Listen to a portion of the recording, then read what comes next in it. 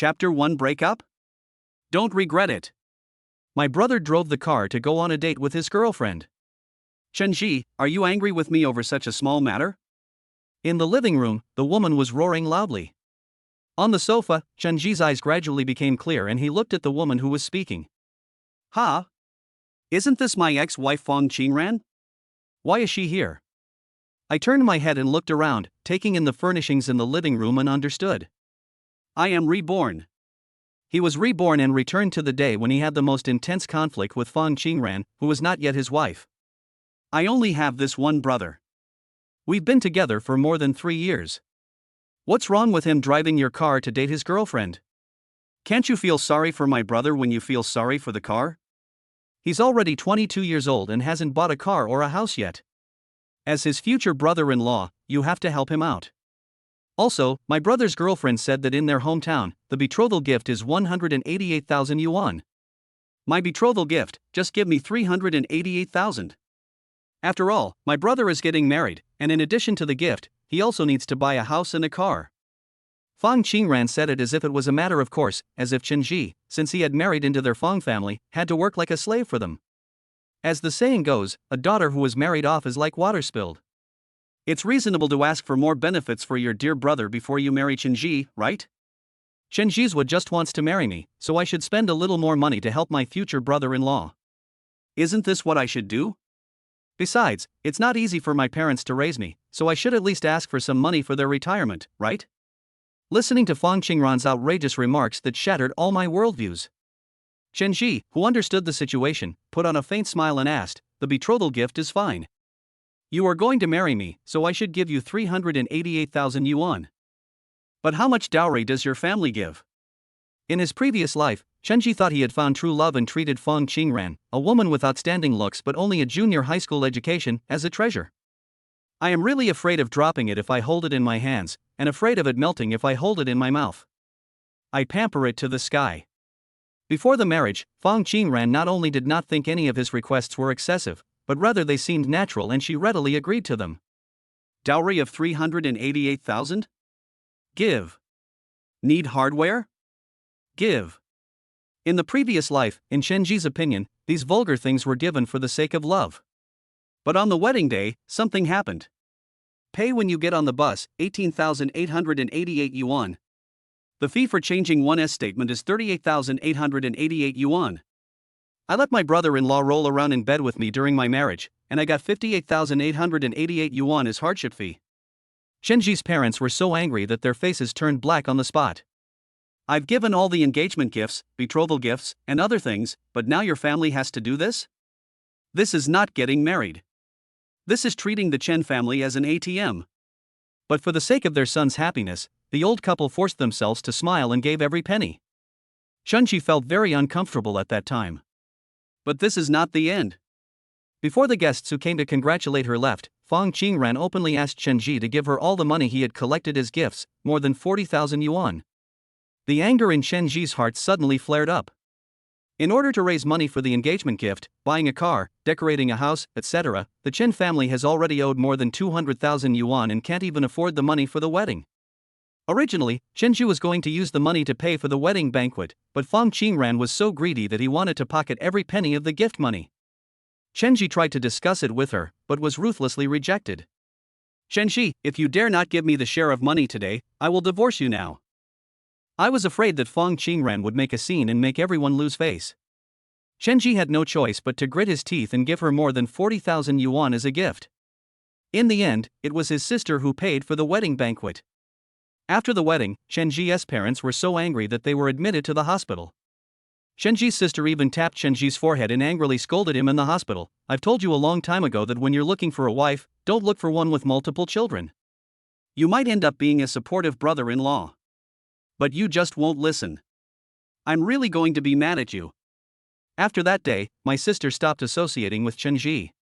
Even more than 5 years later, before Chenji was reborn, his sister never said a single word to him. After getting married, Fong Qingran became a full-time housewife at home. The family clearly still owed a huge sum of 200,000 yuan, but not only did she spend money lavishly, she also often secretly took money from the family to spend on her younger brother. Shenji worked hard for more than 3 years before he finally paid off all his foreign debts and saved about 50,000 yuan. But at the same time, his marriage with Fong Qingran also came to an end. Fong Qingran gave the reason, as a man, you don't even have the ability to guarantee your wife a good life. Why should I live with you? As a result, after getting the marriage certificate and coming out of the Civil Affairs Bureau, Chenji learned the truth. It turned out that Fong Qingran had been having an affair with a pot-bellied young boss who ran a small company. As soon as she got divorced, this woman turned around and got a marriage certificate with that bald, greasy guy. Dowry? I am willing to marry you, which is a blessing from your ancestors. You still want a dowry? Let me tell you, don't even think about it. There is no dowry in our family. Fong Qingran's pretty face was gloomy. She crossed her arms and responded in a cold tone. No dowry? Then why are you still asking me for a dowry? Who gave you the courage, Fish Liang? Now that I've been reborn, I know what will happen next. If Chenji were to repeat the same mistake again, he might as well just jump off the building and commit suicide. Chenji, how can you talk like that? You, apologize to me right now, otherwise, I will break up with you. Fong Qingran used his trump card. Every time she wanted to buy something, as long as Chenji disagreed, she would use this killer move and Chenji would immediately compromise. However, this time. Separate? Okay, but first you have to ask your useless brother to return my car to me. I've been reborn, there's no need to indulge a gold digger like you anymore. Unexpectedly, as soon as he finished speaking, the security door was banged by someone outside. Fong Qingran was close by and walked over to open the door. For your junky car. Fong Qingran's younger brother Fong Qingyun slammed the car keys on the coffee table. However, we can break up, but you have to give my sister 100,000 yuan. This is the loss of my sister's youth for being with you for more than 3 years. Youth loss compensation? I'm already very generous by not asking your sister for wear and tear fees, but you're asking me for loss of youth fees, ugh. This is my house, you two brothers, get out of here right now. Having said that, Chenji stood up and pushed the siblings out. Chenji, I'm going to fucking kill you. Fong Qingyun was angered by Chenji's attitude and rushed over. Chenji owns a taekwondo gym and also works as a part-time taekwondo coach. How can we spoil him? He twisted his body, grabbed Fong Qingyun's neck, and pushed him to the side. Fong Qingyun fell against the wall, and a big bump appeared on his forehead. Chenji felt so happy. I've been wanting to deal with you for a long time, and finally I've got the chance. Chenji, how dare you hit my brother? Just wait, I'm not done with you. Fong Qingran didn't understand why Chenji suddenly became like a different person. But she understood that even if she and her brother were together, they could not beat Chenji, and if they continued to make trouble, they would only suffer. I didn't bother to argue with him and walked out of the living room, supporting my brother who was seeing stars. Chenji closed the security door with force. However, at this moment, a crisp ding sound suddenly rang in my mind, followed by a soft female voice. The male god charm system has been successfully bound. Do you want to receive the novice gift package immediately? Chapter 2, I'm a bit lucky. Fuck, system? Before his rebirth, Chunjika read a lot of online articles and knew very well what the system meant to the reborn. This thing is a total life cheat. He walked quickly to sit on the sofa, received the newbie gift package immediately. As the words fell, the system gives immediate feedback. Newbie gift packs have been distributed. Ding! Congratulations on obtaining the charm enhancement qualification. Do you want to enhance it immediately? Note, you can enhance your charm immediately after using it. Ding! Congratulations on getting a built-in filter. Do you want to merge it immediately? Note, after using it, other people's eyes will beautify you with a built-in filter. Ding! Congratulations on getting the permanent blessing of the golden eye. Do you want to use it immediately? Note, using the permanent blessing of the golden eye, you can find bargains at any time, including but not limited to predicting the trend of the stock market and futures market, seeing whether there is a prize in the scratch lottery, and finding antiques. Ding! Congratulations on receiving a vitality potion. Do you want to drink it now? Note, drinking this potion will prolong your life and make you feel energetic. It can be consumed in installments. Warm reminder, this system can earn points by conquering goddesses, and the points can be used to exchange for unlocked items from the system. Note, within 1 year, you must conquer at least one goddess. If you fail to complete the task, this system will disappear permanently. Disappear or not, I can only capture goddesses if I have money. After looking at the content on the virtual display screen in front of you, only you can see it. Chenji couldn't help but talk to himself, and then made a decisive choice. Use golden eyes immediately. This thing is good. There are 2 lottery stations at the gate of the community, so you can go and try them. Ding! The permanent blessing of the golden pupil is in use. Chenji closed his eyes for a while, then suddenly opened them. Savor the moment. This doesn't feel different. Do I need to go to the lottery station to activate it? With this thought in mind, Chenji put on his coat, quickly walked out of the community, and walked into the nearest welfare lottery station. Handsome guy, do you want to buy a scratch ticket or a lottery ticket? The welfare lottery will be drawn tonight. The proprietress greeted us warmly. Let me take a look first. Chenji said perfunctorily and walked to the counter. As soon as my eyes fell on the scratch tickets in the glass cabinet, a string of information popped up in front of me. No prize, no prize. His eyes swept over each stack of scratch tickets. No prize, 10,388,000 yuan, no prize, no prize. Ha! Wait, did I miss something just now? His gaze turned back again. No prize, 10,388,000 yuan. Found it. Chenji was delighted but didn't dare show it. He pointed at the scratch-off lottery ticket below through the glass. Tell the lady boss, take out this pile of lottery tickets so I can pick one. The lady boss came over from the other side, twisting her hips and saying, handsome guy, this is the newly issued diamond scratch lottery ticket, the chance of winning is very high. As he spoke, a stack of scratch-off lottery tickets was placed in front of Chenji. Chenji pretended to choose and found the scratch-off lottery ticket with the grand prize. His heart was pounding so hard that it almost jumped out of his throat. Take a deep breath and suppress your excitement, I want this. As he said this, he tore off the lottery ticket. I scanned the code to pay 10 yuan, and used a 1 yuan coin handed to me by the proprietress to scrape off the coding bit by bit. Although I was mentally prepared. But when he saw the pattern that matched the prize amount, Chenji couldn't help but exclaimed, I won. Damn, I won the first prize. Hearing this, the proprietress's beautiful eyes suddenly widened. Isn't this kid too lucky? The diamond scratch lottery ticket was just delivered to the store today, and he won the first prize? Congratulations, handsome guy. The boss lady smiled sincerely and congratulated him. Since the customer won a prize, she would also get a commission. Today is Sunday, and tomorrow is Monday. If you have time, please go to the city's prize redemption center to claim your prize. Chenji smiled brightly, nodded in agreement, turned around and was about to leave. Handsome guy, you are so lucky, why don't you buy a few lottery tickets?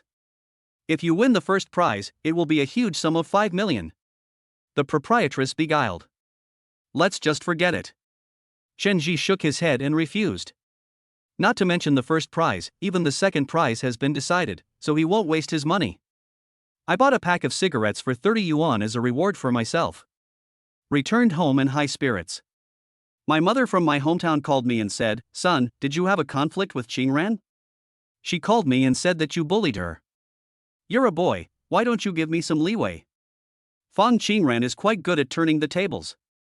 Chenji was dissatisfied and said to his mother, Mom, Fong Qingran said that her family wants 388,000 yuan for the betrothal gift in the future, and hardware is required. In addition, our family has to be responsible for her brother's car, house and decoration. Her family is a bottomless pit of insatiable desire. If I marry her, our whole family will just have to wait and see. My mother must have turned on the speakerphone. Because when Chenji was speaking, he heard an echo. I couldn't help feeling sad. In order to support my own business, my parents took out most of their savings that they had saved through hard work and thriftiness. In order to get married, he simply emptied his family's savings and took out everything he had. The mobile phones that the 2 old people still use are old-fashioned feature phones. This is it. My sister bought it for me. You little brat, you're already an adult, why are you still quarreling with a little girl? You need to apologize to Qingran right now and be sincere. Do you hear me? My father's stern voice came from the phone. Dad, I have broken up with Fong Qingran. Besides, you and my mother should think about it carefully. If I agree to marry Fong Qingran, our family will definitely owe a large amount of foreign debt. When the time comes, not only me, but you two will also have to save money to pay off the debt. That's not the life I want. I believe it's definitely not the life you two want either. But don't worry, I promise that I will find a better daughter-in-law for you two as soon as possible. After saying this, without giving his parents a chance to speak again, Chenji decisively ended the call. I'm rich now, what kind of woman can I find? What's more, I have a system. Thinking of the system, a meaningful smile appeared on Chenji's lips. System, I want to increase my charm immediately. It comes with its own filter, and it's also integrated. The system gives feedback quickly. Ding. Charm upgrade successful. Ding. The built-in filter has been successfully integrated. Chenji felt a tingling sensation all over his body, but soon returned to normal. He got up and walked to the bedroom, standing in front of the dressing mirror. For a while. Fuck. Is this me? In the mirror, it was still his own face, but at this moment, if one looked carefully, it was not difficult to see that very subtle adjustments had been made. Now, this face is definitely enough to make women of all ages fall completely in love with it at just one glance. Lift up your clothes. 8-pack abs. It's like a walking hormone. Chapter 3. Do you really think I can't afford it?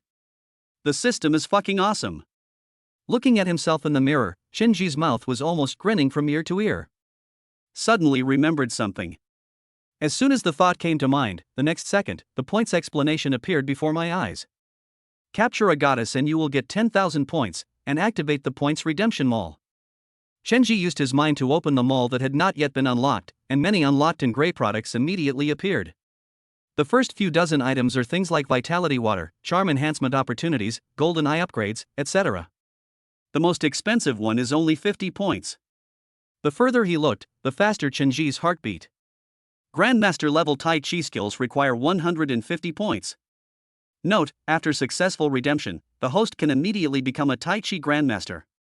Fire Spirit Fruit requires 300 points.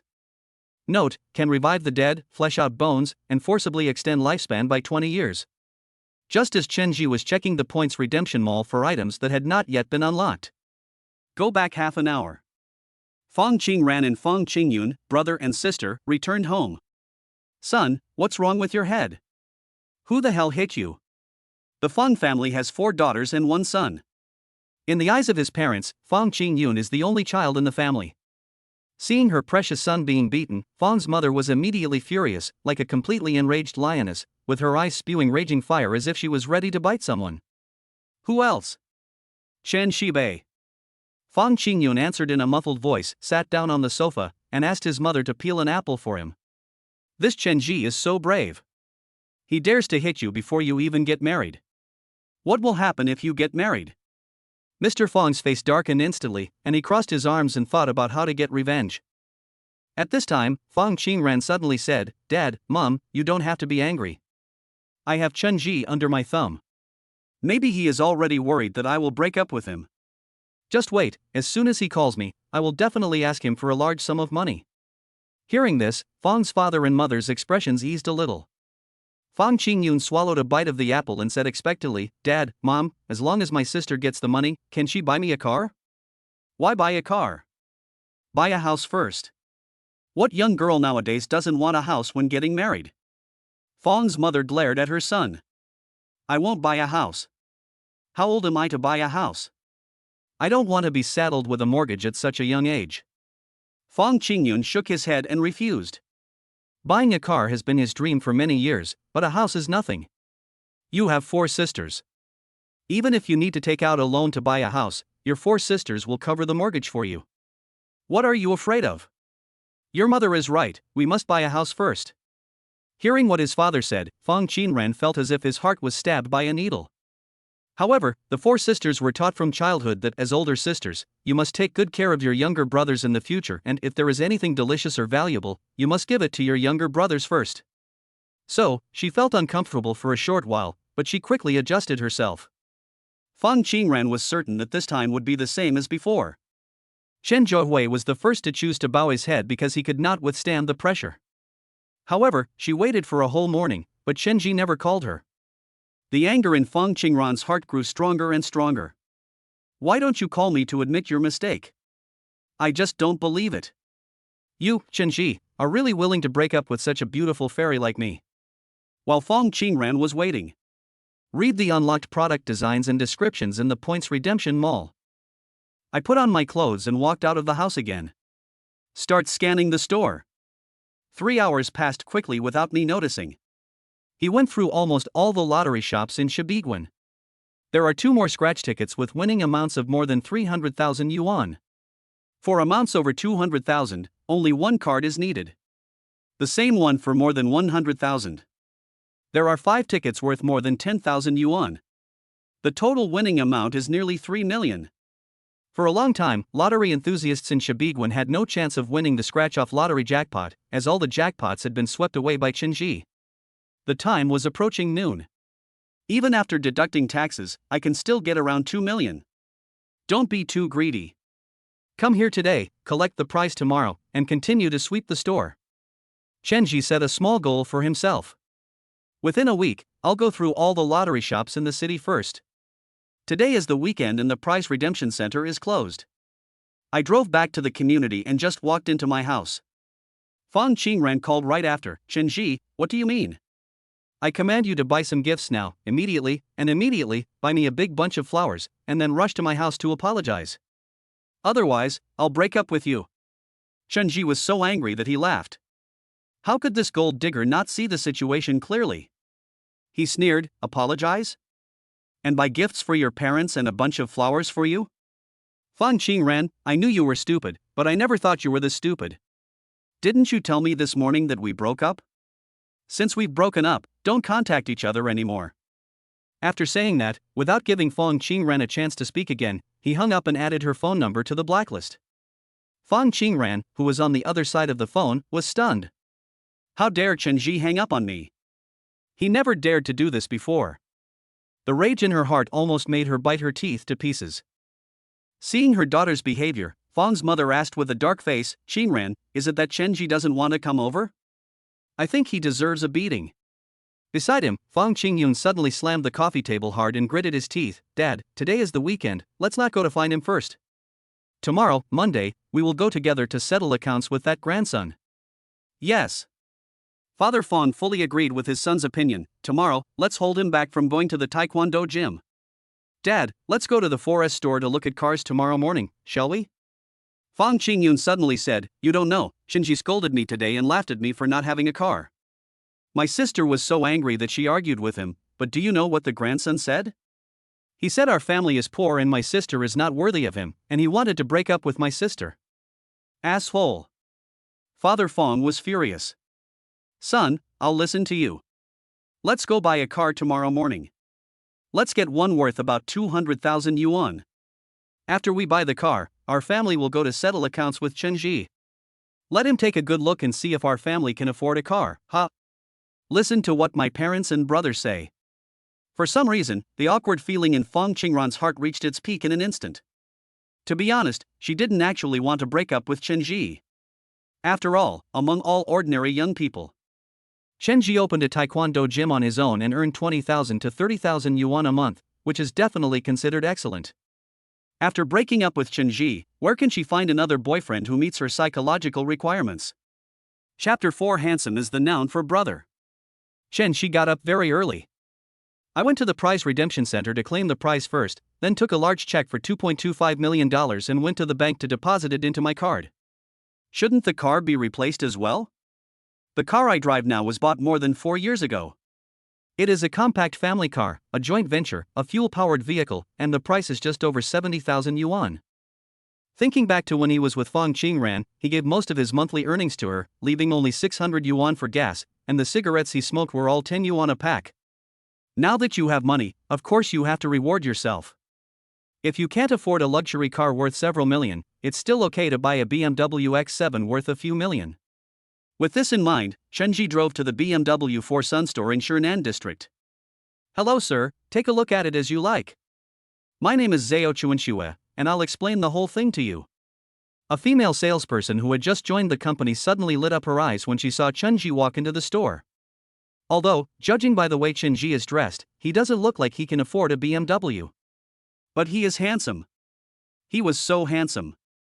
At first glance, Zhao Chuanxue's heart seemed to be hit by something, and she was immediately filled with love. I am able to explain the whole thing to such a handsome boy, but what is the commission? Thanks. I want to buy an X7 luxury top configuration, how much is it? Hearing what Chenji said, Zhao Chuanxue was stunned. Did you hear that right? He wants to buy X7? Or the luxury top version? Can he come up with more than 1.4 million? Zhao Chuanxue didn't want to embarrass the handsome boy, so she was about to speak up to persuade him.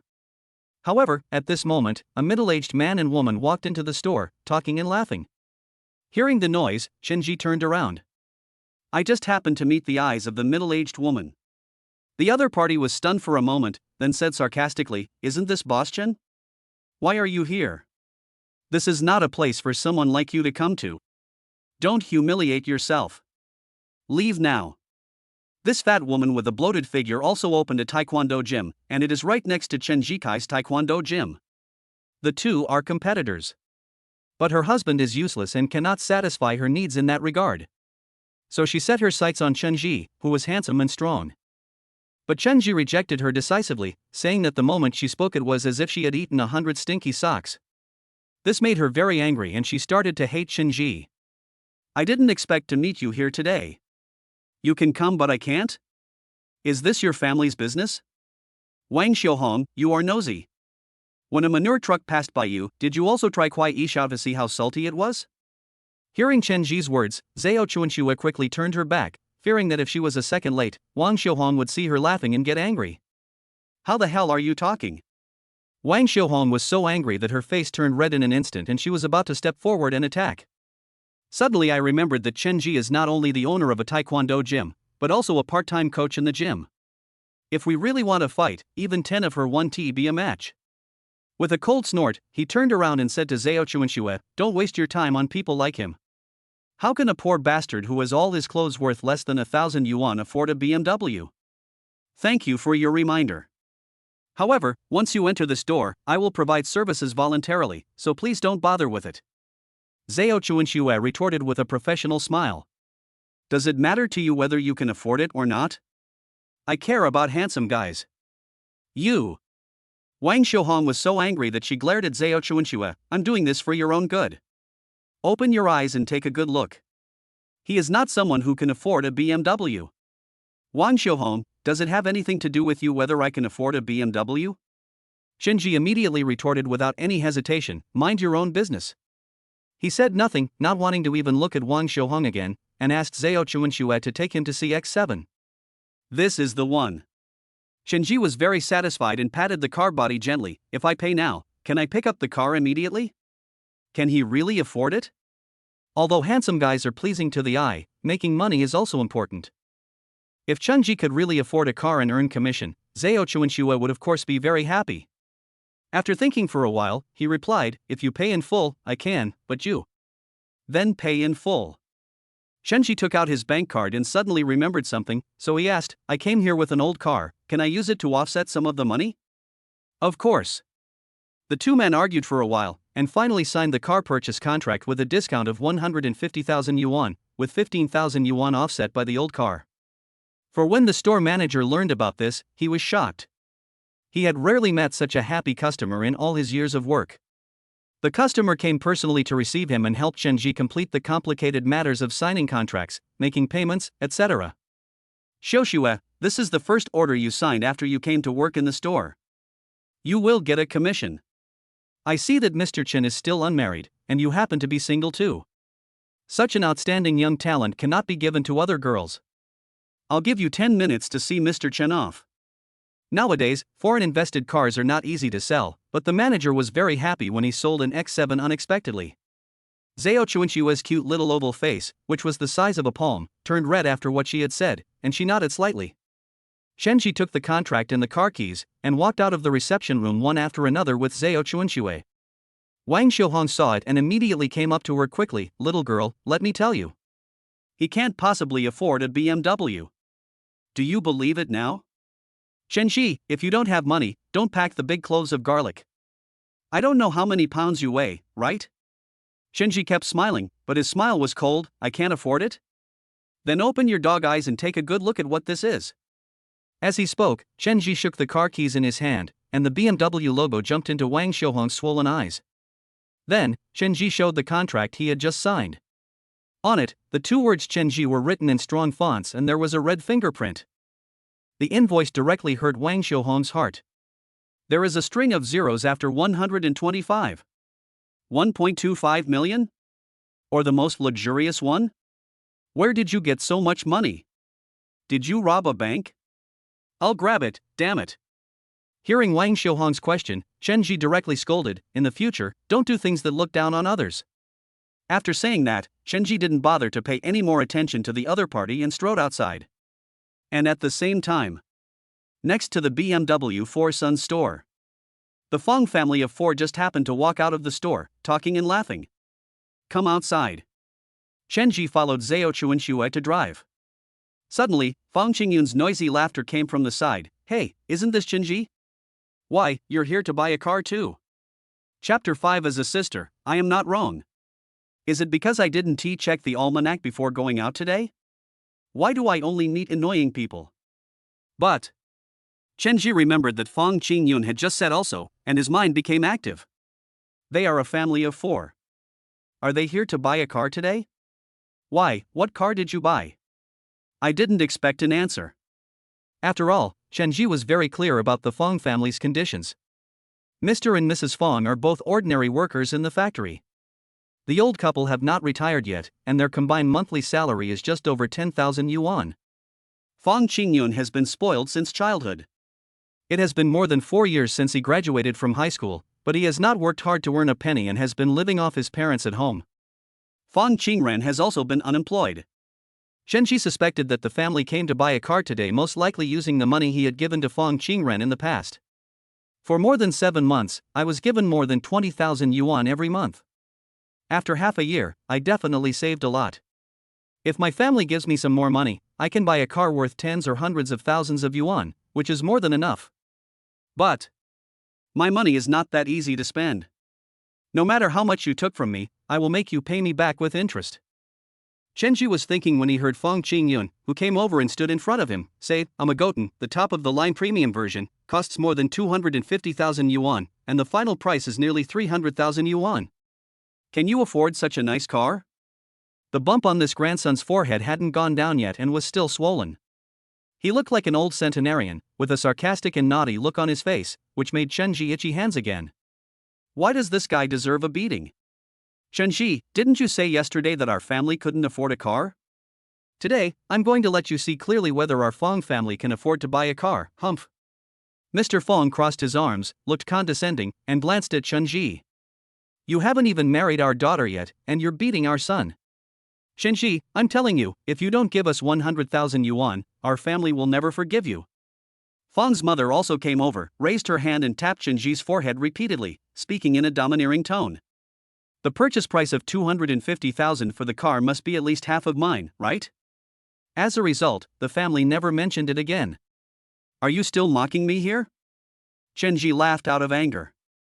However, before he could open his mouth, Fong Qingran on the other side suddenly said, Chen Ji, don't think that you can just let it go after you hit my brother yesterday.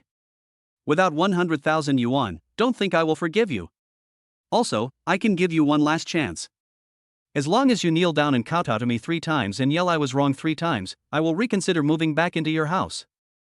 Hear this. Zhao Chuanxue, who was standing behind Chen Ji, felt inexplicably uncomfortable. It turns out that Chen Ji has a girlfriend? It's just that his girlfriend's family seems to be a bit mentally handicapped. Chen Ji can even afford a BMW X7, so how can he not afford a car worth only 200,000 renminbi? Also, his girlfriend just said implicitly that Chen Ji beat her brother, but she did not mention why her brother was beaten. Just like that, you still want Chen Ji to kneel down and kowtow to you and admit his mistake? Are you sick? Zhao Chuanxue used to buy houses. What kind of people has he not seen? From what they just said, Zhao Chuanxue already knew a lot about what kind of people the family of 4 across from him were. However, she really wanted to see how Chen Ji would respond, so she wisely chose to keep her mouth shut. Fong Qingran, did you get kicked in the head by a donkey? Why did your useless brother get beaten? Others don't know, but you don't know? He was the one who attacked me first, and I had no choice but to fight back. He deserves it. Shenji. You. Just shut up. Shenji directly interrupted Fong Qingran and continued to fire at full force. Also, the money your family spent on the car must be at least half of mine, right? After all, in the past 6 months, I have transferred most of my earnings to you every month. It's at least 130,000 or 140,000 yuan. Having said that, he raised his hand and pointed at every member of the Fong family present. Fong Qingran, listen to me carefully. The money I gave you was all transferred, not sent as a red envelope, so now, I ask you to return the money to me as soon as possible, including the principal and interest. If you don't give it to me, then we'll see you in court. After saying that, he strode forward. After walking a few steps, I suddenly remembered something. He paused again and turned around. By the way, didn't you ask me at that time, Fong Qingyun, if I came here to buy a car? I can answer you now, I'm here to buy a car. Besides, the crappy car you bought is just enough to buy me a fraction of the car I bought. This time he said it without stopping. Under the guidance of Zhao Chuanxue, he sat directly in the driver's seat of the brand new BMW X7, exchanged contact information with Zhao Chuanxue, started the car, and drove away. Shenji was away for quite a while. The Fong family members finally came to their senses and wanted to catch up to ask in detail, but it was too late. Zhao Chuanxue walked into the store with her hips twisted. But Fong Qingyun, with a swollen forehead, raised his hand to stop him. Miss, how much is that X7? The top-of-the-line luxury model is priced at more than 1.3 million yuan after discounts. Mr. Chen used his old car to pay off the 50,000 yuan car payment, so the total price of the car is more than 1.25 million yuan. Zhao Chuanxue did not hide anything and helped Shenji teach this weird family a lesson. You think your rich son-in-law is just a piece of trash, but when he shows his true strength, you finally realize that he is a treasure. It's already late, you know. This. How could Shenji have so much money? This guy must be doing other business, otherwise, he wouldn't have taken out a loan to buy such an expensive car. Hearing what Father Fong said, Zhao Chuanxue immediately corrected him kindly. Uncle, Mr. Chen didn't take out a loan to buy the car, he paid for it directly. Full payment? The family of 4 was so shocked that they were petrified on the spot. Where did that guy get so much money? Robbed a bank? A long time. Hurry up and finish the car business, then we'll go find him and ask him. His father, are we still going to look for Shenji? Nonsense. If we don't get to the bottom of this, our family will suffer huge losses. Mom, my dad is right. Shenji's grandson must have made a fortune. We must ask him for more money. Listen to what my parents and brothers say. Fong Qingran didn't know why, but he always felt empty inside. It feels like a big piece is missing and it hurts a lot. Qingran, why are you still standing there like an idiot? Come with me quickly. Hearing his father urging him, Fong Qingran nodded woodenly. His legs felt as if they were filled with lead and were extremely heavy. For the first time in her life, she began to doubt herself. Could it be that I really did something wrong this time? But soon, she regained her resolve. No. I am not wrong. Asking for more money for my younger brother is what I should do as an older sister, so I am absolutely not wrong. Chapter 6 Eaton Manor. Shenji drove away and turned to look at the rearview mirror. The unbelievably ugly appearance of the Fong family members was all in his sight. You can only dream about money. After experiencing the wasted time in his previous life, Shenji knew what this family was thinking even with his eyes closed. In her previous life, she was controlled by Fong Qingran. Whenever she earned a little money, Fong Qingran would give it to her parents and her brother under various excuses. Now he is probably planning how to take away her car and all her savings. I have lived a hard life, but now I can finally hold my head high. Shenji was driving fast when suddenly a billboard in front of him caught his attention. Eaton Manor is a brand new experience, a distinguished property that allows you to enjoy a distinguished life. Shenji immediately became excited when he saw the billboard. Eaton Manor is the newest luxury real estate and a landmark real estate in the city. The surrounding facilities are the best. Local policy is to move the best primary and secondary schools to the vicinity of Eaton Manor. It can be said to be the most popular community. If Fong Qingran hadn't used the bride price to empty out my family's savings, I would definitely have bought a house here. The price of Eaton Manor was ridiculously high back then, at 20,000 yuan per square meter, and this was only the price of pre-sale housing. As the economy took off in later years, the city's real estate also flourished and the housing prices in Eaton Manor soared to a sky-high price of 100,000 yuan per square meter. The price is very strong. Even after a series of recessions, the price of Eaton Manor is still around 70,000 yuan per square meter. Shenji naturally couldn't let it go, but the money he had was not enough. After deducting the money for buying the car, he only had more than 1 million in his hand, which was obviously not enough. But these are not problems.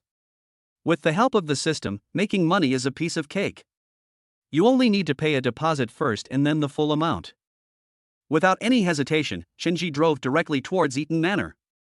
A magnificent sales office appeared before his eyes, and Shenji walked in. Inside were all successful people in suits and ties, and Shenji's attire seemed somewhat out of place. The sales office's staff warmly welcomed Shenji. "Hello, Mr. Chen, you are here to see the house, right?" Shenji looked at the model and said, "How much does the most luxurious villa cost?" Everyone was shocked by this sentence, and the staff member spoke haltingly. Mr. Villa was originally priced at 4 million, but now there is a discount and a gift of fine home appliances. Shenji nodded. "I don't have that much money on my card. Can I pay 1 million now and pay it all within a week?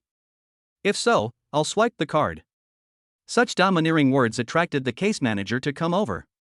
"Sir, yes, please swipe your card." Without any hesitation, Shenji swiped his card and signed his name on the house purchase contract in front of everyone's shocked gazes. The next second, the staff at the crime scene immediately set off fireworks, and gold powder flew everywhere. The site manager looked at the contract in his hand and immediately stopped Shenji, who was about to leave. Mr. Chen, please don't leave yet. There are still some steps that have not been completed." Shenji turned around and frowned. "I told you to pay the remaining money within a week." The manager immediately laughed and said, "Mr. Chen, you misunderstood. There are surprises when buying a house like this. You can smash a golden egg. Inside the golden egg there are million-dollar luxury cars or house purchase vouchers, etc." Shenji finally understood, and was instantly excited the next second. For others, this was random, but for him, it was simply giving money away. "It's just that I already have a million-dollar luxury car, and the other things are pretty good too." A group of people gathered around, and Shenji looked at the golden eggs in front of him with a small wooden hammer in his hand, looking at them one by one. Home appliance coupons, an ordinary car, a Dongmen smart refrigerator, 20% off real estate coupons, and 20% off real estate coupons. Shenji took a quick look and found that they were all good stuff, incredible. The total purchase price for the house was 4 million, and the 20% discount coupon instantly reduced it to 800,000. This was really a huge fortune. The project manager flatteredly said, "Sir, you are the first to buy a villa. This is a special prize. After winning the prize, your portrait will be used for publicity in this city. Mr. Chen, do you agree?" Shenji immediately understood that he was being used as a sales gimmick, so there was no need to be polite. He looked at the 20% off coupon for the property at the edge and walked over. The case manager's face twitched at this moment, but he still forced a smile. Before Shenji dropped the hammer, he looked at the case manager and said, "I'm going to smash it. If I smash a million-dollar luxury car, I'm sure you won't refuse." The company's publicity camera was already in place, and the case manager immediately said, "It all depends on your luck." After hearing this, Shenji no longer hesitated and smashed it down with a hammer, and the 20% discount coupon froze in an instant. Congratulations to Mr. Chen for receiving our company's 20% discount coupon for purchasing a house. He spent 800,000 yuan to purchase a 4 million mansion. The real estate company behind Eaton Manor immediately pushed the news throughout the city, and the Eaton Manor publicity vehicles on the roadside spared no effort to promote it. The Fong family was still looking for Shenji, but they couldn't find him after searching for a while. Father Fong was so angry that he was shaking. "Where is that kid? He is so abominable. He didn't give any betrothal gifts, but came here to buy a car. And he bought such a good one. Xinran must have controlled him and made him transfer the car to your brother. He is your only brother." Fong Qingyun was also very anxious. "I don't know what that kid did behind your back, sister. I don't care. I want the car, and his business is also mine." The family had a very good plan and made clear arrangements for Shenji right from the start. Fong Qingran looked around and was extremely anxious, but there was nothing he could do, so he made a phone call impatiently. Shenji, who had just bought a luxury house at a 50% discount, was in a good mood. When he saw Fong Qingran's call, he added her number to the blacklist without any hesitation. With the busy tone again and again, no matter how stupid Fong Qingran was, he knew that he must have been blocked. He instantly became furious and threw his phone to the ground. Father Fong immediately said, "Why did you throw your phone?" Fong Qingyun said in a mean way, "Dad, what are you afraid of? If Chen Jizai drops the phone, he can just buy it." The next second Fong Qingyun instantly saw the advertisement on the big screen of the mall, pointed at it and said, "Look at Chen Ji." The Fong family members all looked over and saw that Chen Ji was being treated like a star.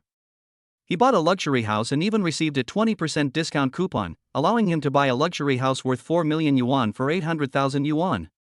This scene really stimulated Fong Qingyun. He immediately lost his temper and said to Fong's father, "Dad, I also want a mansion. I will use my sister's betrothal gift to buy a mansion. This is a great calculation. It's like buying a mansion worth 4 million without spending a penny." Fong's father immediately put pressure on Fong Qingran. Fong Qingran said angrily, "That bastard Chen Ji has blocked me. He really doesn't want to marry me anymore. We broke up and there's no betrothal gift left. He still wants to buy a mansion. He can only dream about it." The Fong family was all dumbfounded. It seemed that the only method they had to control Chen Ji was no longer effective. Chapter 7: Evil Girlfriend. Chen Ji was in a good mood and drove towards the Taekwondo gym. Soon, we arrived at the Taekwondo gym. There were plenty of parking spaces outside the gym. Chen Ji entered the parking space in a handsome manner and parked directly in the parking space. It is true that times have changed. Compared with this BMW, the broken and old sedan is simply a world of difference. The increase in charm value made Chen Ji more charming, and when he got out of the luxury car, he instantly attracted the attention of women on the roadside. So handsome. Really? He seems to be going to the Taekwondo gym. Let's go check it out. At this moment, a girl came over from the opposite side, took off her sunglasses, and seemed very surprised to see Chen Ji opposite her. Isn't this Chen Ji? Isn't he getting married? How did he get out of this luxury car? This woman was none other than Fong Qingran's good friend Li Xiaolu. Li Xiaolu works as a receptionist at a company. She has a very sharp eye and can tell who is rich and who is poor at a glance. Before, she looked down on Chen Ji for his cowardly appearance, but today, when she saw Chen Ji, he was in a carefree and unrestrained look.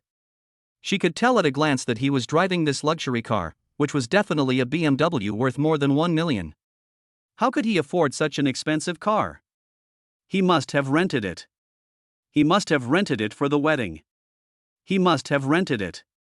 Li Xiaolu couldn't believe it, so she took out her cell phone and called Fong Qingran. "Qingran, what are you doing? Didn't you say something unexpected happened at the wedding? Are you getting married? Chen Ji has already rented a wedding car. I saw a really cool BMW." Fong Qingran picked up the phone and was instantly surprised to hear the voice of her best friend Li Xiaolu. "Li Xiaolu, where did you see Chen Ji? Tell me quickly, I'm going to look for him." The Fong family members around Fong Qingran held their breath at this moment, waiting for their daughter to trap the scapegoat. "Qingran, he's at the Taekwondo gym right now, just down the road. I sent you the location, did you see it? Come over here quickly." After saying that, Li Xiaolu quietly came to the side of Chen Ji's car, ready to stare at Chen Ji. She was just jealous. Her best friend was a Voldemort. Li Xiaolu didn't want to see her in the spotlight and was determined to make her wedding a mess. Inside the Taekwondo gym, Chen Ji walked in. The girl at the front desk was staring at Chen Ji intently. "Brother Chen, why are you so handsome today? It looks like you are getting married. I am almost bewitched by you. You have to be responsible for me." The girl at the front desk is still so naughty. "Naughty boy, how's business today?" The girl at the front desk looked at today's appointments and said, "It's not bad today. Business is pretty good, but there are a few coaches. Boss, please go in and give us some support." Chen Ji was pushed in by the girl at the front desk without any explanation. When he walked in, he saw a huge boxing gym where men and women were training hard. As soon as Chen Ji walked in, everyone's eyes were focused on him. Chen Ji is very different now. His charm has increased again and again, and he even has his own filter. Any girl who sees him will see a very handsome guy. His appearance is still the same, but the slight adjustments and changes in temperament make people fall in love with him at first sight. More importantly, his body shape has changed greatly, and his 8-pack abs are faintly visible through his shirt. This immediately attracted teasing from several female guests who were familiar with him. "Boss Chen, your figure is getting better and better. Why do you want to be a coach?" "I just recharged my card." "Come on." After saying this, he had a greedy look on his face, as if he wanted to swallow Chenji. Another female company executive in her 30s, wearing sportswear, walked directly in front of Chenji. "Boss Chen, when I signed up for the membership card, you said you would personally coach me. You can't go back on your word." Chenji's walking hormone is truly worthy of his reputation. These two were considered relatively bold, while the other slightly timid female students simply flirted with them. Chenji looked at the mirror next to him and found that his face was indeed very handsome. As expected, he has become more handsome. Even his treatment is different. This guy still relies on his looks to survive. How realistic. Chenji complained in a low voice. He had no idea that trouble was about to come. "Don't worry, I'll keep my word. Let me teach you the basics.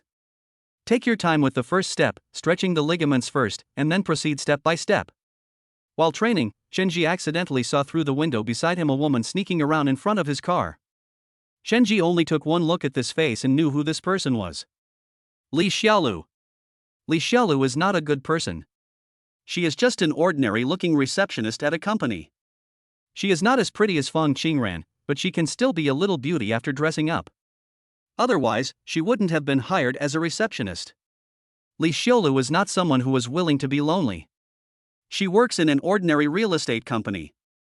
1 year after her marriage, she successfully seduced the favor of the real estate boss, and even made the boss divorce his wife to marry her. A grand wedding was officially held. The luxury of this wedding caused a sensation among Li Xiaolu's close friends, and it was so dazzling that it was almost blinding. So much so that Fong Qingran felt resentful about it for a long time. This marriage was thought to be a perfect match, but unexpectedly, after only 3 months of marriage, Li Xiaolu used the excuse of divorce and got a large amount of property. After that, Li Xiaolu tasted the sweetness and seduced wealthy men and got married and divorced one after another. Her life was truly exciting. Fang Qingho's later changes were probably instigated by her group of girlfriends with distorted values. These best friends made things difficult for Chenji at the wedding, and just thinking about it made his scalp tingle. "But it's okay, now I'm finally free. Coach Li, I'll leave this to you. I have something to go out for." The female executive looked at Chenji sadly. "It hasn't even started yet and you're leaving. You must come next time. I'm waiting for you." Chenji looked at the fiery look in the female executive's eyes and immediately got goosebumps all over his body. He then quickly left. As soon as I walked out, I saw the girl at the front desk looking around. "Boss, you're finally here. Please help me check. I have to go out for something. My package has the wrong address." "I'll go get it." Chenji, who wanted to run away, was caught by the girl at the front desk. He had no choice but to wait here. Which taekwondo gym is the best? Wang Xinxin is holding her mobile phone and looking for a highly rated taekwondo gym. Chapter 8: Killing at the Door. Wang Xinxin looked around, but couldn't tell which one was better. When she walked to the door of Chenji's taekwondo gym, she suddenly caught a glimpse of the extremely handsome Chenji. Just one glance and you're filled with heart-thumping emotion. Without hesitation, he opened the door and walked in, looking at the extremely handsome Chenji and said directly, "My name is Wang Xinxin, and I want to learn taekwondo." Wang Xinxin was so shy that for some reason only these words came out of her mouth. "I can't say anything else." He just stared at Chenji with his eyes wide open. So handsome. Wang Xinxin had also seen handsome guys before, but the Chenji in front of her was different from the others. He exuded a temperament that was difficult to describe. One glance at her makes one feel that fate has come, and the heart seems to have been hit by Cupid's arrow. What does a high or low rating mean? It's worth spending a little more money to have such a handsome guy teach me taekwondo. Chenji was very happy to see someone coming to his door. "Hello, ma'am. You want to learn taekwondo, right? There is a price list here. Everything is fair and transparent. There is absolutely no under-the-table charges. Our coaches have all received training at well-known taekwondo gyms and are absolutely professional." Wang Xinxin looked at Chenji's explanation, her cheeks turned red unconsciously, and then she said, "Are you a coach too? Can I buy your private lessons? Of course, Chenji would not refuse the business that came to his door, so he said directly and generously. Of course, as long as you book the class, I will teach you later. Wang Xinxin felt that the handsome guy in front of her really touched her heart. She didn't expect that there would be such a handsome guy who would teach her taekwondo. Okay, then swipe your card to sign up. Can you study today? Chenji smiled slightly. Of course, come and I'll arrange it for you. After receiving the news, Fong Qingran no longer cared about his playful brother, and rushed directly to the taekwondo gym with his family. Li Xiaolu was secretly waiting, and after a while, Fong Qingran finally arrived. Fong Qingran asked anxiously. Where is Xiaolu Chenji? Is he still in the taekwondo gym? Li Xiaolu pointed to the taekwondo gym and nodded. She's still there, that woman is also inside. I don't know where she came from, she's been chatting with Chenji. Qingran, you have to be careful, you're getting married soon, you have to recognize the true face of the man, don't let him fool you. This statement really has a sinister intention. Fong Qingran ignored him and walked straight forward. The Fong family members behind him were all rushing forward. Fong Qingyun immediately whispered in the ears of his sister and father. Sister and Dad, you must talk to your brother-in-law. Look how lucky he is. He bought a 4 million house with 800,000. Don't use the betrothal gift to exchange it. Just give the house to me. I am your only brother or sister. When Mr. Fong heard this, he immediately said. Qingran is his only brother. You have to talk to him and make him give the house to your brother. When the time comes, just ask for a few thousand yuan less in betrothal gift. Anyway, he has a taekwondo gym, so he doesn't care about this little money. Fong Qingran frowned and did not respond immediately. Chenji was carefully talking to Wang Xinxin about many things about taekwondo, but he didn't expect the door to be pushed open. When I looked up, it was the Fong family. The Fong family came rushing forward with great momentum. Chenji was caught off guard. He had a premonition about it, but he didn't expect it to come so soon. Li Xiaolu also followed behind the Fong family, looking like she was waiting to see the show. Chenji looked at these people who were rushing towards him with great momentum, and spoke to Fong Qingran with a cold face. What are you still doing here? I don't want to pursue what happened before. I want to break up with you and cancel the wedding. Father Fong went straight forward and wanted to hit Chenji. Chenji was not the same Chenji as before. He just dodged backwards and dodged past directly. Wang Xinxin was confused and didn't say anything. She just stood there and watched what happened. Fong Qingran pursed her lips and looked at the completely different Chenji with a complicated look in her eyes. After a moment, she spoke. Chenji, stop talking nonsense.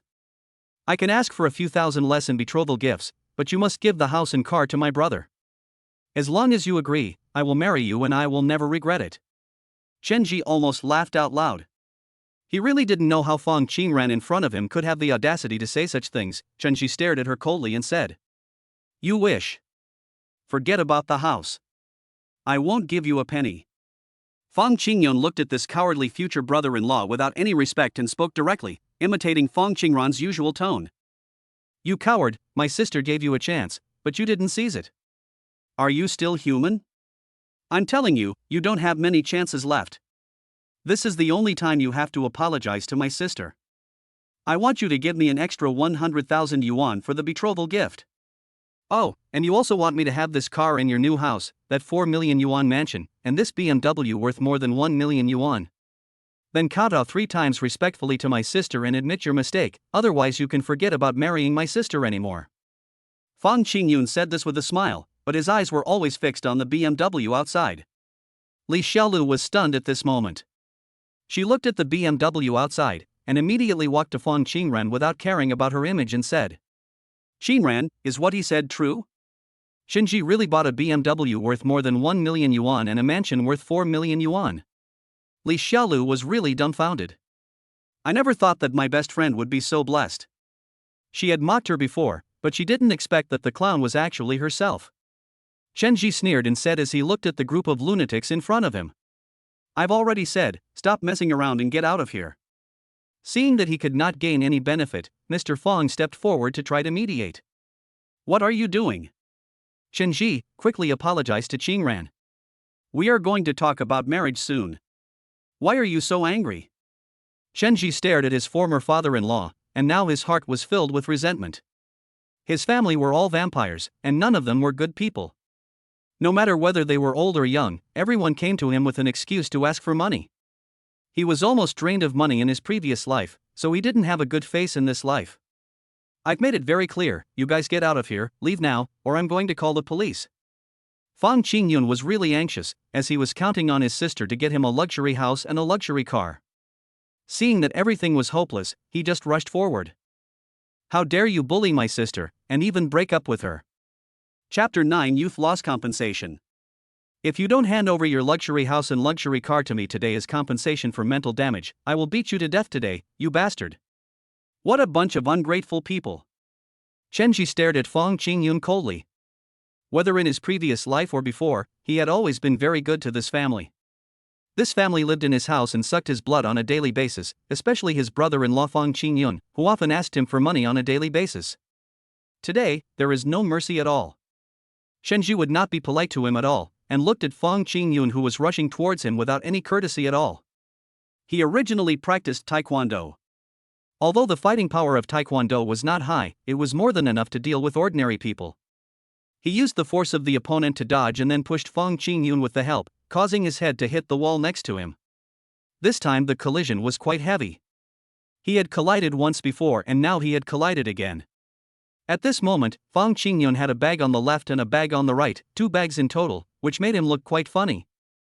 If the song about the man with horns on his head were played again at this moment, it would probably make people laugh to death. Seeing Fong Qingyun's look, Chenji just burst into laughter, which really let out all his previous anger. Qingran, look at your boyfriend. He dared to hit your brother today. Go and hit him. Fong Qingran didn't dare to take action. He always felt that the Chenji in front of him was completely different from the previous Chenji. Somehow, the person is the same, but he no longer seems to be as compromising as before. Seeing that they were not able to force their way out, Fong's mother stepped forward and grabbed Fong's father and Fong Qingran. Xiang Qian spoke earnestly. Chenji, you don't make money on weekdays, but our Qingran is with you. Now that you make money, how can you not think of your brother when you have this house and car? How about this, Mom makes the decision. Although you are a bit useless, my Qingran family doesn't despise you. As long as you are willing to transfer the garage, everything will be fine. Looking at the peacemaker in front of him, Chenji didn't even glance at him. He just wanted to see how shameless this family could be. What youth loss compensation? What good life? Isn't everything just to keep him stable and to take his house and car?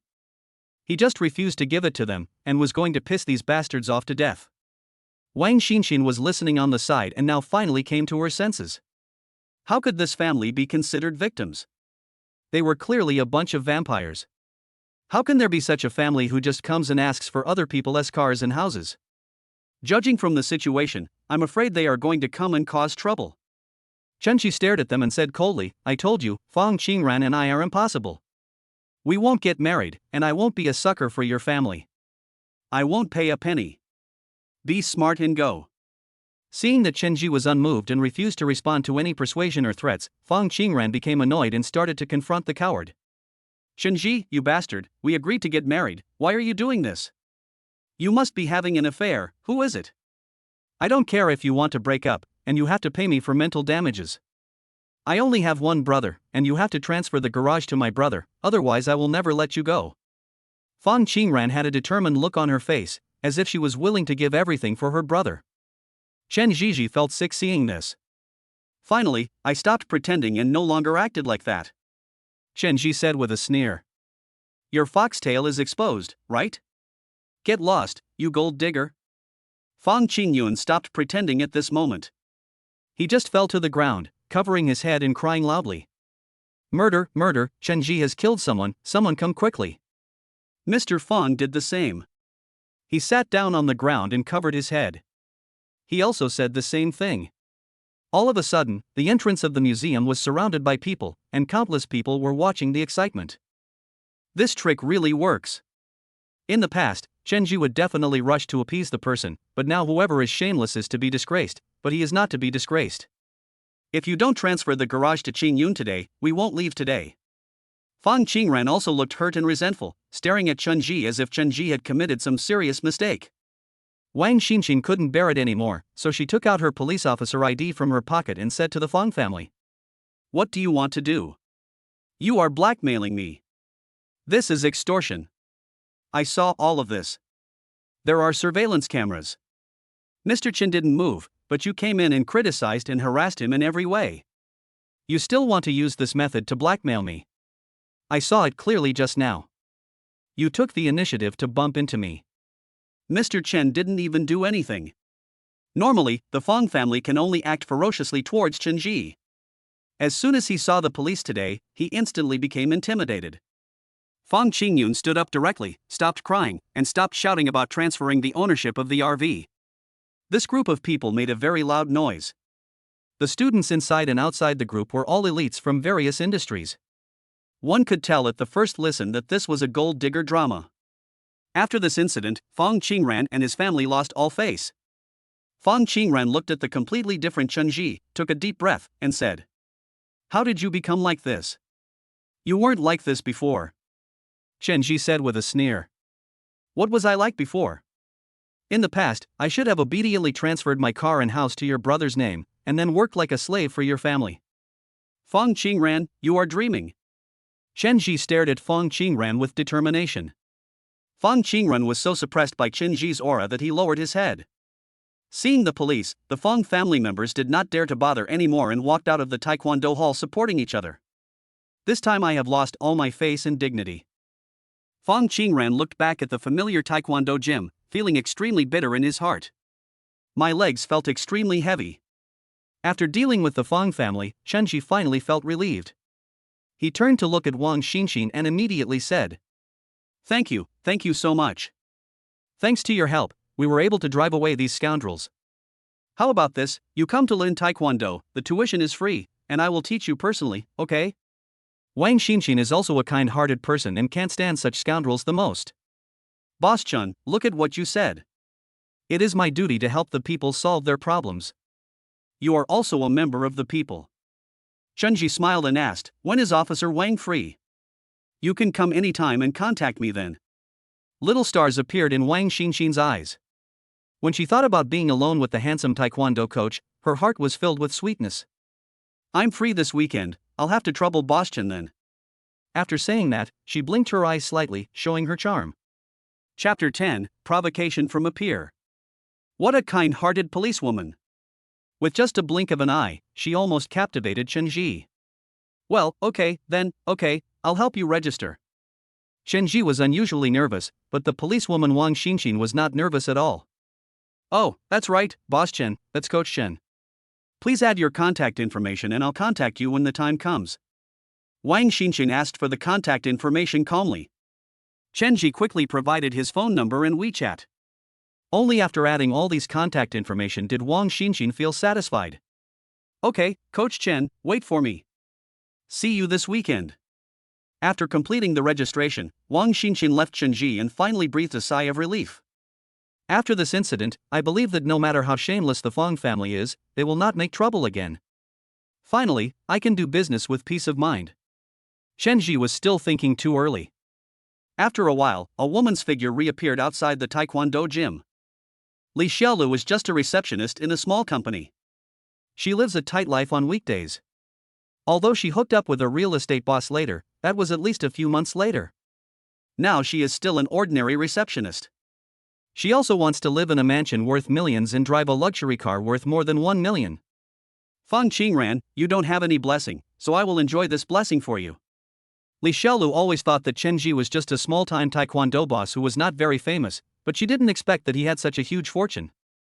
"You can afford a dowry of 3 or 400,000 yuan, and you can also buy a luxury car and live in a luxury house." Fong Qingran is such a fool, and also a Voldemort gold digger with no bottom line. When faced with such a rich man, you should catch him first and then slowly take away his wealth. People like Fong Qingran are simply completely confused. Li Xiaolu thought she was very knowledgeable, so she walked in twisting her waist and acting coquettishly. "Does Chen Ji still recognize me?" Chen Ji glanced at Li Xiaolu. He and Fong Qingran were birds of a feather, so he naturally didn't want to pay attention to her. However, Li Xiaolu insisted on talking to him. "When did Chen Ji buy the car?" "Brother Chen, why are you so cold?" I won't do anything to you. We are old acquaintances. When you and Fong Qingran were angry before, I spoke up for you. Have you forgotten? Looking at Li Xiaolu's coquettish look, I knew that she had feelings for me. What?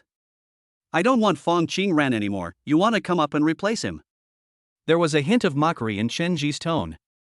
However, Li Xiaolu, who was obsessed with changing her fate, did not realize it, and instead took the initiative to move closer, and the two of them formed a strange picture on the small stage. Chen Ji tried his best to shrink back, while Li Xiaolu bent over, twisted her buttocks, and tried her best to put her head inside. This coquettish look was seen by some female trainees who were in training, who cursed at him outright. It's really flirty. Brother Chen, look at what you said. You were Qingran's boyfriend before, but now you two have broken up, right? How about this, we add each other as friends? It's okay, let's talk more, maybe after talking, there will be other connections. After saying that, she blinked and gave a coquettish look. This is really Fong Qingran's good friend. Chen Ji looked at his friend and agreed without hesitation.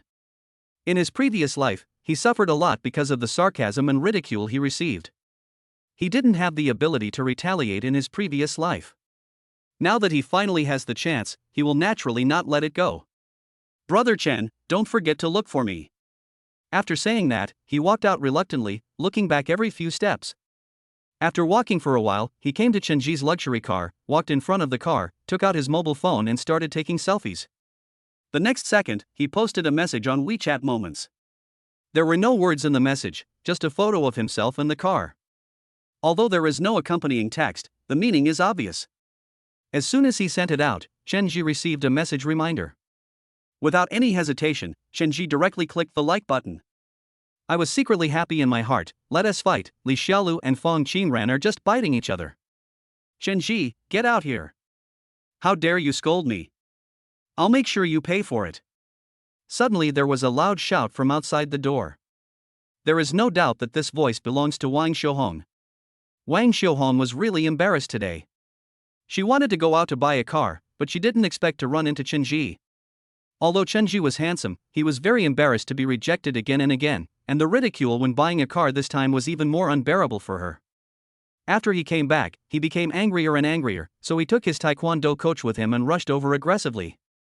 This time it wasn't just humiliation.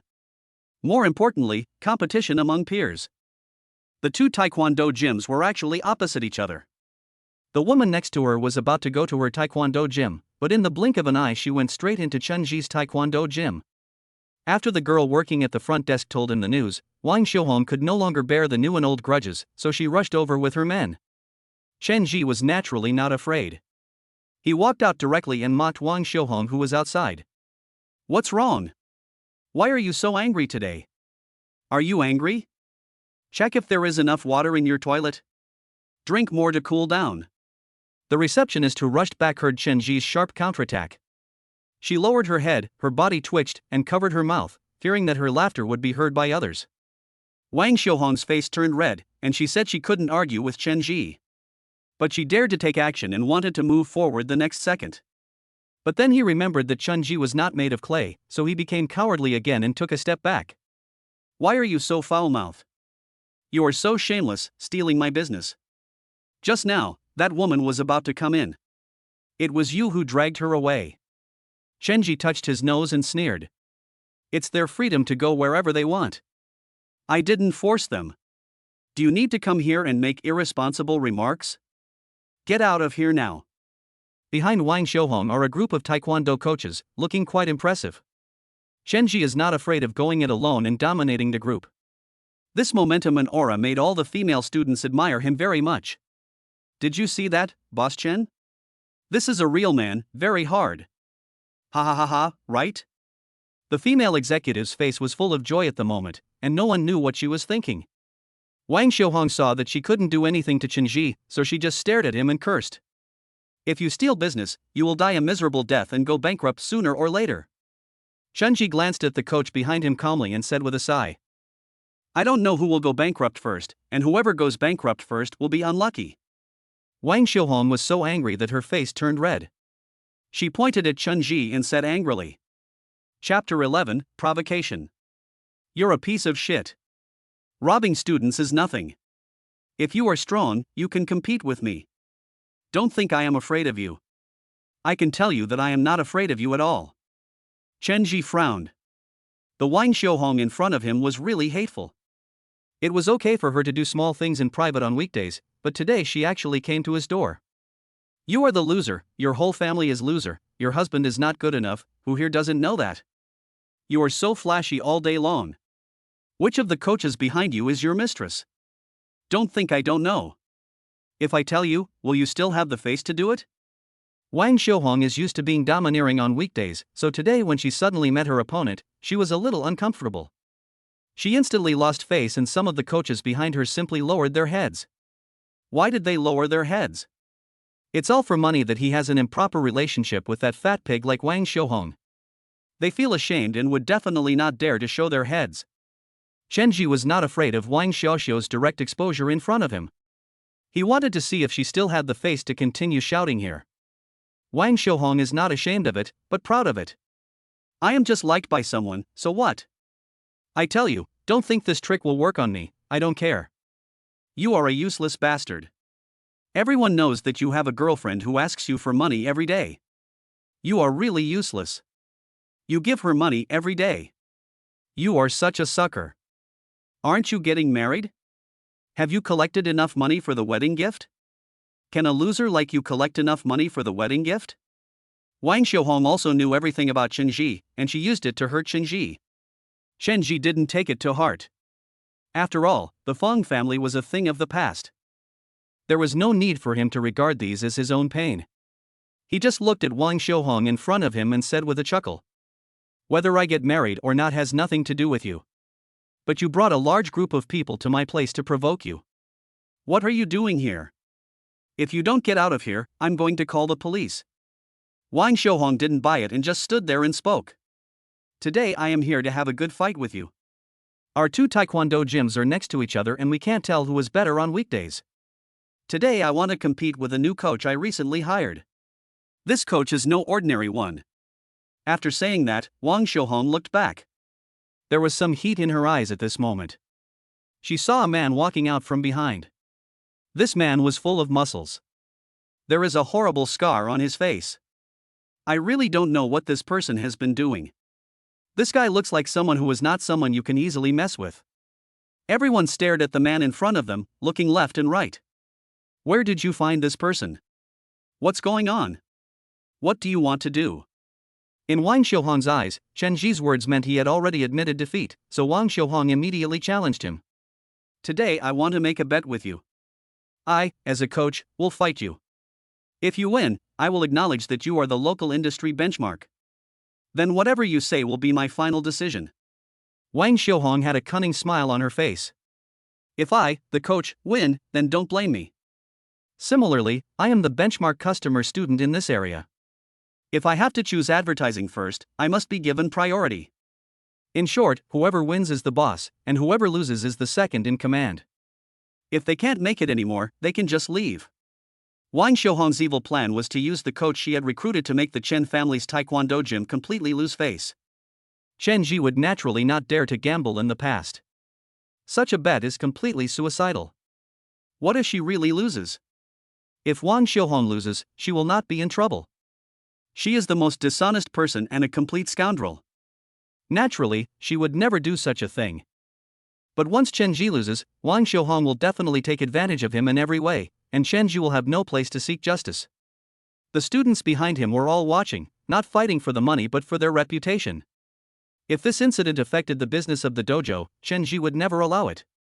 Although the dojo business is not the most important thing to him right now, even if he gives up, Chen Ji simply cannot refuse to resist when someone comes to his door to beat him up. What? Do you still dare to gamble?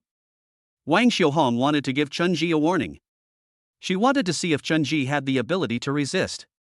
Chen Ji looked at Wang Xiaohong in front of him and responded directly. What's there to be afraid of? I'm just afraid your people aren't strong enough. Come on. After saying that, he walked in. At this moment, the muscular taekwondo coach also began to speak, his face full of indifference. Master Chen, right? I forgot to introduce myself to you. My name is Park Chang. I am a 9th degree Dan in the World Taekwondo League. I have won first prize in a domestic first-level competition. I am currently one of the founders of the Korean Taekwondo Association. You have never failed since your debut. It's not too late for you to admit defeat now. He has a lot of titles, but Chen Jika will not be intimidated by him. He can also use his reputation to deceive others. So Chenji looked at him and said, "It's true that you are amazing, but if we don't go on stage to compete, who will know who is really amazing and who is just pretending to be amazing? Let's go." After saying that, he continued to walk inside. Chenji's confidence surprised the Taekwondo master. Soon they arrived at the venue and saw two groups of people deploying their troops. The girl at the front desk quickly closed the door. After all, now was not the time to recruit students. Near the competition venue, men and women were watching the game. After all, this was a battle between masters, and they all wanted to see what a battle between masters looked like. Chenji was preparing, and that man was also warming up, and they both stretched first, their muscles looking at each other. There are obviously more cheerleaders here for Chenji, and those women are all bewitched by Chenji's charm at this moment. Wang Xiaohong couldn't help but look at Chenji a few times while standing at the side, and she couldn't help but look at the greed in her eyes. This Chenji is really stupid. Wouldn't it be better if he just fell at my feet? Why did he have to make trouble with me? If that's the case, I'm going to bankrupt you and then have a taste of you. Wang Xiaohong's whisper was heard by a coach nearby. His scalp went numb and he broke out in a cold sweat. Wang Xiaohong looked at Chenji, who was pretending to be so pretentious, and directly led her coaches to start mocking him. "Chenji, stop pretending. Everyone knows that you are not very strong in fighting. You are just pretending to be a Taekwondo gym and trying to cheat people out of money." One of Wang Xiaohong's coaches stepped forward and nodded in agreement. "You're right. You dare to compete with Coach Park? Not to mention Coach Park, I'm afraid you're not even my opponent. Ha ha ha. It's better to admit defeat as soon as possible. It's much better to admit defeat and avoid getting bruised and battered." Chapter 12, Discussion. Yeah, just admit defeat as soon as possible. How can they be our opponents? Ever since Chenji has been with Fong Qingran, he is indeed not as attentive to the management of the Taekwondo gym as before. To the point that he has been weak ever since. It was for this reason that Wang Xiaohong dared to come to his house so unscrupulously. He even wanted to completely take over the Taekwondo gym. A coach came over. Chenji knew him because he used to work for him, but this time it was obvious that he came to show his loyalty to his new master. "Chenji, you still know me, right? You offered me such a low salary before, and I couldn't stand it anymore, so I changed my employer. Look at the coaches under you. How many are left? Close the shop as soon as possible and give your brothers a chance to survive. Chenji's salary here is indeed not high. He has revenue problems, is unable to recruit students, is suppressed by Wang Xiaohong, and the Fong family has been sucking Chenji's blood. This led to internal and external troubles, and he would never repeat the disaster of his previous life in this life." Chenji looked at the man walking over, listened to his words, and took his advice. "I know it was my fault that the Taekwondo gym has been in decline, but I promise you that from now on I will focus on running the Taekwondo gym and will never let something like this happen again." Chenji's sincerity was so deep that some of those who had changed jobs before had a premonition in their hearts. The Chenji in front of him seemed different from the previous Chenji. Seems more resolute and confident. All the students below were worried about Chenji at this moment. They did not have much feelings for Chenji before, but now that Chenji returned and was so charming, they had already turned to Chenji because of his appearance. The female executive from before even frowned. "This is too overbearing. How can you come here and force someone to do something? This is not okay. This is absolutely not okay. No, this is not fair. Chenji is just the boss. Why should he compete with your coach? We also want to find a coach, and we also want to find a coach to compete with you. That's right, we also want to find a coach to compete with you. Why should we only allow you to bully our boss Chen?" All the female students below were worried about Chenji, but Chenji smiled and said to them, "Don't worry, I'll be fine." Chenji will naturally be fine, as his Taekwondo skills are not weak. What's more, what he practiced before was not Taekwondo, but Sanda. Taekwondo is just a way of life to make a living. As for the ability to fight, he is really good at it. The coach in front of me, although his name is intimidating, is probably just to show off when a real fight breaks out. After all, Taekwondo is not suitable for fighting. All kinds of movements are bold and powerful. They may scare ordinary people, but if they meet professional experts, they will be beaten to death. He can be beaten badly with just a takedown and leg sweep. The same is true for Park Guk-chang in front of him. Chen Ji's confidence naturally comes from this. Many people don't know this secret. It is also an inside story in the industry, a mere fancy move. What's more, Chen Ji has the support of the system. His whole body has been strengthened by the system. He feels unprecedented power. This power alone has surpassed ordinary people. Chen Ji slowly walked to the front of the stage and saw his opponent Park Kwa-chang also walked up. Park Kwa-chang looked at Chen Ji and began to show off his muscles. He directly turned the competition into his own display center in order to make those students fall in love with him at first sight. Although this trick was always successful on weekdays, it failed when he met Chen Ji. Chen Ji's charm is naturally much greater than his. Even if he has terrible muscles all over his body, in the eyes of women, terrible muscles all over his body are nothing. At most, he is just a large bullfrog. Who would fall in love with a large bullfrog? Obviously, it is impossible. The two men faced each other. Chen Ji looked at him and did not underestimate him, but Park Kwa-chang, the opponent, underestimated Chen Ji. "Boss Chen, you are just a restaurant owner, why do you have to fight with me? Just surrender obediently, it's not shameful to surrender anyway." Listening to Park Kwa-chang's ridicule from the opposite side, Chen Ji responded with a chuckle. "It's not about being embarrassed or not, I just don't want to admit defeat, and I don't think you are my opponent, come on." Park Guk-chang in front of them has such strength, which is obviously due to hard training. The two of them are able to fight against Chen Ji, so naturally they also hope to fight with him. "After all, it has been a long time since I last fought. It would be a great fortune if I could find a suitable opponent to fight with." Wang Xiaohong looked at her newly hired coach from the audience and spoke directly to encourage him. "Coach Park, keep up the good work. If you win, I'll give you a bonus of 5,000 yuan. The salaries of these coaches are already high, and if they can be increased, their salaries will be very considerable." The extra money was very motivating for Park Guk-chang. He clenched his fist muscles and the muscles in his arms instantly hardened. It looks very intimidating, but Chen Ji can tell at a glance that this is definitely not natural muscle. He is indeed powerful, but now this muscle is probably the result of technology and hard work. If you add technology and powerful stuff, your actions will inevitably be restricted, because technology is really harmful to your body. The confident Park Guk-chang rushed forward and punched Chen Ji. Chen Ji dodged backwards. The next second, Park Guk-chang raised his leg high, trying to hit him. But the next second, Chen Ji swept Park Guk-chang to the ground with a leg sweep. Park Kwa-chang was about to be knocked unconscious, but the next second he jumped up and continued to rush over. Chen Ji continued to retreat, and then used the force of his opponent to hit Kwa-chang, who fell directly to the ground. These two blows made him dizzy. Park Kwa-chang wanted to grab Chen Ji's hand the next second, but now he had no idea what to do and could only fight with his own savagery. But how could Chen Ji let him catch Chen Ji to maintain his sanity and continue to flee backwards? Park Kwa-chang shouted. "Boss Chen, why are you coming to fight me? Don't you dare to fight me? Come up." Chen Ji looked at the competition between Park Kwa-chang and the other man like a fool. Could it be that they were really fighting back and forth like this? That was definitely not the case. What is being compared is body movements and skills. If it relies solely on strength, then just change to wrestling instead of taekwondo. Chen Ji, another sweeping kick the next second. Park Guk-chang was swept to the ground, and this time his head hit the corner directly. A big bump appeared instantly. He had obviously lost his ability to stand, and he could not get up at all. Seeing Park Guk-chang so useless, Wang Xiaohong started shouting angrily. "You piece of shit, I thought you were going to win, you were such a piece of shit." Chapter 13, Defection. Wang Xiaohong was furious at this moment. The person she invited lost so miserably that she started cursing.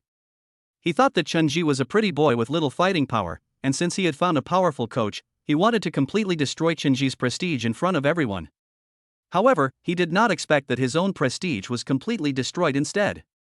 Chen Ji was so powerful that he knocked out the coach he hired at a high price with just 3 punches and 2 kicks. Wang Xiaohong stared at Chen Ji with burning anger and cursed Pu Guochang with all her might. "Park Guochang, you are such a loser. You dare to ask me for 20,000 yuan a month. You loser, just go away. Forget about 20,000 yuan. I won't even give you a penny. Go back to your country. You have a lot of titles and a body full of dead muscles. You are such a loser, how dare you come to me to cheat me out of money? You are a piece of trash. I'm telling you, don't even mention salary. I can't pay you anymore. You have to give me back the money you made before. How dare a piece of trash like you come to me to cheat me out of money? I really want to beat you to death. Wang Xiuhong's dirty words came out of her mouth one after another.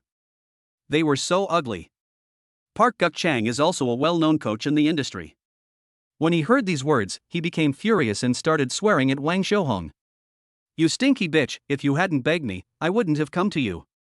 You think 20,000 a month is too expensive? Why would you open a taekwondo gym with someone like you? Just open a beggar's gym. Brothers, what do you think? Why would you want to live with a boss like this? What future can there be for following him? There is no future at all. Park Guk-chang cursed out all the grievances he had suffered in the past few days. He had been enduring these days for the sake of the 20,000 yuan salary, but he didn't expect that Wang Xiuhong would dare to fire him and even want to embezzle his money. Relying on his fame, he attracted many students, who all signed up for his classes because of him. He made Wang Xiuhong earn a lot of money. Wang Xiuhong humiliated her in such a short time, which Pu Guochang could not tolerate. Wang Xiuhong didn't care about that. When she heard that Park Guochang dared to resist, she scolded him even more excitedly. You are a piece of trash. You can't even beat Qinji. How can you still have such muscles? I don't even look down on you, old lady. Get out of here. The farther the better. When Qinji saw this scene, he smiled happily. Although Park Guochang was not good at fighting, his muscles could indeed attract students. Especially his series of honors, which could be placed directly in front of the entrance of the taekwondo gym, would make students more aware of the professionalism of the gym. Since Wang Xiuhong is unwilling, then Qinji is naturally willing to do so. 20,000 yuan to hire a top coach like this is not expensive for a taekwondo gym. The premise is that this taekwondo coach must be worth the price, even though it is a brief contact. Qinji immediately understood that although Park Guk-chang in front of him was not good at fighting, he had no problem with taekwondo techniques, and there was no problem with teaching either. He was much better and more professional than those second-rate coaches he had before, so he stepped forward without any hesitation. Coach Park, since Boss Wang doesn't want you anymore, I'm willing to hire you. The price is negotiable. 20,000 a month. At the same time, there are performance commissions and performance commissions. Everything is done in accordance with the highest standards in the industry. I sincerely invite you to join my team. Qinji's expression didn't seem fake and was so sincere that Park Guk-chang was indeed moved. Taekwondo gyms in China are not very popular. In this small place, there are already 2 taekwondo gyms. He also considered it last time. Qinjia, taekwondo gym is just not his ambition, plus he heard some rumors. For example, Wang Xiuhong often spreads news that is unfavorable to Qinji, such as the bankruptcy of the bride price, and other serious news. This also caused many coaches affiliated with Qinji's taekwondo club to defect. This is what Qinji regrets the most. In his previous life, because Fong Qingren kept asking for a dowry, he kept overdrawing the taekwondo gym's resources. In the end, the taekwondo gym could hardly be maintained. Everything Qinji had worked so hard for was wiped out. He would never repeat the mistakes of his previous life in this life, so Qinji took a deep breath, looked at those coaches who once belonged to him, and said sincerely, "It's not just Coach Park. I'm determined to revive the taekwondo gym. If you want to come, I'll accept all the past grudges. They're all in the past.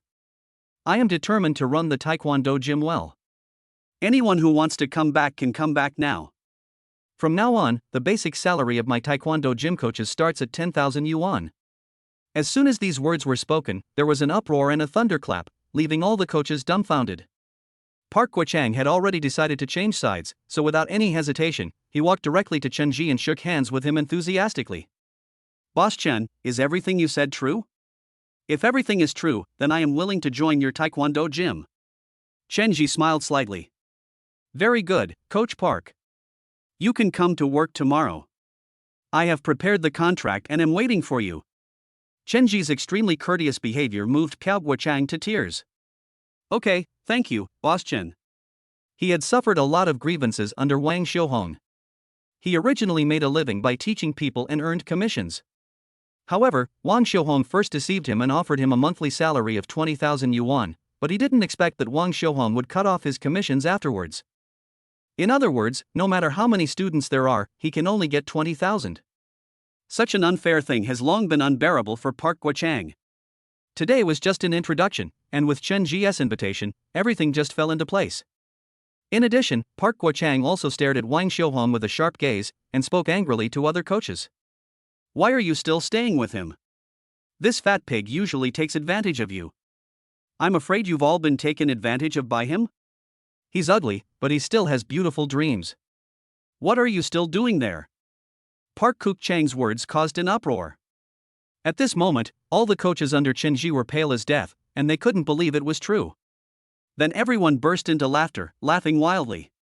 Chapter 14 Taekwondo Championship. Wang Xiuhong is ugly and looks like a fat pig. Such a woman married a man who was not so good.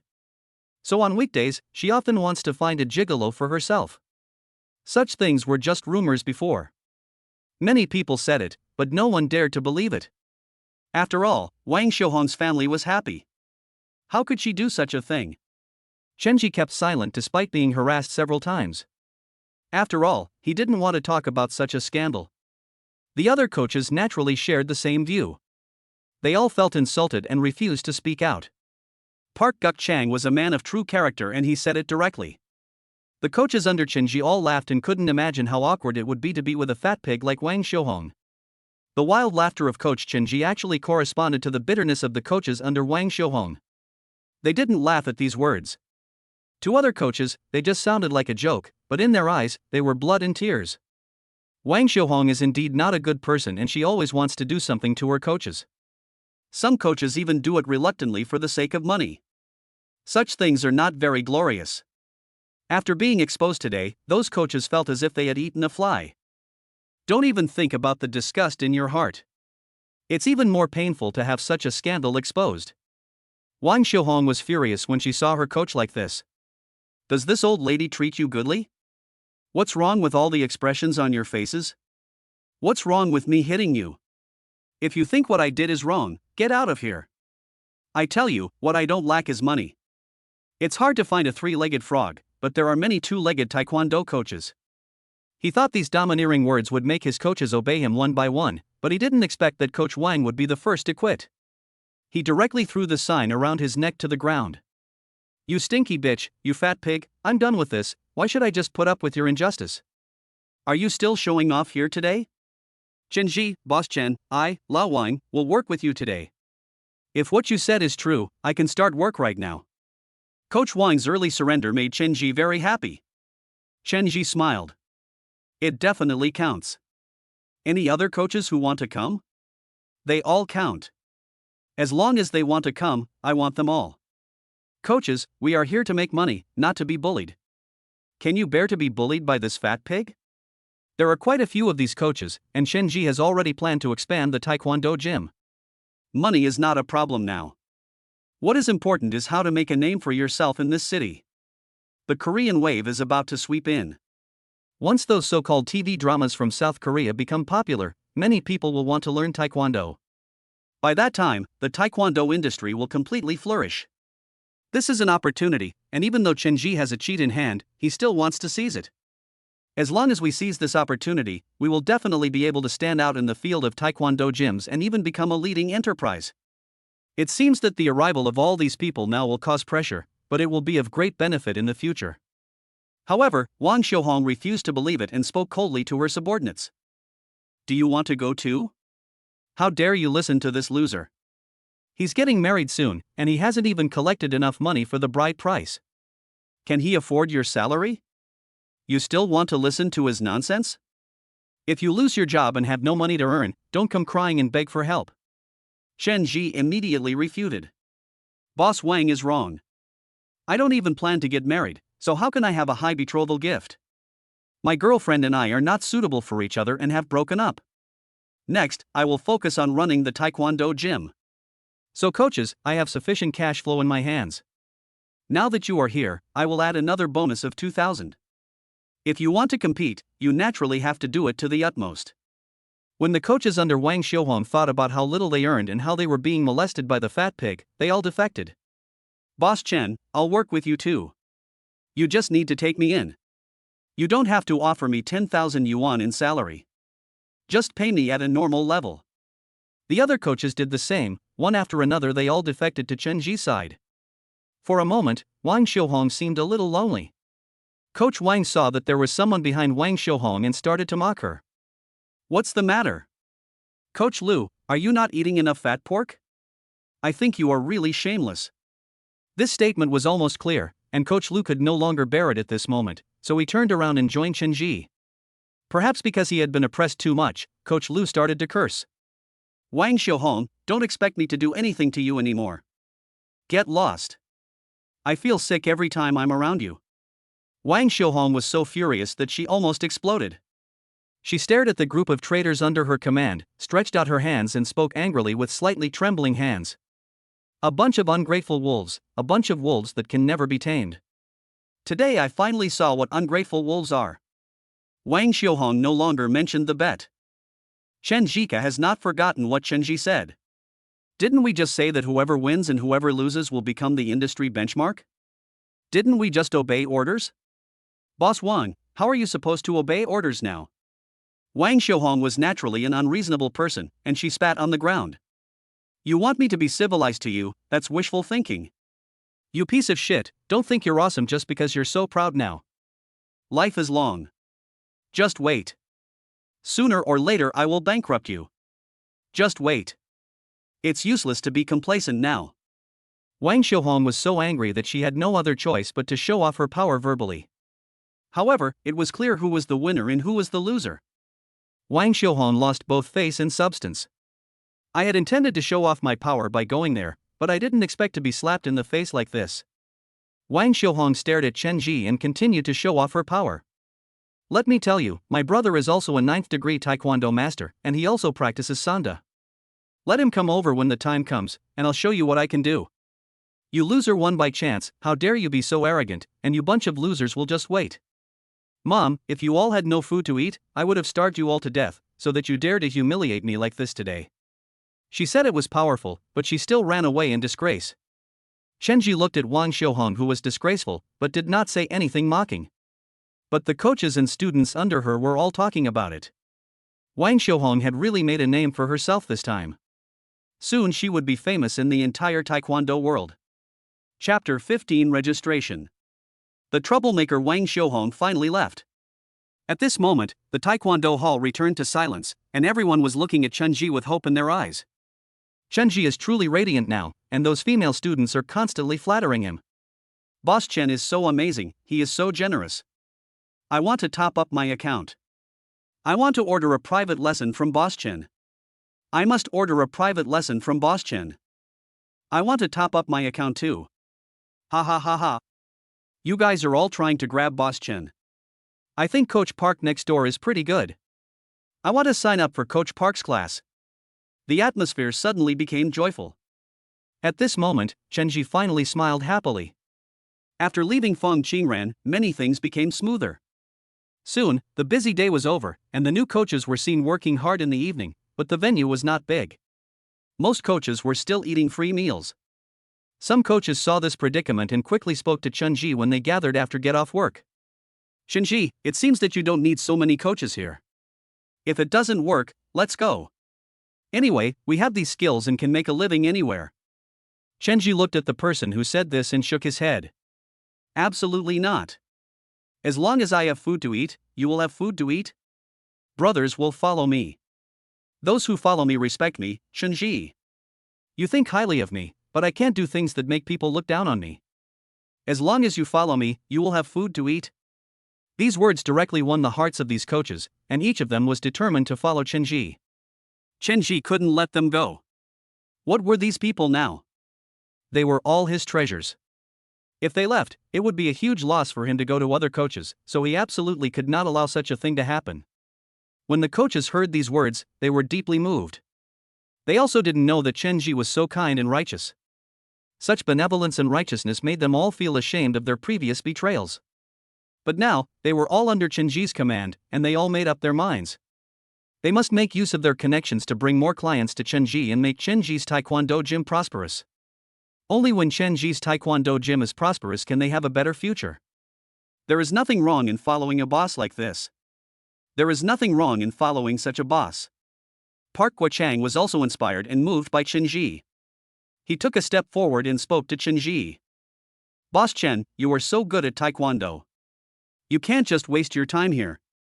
You are already able to defeat me and win an award.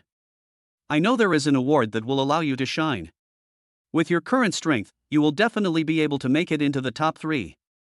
As long as you can make it into the top 3, our boxing gym will be famous throughout the country. This tournament is an opportunity.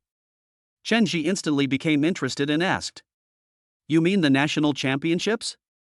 Park Guo-chang nodded. He was talking about the national championships. Chenji remembered the national championships because the date of the national championships was almost the same as his wedding date. But during those days, he was almost exhausted by the bride price and Fong Qingran's family, so how could he pay attention to this competition? However, he also knew that the final winner was a Taekwondo gym owned by Lin. Lin's Taekwondo gym was already very powerful, and with the support of this championship, it has completely established its leading position in the industry.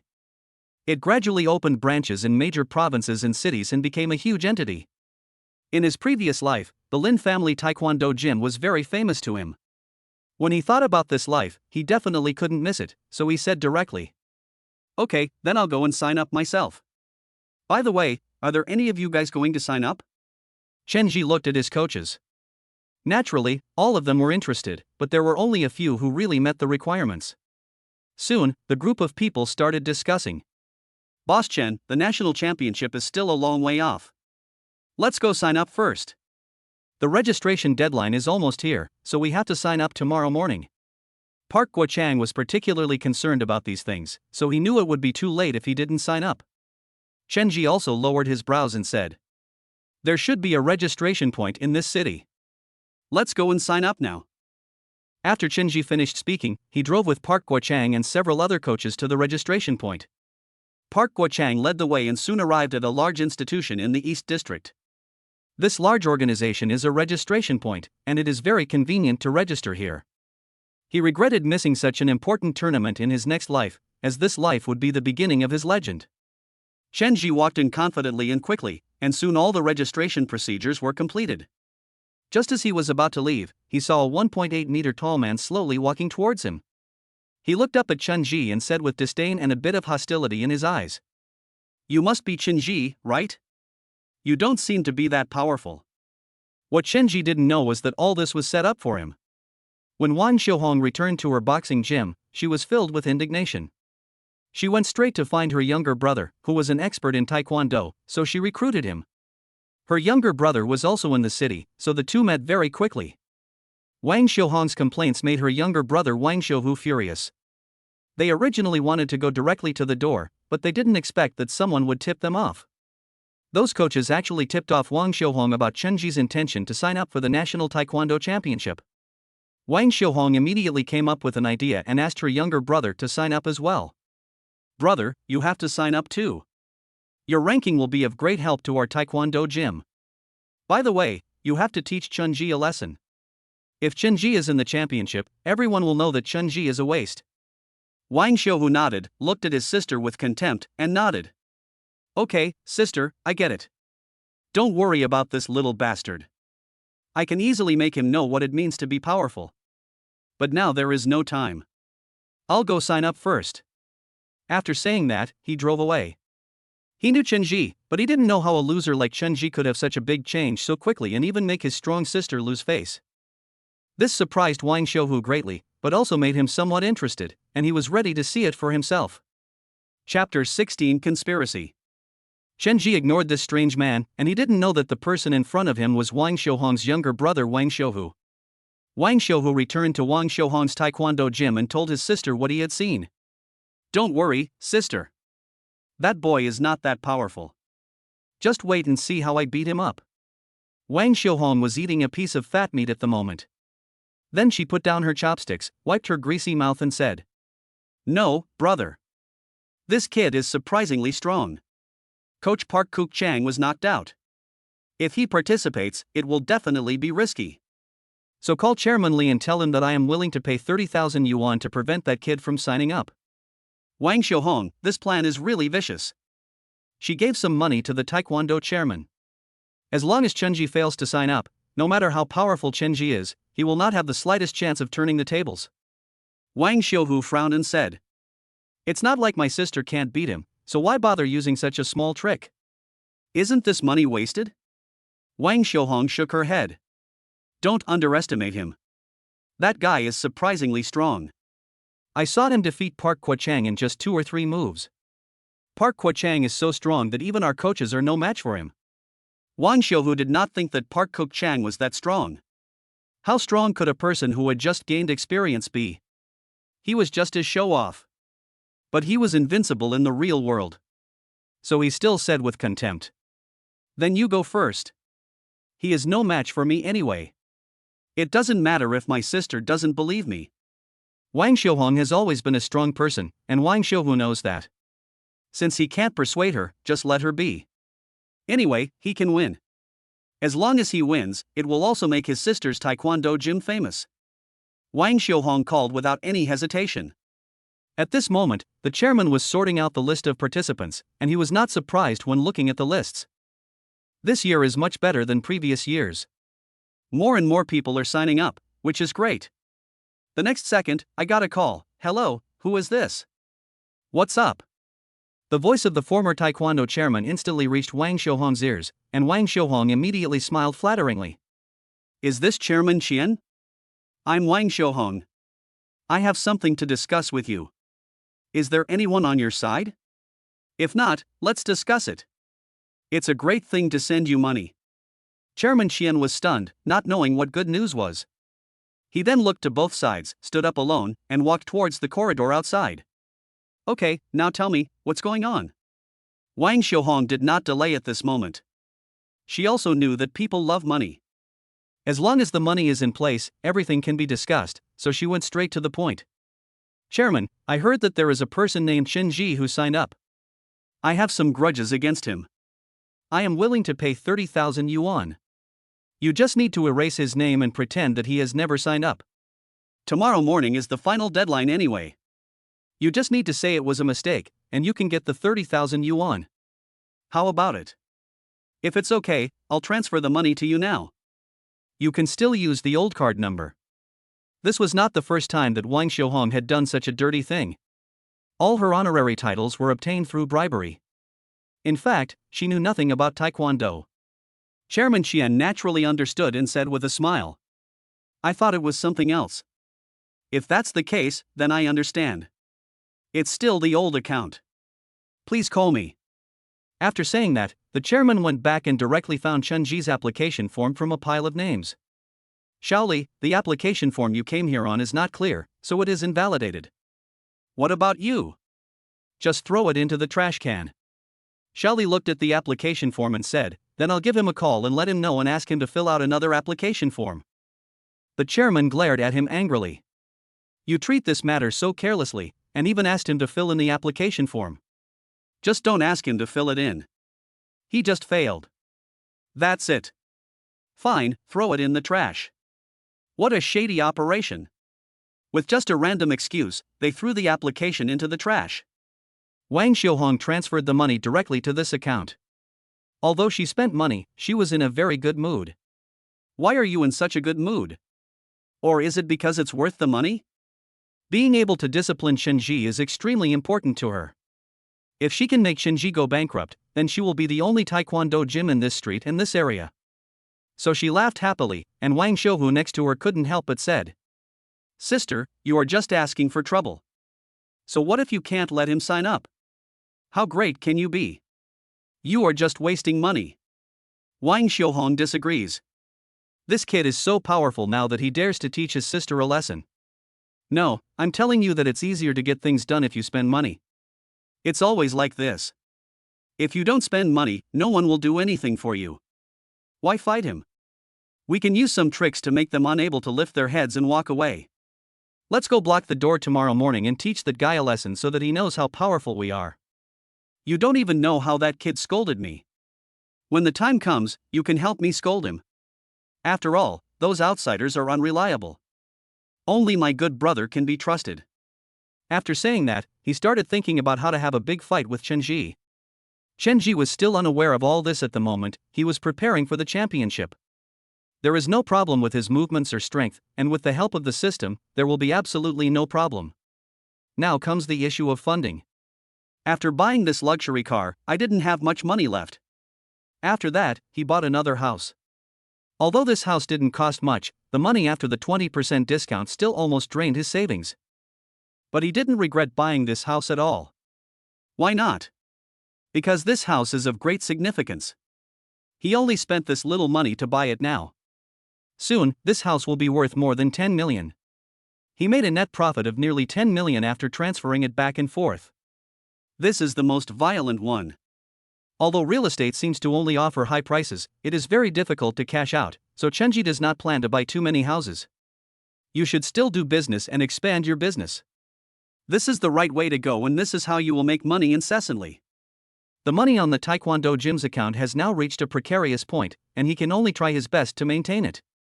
Only by maintaining the Taekwondo gym can it grow further. Chapter 17 Wang Xiuhu. Early the next morning, Chenji came to the Taekwondo gym. He wanted to check everything about the Taekwondo gym and then prepare for the next step of expansion. Chenji's luxury car was parked directly in front of the door, and this luxury car could attract quite a few guests. After all, in this era, 10,000 yuan is extremely difficult to earn. Suddenly, a new $1 million luxury car appears in front of a store. This is also an extremely shocking scene. Chenji said to the front desk and some core coaches at this moment, "Our storefront is too shabby. It won't do. How can we continue our business in the future? Let me invest in renovating the storefront and expanding the space behind it. It would be best if we could merge one of the two and use it as our training ground."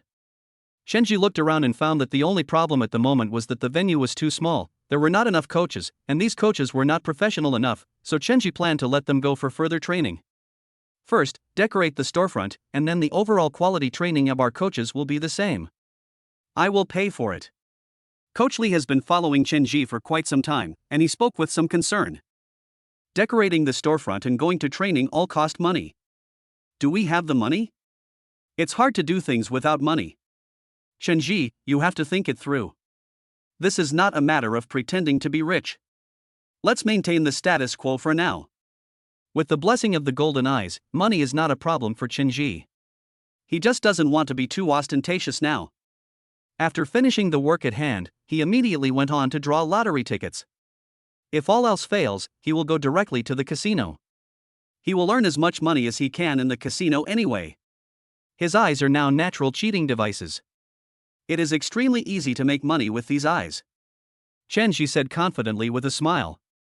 Don't worry about the money. I don't plan to get married anymore.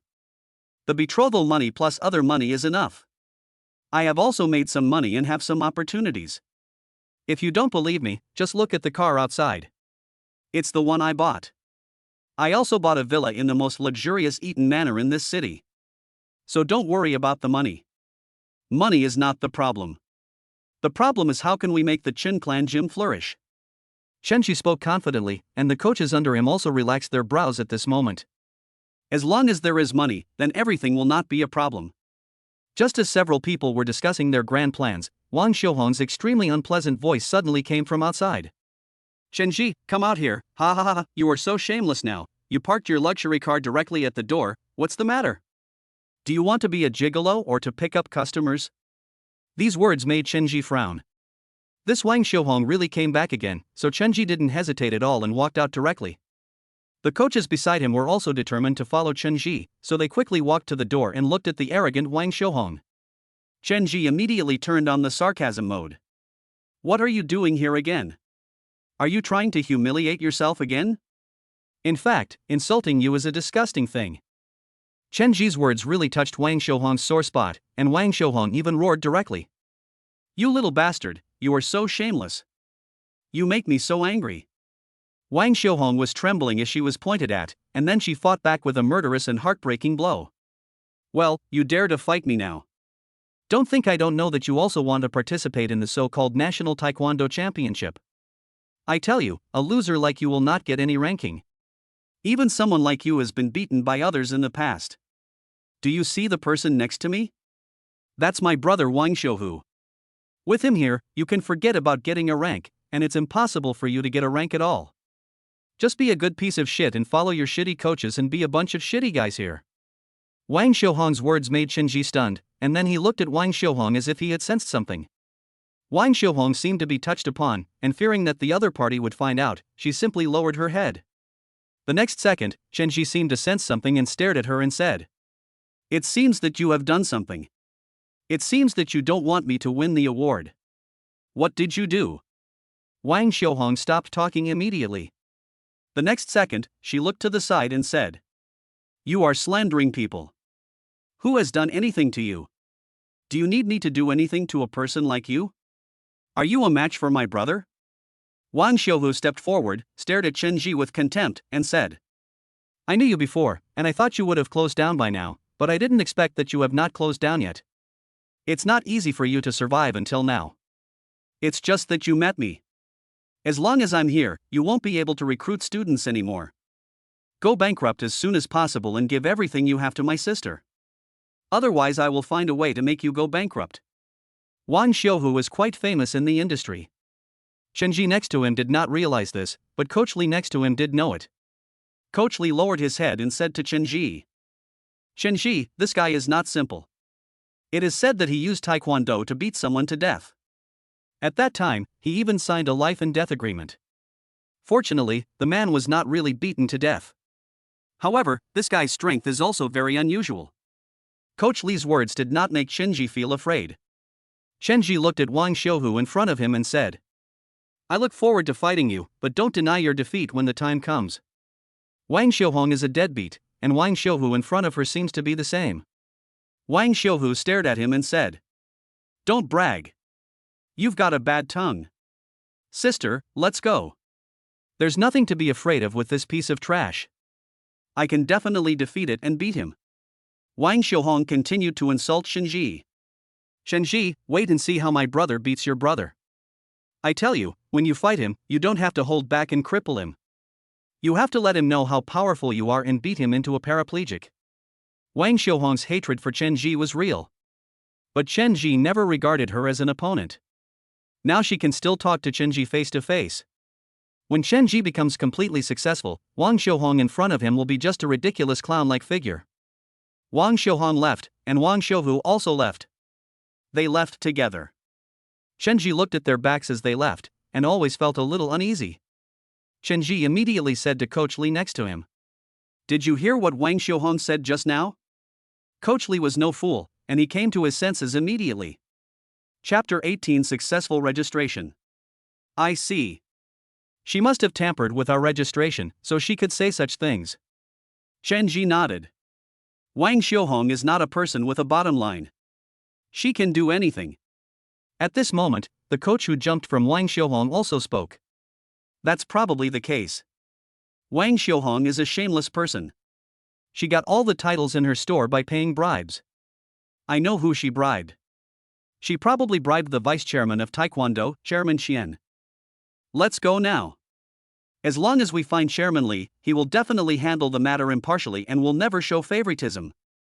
Shenji spoke immediately without any hesitation or delay. "Coach Li, I'll leave this to you. By the way, Coach Joe, since you know about this, please go with me. If you successfully register, I will give you a bonus." Coach Joe had naturally decided to follow Shenji wholeheartedly, and naturally understood all of this. He said immediately, "Boss Chen, you are being so distant with me. I am willing to follow you. From today on, our fates are the same. If that guy plotted against you, then aren't you plotting against me? What's the point of talking about bonuses? No bonuses, let's go now.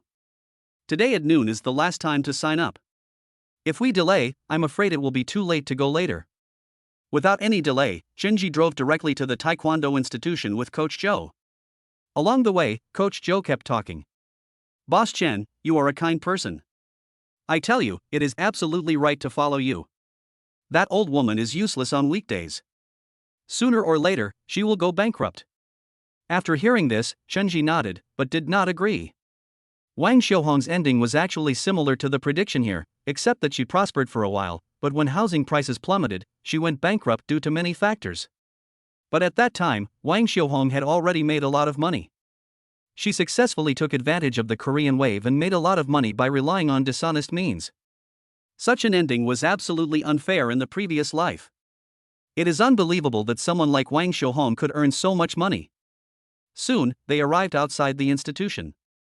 Coach Zhou said to Chen Ji without any hesitation. "Come, I'll take you there. Let's go find Chairman Li right now. As long as Chairman Li verifies and your name isn't on it, it's most likely that the shrew did it." The two walked along and soon arrived outside an office. Coach Zhou knocked on the door and spoke. "Is this Chairman Li? I'm Shou Shaosun. You still remember me, right? I was your student before." Chen Ji was stunned, but he didn't expect that Coach Zhou next to him was actually Chairman Li's student. Chairman Li seemed to have an impression of him and let them in directly. "Come in, it's you. What did Zhou Shaosun do after leaving me? I heard that you became a coach, you must teach your students well." Zhou Shaosun felt a little embarrassed. Zhou Shaosun is only in his 30s now, and Chairman Li is only in his 50s. It is natural for the two to have a teacher-student relationship.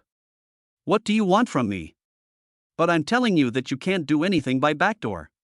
You have to be fair and just in order to be successful in the long run." Zhou Shaosun nodded and then agreed.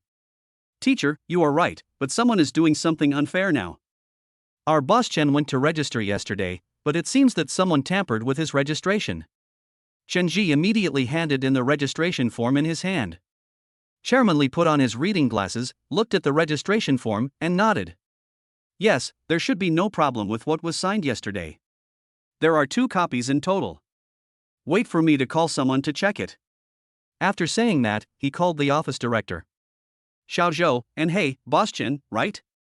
You don't have to think too much. My subordinates are all fair and just, and will never do those disgusting things. Since you have signed up, then you have signed up for 8 days. Chen Ji echoed from the side. "Chairman Li, you are right. It's just that someone came to my house today to provoke me and said that I couldn't sign up. I came here precisely because I was afraid of any accidents. I am really sorry to bother you. Chairman Li said with a smile. "It's right for young people to be cautious. It won't take much effort at any time." The next second, a phone call came in.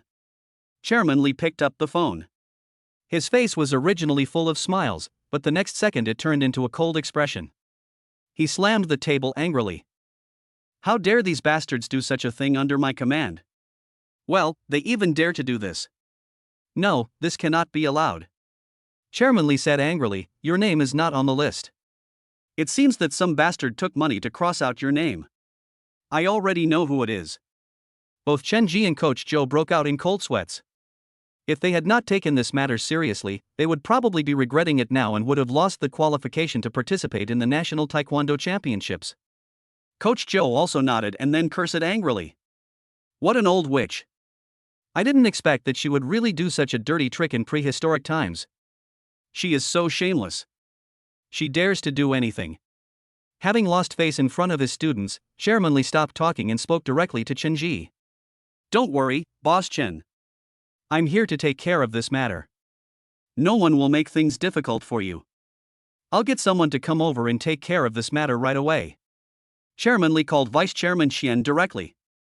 Vice Chairman Xian was trembling with fear at the moment, not knowing what the chairman wanted him to do. However, he did not think it was a big deal. He usually took money to do small things, which would not alarm the chairman. Vice Chairman Xian walked in tremblingly. "Chairman, is there anything you want to ask me?"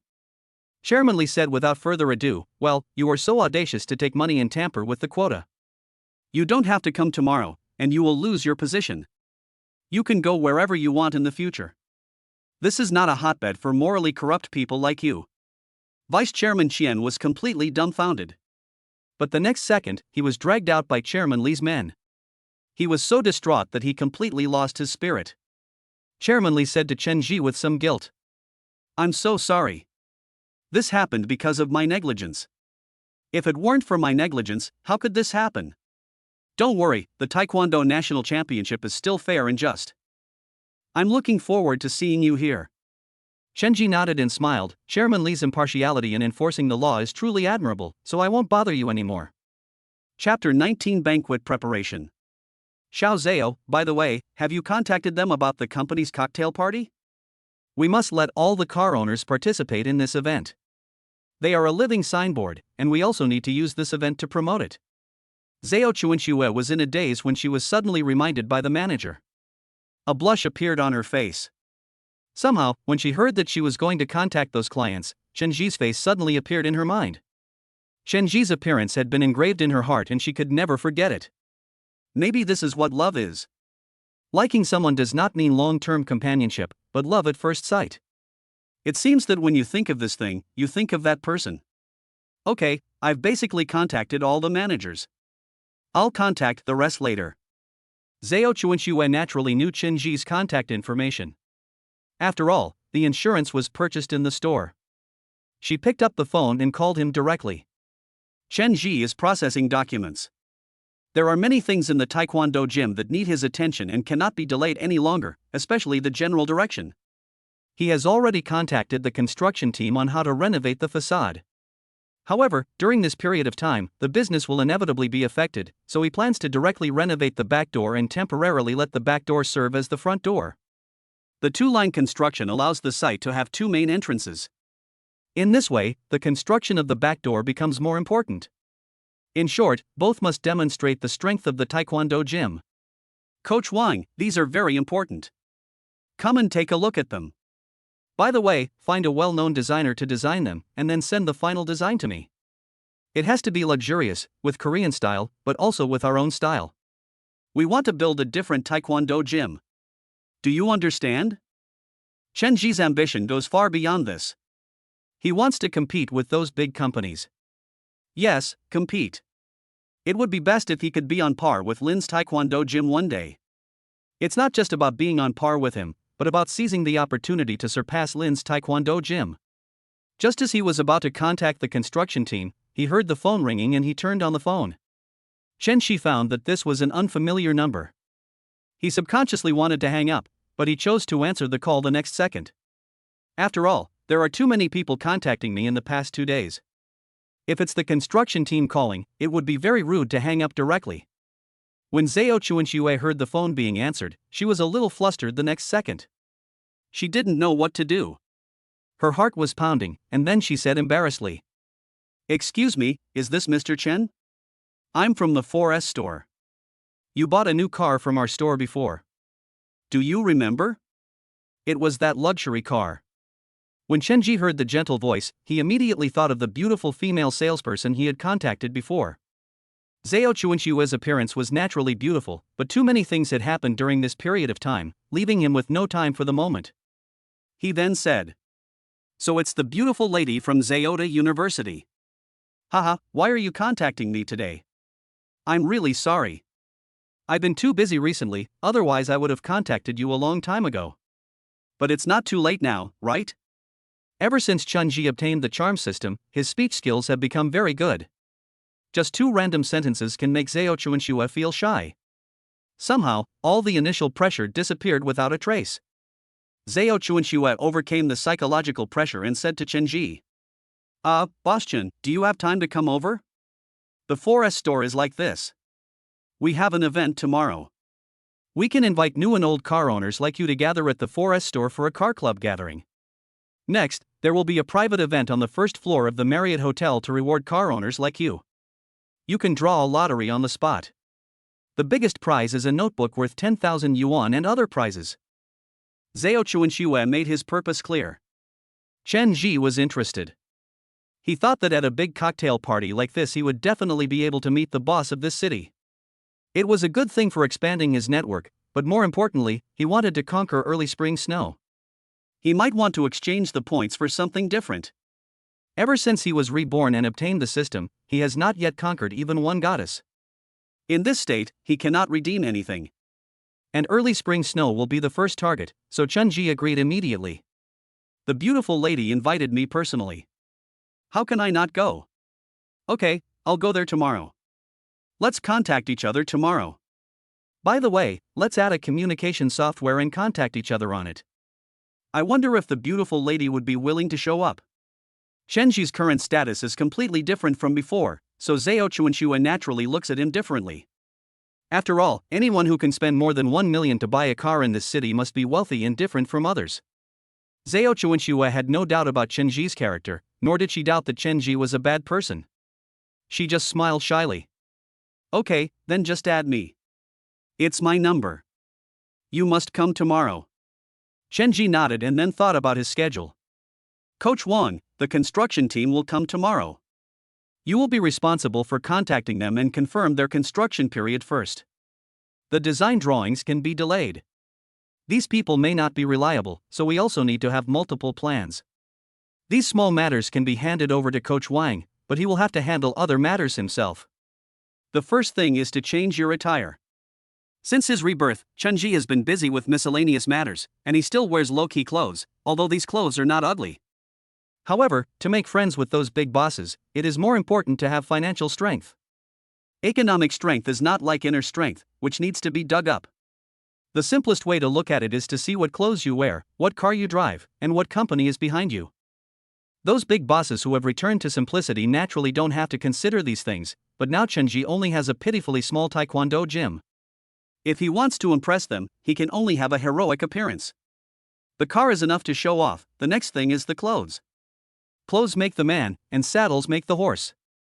This time he didn't worry about money. With 2 large purchases and the support of the property, he directly applied for a credit card with an overdraft limit of 1.5 million. With this amount, you don't have to worry about buying anything in the short term. Shenji directly took out his gold card. I'm going to go out for a while. You guys watch here.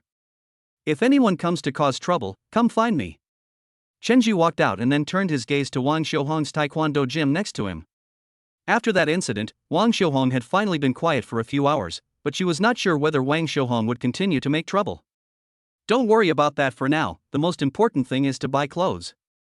Chapter 20 Low-key but luxurious. Holding the gold card, Shenji got into the car directly. The roaring sound when he started the accelerator made him very happy. Luxury cars are really different.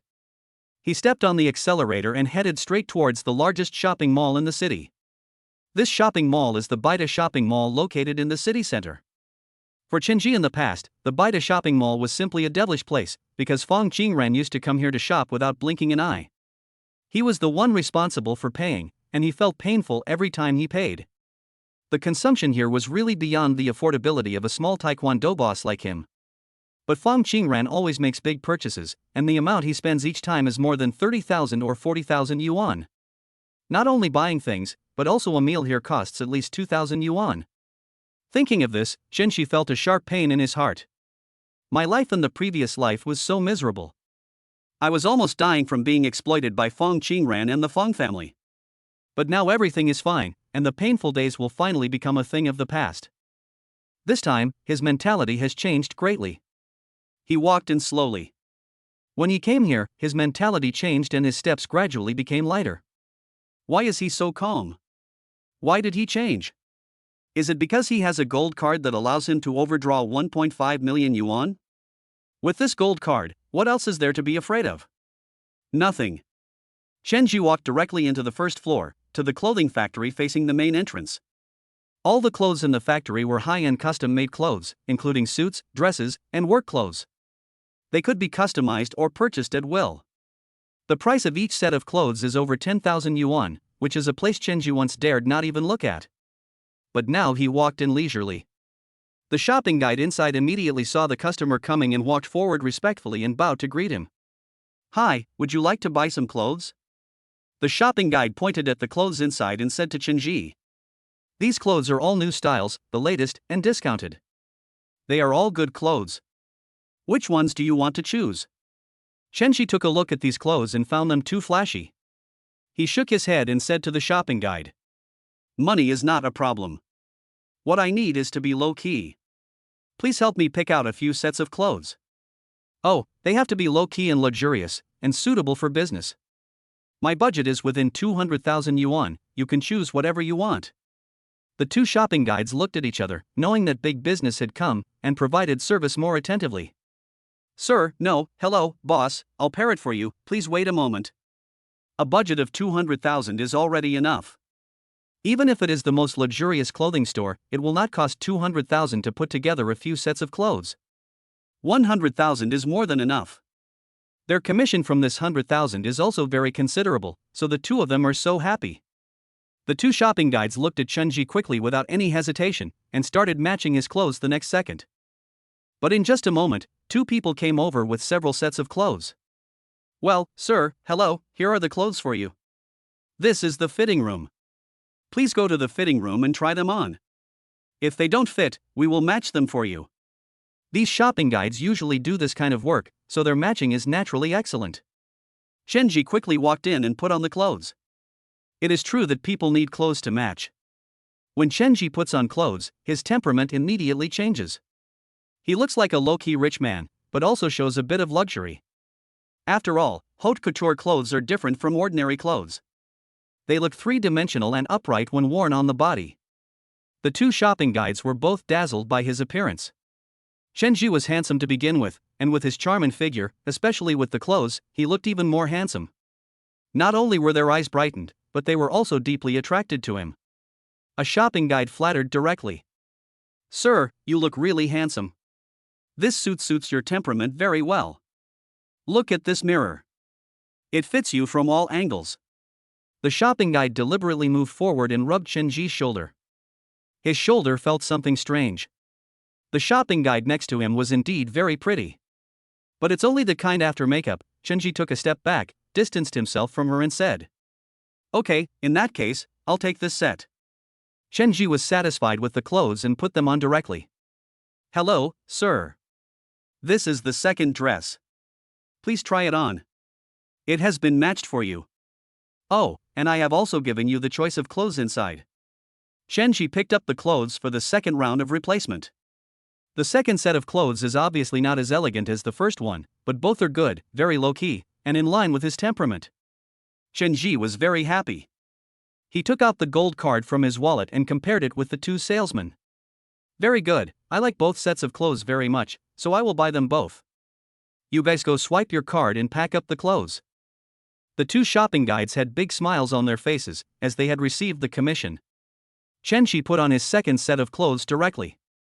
After packing another piece of clothing, he was about to go out the door when the salesperson quickly came up to Chunji and said, Hello sir, your previous clothes are still there. Look, I'll pack this dress for you and you can take it away. Chunji took one look at the tattered clothes and shook his head. That suit is no longer needed, so why don't you just throw it away? After Chunji finished speaking, he turned around and left the clothing store in a cool manner. After choosing the clothes, the next thing was to choose the accessories. For men, the most important accessory is a watch. A watch is not only a man's face, but also his inner self. Spending money on a luxury car is not really a big deal. Buying a useless luxury watch shows your status and value. This is also the only value of the watch. After all, in today's technologically advanced world, who still looks at the time? A small electronic watch that costs a few dollars can keep accurate time, even better than that electronic watch. But why do those rich guys still buy watches? Just because it is a symbol of status, and status is more important than anything else. Chunji went upstairs to the luxury watch area and was dazzled by the Lucine and other types of luxury watches. These are the latest models of mechanical watches. Chunji took them in his hands and shook them gently. He found that they had started to turn. The salesperson over there said enthusiastically, Hello sir, you look so handsome in this outfit. The female salesperson was completely infatuated with him. Chunji smiled and said helplessly, I want to choose a famous watch. Do you have anything that matches it? Just a normal business watch, one that people can tell at a glance that it's low-key, but the kind that shows that you have money. Chapter 21 Dress Up for the Party. Of course, sir. Look at this famous watch. It comes from Great Britain. It is a top-quality watch. The movement inside is handmade in Switzerland, showing the British gentleman style. The price of this famous watch is also suitable now. You can take it home for only 388,000. The female salesperson directly recommended the most expensive famous watches. A watch worth more than 300,000 yuan is already amazing in this city. I wanted to slap the handsome guy in front of me and make her be more rational, but I didn't expect Chunji to look at the famous watch in front of him and say it directly and generously. This watch looks good, but is there a more expensive one? This famous watch is the famous Ashton. Low-key and luxurious, any boss can see its value at a glance. Although the logo is low-key, it is definitely dazzling. Purely mechanical watches are made for successful people. The saleswoman was stunned and shook her head. Hello, sir. There is nothing more expensive. This watch is the most expensive in this city. Wearing this watch will definitely make you look impressive and stylish. Chenji was a little disappointed after hearing this.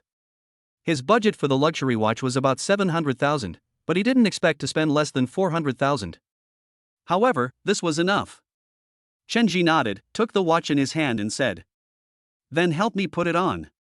By the way, does this watch have a more luxurious strap? Do you want a better strap?" The saleswoman was stunned. She didn't expect to sell such a high-priced luxury watch directly. She immediately stammered.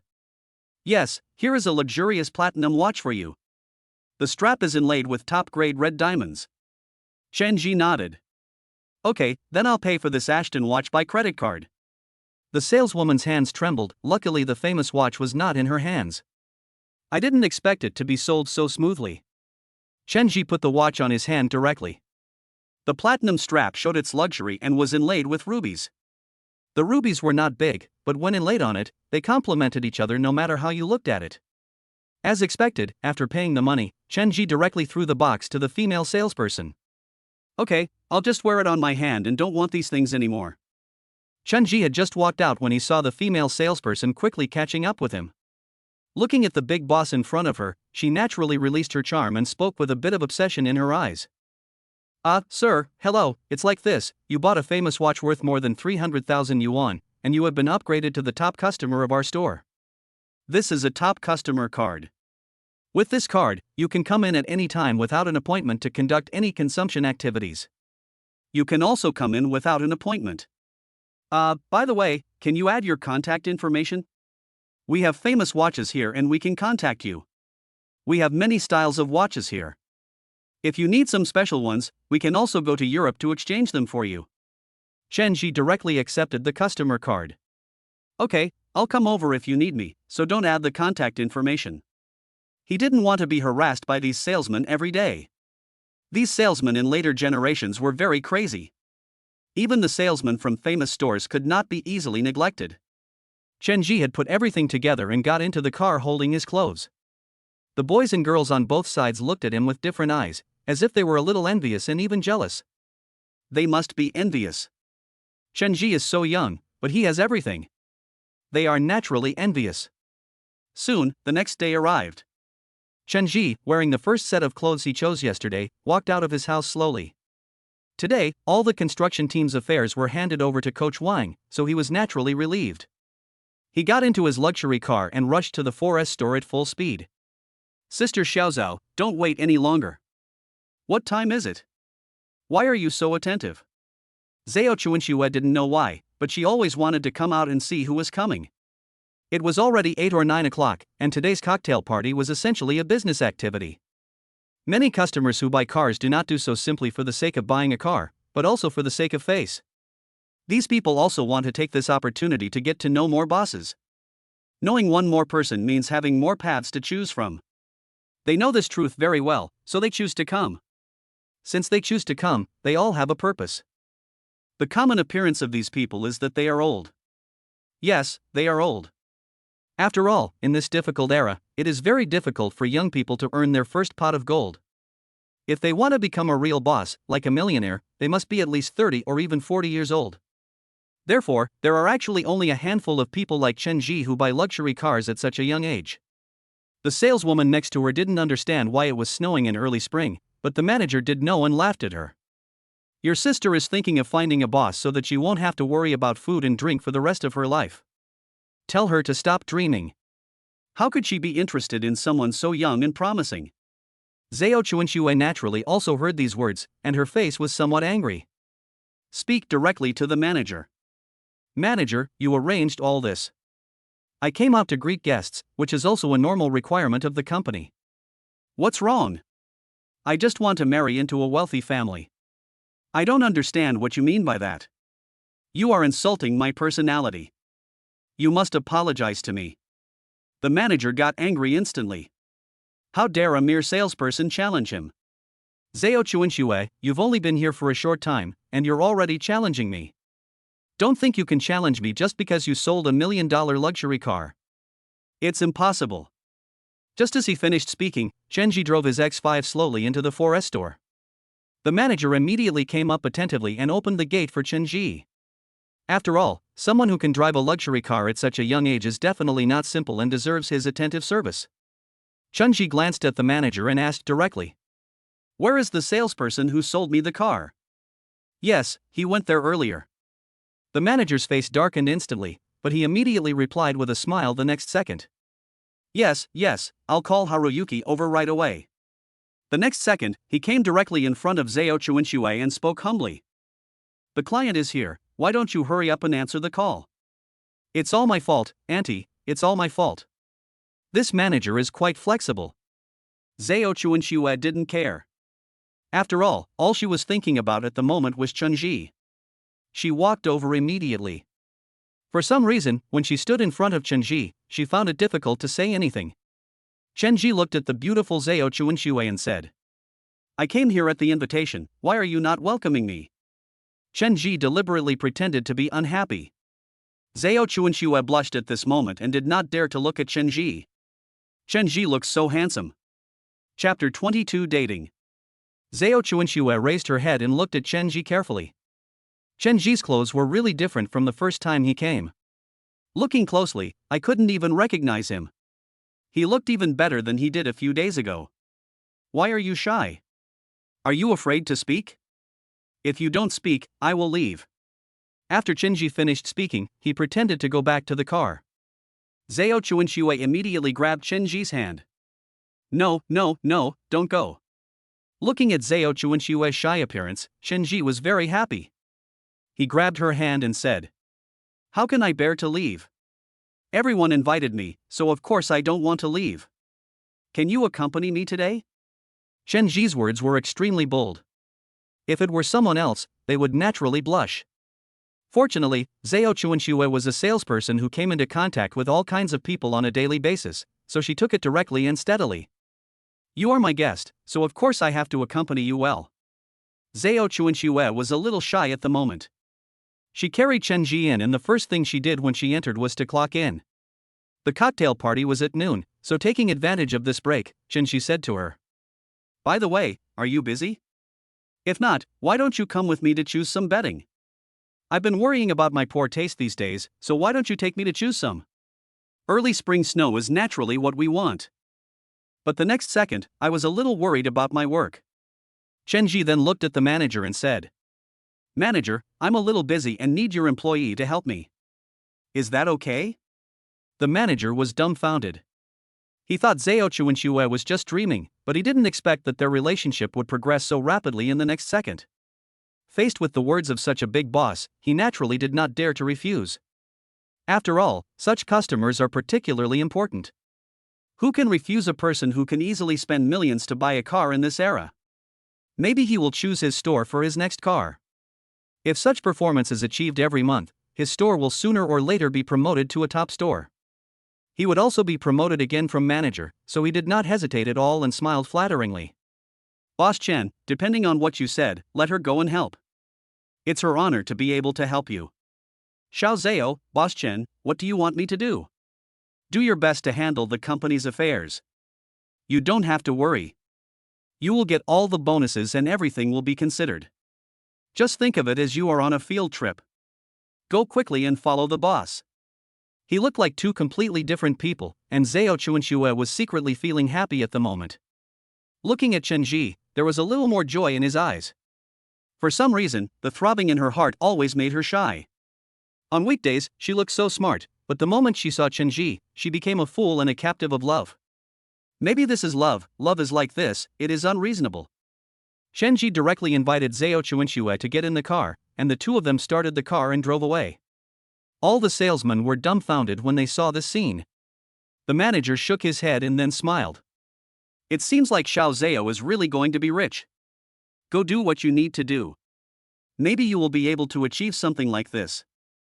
However, the most beautiful sale in the store is early spring snow. The other salesmen were also disappointed and lowered their heads, but at the same time they were also hoping that their Prince Charming would come soon.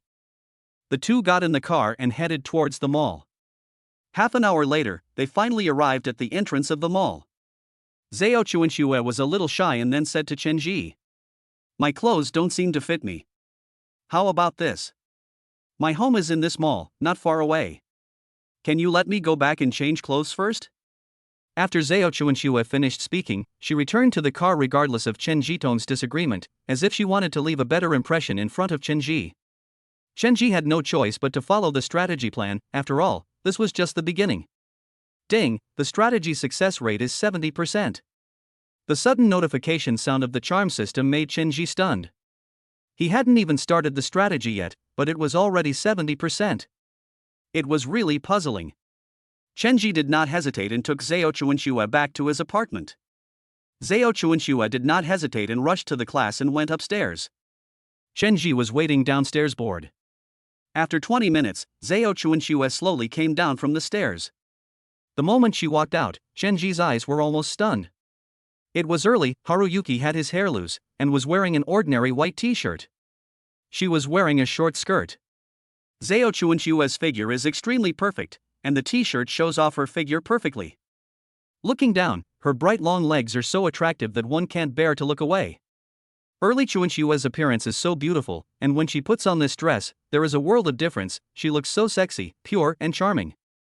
Zhao Chuanxue looked at Chen Ji's naked body with a shy look in her eyes. She lowered her head and walked over slowly, just like a fairy from the sky. She slowly walked in front of Chen Ji, and Chen Ji could hardly believe it. Zhao Chuanxue lowered her head and said shyly, "Why are you looking at me like that? Does this dress look good?" Zhao Chuanxue shyly pulled her skirt.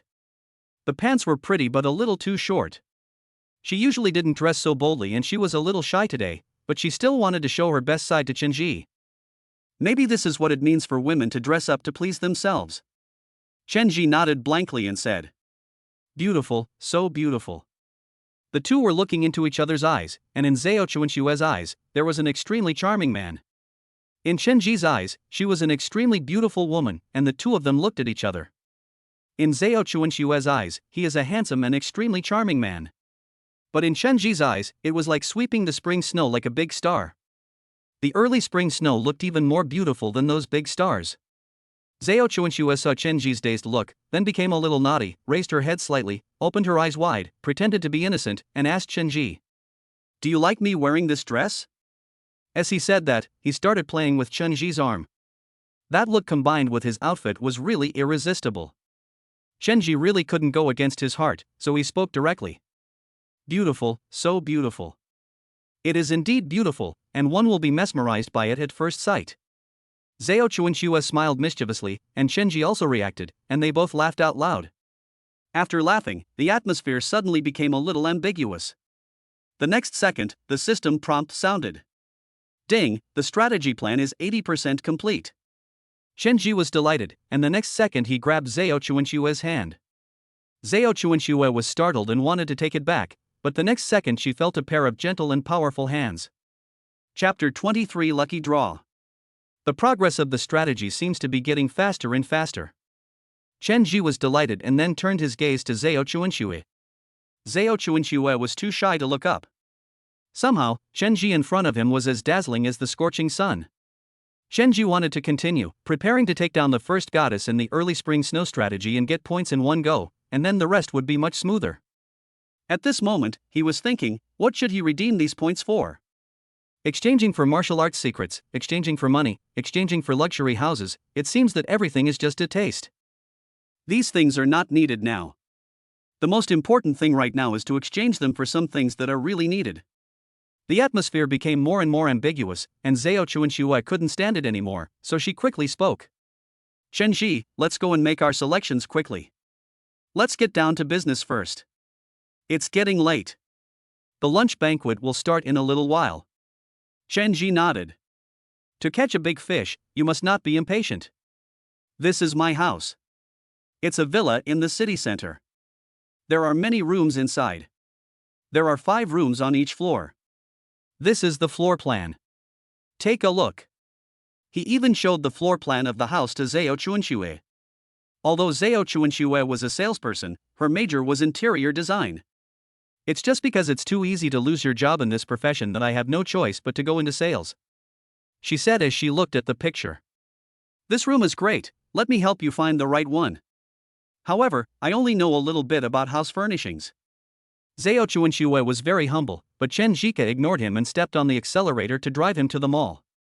Home improvement malls are deserted at the moment. The economy has been good in the past 2 years, but house sales have been average. The time has not yet come for the real estate industry to truly take off. It will only be in the next 2 years that the real estate industry will usher in a new boom. And now it's just the ice age. Zhao Chuanxue is indeed a professional. She quickly and systematically selected a lot of home furniture for Chen Ji.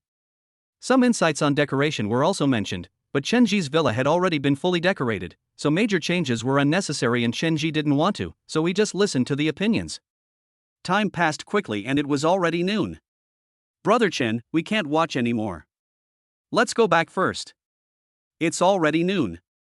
Chen Ji suddenly realized that going out to buy things was secondary, the main purpose was to attend the cocktail party at the 4S store. Chen Ji nodded and said, Yes, you are right. I was negligent. How could I forget about this matter? Come on, let's go back. After saying that, Chen Ji took Zhao Chuanxue back along the original path. After getting in the car, I stepped on the accelerator and returned to the 4S shop. A big hotel not far from the 4S shop had already put up a banner. Chen Ji's car was also included, and some promotional pictures were pasted on the outside of each car. In short, there were various slogans, and then the manager asked everyone some friendly questions. Dear bosses, thank you for coming. Next, there will be a special event.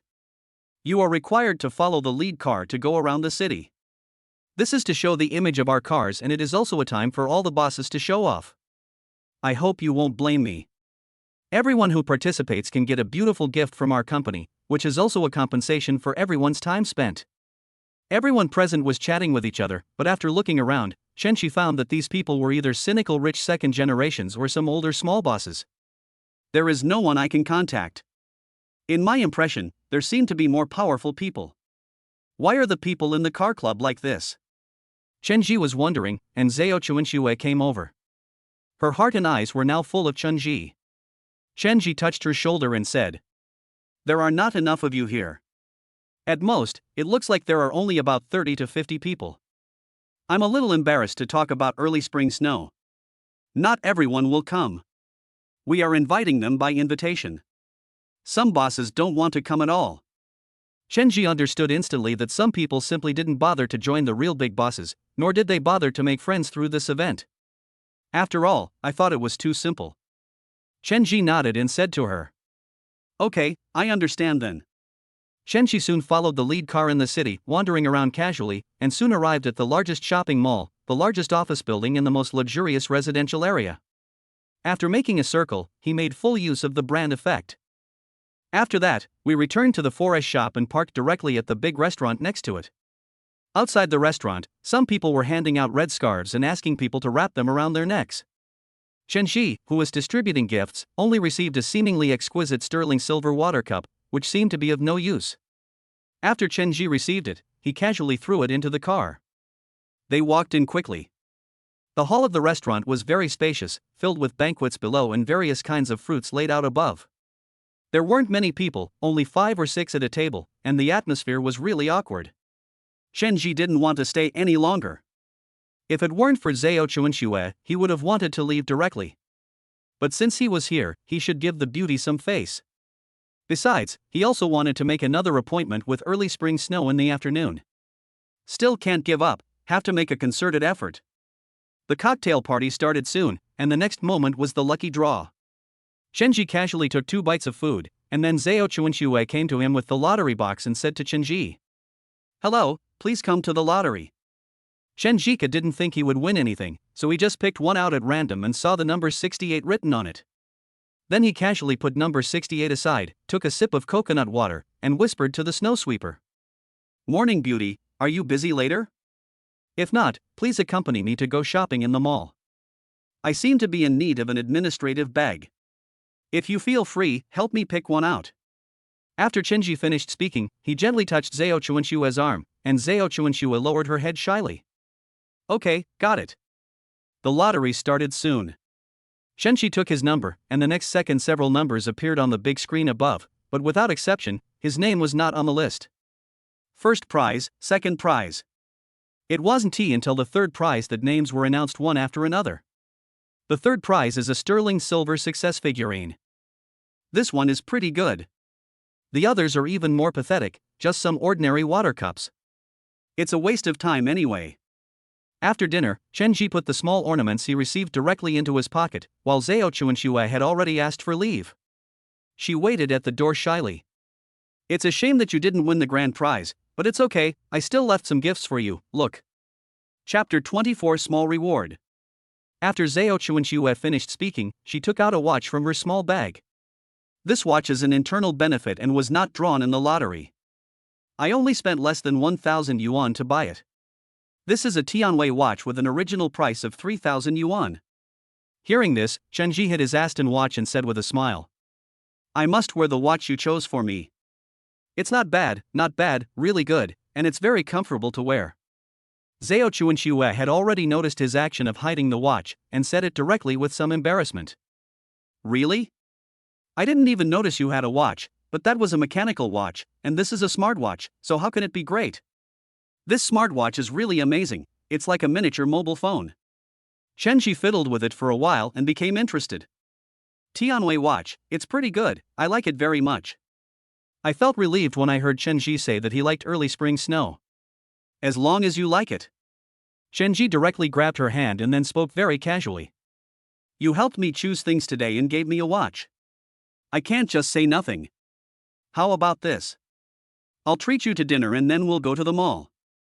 You can walk around with me and see if there's anything nice so I can buy you a set. Chenji pulled Zhao Chuanshua forward without saying anything. Zhao Chuanshua felt a little embarrassed as people on both sides were watching her.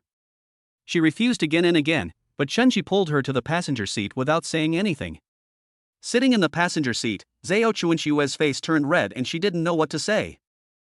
Chenji didn't explain at all, but stepped on the accelerator and drove to the most luxurious Parkson department store. The Baida department store is deserted at the moment. A luxurious shopping mall like this is only popular during holidays, and the off-season is not so good either. Come on, accompany me to buy an executive bag. An executive bag is very important. It represents the face of a boss. You must choose carefully with me. Chenji said as he walked.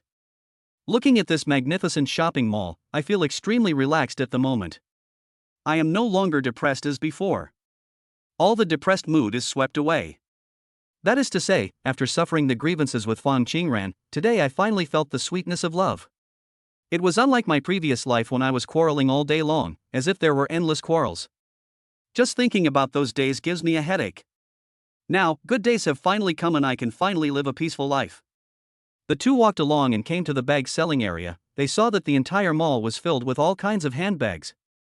There are those for travel, those for civil servants, those for men and those for women. In short, there are so many that it is dazzling and overwhelming. Although Zhao Chuanshua didn't know how to choose the administrative package, he had seen pigs run even if he had never eaten pork. According to Chenji's temperament, he quickly chose a small black bag. This bag is held directly in the hand, which makes her look very elegant. You can tell no matter how you look at it that she is definitely not an ordinary person. Hello, sir. This bag costs 30,000 yuan. Would you like to pay by card or in cash? Zhao Chuanshua was shocked. She didn't expect that a bag she picked up at random would be so expensive. The salesperson continued to explain. Sir, your wife has a good taste. This bag is made of real leather and is made with pure handcrafting technology from Great Britain. It is also a bestseller here. Many bosses like this kind of bag. Do you know the mayor? The mayor's secretary has this bag. It's very luxurious and very low-key. Chenji nodded. He was very satisfied with the bag and then said, Okay, in that case, let's pay by credit card. I want this bag to be paid by credit card. Chenji swiped his card and bought the bag. Then Chenji and Zhao Chuanshua stood face to face. Zhao Chuanshua seemed a little shy. She felt a little embarrassed by the lover the salesperson just mentioned. But for some reason, she neither refused Chenji nor refused to back off. They just looked at each other half-heartedly. Zhao Chuanxue looked at Chenji and casually took out tens of thousands of dollars to buy a bag. She also had a better impression of Chenji. Chenji looked at Zhao Chuanxue and said, "You've helped me a lot again. How can I repay you after helping me so much? How about this? Look around and see if there's anything you like. Just pick whatever you like. If I find it, I'll buy it for you." After finishing, he took Zhao Chuanxue to a luxury store selling women's bags. Zhao Chuanxue was a little bit unbelieving. She lowered her head and said, No, this is too expensive. Any bag costs more than 10,000 yuan. This won't work. I can't accept such an expensive gift." Chenji took her to walk around inside. "I am rich. You see, I can easily spend hundreds of thousands to buy a car. Don't feel bad for me. You really helped me a lot, didn't you? And you also know that you two are very happy together. I want to give you a gift, I hope you won't refuse me." Chenji's face was full of sincerity, and Zhao Chuanxue didn't know how to refuse, and could only nod shyly. "Really? Then I'll go pick one now." Zhao Chuanxue was a worldly person after all, and the temptation of money was the same to her. When someone treated her sincerely, she naturally enjoyed this feeling. However, she was still a little cautious when she looked at the items and felt that one was too expensive, and then shook her head. No, this is too expensive. Let's just forget it and buy something else." Chenji directly pulled her to continue choosing. The salesperson next to her kept promoting products based on Zhao Chuanxue's temperament. Zhao Chuanxue tried on several bags, and each one was so elegant and dignified, with connotation. Zhao Chuanxue's eyes fell on one of the bags, and Chenji naturally knew that she liked it, so he spoke directly to the salesperson. "How much is this bag?" "I'll pay with a credit card." Zhao Chuanxue's little thoughts were directly seen by Chenji, and she felt a little shy at the moment. Zhao Chuanxue still felt it was too expensive, so she stopped Chenji and said, No, this is too expensive. This bag costs 30,000 yuan. It takes me several months' salary to buy this bag. No, it's too expensive." Zhao Chuanxue's refusal was nothing in Chenji's eyes. He swiped his card and the bag was packed and delivered to Chenji the next second. Zhao Chuanxue had no reason to refuse, so she could only take the bag and the two of them walked out slowly. "You are such a fool. It's really too expensive. It really cost you a lot of money." Although Zhao Chuanxue said this, he was very happy in his heart. She walked forward excitedly holding the bag, her little face slightly flushed, as if she was excited, but also a little shy. Chapter 25 Villa Decoration. Ding! Currently, the strategy progress is 95%. When Chenji heard the system prompt tone that sounded like the sound of nature, his heart trembled with excitement. "I am so happy. Now it's just the finishing touch. How can I make this girl even more devoted to me?" Chenji was a little conflicted. It's still early, so we naturally can't miss the early spring snow. The only excuse he had next was the delivery of some furniture, and he said it directly to Zhao Chuanxue. "Come home with me and take a look. Those people are so clumsy. Please don't break my things again. I can't keep up with them all by myself. Can you help me take a look to avoid any problems?" Although this reason was a bit strange, it was still reasonable. Zhao Chuanxue nodded reluctantly. "Okay, I also want to see if these furniture look good in your place. If they are not suitable, we can screen them again." Zhao Chuanxue nodded seriously, with her little fingers slightly curled, seeming a little nervous. Even though it was a legitimate reason to go to his house with a man so soon, she was still a little shy for some reason. "The property at Eaton Hall must be very expensive?" Zhao Chuanxue looked at the luxurious Eaton Manor with a bit of envy in her eyes. She also wants to own a house like this. Every woman has a wish in her heart, which is to own a house of her own somewhere, so that she will have a sense of belonging and a home of her own. Even if it costs a lot, they are willing to do it because they want to have a home. Many women are natural proletarians. They seem to have everything, but in fact they have nothing. The pain is indeed painful, but what is the underlying reason? Is it the concept or the self-restraint? No one knows. Chenji took a look and said, "The houses here have great potential, and there are small units right next to it. If you want to buy one, you'd better buy it soon. In a few years, you won't be able to afford it. As Chenji said this, Zhao Chuanxue shook her head. It's too expensive. Any house costs about 700,000 or 800,000 yuan, or even 1 million yuan. How can I afford it? Zhao Chuanxue did think so, but it was because of this that she missed the last chance. In fact, housing prices have not taken off yet, and she can still buy a property here if she grits her teeth. But after 2 years, she will know what is terrible and what is terrifying. Not to mention Eaton Manor, even ordinary houses in other places will rise in price, doubling, tripling or even trebling. At that time, you will completely lose the opportunity to buy a house. Zhao Chuanxue followed Chenji and soon returned to the 4 million mansion, which was in the independent area on the other side. Very different from the residential area, there are 6 luxurious gates here, each of which can be used for entry and exit. The security guards on both sides are wearing handsome foreign military uniforms, standing tall like a proud general. The vehicle drove straight over and Chenji parked directly in the parking space of his villa. There were 6 free parking spaces outside the villa. As the name suggests, it also means everything goes smoothly, which is also one of the benefits of buying a villa. There were already many vehicles parked outside, carrying all kinds of furniture in. Chenji swept through the place and found quite a few things. Refrigerators, air conditioners, washing machines, all kinds of workers are working on them, and the villas around here have not been sold yet. The only villa actually under construction is Chenji's, so it is very spectacular.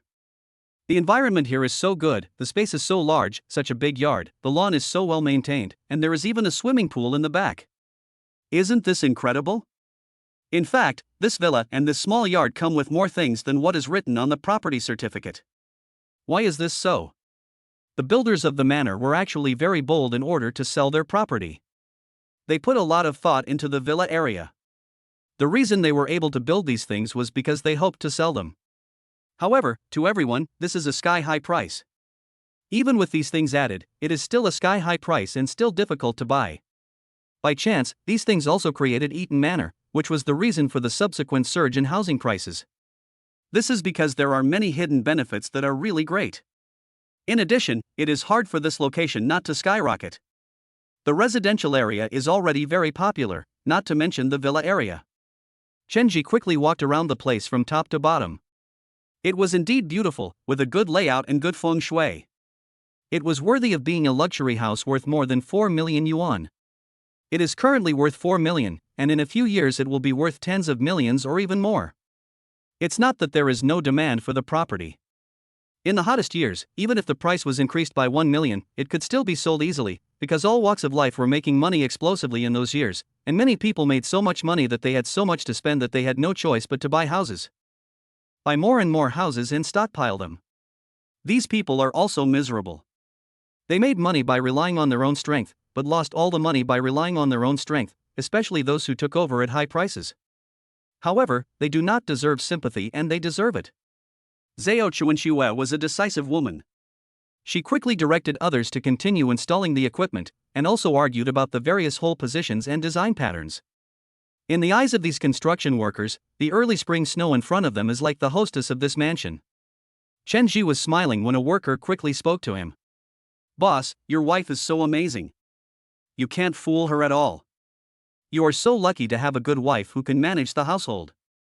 Zhao Chuanxue heard these words nearby and was about to correct them shyly, but the next second, Chenji just smiled and said, "Yes, that's right.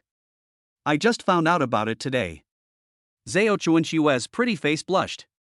The workers in charge worked even harder and the air conditioners were installed soon. A total of 20 air conditioners were installed in the entire villa. Almost every room has a lobby on the first floor and a second floor, and is equipped with 2 central air conditioners. Everything else is also the best, and today's expenses alone cost more than 500,000. The gold card has a large credit limit, but you can't spend like this. Chenji became a little anxious and had to find a way to get money. Chenji was thinking this. Zhao Chuanxue directly arranged for people to install anti-slip mats on the stairs, but when she looked back, she had no idea that she was about to face danger. Chenji saw it immediately and rushed forward with quick eyes and hands the next second. Sure enough, as Chenji expected, Zhao Chuanxue missed the target. Chapter 26 Earn Points. Chenji hurried forward and pulled the petite Zhao Chuanxue directly into his arms. Zhao Chuanxue was a little dazed. When she came to her senses, she saw a handsome face appear in front of her. That face seemed so unreal, but now it appeared so real in front of her. Still a little dazed, with blurry vision in both eyes. When the construction workers saw this scene, they wanted to step forward, but were afraid of disturbing them. Fortunately, the foreman saw the scene and directly called his men and said, "You guys really don't understand the scenery. Don't you see that the boss and his wife are flirting over there? Come on, let's drill the hole over there first and install that one first." After saying that, he led everyone away. He spoke loudly just to remind Qingji. Qingji felt a little embarrassed at the moment, and Zhao Chuanxue felt a little embarrassed. The two of them still maintained this posture. Nothing has changed, and it seems as if they all want this time to stay for thousands or even millions of years. The two of them got together early, and Chuanxue didn't struggle at all, just obediently let Chen Jibao hold him in his arms. Chen Ji looked at Zhao Chuanxue's delicate face and those tempting red lips. He couldn't resist the temptation at all. He simply lowered his head and kissed her gently. Then, there was some exploration. The two of them fought each other fiercely, their eyes were blurred. I don't know how long it took before the two of them reluctantly separated. Chen Jiqing felt that unique and wonderful feeling on her lips. Zhao Chuanxue's eyes were full of confusion. At this moment, it seemed that all her spirit had been drained away by Qingji. Her heart and body softened. She just lay in Qingji's arms so unscrupulously. Neither of them spoke, both were taking in this magical scene. At this moment, Qingji looked at Zhao Chuanxue, who had a shy look on her face and a bit of enjoyment, and spoke in his ear. "I'm sorry, I just can't help myself, you're just too beautiful." These words are so tempting to the woman who was about to be captured. Zhao Chuanxue was about to speak when Qingji continued to kiss her the next second. "I don't know how much time it will take." The two of them then recovered from the early spring snow on Qingming Festival. At this moment, they still retained some rationality, fearing that they would not be able to bear the throbbing in their hearts and directly cross the restricted area. "Brother Chen, I should go back. I should go back. What happened today was like a dream." She did not expect many things, but they happened uncontrollably. Qingji touched her head and spoke in her ear. "What? Are you unhappy? It seems that I was reckless. Then I apologize to you. I'm sorry. I hope you don't blame me." Zhao Chuanxue shook her head repeatedly. No, brother Chen, it's me. The next second, he didn't know what to say. His heart and eyes were filled with this person. He couldn't say anything at this moment. Only the true feelings in his eyes could not be concealed. Qingji patted her shoulder, then pulled her into his arms. Zhao Chuanxue did not refuse. The two of them acted so naturally, as if they were already lovers. The moment I hugged him, a surprising prompt sound came from the system. Ding! Congratulations to the host for completing the task of conquering early spring snow. The progress has reached 100%. You have obtained 1,000 points. The points mall has been opened and you can redeem items with points. This sound was like heavenly music to Qingji's ears. These points were very useful. Many of them were what he really needed. It was like the cheating artifact in the game. As long as he got it, he would have everything. Qingji held Zhao Chuanxue in his arms. As long as he wanted, he could make Zhao Chuanxue fall in love with him today. But now he felt that it was not the right time. But somehow, Qingji seemed to be really moved. He couldn't help but kiss her again, and the two continued to kiss passionately. There was a hint of greed in Qingji's eyes. But the next second, his eyes became clear again. Zhao Chuanxue's eyes were also blurred at this moment, and he was probably unable to control himself. Qingji took a step back, took Zhao Chuanxue's hand and said, "I still don't want things to progress too quickly. I've been through a lot and I know that relationships require more sincerity. Zhao Chuanxue, I like you, and I hope to have more contact with you." Qingji made this sincere confession. Zhao Chuanxue was directly moved. She thought he was a reckless and passionate man, but she didn't expect him to be so thoughtful. She cares so much about herself. At this moment, tears welled up in Zhao Chuanxue's eyes. "You touched me so much. You are such a good person." Although Zhao Chuanxue didn't know what Qingji had experienced, she felt an extremely warm sincerity that moved her. Qingji walked up to her, took her hand and said, "So are you willing to give me a chance? Early spring snow is naturally willing. She also hoped that her Prince Charming would come. Chen Ji was her Prince Charming. He was so handsome, so young and promising, and at the same time so sensible. Even though Zhao Chuanxue knew that these bosses would not be obsessed with only one person. But if she could have a wonderful relationship or an adventure, she would be willing to accept it. After all, if a woman's life is destined to be dull, then she is willing to try a passionate but fruitless relationship. Zhao Chuanxue calmed down, and the two of them walked out of Heil Hyazai and drove all the way to the restaurant. After all, it has to be done step by step, and Shenji does not intend to get closer to them now. This is also harmful to Zhao Chuanxue. Even though he has a charm strategy system, it does not mean that he can play with women's feelings at will. He still hoped that these women could accept and understand all of this, rather than building it on deception and pain. Things obtained through deception will eventually be lost, and will also bring uncontrollable consequences. Chen Ji is well aware of this. Order whatever you want to eat. It's my treat today. Chen Ji walked directly into a seafood restaurant. Although it was called a seafood restaurant, it was actually a restaurant specializing in seafood. The two quickly ordered king crabs, small blue crabs, Persian crabs, and a series of other hard dishes. The two were naturally very happy while eating. The wonderful day finally came to a perfect end. The two strolled on the street. Chen Shi sent Zhao Chuanxue directly home. When they were downstairs, Chen Shi said affectionately, "Today has passed so quickly. If possible, I want today to last forever so that the two of us can be together forever and ever."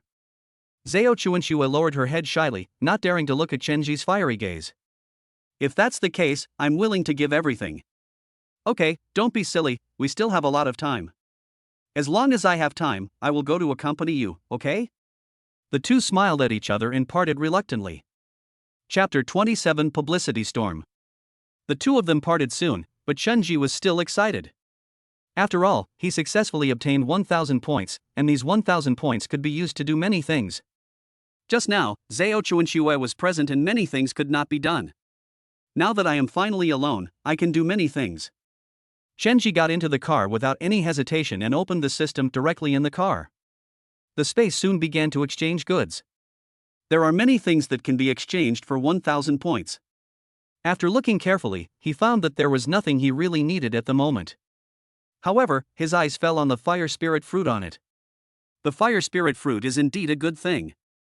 It takes 300 points to redeem the fire spirit fruit. It can revive the dead and forcibly extend the lifespan by 20 years. This line of introduction directly shocked Chen Ji. It was not anything else, but the fact that he could extend his lifespan by 20 years was already extremely terrifying. With such a thing, he would no longer be afraid of anything. Just the fact that it can extend one's lifespan by 20 years is a treasure that many people would dream of and want to obtain. I can't use the other things yet. I must exchange for this fire spirit fruit. Who knows, it might come in handy someday. I seem to remember that the president of a certain company is terminally ill and needs this thing to prolong his life. If we can establish a relationship with him, then the business landscape will be smoother and we can go further. Chen Shi thought so, and then spoke directly without any hesitation. Forget it, let's just exchange it for the fire spirit fruit. This thing is too magical, it has already transcended the existence of this world. No matter what, let's exchange it first and see if it will be useful in the future. Chen Ji still couldn't resist the temptation. The effect of this thing was too terrible. If he got it, he could almost save a life. In today's society, the importance of a life is beyond words. Exchange successful. After getting the fire spirit fruit, there are still 700 points left, which can be exchanged for more things when necessary. Shenji breathed a sigh of relief, having completed the first one, and there would be more to come. Everything is just a matter of time, coupled with the sweetness of love, it is truly intoxicating. Shenji was very happy, and in the following days, his relationship with Zhao Chuanxue made rapid progress. The two were just one step away from success, but Shenji always had a hurdle in his heart. That is how he should manage this relationship. His charm system makes it impossible for him to have only one woman, but if he has more women, he will inevitably hurt others, which makes him very distressed. While Chen Ji was still in distress, Coach Wang came over and spoke to Chen Ji. The day of the competition is coming soon, and the tickets have to be booked. I have booked the tickets here. Give me the information of your ID and I will help you buy it. Since Coach Wang started managing the store, many things have been handled by him. Chenji feels at ease with him handling things. Okay, you're responsible for purchasing it. By the way, when is the ticket? Coach Wang looked at the calendar and said, we will set off tomorrow morning. This time we are going to the tournament in the imperial capital. We must take it seriously. If we don't, it will be difficult to get a place. But boss, you have been busy dating during this period. I have arranged everything here. The training has already started and we have achieved considerable results, especially Coach Park. He's making rapid progress. He's also participating this time. We hope to get a good ranking and boost the strength of our Taekwondo gym as much as possible. Chenji nodded and said to Coach Wang. Okay, Coach Wang, I'll be going to the capital to participate in the competition this time. I'll leave the gym's affairs to you. You'll be in charge of the arrangements. I trust you. Coach Wang nodded and said. Okay, leave everything here to me. I will take care of it for you. The flight ticket has been booked. You should rest early today and leave tomorrow morning. I'm already contacting advertisers to build momentum and warm up our campaign. By then, we'll try to let as many Taekwondo enthusiasts in the city know about our news. Chenji nodded. This way, there will be no risk of error. Coach Wan was extremely quick and the news and billboards were put up in all major shopping malls that afternoon. Although money was spent, the Taekwondo gym is not short of money now, and the advertising business is not well developed now. Although there is overwhelming advertising now, the money spent is not much because it is not the main promotion. Basically, it's just taking advantage of other people's advertising space. People who are interested will naturally pay attention, and people who are not interested will naturally not pay attention. The circle of people who love Taekwondo is so small. Too many ads are not good either. Regardless of the little effect of this advertisement in this city, it did make one person angry. This person was none other than Wang Xiaohong. When Wang Xiaohong saw the advertisement sent by Sun, she immediately became angry. Okay, now let's start the publicity. I think he wants to squeeze our Taekwondo gym to death. Doing tricks like this face to face will indeed make colleagues jealous. Wang Xiaohong was not someone who would endure it patiently, so she rushed forward directly. Not only did she rush over, she also tore down the billboard in the mall and held it in her hand, ready to use it as evidence to accuse Chenji. Chenji had not left yet. He was just about to sort out some information and leave in the afternoon, but he did not expect to hear a loud noise outside. The noise was caused by Wang Xiaohong's provocation. Wang Xiaohong placed the promotional drawing directly under her feet and then shouted loudly. Chenji, what do you mean? Isn't advertising just about participating in the National Taekwondo Championship? You're advertising so extensively, I think you have bad intentions. I give you today to take down those ads. If you don't, I'm going to smash your Taekwondo gym today. Such arrogance is really puzzling. Chenji walked out slowly and spoke sarcastically to the arrogant Wang Xiaohong. I'm doing publicity, it's none of your business. You can do publicity too. I'm not stopping you. Why are you here now? Do you really want to destroy my restaurant? Coach Wang, don't be polite to her. Call the police and let them judge. Who was wrong? Who was wrong? Ever since the last time policewoman Wang Xingxing came, Chenji finally knew where Wang Xiaohong's weakness was.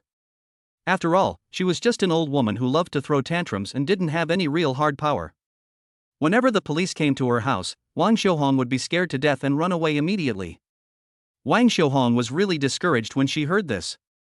After all, this was a normal advertisement and did not involve competition. Chapter 28 Heading to the Imperial Capital Arena. Chenji just held Wang Xiaohong in check with a smile on his face. Wang Xiaohong really had no choice at this moment. She backed away while cursing, swearing. You loser, you bastard, just wait for me. Aren't you going to participate in some Taekwondo competition? I know you well. I'm telling you, I won't let you go. After saying that, she returned to her Taekwondo gym angrily. At the moment, she was really at a loss and could only place all her hopes on her younger brother Wang Xiaohu. Wang Xiaohu happened to arrive at this moment, and he also learned about what happened today from the Taekwondo coach and students. As soon as Wang Xiaohu arrived, he spoke to his sister calmly. Sister, why are you arguing with them? When we get to the capital and participate in the Taekwondo National Championship, I will let him know what a truly strong person is and what real strength is. Wang Xiaohu picked his ear at this moment, and then gently flicked his little finger away, as if he was going to kill a small ant. That so-called Chenji is just a small ant. If he provokes you, I will beat him severely on the field and make him miserable.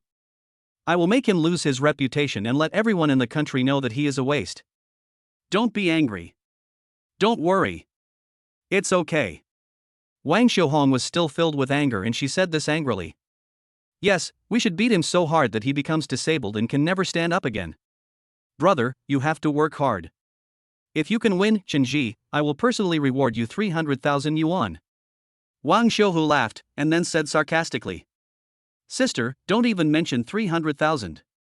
If you pay me back the 100,000 you borrowed from me last year, I will help you beat him up. Wang Xiuhong smiled uncomfortably. Her brother really didn't give her any face at all. However, Wang Xiuhong really didn't deserve any face. Soon, Wang Xiuhu boarded the departing high-speed train. He originally wanted to take a plane, but his sister was too stingy and thought the air tickets were too expensive, so she directly booked a high-speed rail ticket for him. Wang Xiuhu's departure brought new turmoil. At this moment, Chenji was packing his bags. He will be arriving by plane tomorrow, so there is nothing to worry about. He doesn't need to make advance arrangements like Wang Xiuhu did.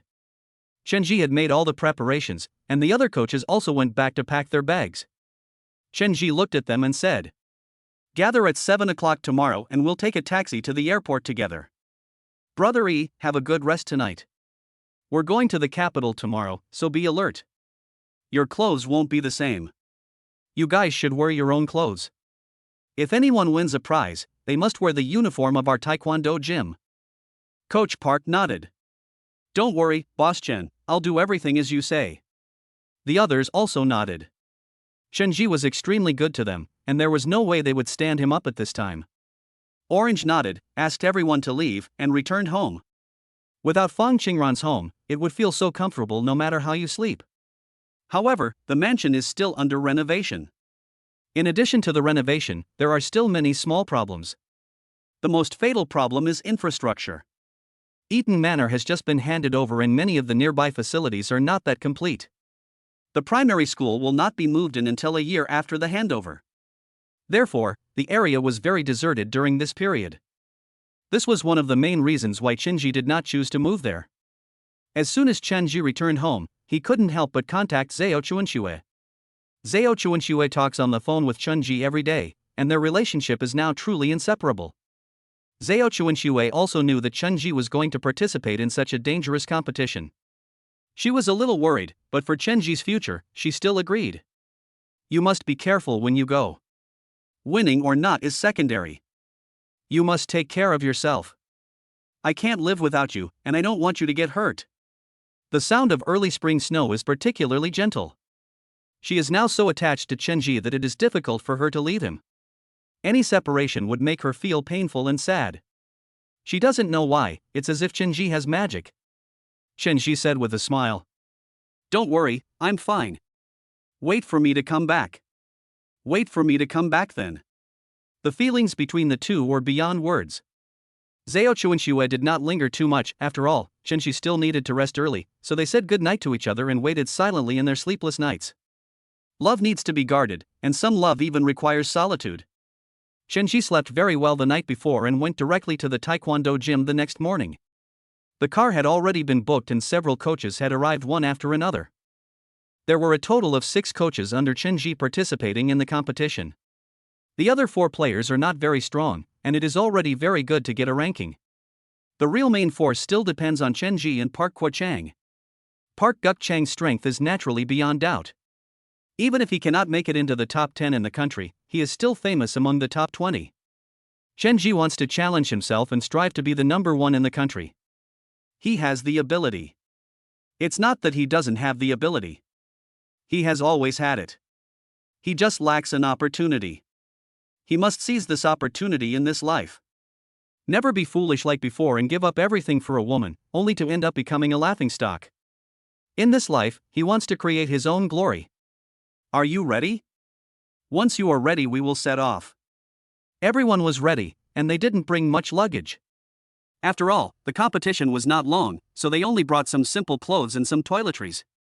The others nodded. Everything is ready, let's go. I am confident this time. Even if we can't make it to the top 100, we will at least be among the top 150. This competition is attended by top taekwondo players from all over the country. As long as they can win a place, it will be worth writing about. This time, since they have the opportunity, they will not let it go. After all, the opportunity to become famous is not always available. As long as you get a ranking, you can easily make a living in any taekwondo gym in the country, and the salary is definitely not low. After all, in the future world, fame equals money. The greater the fame, the more money you will make. On the contrary, if your reputation is damaged, you will earn nothing and be like a waste, getting nothing. Several people arrived at the airport. They wandered around like headless flies for a long time before finally finding the terminal hall. Chapter 29 Encounter with Chi Yunyan. After some twists and turns, I finally got on the plane. Chenji was quite excited on the plane, looking left and right. My heart was also full of novelty. He had never been on a plane, and this was his first time. It was funny to say that in all these years, he was busy working and making money every day and really had no time to travel and enjoy himself. This led to his first time flying on an airplane in this life. Chenji was lying there comfortably and soon he noticed a commotion behind him. All I saw was a beautiful woman, followed by two assistants, walking forward hurriedly. This woman has a unique temperament. Although she is wearing a hat and big sunglasses, you can tell from the way she walks that her temperament is definitely extraordinary. He subconsciously used his golden eyes to check, and found that she was indeed a top-notch beauty. This beauty looks familiar. Chenji touched his head and thought about it at this moment, and suddenly thought of this person the next second. This person was none other than Chi Yunyan. Chi Yunyan is the most popular one. The popular young screen star is absolutely famous all over the country and almost everyone knows her. This period was also when she was at her most popular, but it was also during this period that she suddenly retired. It seems like there is something wrong with your health? How popular is Chi Yunyan? Wherever she goes to film, there are crowds of people. People who meet her love her so much that some people even wait at the door of the theater for half a month just to see her. Chenji's brain was working very fast, and he recalled some things from his past life. If what he thought was correct, Chi Yunyan had breast cancer and died of breast cancer 2 years later. This year was the eve of her career reaching a low point. If my guess is correct, Chi Yunyan should be heading to this city to seek medical treatment now. Although Chenji did not pay attention to the news in the entertainment industry in his previous life, he still knew Chi Yunyan's name. Chi Yunyan's death due to illness was also mourned by people across the country. This incident was so popular that Chenji was also quite aware of it. She was indeed a big star, and her departure was indeed regrettable. However, in the previous life, Chi Yunyan sought help from famous doctors, but still couldn't escape the fate of death. However, in this life, there seems to be a turn for the better. When Chenji saw her rushing forward, he immediately stood up and blocked Chi Yunyan's way. Chi Yunyan was very angry at the moment. She came to Shurnan district and originally wanted to visit a miracle doctor to cure her illness. But she didn't expect that he was a liar. The medicine had no medicinal value at all. When she took it to the hospital for testing, it was just a placebo and was completely useless. He still wanted 300,000 yuan from her. It was simply wishful thinking. Chi Yunyan was so angry that she called the police directly and then prepared to return to the imperial capital without stopping. Famous doctors were of no use, so she could only receive treatment in the imperial capital. Her breast cancer had reached the late stage, and she didn't have long to live. Even though she has money and fame, at this moment she is just a patient seeking a good doctor, but in this era when medical care is not very developed. Her wish was ultimately wishful thinking. The twists and turns she went through in her search for famous doctors only aggravated her condition and accelerated her death. She could have lived for 3 years, but in the end she only lived for 2 years. Chenji stood up and used his golden eyes to look at Chi Yunyan at this moment. The breast cancer had reached an extremely scary level. Using the golden pupils to look carefully, it was discovered that there were multiple red and dark red nodules on the skin near the tumor. Although they varied in size, there were quite a few of them. Some of them have even reached a dangerous level. The tumor had obviously reached an advanced stage. Chi Yunyan still looked good-tempered at this moment and said to Chenji, "Hello, sir. You are blocking my way. I want to go to the first-class cabin. Please make way." The assistant next to him immediately stepped forward and said while bowing, "Hello, sir. Please make way." Chenji looked at Chi Yunyan with a smile. He did not expose Qi Yunyan's identity. He just looked at her and said, "You look a lot like a friend of mine, except he wasn't lucky enough. But you still have a chance." Qi Yunyan nodded politely. "Then your friend is unfortunate." The next second, Chen Ji directly exchanged the fire spirit fruit from the system space. Then, he took it out from his arms. The box was not big, and the dragon fruit inside was actually similar to a small cherry tomato. Even so, this little one is very captivating. The packaging of pitaya is very extraordinary. It is made of a sandalwood box that exudes a subtle fragrance. It is only available in this sandalwood box.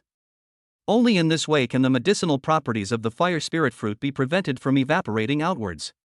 Chenji took out the fire spirit fruit and said to Qi Yunyan, "I'm giving you this gift. It's a very special fruit. It's said to be able to cure terminal illnesses. I haven't verified its authenticity. If you believe me, just eat it." Chenji was just a stranger, and if he rashly sent something to her, he would probably be treated as a madman and driven away. Chenji changed his rhetoric and instantly became more impressive. No matter how you look at it, he doesn't seem like a bad guy, but rather seems like an unidentified good guy. Chenji's clothes were also very low-key. Qi Yunyan also took a few more glances at him. After all, he was wearing the most famous Ashton watch on his hand. The clothes he wears are all low-key ones worth tens of thousands of dollars. Such a person must be rich or noble. Qi Yunyan therefore politely reached out to take the sandalwood box. As soon as she held the sandalwood box, she felt that the touch was very different. "Okay, sir, thank you for your gift. If it is useful, I will do everything I can to repay you." The assistant beside them was confused by what they said. Qi Yunyan casually stuffed the fire spirit fruit into her bag. Chenji then smiled and returned to his seat. Her eyes were fixed on the direction where Qi Yunyan was going. Whether Qi Yunyan could survive depended entirely on her luck. However, Chenji believes that a person with a terminal illness will be willing to try no matter what, even if the hope is very slim, even if it is so slim that it cannot be detected. She would try it, because the human instinct for survival would prompt people to do some foolish things, so even if it was something she met by chance, Qi Yunyan was willing to take a gamble. After Chenji finished all this, he closed his eyes and rested, keeping his achievements and fame to himself.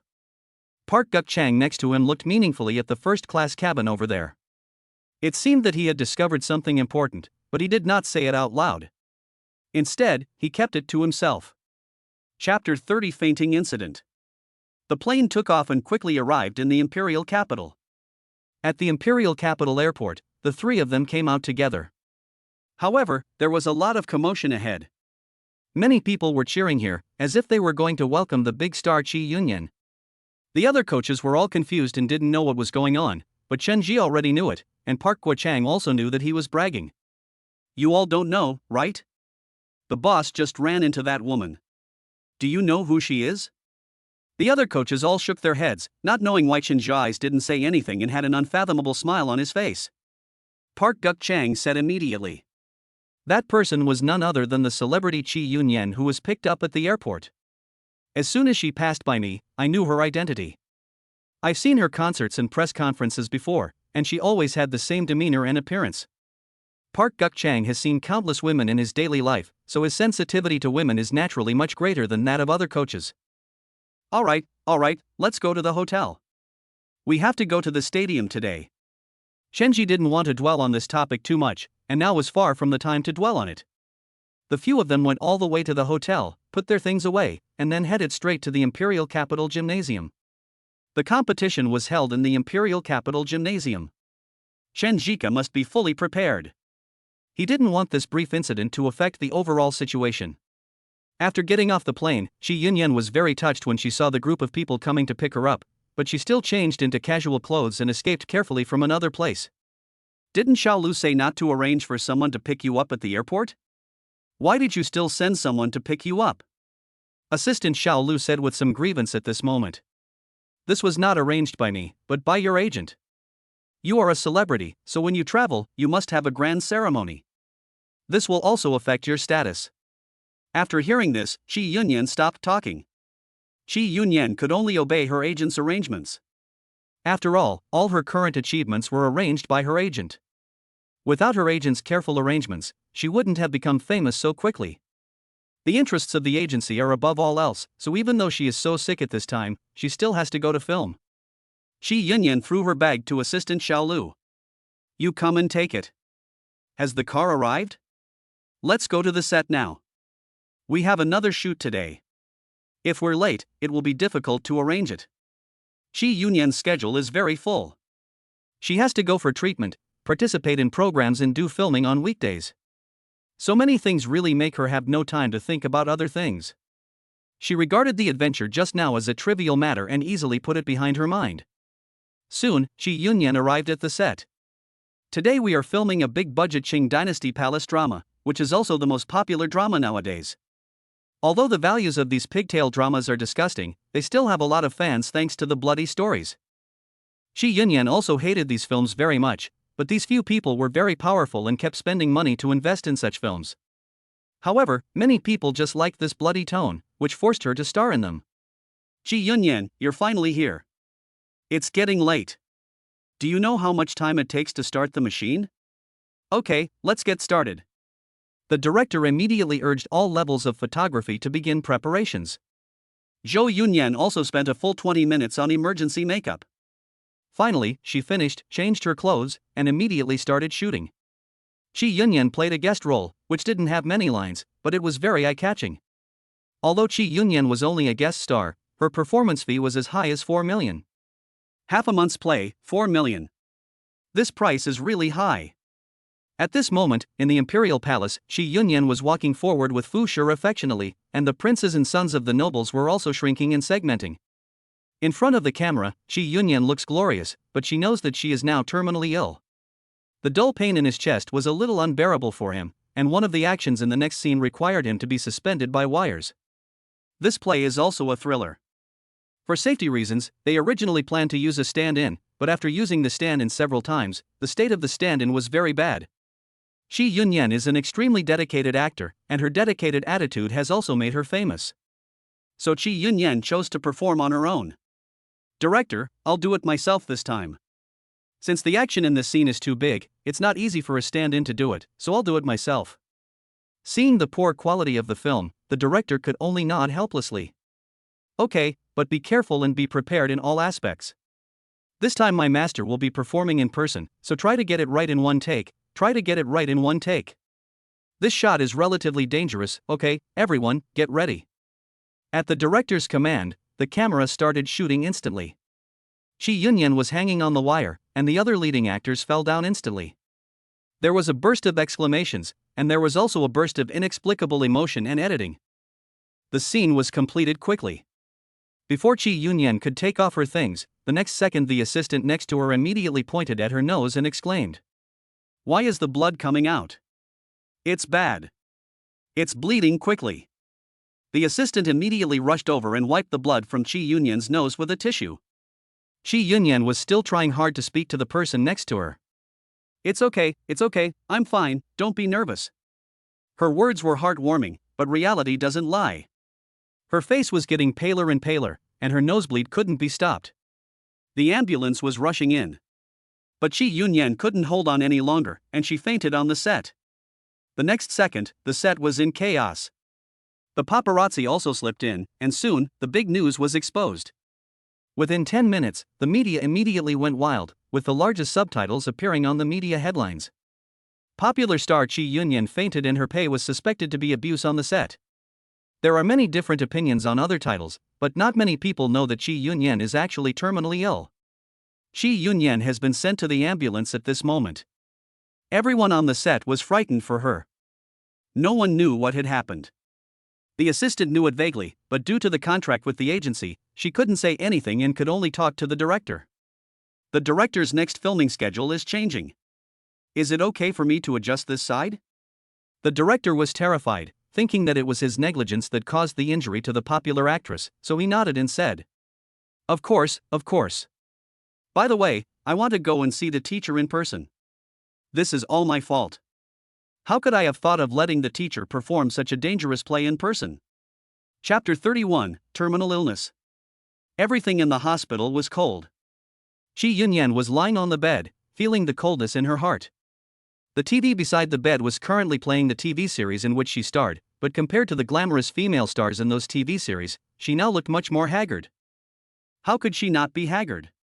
Finally, she couldn't hold on any longer. Chi Yunyan lay on the bed. Her agent slowly came over and said to Chi Yunyan, "The doctor will come for a consultation in a while. Your condition is deteriorating faster than you think. You must be mentally prepared." The agent was extremely anxious at the moment, but there was nothing he could do as this type of terminal illness could not be cured. Seeing the agent like this, Chi Yunyan took a breath and said, "I know what my body is like. Tell me where I am now." The agent didn't say anything, but just smiled and comforted him. "You're a big star, you'll be fine. The doctor over there has already arranged for you. It's no big deal. You just need to rest well. Don't worry, you'll be fine." Chi Yunyan would not be fooled by these words and slowly straightened up. "Where's my bag? Bring me my phone." Chi Yunyan saw Bao agent in the corner and quickly took it over. Chi Yunyan took out her mobile phone and accidentally touched the sandalwood box. The fragrance of the sandalwood box kept wafting into her nose, and the smell really made her feel a little indescribable. It smells good with a strange and intoxicating feeling, and it doesn't seem to be an ordinary thing. She didn't know what she was thinking. Maybe she found it funny, or maybe she was afraid of being cheated. She took out her cell phone. There was no important news in the phone. Her relatives ignored her. She felt sad. "It seems I'm afraid I can't make it. By the way, has my mother been here recently?" Chi Yunyan's mother was a notorious vampire who didn't care about her daughter at all. Every time she came to see her daughter, she only had one thing to ask for, which was money, money, and money all the time. She didn't have any feelings for her mother, she just wanted to ask her how she was before she died. The agent smiled and said, "What else can she do? She came to ask for money again. This time she asked for 300,000 yuan. I didn't give it to her. Your mother is too greedy. If I indulge her anymore, I'm afraid she will dare to ask for 1,000,000 yuan. Chi Yunyan's mother is a gambler." Chi Yunyan knew that giving money would not work. Chi Yunyan said to the agent, "I said that I would give my account to the company for custody, and half of the annual interest would be used as custody fees, and the other half of the interest on my money would be used as living expenses for my mother. That way, even if I die, she will have someone to rely on in her old age. Let's do it this way. You draw up a contract and I'll sign it tomorrow. I trust you." This trust left the agent at a loss for words. It's no use. It's no use. She will still ask for money and will still file a lawsuit. You'd better think of a proper solution. The company will not accept such an agreement. I have some relationship with this law firm. If you need anything, you can contact it. Here is the contact information." Chi Yunyan looked at the business card in her hand and threw it into her bag the next second. "Okay, then I know. Chi Yunyan was feeling the pain in her body at this moment. The piercing pain was unbearable for her. Seeing this, her agent quickly pressed the button. The emergency button was pressed and soon someone came in to provide treatment. "What's going on?" "She is still a patient. She must not get emotional. Emotional excitement will have uncontrollable consequences. We cannot let her get emotional again." The nurse kept talking, and the agent didn't know what to say, so he just waited by the side. After waiting for a long time, the person finally came. I saw a nurse walking in slowly, followed by 2 Mediterranean doctors. Both of them had almost no hair, but some stubborn hair was still on their heads. This look is really funny, really funny. Chi Yunyan, however, had no interest in laughing at the 2 doctors who came to her and said to her, "We know that you have a special identity, but your illness is getting worse faster than we thought." After saying that, he pointed at Chi Yunyan's chest. The film has shown that it is already in the advanced stage and there is almost no chance of recovery. Domestic medical technology has reached this point, and there is currently no good medical technology abroad. It has already metastasized. We will try our best to give chemotherapy to save it, but the effect can only be said to be life-saving. Hearing this, Chi Yunyan smiled bitterly. "Doctor, is there really no chance? I'm still young. Didn't the previous treatment say that there is still a chance?" Dr. Mediterranean sighed and said, "My previous thoughts were too optimistic. The latest inspection report shows that the situation is not optimistic anymore. After saying this, he lowered his head. It was really impossible to save her. In the late stage of cancer, there was no cure at all. There was no other choice but death. Qi Yunyan also knew that there was no possibility of curing breast cancer in the late stages. She was desperate, very desperate. But there is nothing they can do in despair but accept the reality, the two doctors said with their heads lowered with some guilt. There is really no other way. We will keep this matter confidential as the company requires us to do. I hope you can accept this reality. It's useless. It's useless. These words made Qi Yunyan completely lose hope, and she stared blankly ahead in despair. Just get out, everyone. I want to be alone and sober so that everyone can get out. Qi Yunyan said this. The others wanted to say something, but in the end they didn't know what to say. After all, death was a foregone conclusion. It was impossible to live. Since it is impossible to live, it is better to live a good and casual life and think calmly about the future path. At this moment, tears kept falling between Qi Yunyan's eyes, and the tears flowed slowly from the corners of her eyes. Those were tears of despair, tears of helplessness, tears of heartache, and tears full of helplessness and difficulty. She wanted to live, and she hadn't done anything wrong, but the trick of fate made her so pitiful. She was on the verge of despair. She looked at the ceiling in despair and threw everything in her bag out in despair. Business cards, cell phones, lipsticks, cosmetics, eyebrow pencils were all thrown away, and even the sandalwood box was thrown away, leaving nothing behind. Chapter 32 Fire Spirit Fruit. The sandalwood box fell directly on the table next to it. The heavy box was bounced open by the impact, revealing a small fruit hidden inside. The fruit was light red in color, but the center was fiery red, just like fire. No wonder it is called fire spirit fruit. It seems that the fire spirit fruit got its name from this. Seeing this fruit, Qi Yunyan finally sobered up a little and regained her sanity. She held the fruit in her hand. The fruit was not big, but she didn't know what kind it was. Qi Yunyan looked at it curiously. A strange fragrance rushed into the nose. The smell was so strange that it made people feel an indescribable feeling. Qi Yunyan put it to the tip of her nose and sniffed the scent carefully. As she sniffed it, her mood seemed to improve a little. This smell was really wonderful. What on earth is this thing? Qi Yunyan was full of doubts. She didn't know what this thing was, let alone whether it could cure her illness. Everything was just a coincidence. Who was that person on the plane? She was puzzled, but she still wanted to try it. After all, the fruit looked sweet and delicious. Swallowing it might feel different, so she held it in her hand and slowly put it into her mouth the next second. The assistant outside was frightened when he saw this scene. He walked forward, opened the door, and said to Qi Yunyan, Sister Xiaoyun, no, what can't you eat? The doctor said that your diet needs to be strictly planned recently and you can't eat anything randomly. Qi Yunyan glanced at her and said with some self-abandonment, My disease is terminal and cannot be cured. I want to eat something, so what? You can go out, don't worry about me. It's okay for me to eat. If anything goes wrong, I will take responsibility for it myself. The young assistant was still worried, so she walked to Qi Yunyan's side and silently packed up the things on the ground. Qi Yunyan looked at her, feeling annoyed, and said angrily, Why are you collecting them? Why are you collecting them? There is no use for them. I don't need them anymore. If you want them, just take them. I'll give them to you. Qi Yunyan's emotions exploded for no reason. She didn't understand why God was so unfair to her. Why did God let her be punished like this? She tried hard to be a good person and to do everything well, but reality still gave her a huge blow, leaving her unable to extricate herself and unable to save herself. Qi Yunyan sighed and said to the assistant, Go now. My health condition no longer allows me to film, and I no longer need an assistant. Go find a new star to be your assistant. The young assistant's eyes were full of human eyes at this moment. Zhu Yunyan was a good star. She didn't act like a big shot, nor did she get angry easily. She was always so friendly to people and things. She also didn't understand why Qi Yunyan suffered such a misfortune. She is so good and outstanding, but she has such a disease, which makes her miserable, sad, and desperate. The young assistant stood up and said to Qi Yunyan, Sister Xiaoyun, take good care of yourself. There will definitely be a turn for the better and everything will be fine. After saying that, he stood up and walked out slowly, wiping tears from his eyes.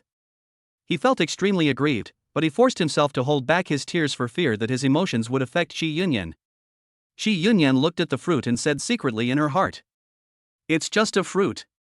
Even if it's poisonous, it will only end the pain sooner." Instead of crying and losing your hair during the treatment and being tortured to the point of being unrecognizable, it's better to eat this thing and take a gamble. If he wins the bet, he might be able to delay his death for a while. If he loses the bet, the worst that can happen is death. Shi Yunyan is not afraid of death, but she is afraid of becoming an ugly person before she dies. She made up her mind, and the next second she gently placed the fire spirit fruit to her lips.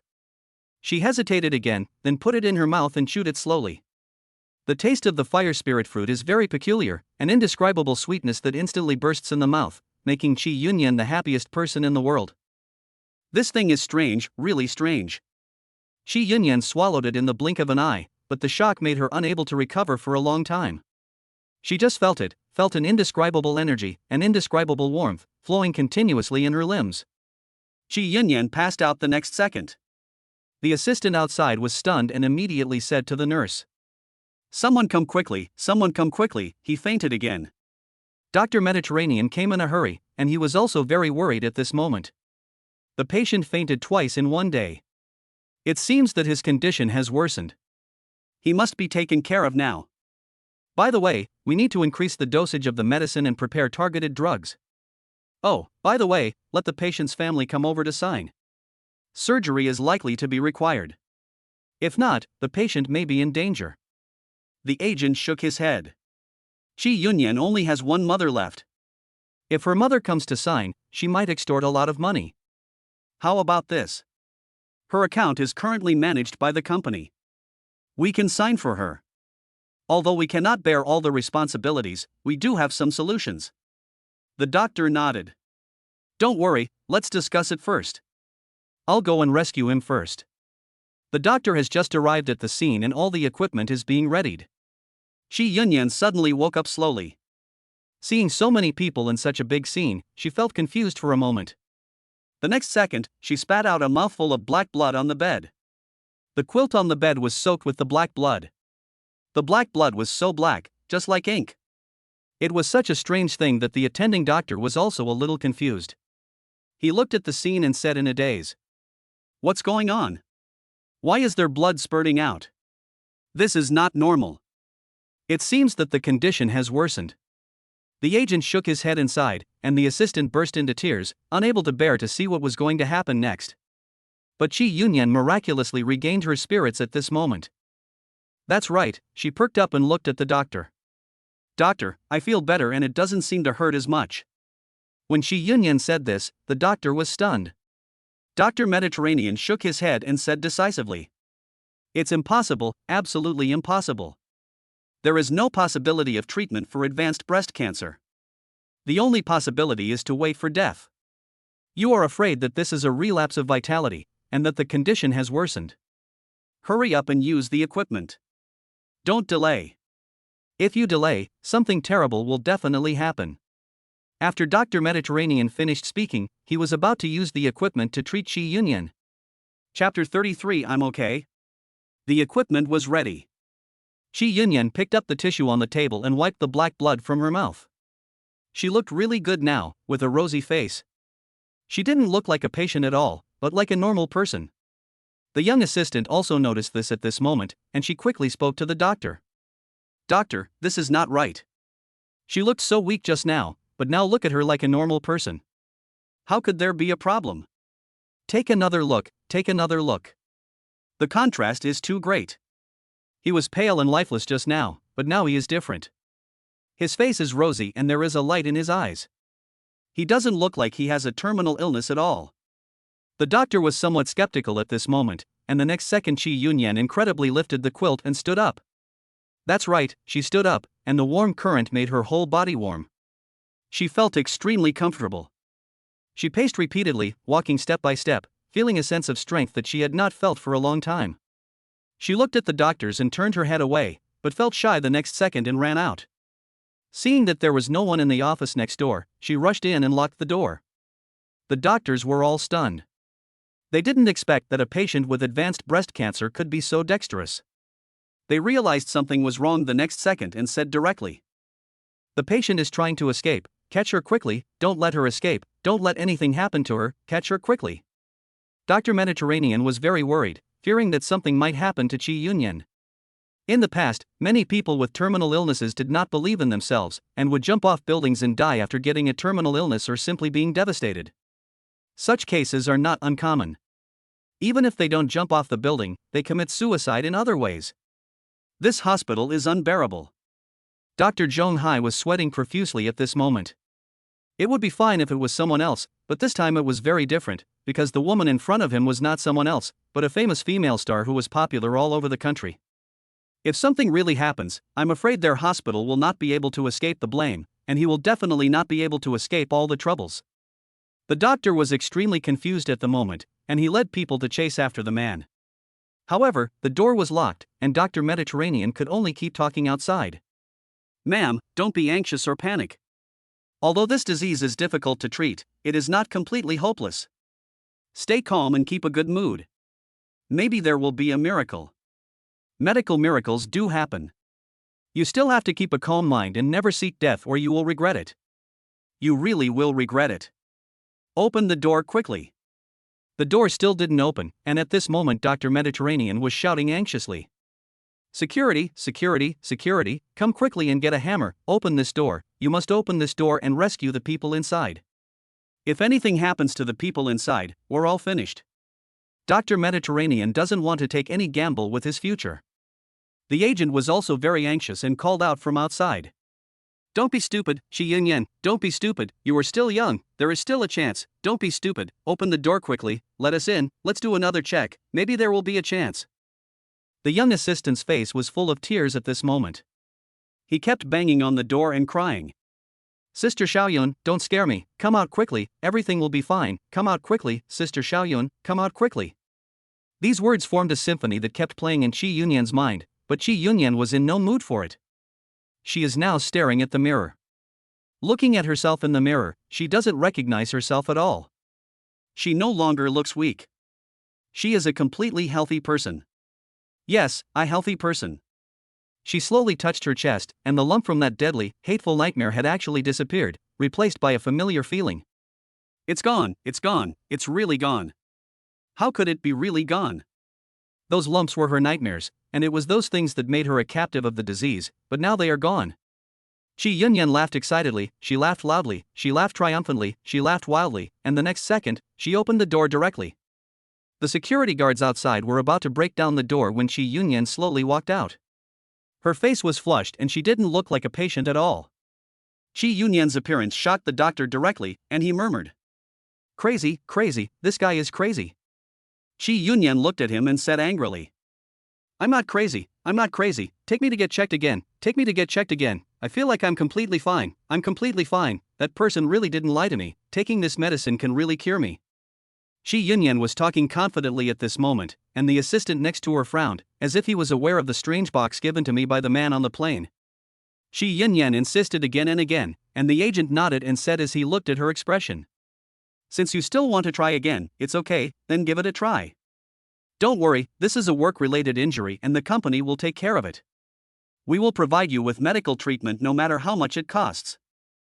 At this moment, Chi Yunyan was absolutely convinced that she was well, absolutely well. She now had only one thought in mind, which was to quickly verify whether she was well or not.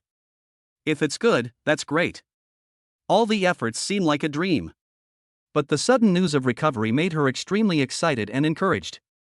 Chi Yunyan stepped onto the familiar examination instrument, and the assistant beside her encouraged her.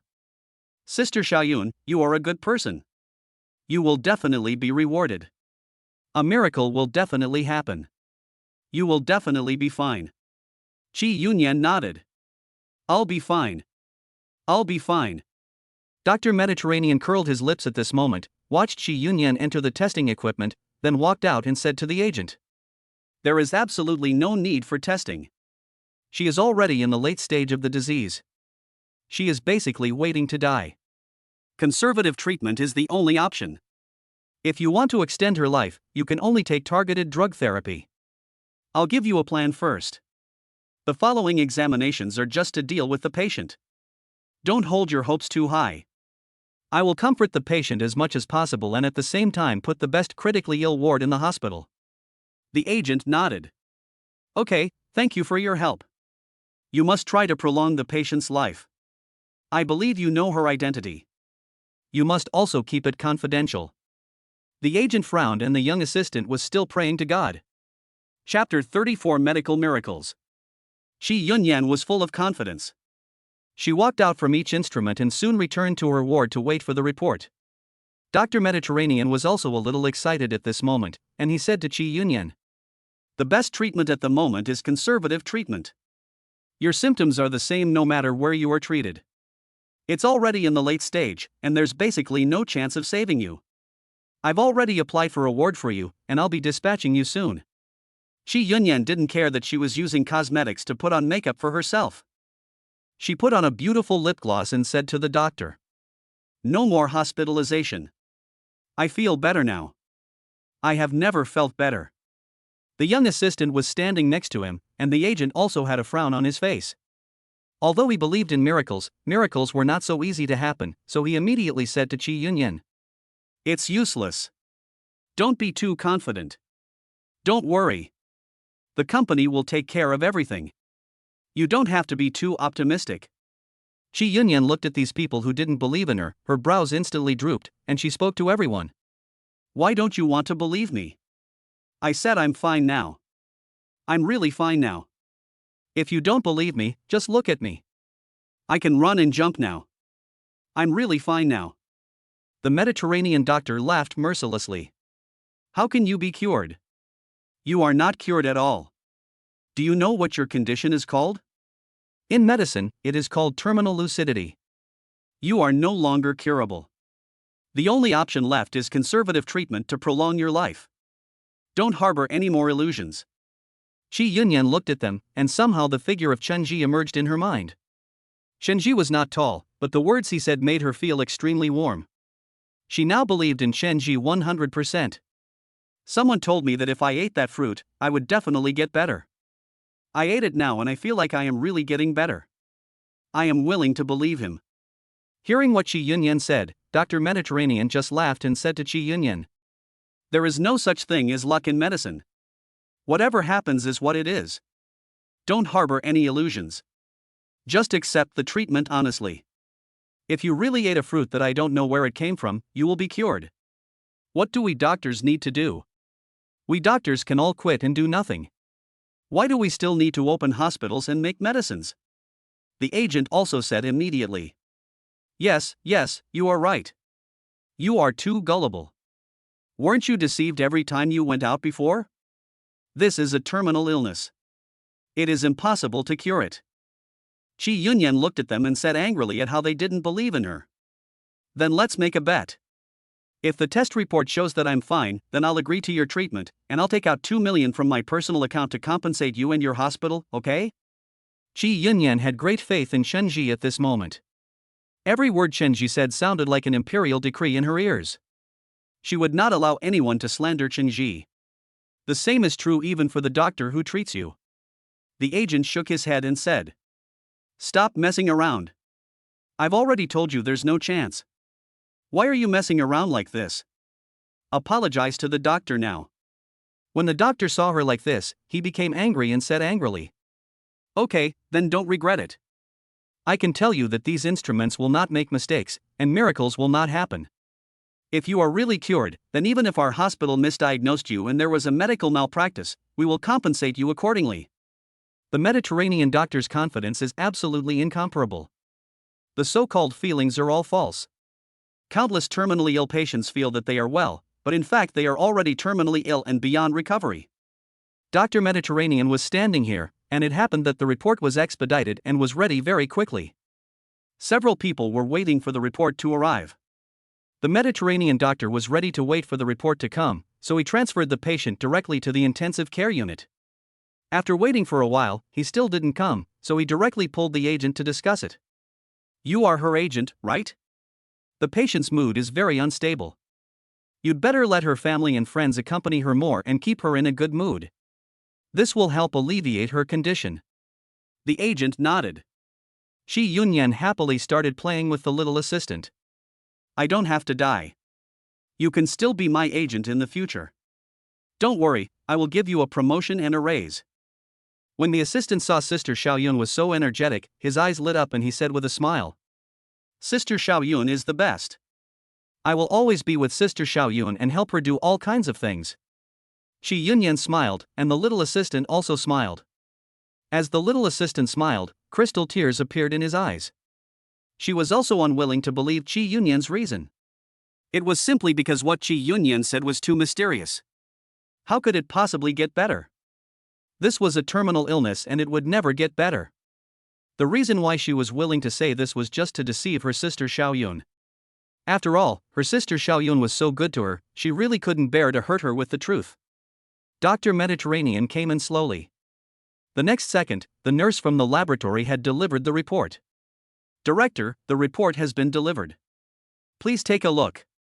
Dr. Mediterranean said this with absolute certainty at this moment. I didn't even need to read the report.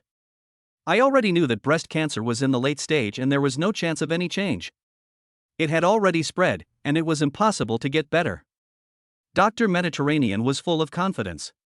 He was a famous doctor with countless resumes. If there was any miracle, how could he not know about it? Cases like this were basically in the late stage of spread, and there was basically no hope. The agent next to her also began to comfort Shi Yunyan. Okay, let's change to another ward. There's no rush. There's no rush. When Shi Yunyan heard that her agent didn't believe her, she got angry. I said, I'm fine now, I don't need to be hospitalized anymore. The agent wanted to persuade him again, but he saw that Mediterranean had already picked up the report and started to look at it. He read page after page, and sweat began to appear on his forehead. He spoke with a trembling voice. This is impossible. How is this possible? How is this possible? How could such a thing happen? He picked up the film and the report and kept looking at them under the light. The more he looked, the more frightened he became. The next second he actually looked up with a dull look in his eyes. How is it possible that there are no cancer cells? It's impossible. When Shi Yunyan heard the news, she straightened up and held the assistant tightly with both hands. Sister Xiaoyun, you hurt me. Chapter 35 must find him. The little assistant's face was full of fear for her sister Xiaoyun, who seemed to have changed today.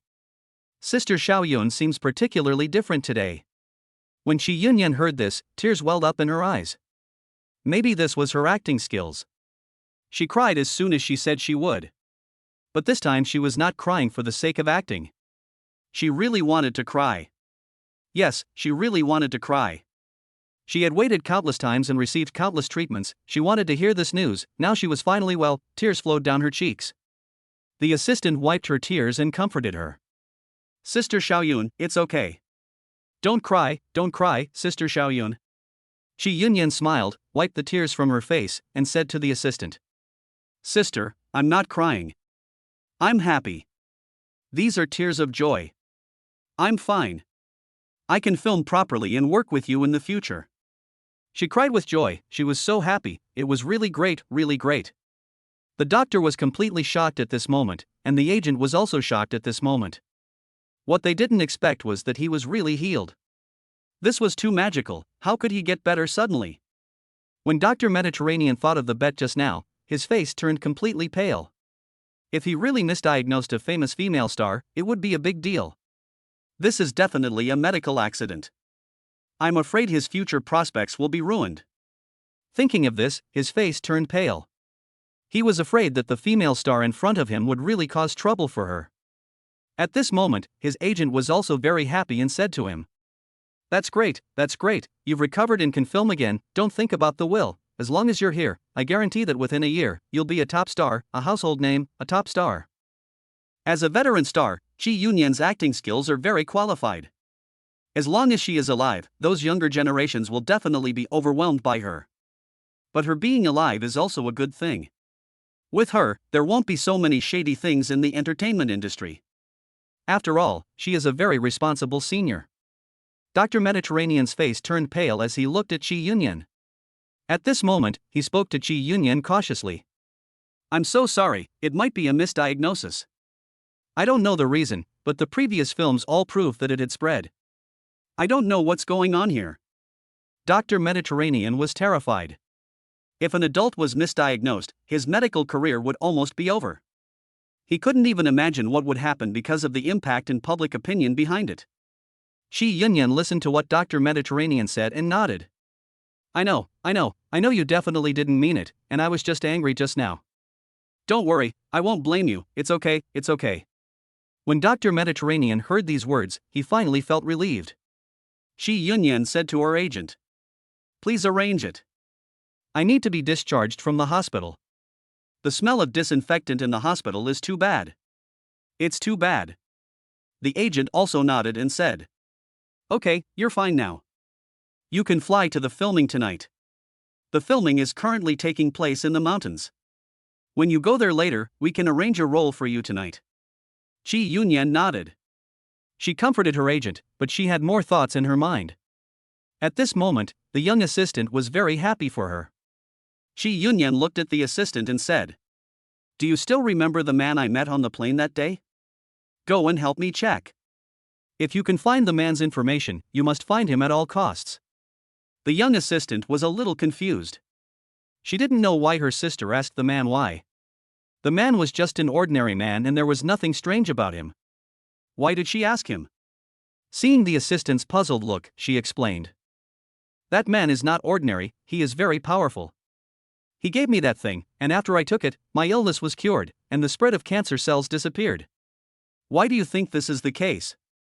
The young assistant was still confused. She didn't believe that there was someone so powerful that he could give someone some medicine and make them completely healthy. If there really was such a person, then wouldn't doctors be useless? The young assistant had been cheated so many times and always felt that those people were always lying. She said this directly to comfort her sister. Sister Xiaoying, please don't think too much. The hospital must have misdiagnosed you. The medicine is definitely useless. Please don't think too much, okay? Shi Yunyan shook her head. No, it's definitely not the case. I've gone through so many tests and it's been confirmed that I have a terminal illness. But after I ate that fruit, I really felt different. I'm healed. I'm really completely healed. I'm giving you a task now. Find that man at all costs. I want to thank him and ask him what's going on.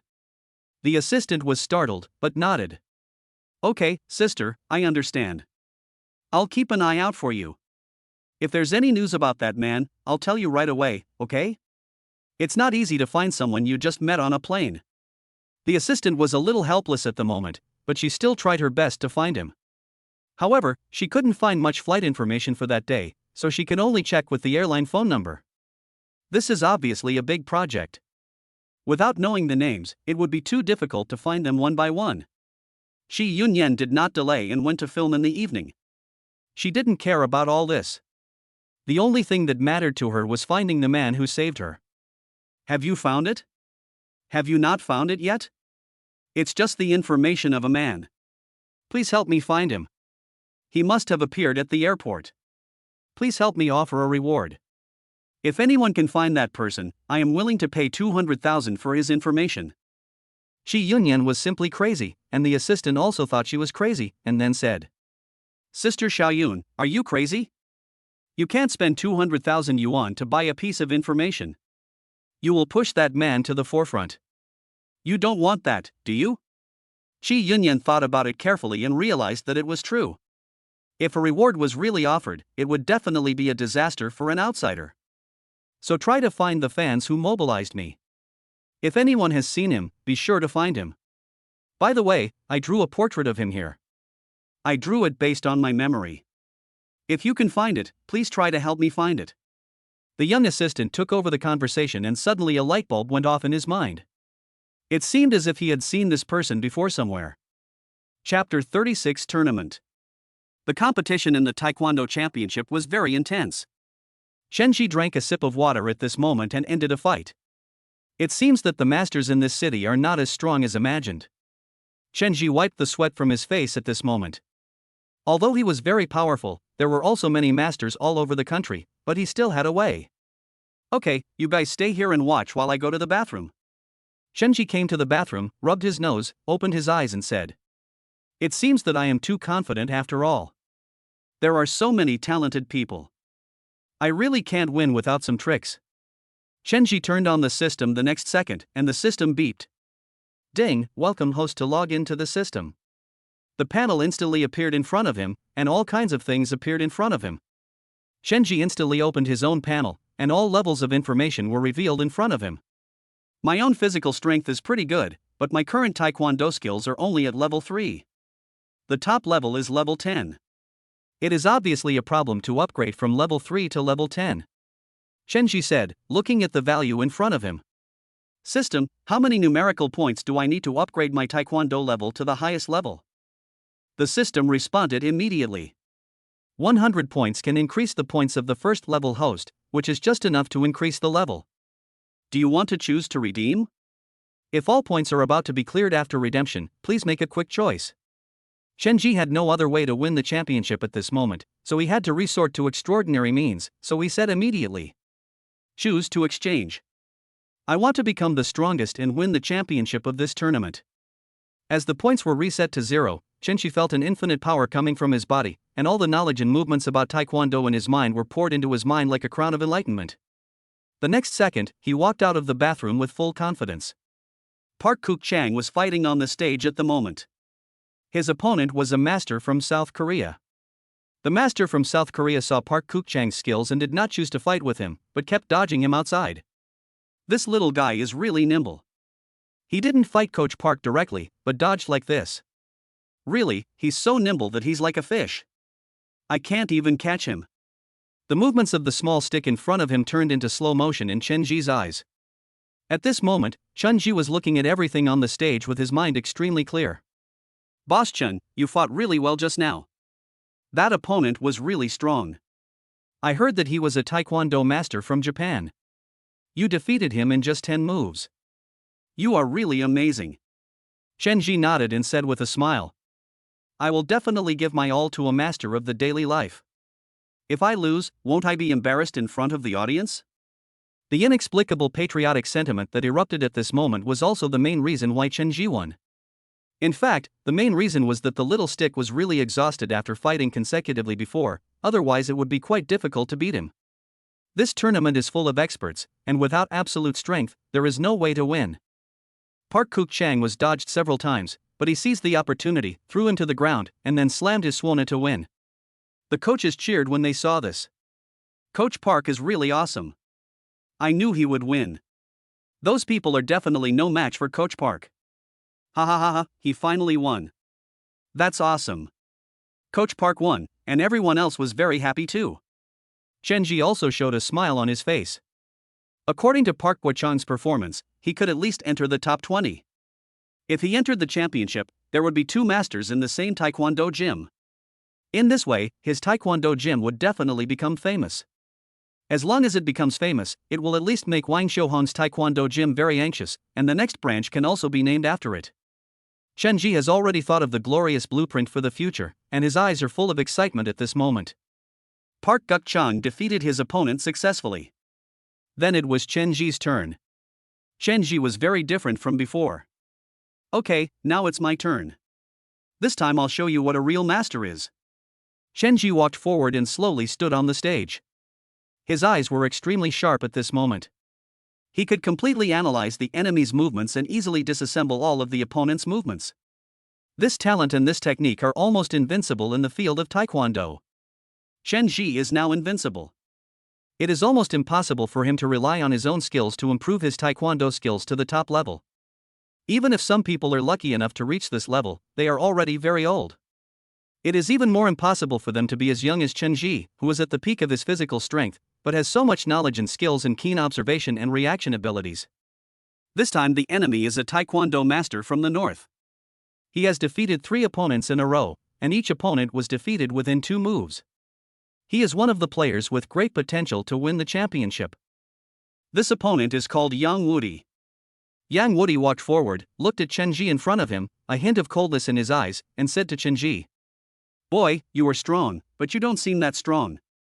I can knock you down in 2 moves. Ha ha ha ha. You are unlucky to meet me today." The people below were also discussing the explanation at this moment and were also explaining it. Shenji is also a master, but in the previous game, it can still be seen that he still needs 10 moves to defeat his opponent, and many of his moves are also immature. Compared to the northern players, the gap between Yang Wudi and Shenji is even bigger, so I think Yang Wudi will definitely be able to defeat Shenji within 5 moves, and it won't be a pity for Shenji to lose this time. After all, Yang Wudi's strength is beyond his possibility. Another commentator looked at Shenji and said, "That's not the case. Shenji's overall strength is still very strong, and his reaction ability is also superior.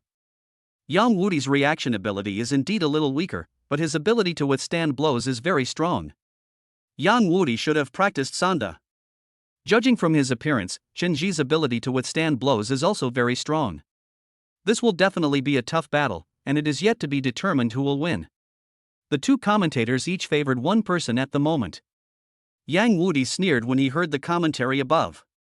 "The commentators don't have to think about it. I can defeat him within 2 moves. If I can't defeat him within 2 moves, then I lose. The boast has been made that the opponent will be defeated within 2 moves. This is no ordinary boast." Shenji stared at him and shook his head. "Don't even mention 2 moves. You can't beat me in 10 moves." Chapter 37 National Live Broadcast. When the young assistant saw the portrait drawn by Qi Yunyan, her mind started working rapidly. She seemed to know this person. She really did know this person. The next second, she grabbed Qi Yunyan and said, "Sister Xiaoyun, do you remember? Isn't this person the one in the advertisement in the corner of the mall that I saw before? He's going to participate in the National Taekwondo Championship." "Yes, Sister Xiaoyun, I remember her.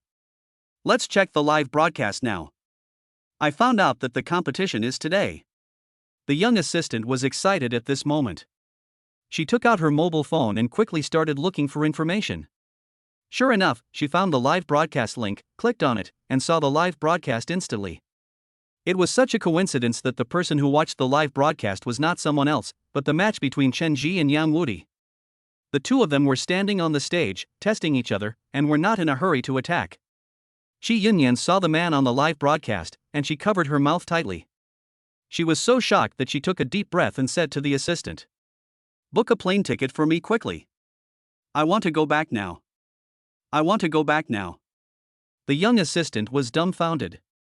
"I just flew here and now I have to go back again. What a hassle," the young assistant said hesitantly. "Sister Xiaoyun, we still have filming tonight and we have scenes tonight. We can't go back. We absolutely can't go back." Qi Yunyan is not a willful person, but now she wants to be willful, so she spoke directly to the assistant. "Don't worry, the director and I have a relationship. We may not be able to shoot tonight's scenes. Look at the weather now. It will probably rain tonight. If it rains, the daily scenes won't be able to be shot. If we use indoor lighting, it will definitely affect the overall sense of the picture, so there will definitely be no lighting. So I concluded that there will be no filming. Just tell the director, I'm going back first. I don't care. I want to go back." Qi Yunyan had been searching for Shenji on the set, but she couldn't find that person's information no matter what she did. Thanks to the assistant's reminder, she finally found Shenji. When she saw the live broadcast content above, she said silently in her heart, "Thank you for saving me and giving me hope for life. I will repay you and I will remember you. Don't worry, I will definitely repay you and will not let you down for helping me." Qi Yunyan must repay a favor. She also realized that Shenji was a kind person and was willing to give her such a precious thing. She must repay this kindness. If she didn't, she would feel guilty for the rest of her life. The young assistant found the director, who was almost furious at this point, and went straight to Qi Yunyan and the other person to confront them face to face. "Qi Yunyan, what's going on? Are you crazy? The scenes for tonight have already been scheduled. I can't leave you like this. I don't agree. It's very difficult for me to handle this." Qi Yunyan said stubbornly. "You must go. I have something very important to tell you. Look at the weather today. It's not suitable for filming.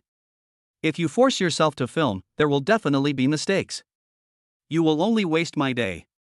I will definitely come back. I will come back to film tomorrow. I will make up for this scene tomorrow, okay?" Seeing Qi Yunyan so determined, the director now believed what his assistant said and nodded helplessly. "You're making it very difficult for me, but considering that you just recovered from a serious illness, if you want to relax, go ahead. At worst, we can reshoot the scene. Anyway, you're just a cameo, so there's no rush for the scene. The director has collaborated with Chi Yunyan more than once or twice. He knows that Chi Yunyan is a responsible person. He also knows that Chi Yunyan is ill and was originally planning to replace her with a guest star. However, he did not expect that Chi Yunyan would miraculously recover from the illness. Chi Yunyan looked at the director gratefully and said, "Thank you, director. Don't worry, I will definitely come back to film tomorrow. I'll go first then." The director looked at Chi Yunyan, who looked haggard, and said to him, "If you want to relax, just relax more. It's okay. Don't worry about the details. I can delay it for a while. Anyway, you have to take care of your body first. Your health is the first priority. I feel sad when you get sick. Your health is the first priority. You must take good care of yourself." The director said this earnestly. I don't know if he really wanted to comfort me or just wanted to leave a good impression. Chi Yunyan immediately booked the nearest flight and flew back to the capital without stopping. Chi Yunyan was looking at the familiar airport at the airport. At this moment, she felt a different emotion in her heart. She felt so refreshed and comfortable. She no longer felt the despair she had felt before. This time she came back alone. She didn't bring her assistant or anyone else with her. It was a rare experience for her to walk here alone. It was a long-lost feeling of freedom. However, she still couldn't take off the mask and sunglasses on her face. Following the broadcast's call, Chi Yunyan boarded the plane smoothly. Inside the Imperial Capital Stadium, Shenji was still fighting. He and Yang Wudi were really evenly matched. However, this was just a test, and after 2 attempts, Shenji realized that Yang Wudi in front of him was indeed powerful, but his strength was indeed average. Wang Xiuhong was also watching this live broadcast. When she saw this, she clenched her fists. Shenji is so powerful, but don't get complacent, I still have a backup plan. At this moment, Wang Xiuhong directly called a foreigner. "Hello, is this Lao Zhong? I have already told you the rankings of this domestic taekwondo competition.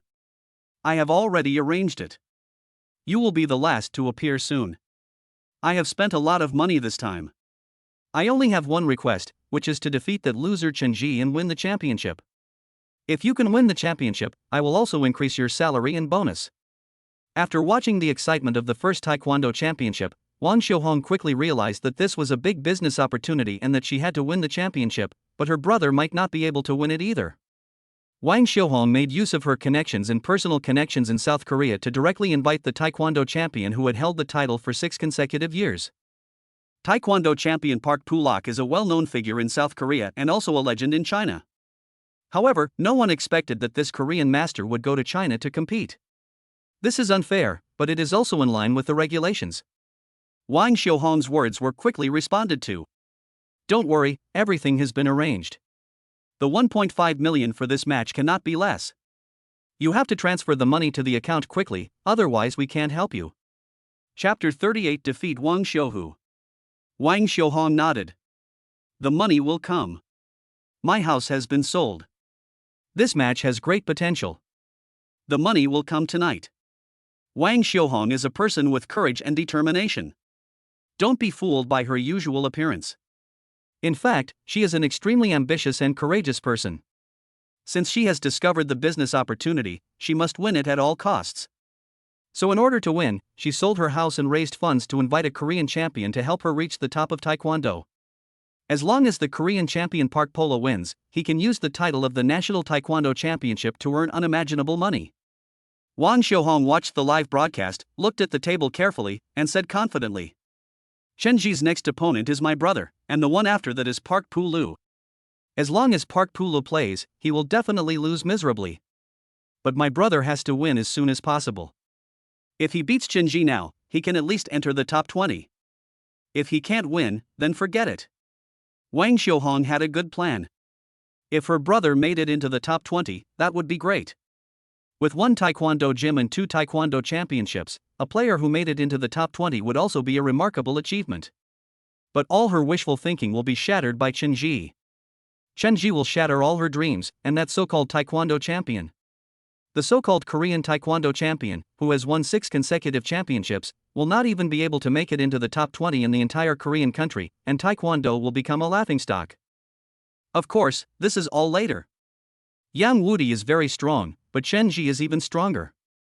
After all, he has used plugins to upgrade himself to the top level. That is why Yang Wudi boasted that he was defeated by Chen Ji within 6 moves and scored successfully. This scene shocked everyone present. No one expected this kind of outcome. Even the strong man, Wang Xiuhu, was shocked when he saw this scene. This kid is so powerful. Yang Wudi is as strong as me. Chen Ji had a hard time beating Zhao Ziqing before, but now he can defeat Yang Wudi in just 6 moves. The improvement in strength was so fast that even Wang Xiuhu had to cheer up and face this powerful opponent. It doesn't matter if you win by chance.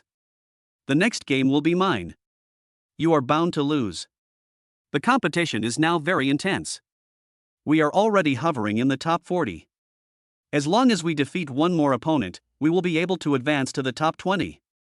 As a dark horse player, Chen Ji has more opponents to defeat because his goal is not just to be in the top 20 but the top 10, or even the champion of the national championship. After a rest, Chen Ji soon returned to the court. This time his opponent was none other than Wang Xiuhu. Chen Ji stood in front of the stage, watching Wang Xiuhu's movements. Wang Xiuhu's movements were extremely slow, which was so ridiculous in his eyes. The strength of the two was no longer in the same league. Wang Xiuhu was a few points behind Yang Wudi in strength. Wang Xiuhu didn't know this. At the moment, he thought Chen Ji was taking a chance and started to mock Chen Ji. Chen Ji, you are so lucky. Yang Wudi consumed a lot of energy in the last game, so you were able to take advantage of him. Otherwise, how could you have won? You are just too lucky. Chen Ji looked at him and then said, "Did Yang Wudi consume a huge amount of physical energy? You saw it. I don't think he consumed any, and you think too much." Chen Ji looked at him with a hint of coldness in his eyes, which made Wang Xiuhu feel a little panicked at the moment. The Chen Ji in front of him was much stronger than he had imagined. Wang Xiuhong had just called and told him that he must win. He was confident, but at this moment his confidence was reduced a lot. Then I will win too. You are no match for me. Just admit defeat as soon as possible, or I will beat you to a pulp. Don't think I don't know that you are a waste. Just admit defeat as soon as possible. Wang Xiuhu's words sounded like fart to Chen Ji's ears. Chen Ji stared at him and said sarcastically, "I thought you were very strong, but I didn't expect you were just good at talking. If you are so good at talking, why don't you do crosstalk? What are you doing here? You have to rely on your fists and strength to win here. Can you rely on fancy moves?" What Chen Ji said was extremely harsh, and Wang Xiuhu's face turned red. The commentator saw the scene on the stage and said, "It seems like these two are old acquaintances. It seems like they have known each other for a long time." However, Chen Ji is obviously stronger than Wang Xiuhu. Yang Wudi was defeated in just 6 moves. Since Yang Wudi, the best in the north, is so powerful, it seems that the person in front of me is also so powerful. In that case, within 10 moves, Chen Ji will definitely be able to defeat Wang Xiuhu. Let us wait and see if Chen Ji still has the strength to defeat Wang Xiuhu and successfully reach the top 20. This year's competition is particularly lively and exciting. It is really wonderful for us. Many people have come to share the event. Today we are here to witness the birth of the champion of the China Taekwondo Championship. Hearing this, Wang Xiuhu clenched his fists. A bunch of people will just talk nonsense. I will definitely win. I will definitely win. After Wang Xiuhu finished speaking, he rushed forward, and the two immediately started fighting. As soon as they made a move, they knew the strength of the other party. Naturally, Chen Ji dealt with it easily, and looking at the other party's movements, his eyes were full of ease. Too slow, you are too slow. If this is all your strength, you can't beat me. You need to be faster, understand? Faster. This is simply humiliating. Wang Xiuhu kept punching and kicking as the two men fought. He was soon shocked by Chen Ji's strength. Chen Ji's strength is too strong. From his leg and punch techniques, I can feel that he is much more powerful, and his moves are extremely fast. Every one of my killing moves was blocked by him. This is simply impossible. Wang Xiuhu looked at Chen Ji with some surprise. How is it possible? How is it possible? How could you become so strong in such a short time? No, you cheated. You must have cheated. Wang Xiuhu lost his mind at this moment, and Shenji kicked him directly, and Wang Xiuhu was eliminated. Until the moment he was eliminated, Wang Xiuhu still couldn't believe what was happening before his eyes. But he just lost like that, just lost like that. Shenji slowly walked in front of him, looked down at him and said, Wang Xiuhu, you lost. I said you are not my opponent, and you are not my opponent. Chapter 39 Korean Champion. Shenji successfully defeated Wang Xiuhu, who was also a favorite to win the championship and was known for his aggressive style of play. But with Shenji defeating Wang Xiuhu, his reputation as a dark horse was completely confirmed. Awesome, awesome. This is simply amazing. How can one person be so amazing? This is definitely a dark horse. This year's tournament is so amazing. I thought Wang Xiuhu was already amazing, but I didn't expect two masters to appear in the same place. But this Shenji is obviously more amazing. Did you see his speed? Yes, I saw it. It was just in the blink of an eye. The enemy was knocked down in the blink of an eye. Wang Xiuhu barely had time to react. The difference in strength between the two is too big, isn't it? The commentator also gave a very passionate commentary when he saw this scene. Amazing, really amazing. When I think about the difference between his previous strength and now, the gap is really too big. It's really hard to imagine that this is just one person. But this is just one person. Shenji's strength is really too strong. With such a strong strength, he is indeed a master of his generation. He became a master inexplicably, and this is how the hype came about. At this moment, Shenji raised his hand and saluted everyone who was cheering. He is also enjoying his victory. After winning 2 games in a row, Shenji was smiling happily, and the other referees were also smiling. However, Shenji then saw Park Gukchang with a gloomy face. Shenji was a little confused at this moment, and the coach next to him explained to him. Here comes a master from South Korea. He is the Taekwondo champion for 6 consecutive years. He is very powerful and his fighting style is very tricky. I don't know why he suddenly came here. He is very strong and Coach Park is no match for him. He was defeated by him. Park Gukchang sighed. Boss Chen, I'm sorry to have embarrassed you. My opponent was quite strong. I was no match for him and was defeated by him. That person is the champion of South Korea and has won the championship for several consecutive years. I don't know why he came to Dragon Country, but I can sense that there must be a conspiracy behind this, otherwise he would not have come here out of thin air. Shenji nodded and said, It's okay, it's just a loss. Even if you lose this game, you have already advanced to the top 20, which is already very good. I defeated Wang Xiuhu and advanced to the top 10, so it's up to me next. Shenji is standing in the audience at this moment. Korean champion Park Polo has already started making full preparations, and his opponent in this game is someone else. He was standing on the stage. His consecutive victories had already made him inflated, so Park Puluel looked at the people below the stage and said with inflated spirit. In such a huge country like Dragon, there is actually no one who can rival me, ha ha ha. You bunch of losers, Taekwondo originated from Korea, and Koreans are always better than you. You want to learn the strongest Taekwondo, but that's wishful thinking. Your abilities are so insignificant that it's not worth mentioning at all. Submit to the Taekwondo masters from our country, ha ha ha ha. I will win the championship today. The championship is mine. Park Puluo spoke shamelessly. His opponent was naturally furious when he heard this declaration.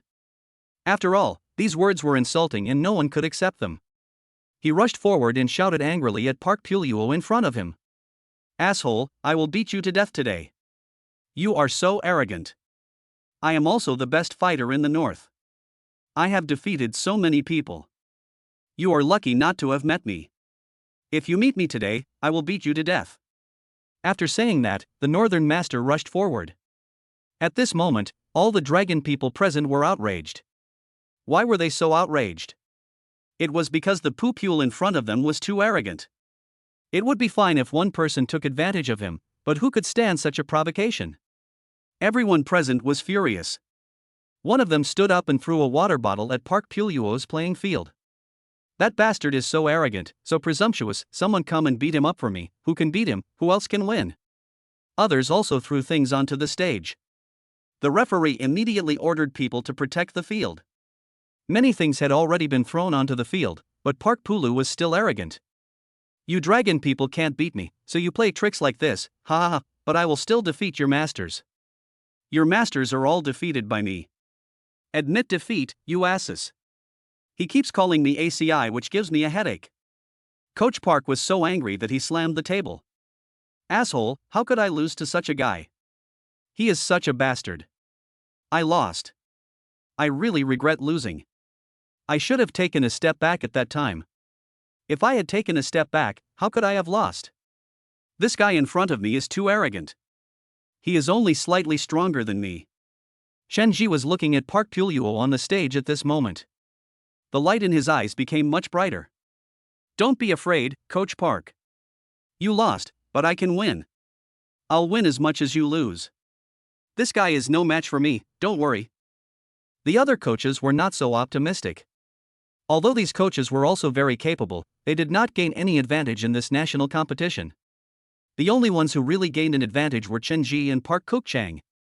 Park Kook Chang has been eliminated.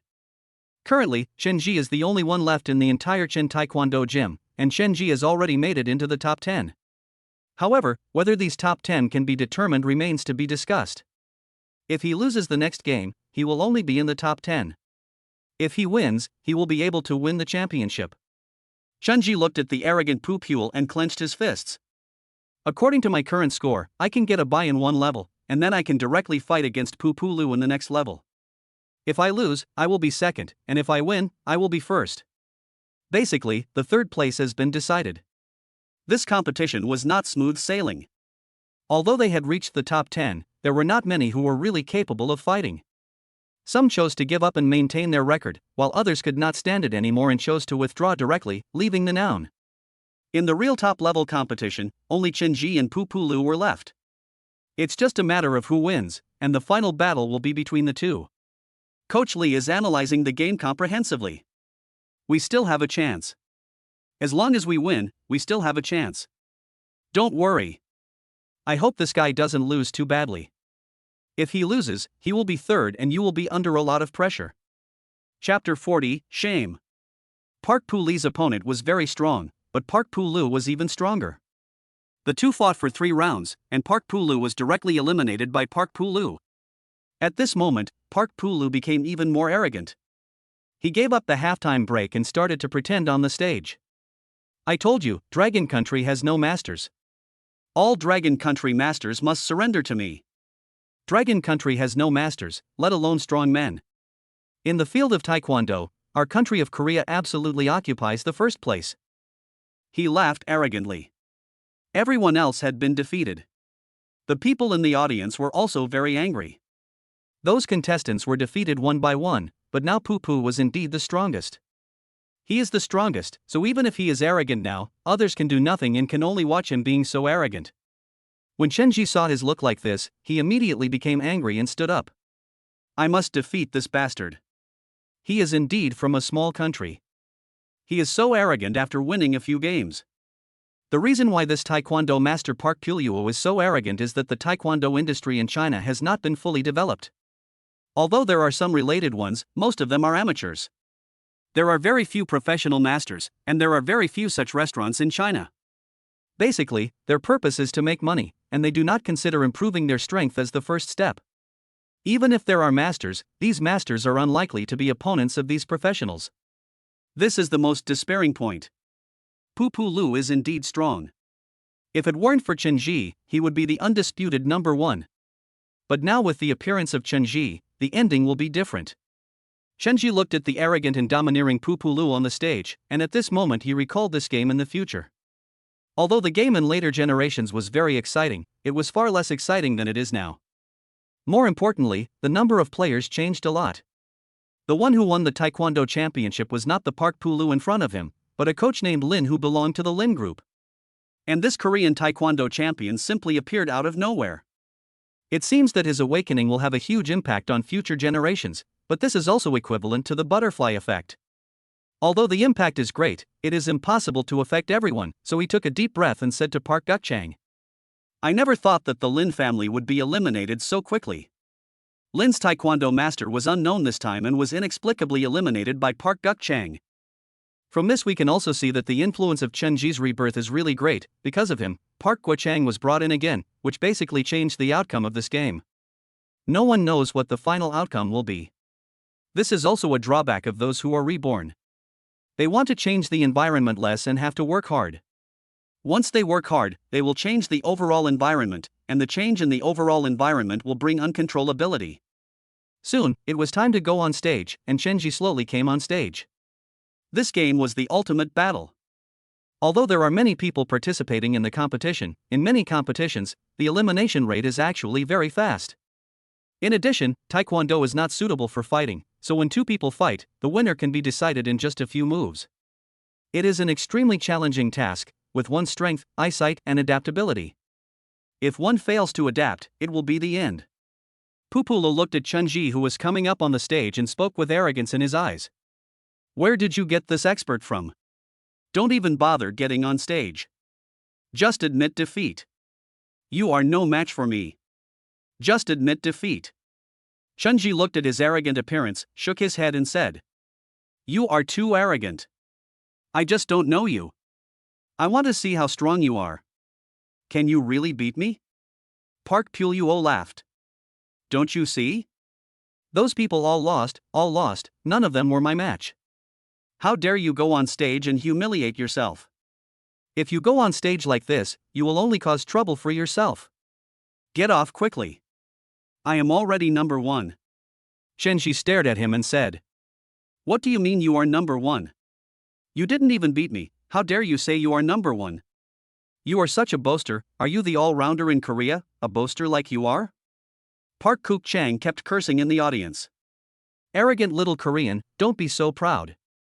Our boss Chen is much more capable than you. You just won by luck, you bastard. Why are you so proud? The Taekwondo chairman present at the scene looked extremely unhappy when he saw this scene. It was originally a domestic competition, but foreign players suddenly appeared, and they were from South Korea. If all the masters were defeated and the masters from South Korea won, it would be a very embarrassing thing, extremely embarrassing.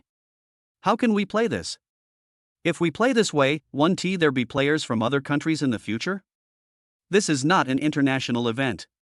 Chairman Zhong coughed at this moment. Who made such a big mistake? Isn't this an international competition? How can these foreign players be allowed to participate? Is this fair? It's not fair at all. Domestic business has not yet taken off. In this case, how can we still compare with them? What he didn't know was that all of this was done by the local registration organization, which directly registered foreigners as well. This event did not prohibit foreigners from participating, so there was nothing they could do if they really wanted to participate. Coach Zhong was so angry that his teeth itched, but how to hold them accountable was still a problem. Chairman Zhong sighed and said, It's over, it's over. Tomorrow's newspaper will be out, and it will show that in the Dragon Country Taekwondo National Championship, a Korean won. That's really embarrassing, and it's going to be known internationally. This game must be won. Looking at the people on the stage, Chairman Zhong was at a loss at the moment. However, he thought of a solution the next second and said to his subordinates, Go set off the fire alarm and stop the game for a while. Try to find a way to add another match, and try to find another expert. Chairman Zhong said with a stern expression at this moment. No matter what, we cannot let a Korean win the Dragon Country Championship. This is simply too shameful and humiliating. After hearing Chairman Zhong's words, the others looked at each other and finally nodded. Okay, I'll do it right away. Chairman Zhong's hands trembled slightly. He looked at the scene on the stage and sighed. How could this happen? How could this happen? Oh. Pupulu was still shouting arrogantly, waiting for the game to begin, but the next second, he suddenly heard a huge fire alarm. Then he looked around and stared at Chen-ji in front of him. He yelled at Chen-ji angrily. The dragon people are cheating. Chapter 41 The Final Battle. Everyone was in a panic. Chairman Zhong finally breathed a sigh of relief when he saw this scene. Now they just hope to evacuate the people quickly, postpone the game, and have an extra game as much as possible. In short, anyone can win, but the Korean country other than the Dragon Country must not win. This little thought was very blatant and anyone could know it, so Pupulu naturally knew it too. When he heard the fire alarm, he immediately started cursing. How can you dragon people be so practical? I'm about to win, so what? Are you going to do something? No, I want to continue the game and win. This person in front of me, I am the first place, I am the champion of the national championship. The commentator and the referee were both trying to persuade him at this moment. It was such an unfortunate coincidence that a fire broke out. In order to avoid uncontrollable risks, the Taekwondo National Championship has been suspended until the fire hazard is eliminated. Mr. Park, this game was delayed by an accident. We didn't do this on purpose. These accidents are uncontrollable. Please come down quickly. But Park Pule knew that if he came down and gave the other party a chance to react, they would definitely call in experts. He would not let the people of Longwood go so easily. You dragon people are dishonest. You dragon people can't cheat like this. Now that I'm on the field, I have to finish this game. If I defeat the opponent in front of me, I will definitely become the champion of the Dragon Country Championship. Park Pulu also had his own ambitions. He was invited by Wang Xiaohong. As long as he won the last game and won the championship, he would get 1.5 million. At that time, dragon bones were very valuable, and even in South Korea, it was a considerable fortune. What's more, winning the championship will also earn him a bonus of 1 million, and getting this 1 million bonus is his ultimate goal. Wang Xiaohong made another profit. So Park Pulu was determined to win. How could he let go? He would not let go. This time he only wanted to win. When the people present saw this scene, they were stunned. Seeing that Park Pule was so arrogant, they also started to clamor. What are you afraid of? Isn't there the biggest dark horse, Chen Ji, to fight him? Let Chen Ji fight him. Chen Ji will definitely win. Chen Ji will win. Chairman Zhong was stunned when he saw this scene. He didn't expect that Park Pule was not an ordinary person. He was so stubborn that he was really helpless. He could only sigh and say, "There's nothing we can do. It seems there's nothing we can do. Let him fight and win. Anyway, he's already lost face. There's nothing we can do about it. We can't embarrass ourselves internationally again." Chairman Zhong was completely helpless. After all, the battle was already doomed and they would lose. Shunji looked at Pupulu and spoke to him slowly. Are you so sure that you will win?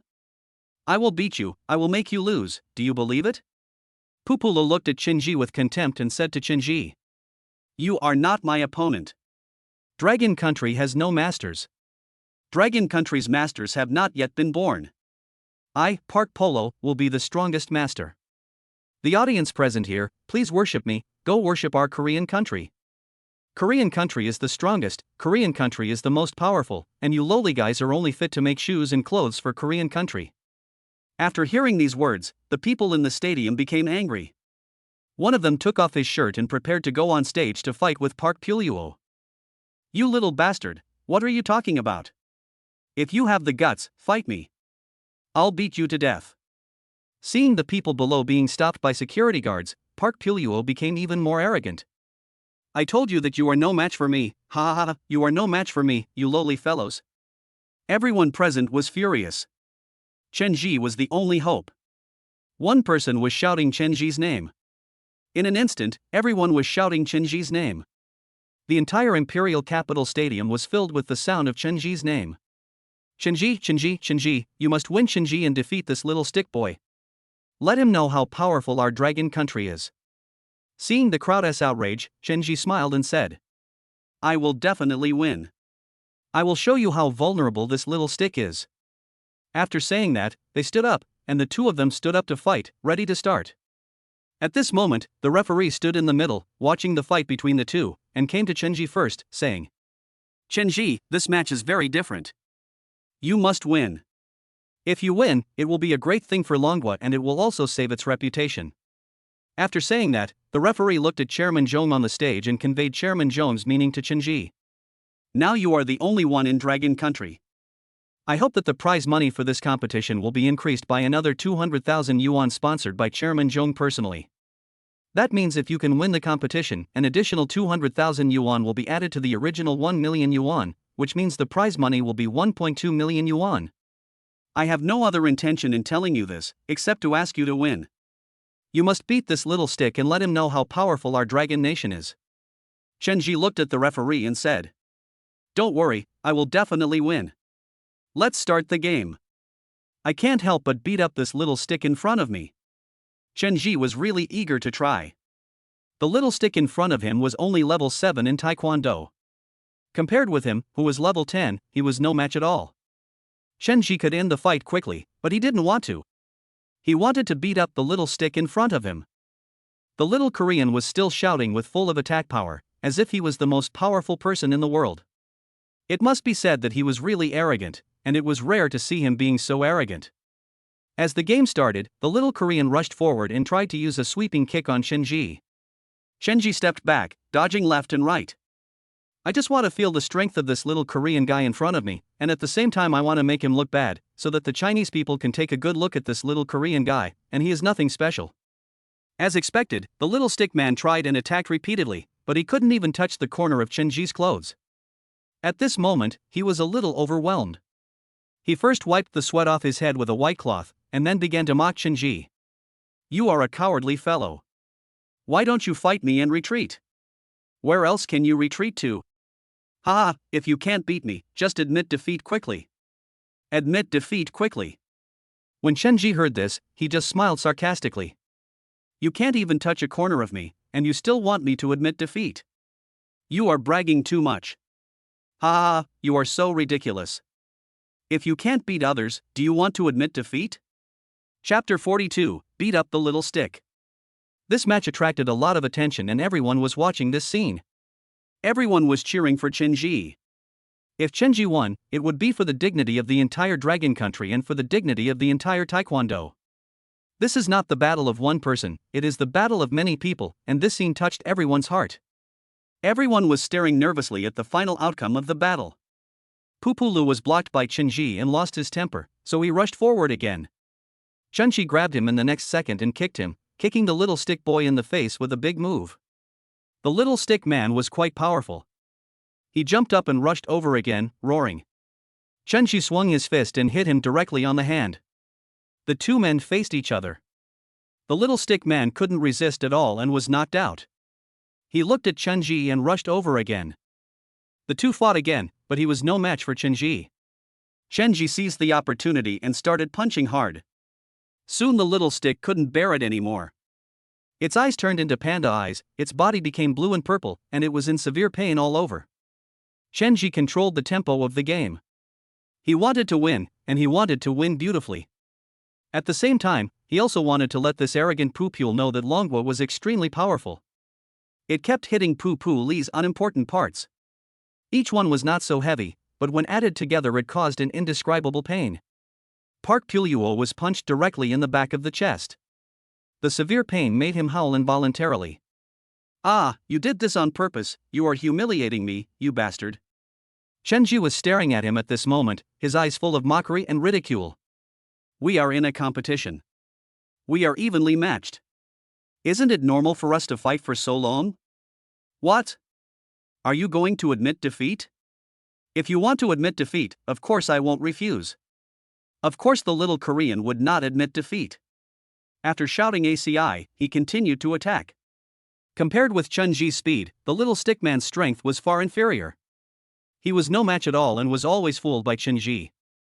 Everyone on the field also saw how powerful Chen Ji was and started cheering. This Chen Ji is indeed a dark horse. I've always been optimistic about him. Did you see that? That little Korean was no match at all. He was played around by people all over the place, like a dog. Ha ha, Chen Ji is awesome. Who dares to say that there is no one in Dragon Country? Chen Ji is the strongest. Chen Ji must win and defeat the little stick in front of him. He must be defeated. Chen Ji nodded, and then he started beating him again. The little stick guy was almost unable to bear the beating, but he did not admit defeat. He stared at Chen Ji with resentment in his heart. Damn you! You are no match for me.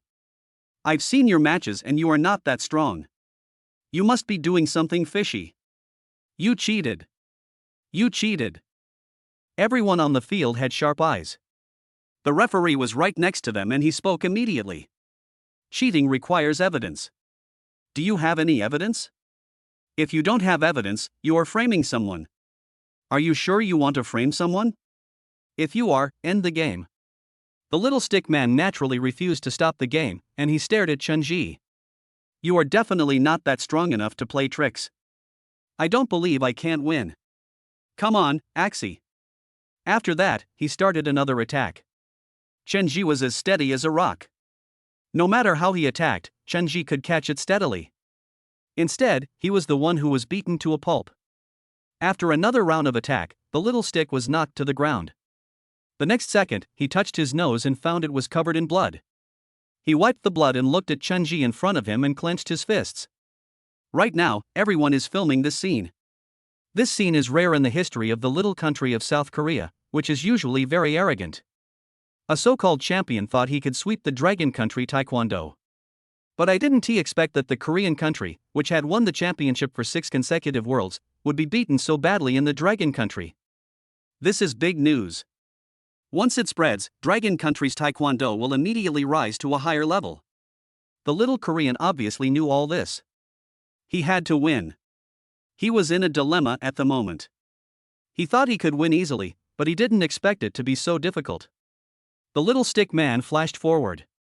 Everyone thought that according to normal circumstances, the two would separate, but unexpectedly, the little stick man hugged Chun-Ji directly and started punching him in the eyes. Chun-Ji dodged it with a quick move, and the next second, he swept his leg and knocked down the small stick in front of him. Park.Reward actually cheated. The referee immediately stepped forward to warn. You can't do this, this is an illegal action, it's not allowed. Pupulu was knocked to the ground by Chun-Ji's sweeping kick, and his previous head attack also failed. He was completely humiliated at this moment. The Korean champion was completely disgraced at this moment, and Korean Taekwondo was also completely finished. After this battle, everyone will know that this is what Korean Taekwondo is like, and this is their Taekwondo spirit. If you can't win by sneak attack, then use a sneak attack. Standing Taekwondo is really contemptible. The referee spoke for a long time, and the little stick was still lying on the ground. The little stick was now in an extremely miserable state. His 2 eyes were beaten into panda eyes, and his nose was bleeding. Half of his face was covered in blood, and his body was covered with bruises. The match was almost over at this point, with the little stick falling to the ground, and the referee stepped forward. If you can't continue to fight, then the outcome of this game is already decided. No one answered, and the referee looked over, only to find that the little stick in front of him had been knocked unconscious. That's right, the sweeping kick just now had hit him hard and made him faint. The referee walked straight up to Chun-Ji without any hesitation and spoke to everyone present. In this battle, Chun-Ji won. The Dragon Country Taekwondo National Championship has now decided the champion. Chun-Ji is the final champion. As soon as these words came out, everyone present was excited. Countless people stood up and cheered, cheering for the birth of the champion. Chairman Jong on the podium looked at this scene and smiled with relief. Finally, they won, finally they did not lose face, and finally the dragon people won. Chun-Ji stood up, and Park Guo-chang clapped his hands vigorously. Win, win, win. Other coaches who were traveling with us were also cheering. This was a new beginning for Chen's Taekwondo gym. Chun-Ji also smiled, waved his hands, and nodded to the audience. Chapter 43 Champion. Chun-Ji won. He won the championship without any dispute. At the award ceremony, everyone was cheering for Chun-Ji's victory, which was more than just a simple victory. It also allowed Longwei to gain dignity and not lose face. Face is the first priority. If it loses face, it would be really shameful. Especially if a Korean guy gets first place, the Dragon Country's Taekwondo community will lose face in the world. Everyone was cheering, and soon the award ceremony began. The third and second place winners were also given awards, but Chun-Ji was particularly different and attracted special attention. After today, Chun-Ji's name will be remembered by everyone. Everyone will know that Chun-Ji will be the #1 Taekwondo player in Longwa, and the Chen Taekwondo Gymnasium, the strongest existence in Longwa, will also be completely sublimated at this moment. Chairman Jong came over and presented awards to the people present. The prize was a trophy, which was a giant dragon made of pure gold. It is divided into 3 grades, a small pure gold dragon trophy, a pure silver dragon trophy and a bronze dragon trophy. The 3 trophies were all for the prosperity of Longwa, and Chairman Jong walked slowly to Chun-Ji with the trophy and certificate and said to Chun-Ji, "Good boy, you didn't let me down." You won honor for the Dragon Kingdom. Those people are so abominable, they are simply rubbing our Dragon Kingdom's face on the ground. But you are different. You are a strong man. You have brought glory to Dragon Country. You are the strongest. This is my business card. If you have any questions in the future, you can contact me. I can help you. I have made friends with you. If there is anything in the Taekwondo world in the future, mention my name. Chairman Zhong thought the situation was set and that he was going to be humiliated, but he didn't expect that things would turn out so unexpectedly and there would still be a chance for a reversal. This made him very excited, and he also had a very good impression of Chen Ji. After saying that, Chairman Zhong handed over the trophy, followed by the certificate, and then the check for the $1 million prize. Chairman Zhong said privately, "Don't worry, the 200,000 yuan I personally sponsored will count. Leave your account number and I'll transfer the money to you later." Chen Ji looked at Chairman Zhong in front of him and naturally knew what was more important. 200,000 was dead money. If he could make friends with the Taekwondo chairman. And he is the chairman of the Taekwondo Association of the Imperial Capital, so the convenience he enjoys is enormous, so he said immediately, "Chairman Zhong, it is my duty to win glory for the country. How can I ask for your money again? How about this? I don't want the money. I just hope to be closer to Chairman Zhong in the future.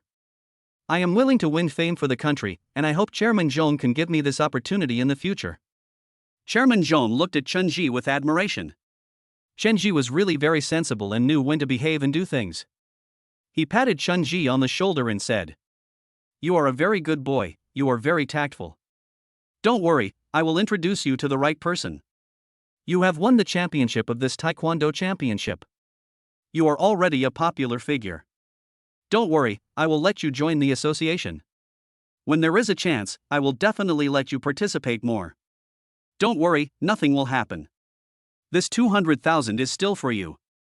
I keep my word."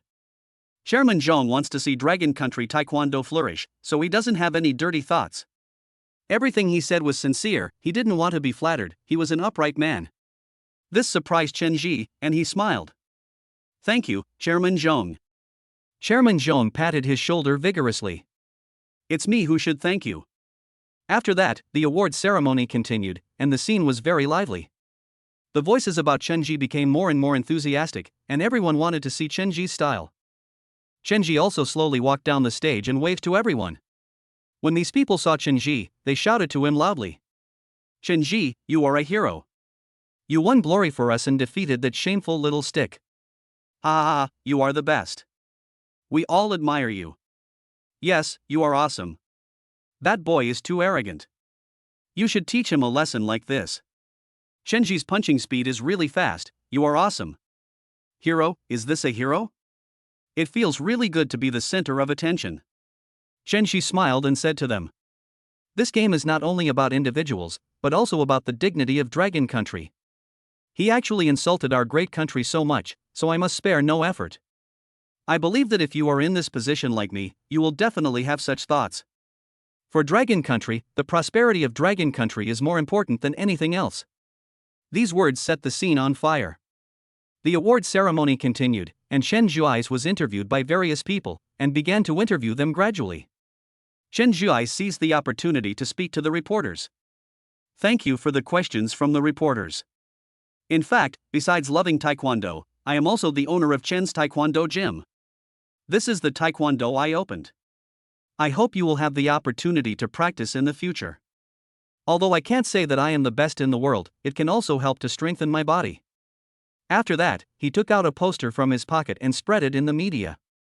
Soon, this picture was broadcast on major TV stations, and soon, Chen's Taekwondo Gym became popular. Chen Ji finally understood why the Lin's Taekwondo school was able to dominate the entire country in later generations. The reason why he became the undisputed dominant player was because of his fame. As long as he won, everyone would pay attention to him. Everyone would pay attention to him. The world is like this. Everyone only pays attention to the first place, and as for the second and third place, these people will not be noticed by others at all. The changes in this life are really huge. The Lin Taekwondo Gym, which should have won the first place, has now been replaced by Chen Ji's Chen Taekwondo Gym. It can only be said that it is fate, but fate is like this, it is never fair. After a lot of trouble, it's finally over.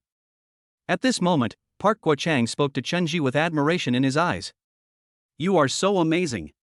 Why didn't I realize how amazing you are when I was with you before? How did you get that combo? It's amazing, your speed. The other coaches nodded in agreement as well. Yes, you are amazing. I will ask you for advice when I go back. Really, I was so blind before that I didn't even notice such a great master like you. Chen-ji smiled, and suddenly remembered something, so he asked. By the way, how is that little guy from Korea doing now? Park Guo-chang said with disdain. That guy attacked you and was knocked unconscious by you. He is now lying in the hospital. Chapter 44 Tragic Situation. Chen-ji nodded. What about the boy's sneak attack on me? Has he been notified? Park Guo-chang glanced at Coach Lee and said. There is a rumor that this matter has become well known in the association. Chairman Zhong is very angry about this behavior and has begun to negotiate with the Korean Taekwondo Association. The guy will probably be expelled for life. Poo-Poo Lee's case is really miserable. He was originally very strong, there is no doubt about his strength, but he didn't expect to meet a cheating player like Chen-ji. In addition, Chen-ji is also a dirty person, and he uses tricks. Such a person really deserves it. Such a villain deserves such treatment. For a star player, all he can say now is that it is all his own fault. If it wasn't his own fault, how could he have ended up like this? At this moment, Park Pulyu was in despair in the hospital. The little Korean who was traveling with us was also very angry at this moment. Oh my god, how could this happen? How could you lose? How could that person be so strong? How could you lose? Oh my god, damn it, damn it, damn it. We can't get the 1 million or so, and we can't get the woman's money either. What should we do? What should we do? Park Poo-lu was lying on the bed, feeling completely hopeless. He had been reported to the Korean Taekwondo Association, which had also watched the competition. His behavior had brought shame to South Korea, and the people of the entire country had begun to boycott him. Coach Park, the country has already started to boycott you. I'm afraid we won't be able to get more financial support. What should we do? Park Pulyu opened his mobile phone and looked at the comments about himself in the country. He was furious at the moment. He had now become a shameful person and a despised person. He shouted angrily. It's all because of that woman. If she hadn't invited me over, how could I have told him such an embarrassing thing? You have to give me the money. If you don't, I will go to his house and smash his taekwondo gym. The people traveling with him had no choice but to call Wang Xiuhong.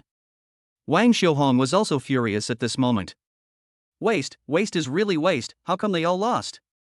My brother also lost, that Korean champion also lost, how come this Chen-ji is so good? What medicine did he take?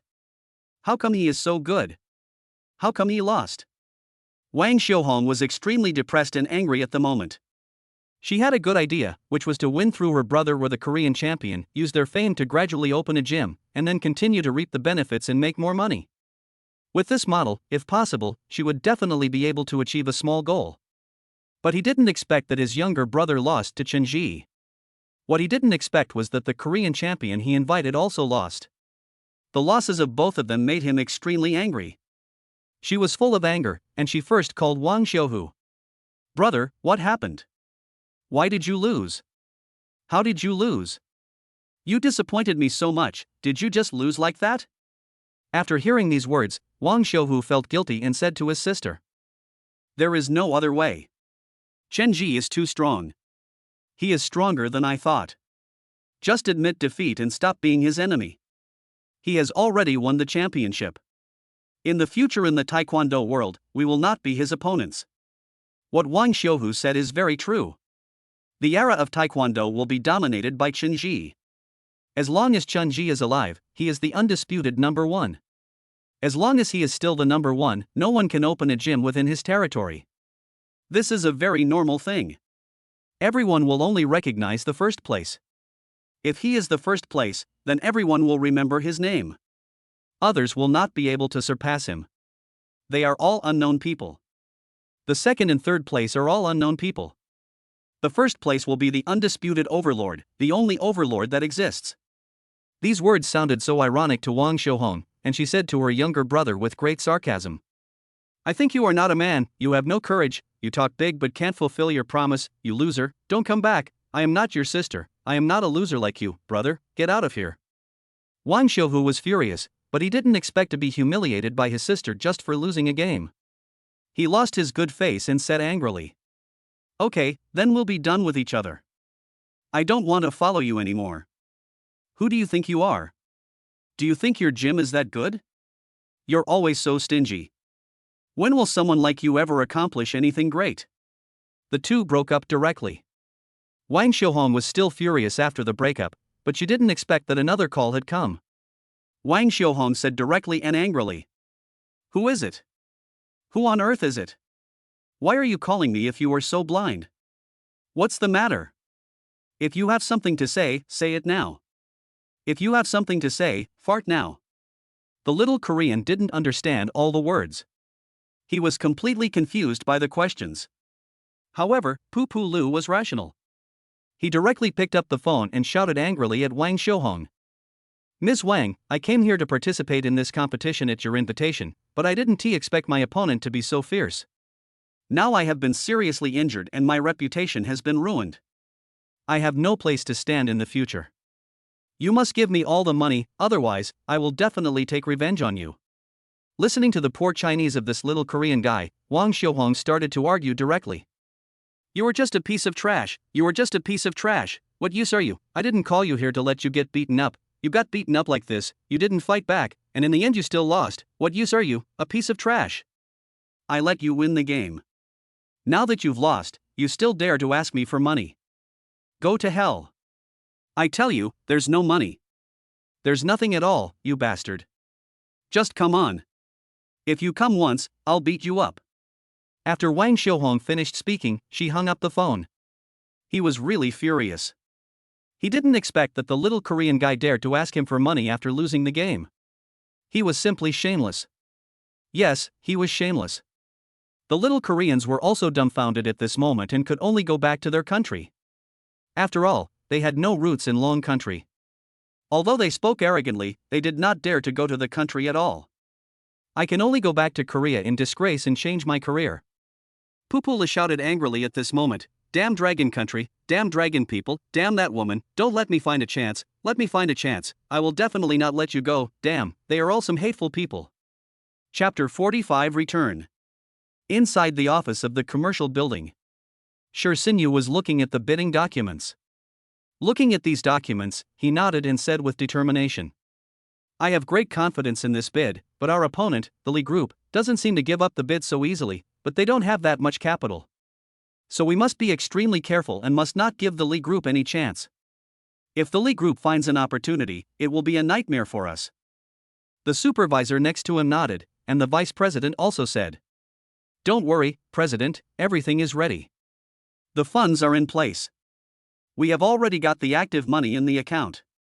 According to our expectations, it is impossible for the Li Group to compete with us. He is currently acquiring Fong building. The Fong building project has not been completed yet. They cannot possibly have enough funds.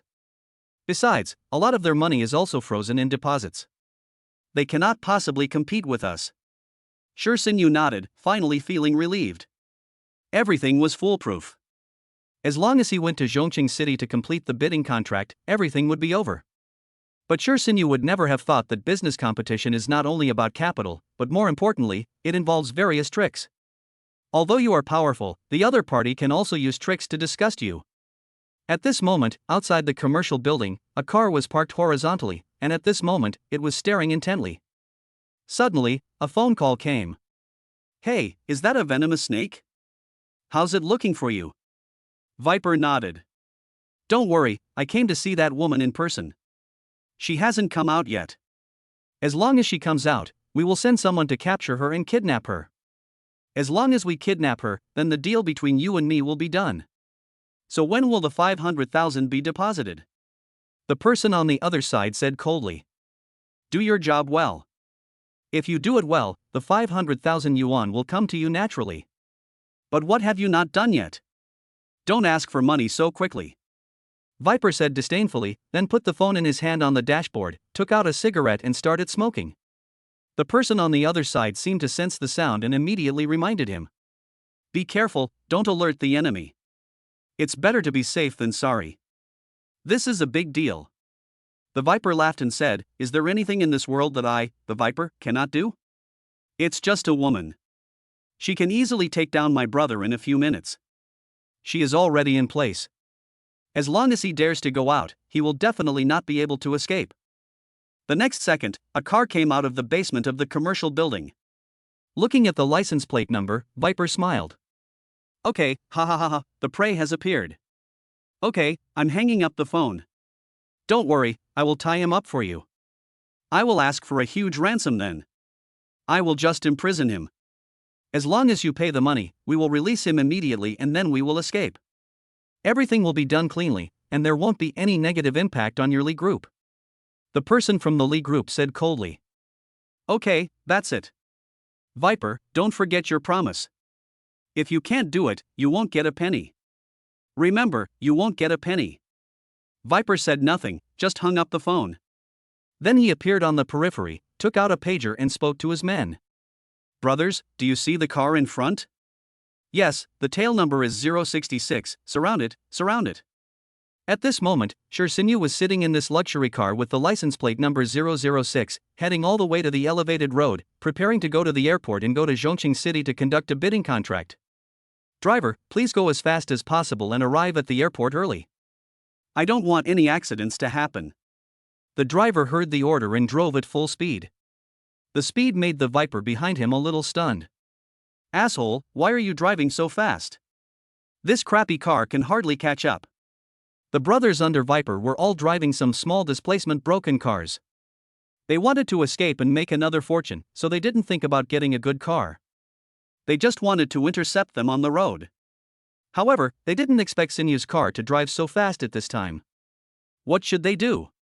Viper said to his brothers. Brothers, intercept him. Slow him down. Stop him on the elevated road and hold him hostage. His brothers rushed forward as fast as they could, but the difference between a junk car and a luxury car was ultimately in rehearsal. The other car easily overtook the other car, and when they found a slow car blocking the road ahead, they easily overtook it and then rode away in a cloud of dust. These people from the Viper gang couldn't even see their shadows. Viper was very helpless at the moment. He looked at the vehicle that had disappeared and said to the people below, Let's go directly to the airport. We can even arrest someone there. The woman's flight is scheduled for an hour and a half later. Catch him, don't let him get away, bastard, he actually ran so fast, drove so fast, he must be in a hurry to reincarnate, it's really abominable. A good kidnapping plan was disrupted by a broken car. It was such a disgrace. The venomous snake was extremely angry, but there was nothing it could do. I could only drive all the way to the airport to catch Shirsinyu. Chen Ji's trip was worthwhile, as he won the championship and also got the opportunity to be interviewed. The footage of this match has also been transmitted to many places simultaneously, and his name in Chen's Taekwondo gym had become famous. The next step is to continuously expand financing. Its current goal is to allow the North and South to flourish, and there will be great economic development in the future. The economy is booming, and the prosperity is also accompanied by the prosperity of the Korean culture. As long as these people are fooled, they will go to the Taekwondo gym, and at that time they will definitely choose the Chen-style Taekwondo gym, which ranks first in the Taekwondo championship. Chen Ji was sitting in a taxi and heading to the airport, and several coaches were also ready to leave. What a shame. We should have come here to play more. But if we win this time, we will definitely have a lot of things to do when we return. Why don't we just stop shopping? Shenji nodded. Yes, we will probably be exposed a lot when we go back this time. I plan to open more branches. When the time comes, you all work hard, and each of you will become the main person in charge of the branch. The coaches under Chenji are not fools either. After experiencing this incident, they all know that Chenji is about to take off and he will become the undisputed number one in the domestic Taekwondo gym. If they follow him, they will at least be a management level in the future, so now they are all determined to follow Chenji and work hard for him. We will all follow you and work hard. Chapter 46, A Hero Saves a Beauty. A few of them chatted and laughed, and they didn't feel lonely in the taxi. Chenji is very popular. Just now when he was waiting for the bus, many people were vying for his autograph. You must be Chenji. You are really awesome. Please sign your name for me. Please sign on my body. Thank you very much, thank you very much. After waiting here for a while, in the blink of an eye, 5 or 6 people came to him for his autograph. Chen Ji's appearance is very charming, and his face is very recognizable. The boys and girls can't take their eyes off him when they see him. In just half an hour, Chen Ji signed no less than 30 signatures. This is too scary. Chen Ji couldn't bear it anymore and took out a mask from his pocket. He finally understood why those stars had to wear masks every day. If this is true, no one can resist signing. This crazy scene finally came to an end when we got into a taxi. Coach Park recalled this scene in the car and spoke directly. Boss Chen, I'm completely famous this time. Boss Chen, please sign an autograph for me. I'm sure it will sell for a high price in the future. Seeing that Park Guk Chang was so unruly, Chen Ji started to insult him. You kid, are you still in the mood to make fun of me? Okay, everyone, be quiet for a while. The pressure of being a celebrity, of being a public figure, is really unbearable. Shi Sinyu's car was very fast. Although the car was good, it soon encountered a traffic jam on the elevated road. It was rush hour and it was really difficult to get through in a short time. President, there is a traffic jam now. It is estimated that it will take 10 minutes to pass. Don't worry, it will not delay your trip. Shi Sinyu looked at his watch and said. Try to be quick in a moment. Don't delay. There's still plenty of time to board the plane. Don't delay. The driver took Shi Sinyu's words to heart, but then he was shocked. He saw that the small broken cars on both sides had controlled him. The next second, he saw that car crossing across and blocking him directly in front. He was blocked on both sides. When the driver was about to reverse, he saw that the car from behind was also blocked. The traffic in front has gradually moved forward, and these cars are just stopped here as if they were dead. Chen Ji's taxi happened to be behind him. Chen Ji was stunned when he saw the scene in front of him.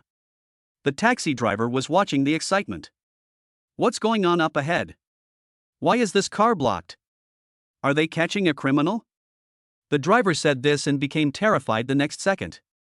Boss of the Viper gang, it's over. These guys are definitely going to commit a crime. Come on, hold on tight. I'm going to run away. The driver was a local. He knew the members of the Viper gang and was aware that these members of the gang were capable of doing all kinds of evil. He had ridden in his car before, but not only did they not pay him, they also beat him up. So he knew people from the Viper gang. Chen Ji looked at the people in front and asked the driver. Do you know who the people ahead are? What do they want to do? I saw the guy from the Viper gang got out of the car in front, picked up a hammer and hit the taxi driver's car, pointing at his car window and the driver. Be quiet and don't move. If you dare to move, I'll kill you. The driver was immediately frightened like a quail and shrank into his seat. He explained to the passengers in a low voice. The man in front is from the Viper gang. The third person is called Dalong. He does all kinds of evil things on weekdays and is very vicious. Let's wait for a while. If they really come and attack us, we will be finished. The driver was terrified, but Chen Ji was not panicked at all. He just stared at the scene with a sharp gaze. Shi Sinyu also realized something was wrong at this moment. Looking at these cars sandwiching his luxury car, he said in panic. Run, run. These people are definitely coming for me. Shi Sinyu immediately thought that these people were definitely not ordinary people, and they were probably here for him and for this bidding. It must be those bastards from the Li group. They are so despicable. They resort to such tricks when they can't compete in business. Hurry up and hurry up. Shi Sinyu was frowning and worried at the moment. He knew that if he did not participate in the bidding this time, then others would probably not have the courage to decide on such a big project. In this way, the people from the Li group will definitely succeed. They will definitely win the bid and get the project. So, for the Li group, it is naturally a great opportunity, but for their company it will be a huge loss. Shi Sinyu looked outside and saw that the hooligans outside had already started smashing the car windows. He pointed at the glass and said, come out quickly, or I'll kill you if you don't come out, all of you, come out quickly. The driver said to Shi Sinyu helplessly. The president has no other options. We can't escape. What should we do now? Shi Sinyu pondered for a moment and said to the driver. If you can get out after you hit the car in front of you, I'll give you an extra bonus of 10,000 or 20,000 yuan. The driver is no desperado. Then he shook his head timidly. Boss, this won't work. Our lives will be in danger. Absolutely not. Let's just go down and surrender. They probably won't do anything to us. Shirsinyu's face was cold.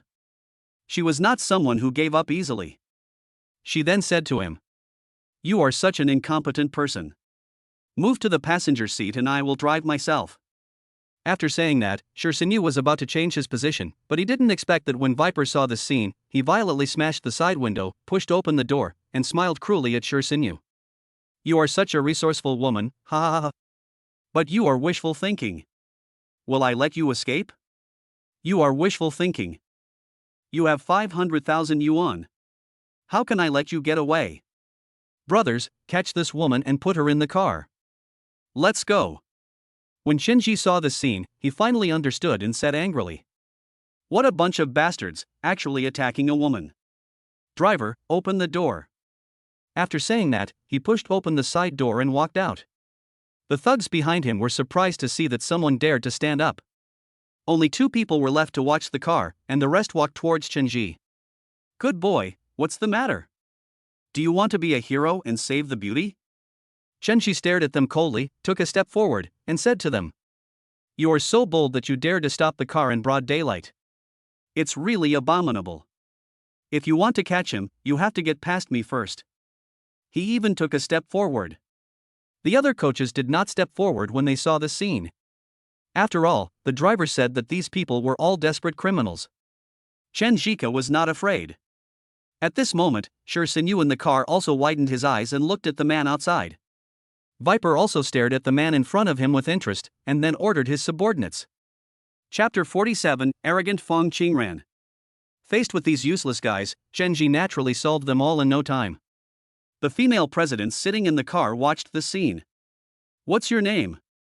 "I want to thank you very much." Hearing this, Shenji smiled and said, "We met by chance, and I saw injustice on the road." After saying that, they continued to get in the car. This was just a small episode, and the group soon took a plane back to Chen's Taekwondo gym. Everyone has worked hard during this period.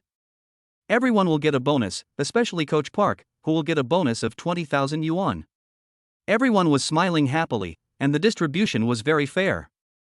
No one would get reward without merit. After doing all this, Shenji planned to go home. Now he is considered a successful man. He bought a luxury car and a house in Eaton Manor. And it was not an ordinary house, but a big villa. The competition he just participated in has made his fixed savings exceed 1 million. From now on, relying on his fame, as long as he opens a Taekwondo gym, the money will continue to pour in like water. Ever since I was connected to the male god charm system, I have become extremely charming. Ding! Congratulations to the host for getting the chance to sign in. Do you want to sign in?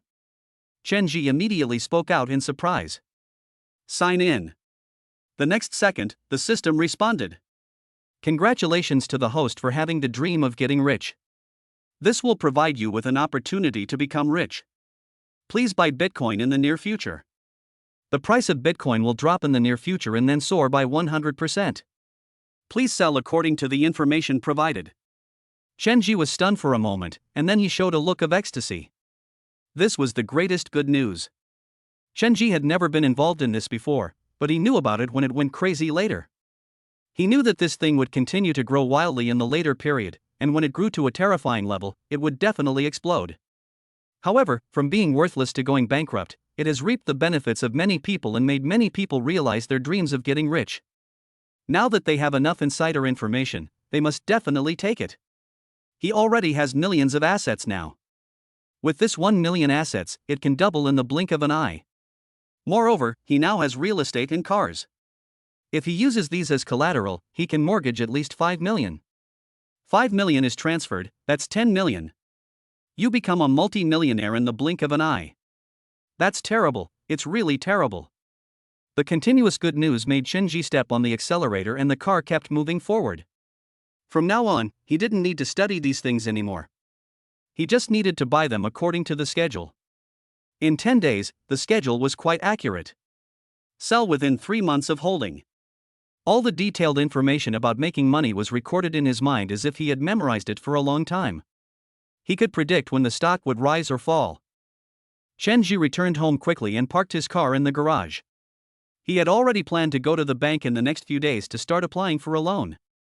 He already owns a prime property, purchased in full, and his car is also fully paid for, all of which can bring in money, and he also has a taekwondo gym, plus his huge fame, so I think the money he can bring in should be more than you imagine.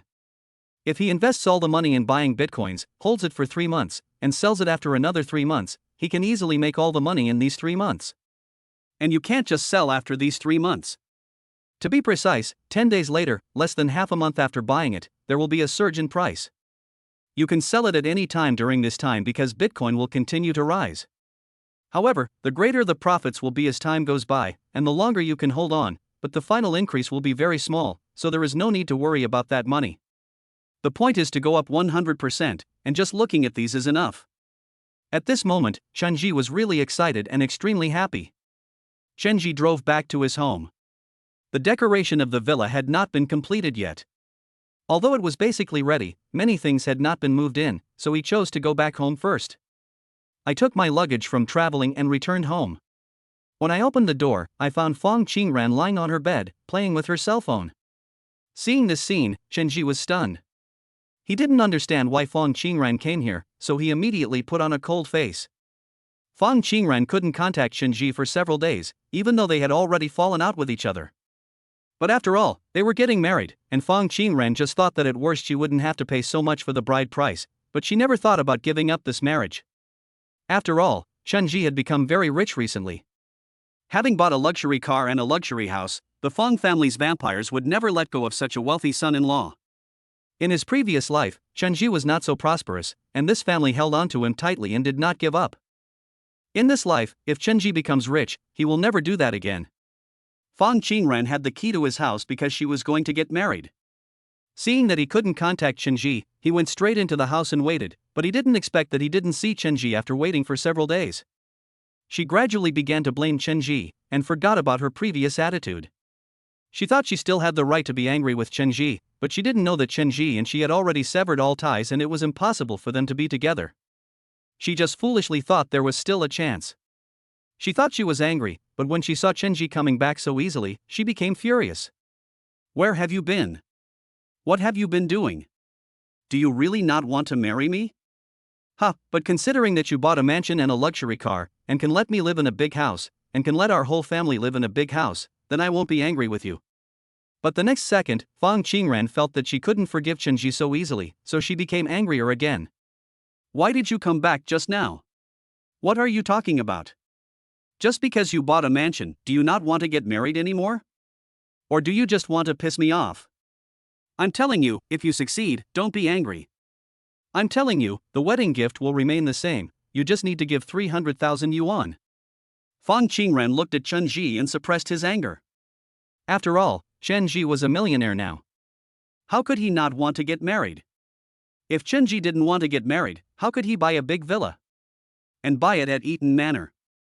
So he must want to get married, Fong Qingran thought so, and then immediately said arrogantly. Chenji, you went to Eaton Manor to buy a villa. Aren't you preparing for marriage? If you are preparing for marriage, then why are you angry with me? You have already bought the house, so let's discuss the wedding arrangements as soon as possible. My dad can forgive you for your previous attitude towards my parents, but my brother will definitely not forgive you for what you did to my brother. He was also beaten by you. You must pay a large sum of money and transfer your car to my brother. Your house needs to be transferred to my name. My parents said that this is a guarantee for me. If you don't transfer it to me, then I can't marry you. The person in front of him was really a lunatic. Chenji was simply amused by Fong Qingran. He just shook his head and scolded. Are you crazy? What on earth are you thinking? Do you really think I will still marry you? It's impossible. Besides, I can't ask your family to forgive me. Do I need your family to forgive me? Chenji then took out the key to the mansion and fiddled with it in front of Fong Qingran. At this moment, he spoke to Fong Qingran very arrogantly. Let me tell you, I didn't buy the villa for you, and certainly not for our wedding. Don't think too much about it. I bought it for myself. Fong Qingran was furious at this. She stepped forward to snatch the key to the luxury house from Chunji's hand. However, there was no way Chunji could let her snatch the key to the luxury house. She just dodged and put the key into her pocket. You didn't buy a house for your marriage, but you transferred the house to your name. Are you crazy? I tell you, you can't have such an expensive house. I can't let you have such an expensive house in your name. Then I order you to sell the house to me for $1. Otherwise, I will never forgive you, let alone marry you. Fong Qingren didn't want Chunji to have a penny in his hands. In her eyes, Chunji belonged to her completely. Chunji couldn't have a penny on him. Having a penny was an unbearable existence for her. The thought that Chunji now had such an expensive property under his name made her furious. To be precise, it was jealousy. She could spend the money on anyone, on her brother, on her mother, or on herself, but she absolutely could not spend it on buying a house for Chunji himself. In her opinion, everything that Chunji has belongs to her, and it is a pure waste of money for Chunji to spend money on herself. It's just spending her money. Hearing this, Chunji laughed. Then he burst into laughter and looked at the ridiculous Fong Qingren and scolded him angrily. What right do you have to say that? Who do you think you are? What fooled me in my previous life to marry a selfish woman like you? I'm telling you, it's impossible. Absolutely impossible. We're over now. I can't possibly give you a dowry or anything like that to marry you, so don't even think about it. Hand over the key to this house now, and we'll have nothing to do with each other from now on. Chunji was full of indifference at this moment. The woman in front of him made her feel cold and angry. What the hell? How dare you talk like that? In her previous life, Fong Qingren scolded, played with and exploited her like this. How could she allow herself to be like this again in this life? Hand over the keys now, and get out of here. Don't force me to do anything. I don't want to hit a woman, but don't force me to do anything. Chunji's words made Fong Qingren completely angry. What did you say? You told me to get out? Who do you think you are? Why do you want me to get out? I'm telling you, I won't get out. Hurry up and hand over the key to the mansion, or I won't marry you. Stop messing around, okay? Chunji laughed for a while. How could this woman be so confused? She still thought that he would get married again. She still thought that he was angry with her. How stupid. Chunji started to urge him in a cold voice. Hand over the keys and get out. Get out now. Seeing Chunji's cold look, Fong Qingren was finally afraid of him, but she still didn't want to lose face, so she said coldly.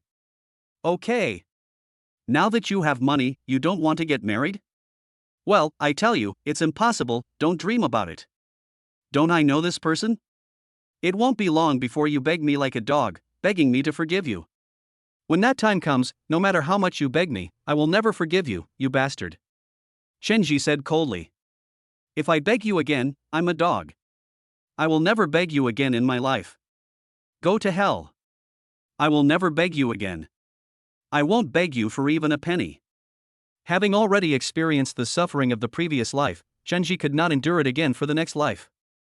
Fong Qingren was still arrogant at this moment, he said arrogantly.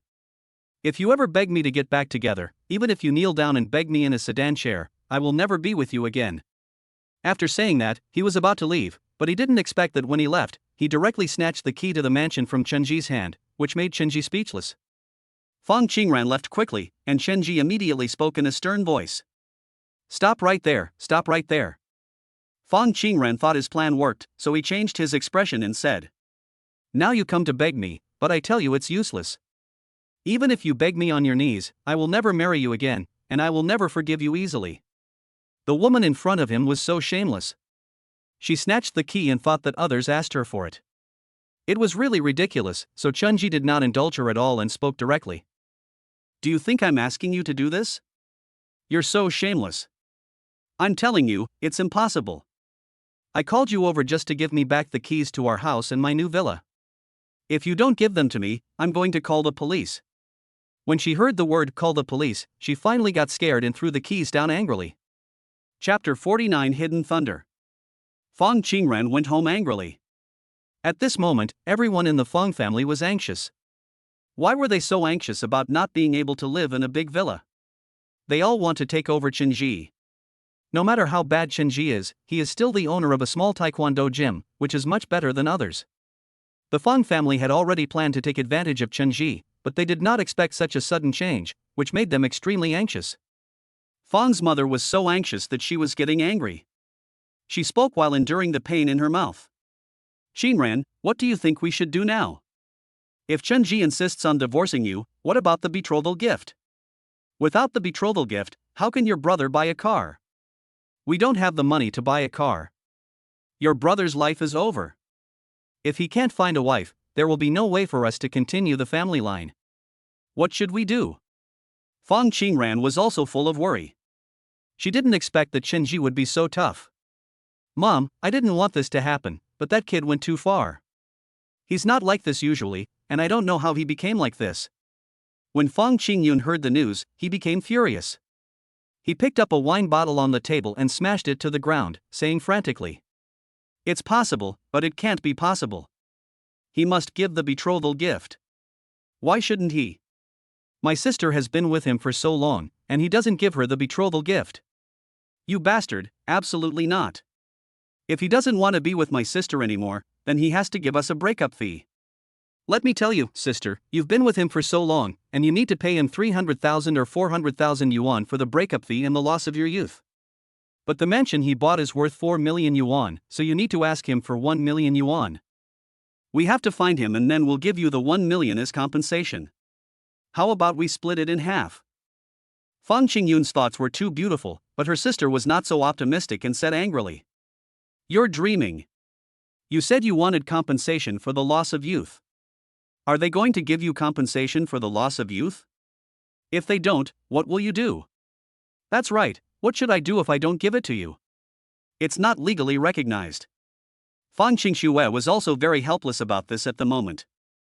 Fang Qingxue said dejectedly when she thought of what had just happened. "Just now I wanted the key to his villa, and he wanted to call the police. You said we want to find him, and he wants to call the police again, what should we do? If they call the police, we will really be arrested." They all remembered the warning from the policewoman Wang Xinxin. This constituted extortion, and they would never dare to do such things with such confidence again. Seeing the whole family so cowardly, Fong Qingyun became more courageous instead. "What are you afraid of, sister? Let's sue him. He must pay us mental damages." "Why don't you pay me? How can I buy a car or a house if he doesn't pay me?" "Sister, I want to buy a car and a house. Others have them, so I want to have them too."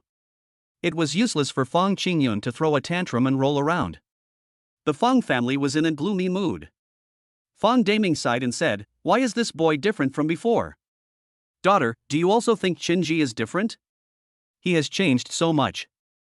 At this moment, the Fong family has already noticed the changes in Chen Jiha. He is now completely different. He was a coward before, so how come he has become so confident now? Fong Qingyun said, "How can he change? He is just a coward. He was a coward before and he is still a coward now. Whatever my sister says is what it is, but now." At this point, Fong Qingyun closed his mouth. At this moment, all the Fong family members opened their eyes wide, thinking about this question. This is no small matter. Fong Qingyun was stunned. He looked directly at his sister and then spoke in a low voice. "Sister, has that matter been exposed? Did you do something to offend Shinji and he found out? That's why he wants to break up with you and not give you the betrothal gift." Fong Daming was stunned. He knew about this, but he didn't expect that they were still connected. He slapped Fong Qingran and said, "What's wrong with you, silly girl? What's wrong with you?" Fong Qingran has a lot of dark history. She started falling in love at a young age, and then had boyfriends one after another. Although those girls didn't date for long, they still had boyfriends. However, their conditions were too poor. Not to mention anything else, they didn't even have a proper career. As for the person she is interested in and who is not bad, mainly someone with a timid temper and willing to pay a high gift, there is only Chenji. The family members completely act according to the person they are dealing with. Just because Chenji is a good person with a good temper, they know what he says. They always want to control Chenji and suck his blood. Everything went smoothly in the last life, but this life is completely different. Chenji had originally agreed to increase the betrothal gift again and again, but he didn't expect so many unexpected changes to happen now. Their family is in urgent need of money. Their son has grown up, and without this money, how can he get married and have children? So the Fong family was very anxious. Fong Daming no longer cared about his face at this moment and asked his daughter directly. Tell me the truth, are you and that little bastard from school together again? Tell me, have you been discovered by Chenji? Tell me, is it true? Fong Qinran lowered her head, which had been held high in front of Chenji, and said with her head lowered. That's impossible. Could it be that he found out that my ex-boyfriend and I checked into a hotel? That's impossible. He definitely couldn't have found out. Fong Qingyun kicked her sister directly. Sister, you are such a jerk. All the money I earned is gone because of you. It's all because of you. Fong Qingran is such a shameful woman. Her ex-boyfriend was a gangster. He broke up with her because he cheated on her, which made Fong Qingran cry so much. Later, she met Shinji. However, she didn't expect that this time when she was about to get married, she would run into her ex-boyfriend again. The two of them were still in love with each other, so they found a place to rekindle the passion. Fong Qingran thought it was just a small encounter, but she didn't expect that Shinji would find out about it. Fong Daming looked at his daughter and said directly. You, how could you do such a thing? That little trumpet broke up with you before, have you forgotten? You are really shameless, you dead girl, how could you do such a thing? Now it's all right, right? He won't give the bride price, what do you think your brother should do? The Fong family was heartbroken at the moment and were all thinking about how to solve this problem. At this moment, Chenji was still completely unaware. If he had known that such a big bomb would explode, he would probably be thankful that he had rejected the marriage proposal so early. Chapter 50 The Fong Family's Plot. Fong Qinran lowered his head. He didn't expect the situation to be like this, but he still spoke stubbornly. What else does Chenji have except making money? He is just a coward, without any charm at all. He is always timid and submissive. I really don't like him. If it weren't for the fact that he still had some money, who would marry him? Besides, he's usually so timid. I thought that even if he found out that I checked into a hotel, he wouldn't say a word. I didn't expect him to do this. Fong's mother was so angry at the moment that she felt a heartache. She covered her chest and spoke to her daughter. Look, the 400,000 yuan you got is gone just like that, you damn girl. What good things have you done? You've been discovered. You said you would behave yourself, but you're not a good wife and you've caused so much trouble for your brother. Fong Qingyun glared at his sister. It was not like he was looking at his sister, but as if he was looking at an enemy. Fong Qingran is also a disgusting thing. At this moment, he doesn't even think about where he went wrong, but instead blames Chenji. It's all that coward's fault. If he just admits it, won't it be over? It's not a big deal, won't I still marry him? Why is he so stingy? I don't want to marry such a stingy man. His heart is bigger than a needle tip. It's disgusting. Whoever marries a man like this will be unlucky. Fong Qingran opened his mouth wide and said disgusting words. He didn't feel that he had done anything wrong at all. He just felt that it was Chenji's fault that he didn't accept all this. Fong Daming lowered his head and picked up the cigarette, smoking one after another, and smoked 5 or 6 cigarettes in total. At this moment, Fong Qingyun kept muttering beside him. Dad, you can't just let it go. My brother-in-law may be a loser, but he's rich. Let me tell you about his mansion. I went to see the promotional pictures of Eaton Manor. I saw them all. It's so beautiful. When Shenji had no money, my sister wanted to marry him. Now that he is rich, why don't you marry him? No, I must marry him. His son's repeated urging finally made Fong Daming make up his mind. My daughter, I have an idea for you. Ask Shenji to come home tomorrow. This matter is not a small matter, at most we can ask for 50,000 yuan less, and then you can sincerely apologize to him. With the way he usually acts like a coward, he will definitely forgive you, and then you can get married. Hearing this, Fong Qingran immediately became unhappy. Why? Dad, I don't want to apologize to that loser. I'm not married yet, so why can't I sleep with someone else? What's more, he's my ex-boyfriend. I knew him even earlier than I knew Chenji. Why? This look made Fong Daming frown, and he slapped Fong Qingran in the face. You damn woman, now you start talking to me like this, you're going to do whatever I tell you to do? Fong Qingran covered her face with her hands and frowned, unable to believe that her father would treat her like this. At the same time, she couldn't bear the anger. In front of Chenji, she had always been high and mighty. How could she have suffered such grievances? She didn't want to bow her head. Once she bowed her head, would she have to bow her head for the rest of her life? Fong Daming ignored it. Her marriage with Chenji must go on. He was counting on receiving a dowry. His son is uneducated and makes a living by playing some tricks. He would never be able to earn 400,000 yuan in his lifetime. If he didn't have a rich brother-in-law to support him, he would never be able to get married in his lifetime, so he had to tie Chenji down. Fong Qingran lowered her head in grievance, and Fong Daming said to her, "You two must get married, and you must get the betrothal gift, understand? Whether you believe it or not is not your business. The key is that if your brother doesn't have this money, how can he get married and buy a house? How can our family live on?" After saying that, Fong Daming pulled his daughter's shoulders and began to comfort her directly. "Daughter, what are you afraid of? If you feel that it is not working after marriage, you can divorce. Anyway, we will not return the betrothal gift at that time, so you can just divorce." Fong Qingyun, the little bad boy, heard this and immediately said, "Sister, you can't divorce easily. When the time comes, find a reason to make him leave the house with nothing." "That's right, make him leave the house with nothing. His house must be ours, and his car, I will drive it. Sister, wherever you want to go, I will take you there." Hearing these words, the Fong family members' eyes lit up. Luxury cars and mansions, they were truly immersed in a beautiful dream. What a sacrifice for a happy family. Fong Qingran wiped away her tears and said, "Okay, I get it. It's just a marriage. I'll find an excuse to divorce him when the time comes. I'll definitely find a way to get him out of the house. Then the garage and car will all be ours. Is that okay?" Fong Daming smiled, patted his daughter's shoulder and said, Yes, this is my good daughter." The family was thinking about this idea, but how to find Chenji was still a problem. Fong's mother said to her, "The main thing between men and women is face. If he doesn't come to you, then you go to him. Anyway, as long as you give a man enough face, he can do anything. Chenji is not a cruel person. You see, he is usually very obedient. If you hadn't contacted that man, this wouldn't have happened. How about this, I'll call your cell phone." After saying that, he handed over the phone and Fong Qingran took a deep breath.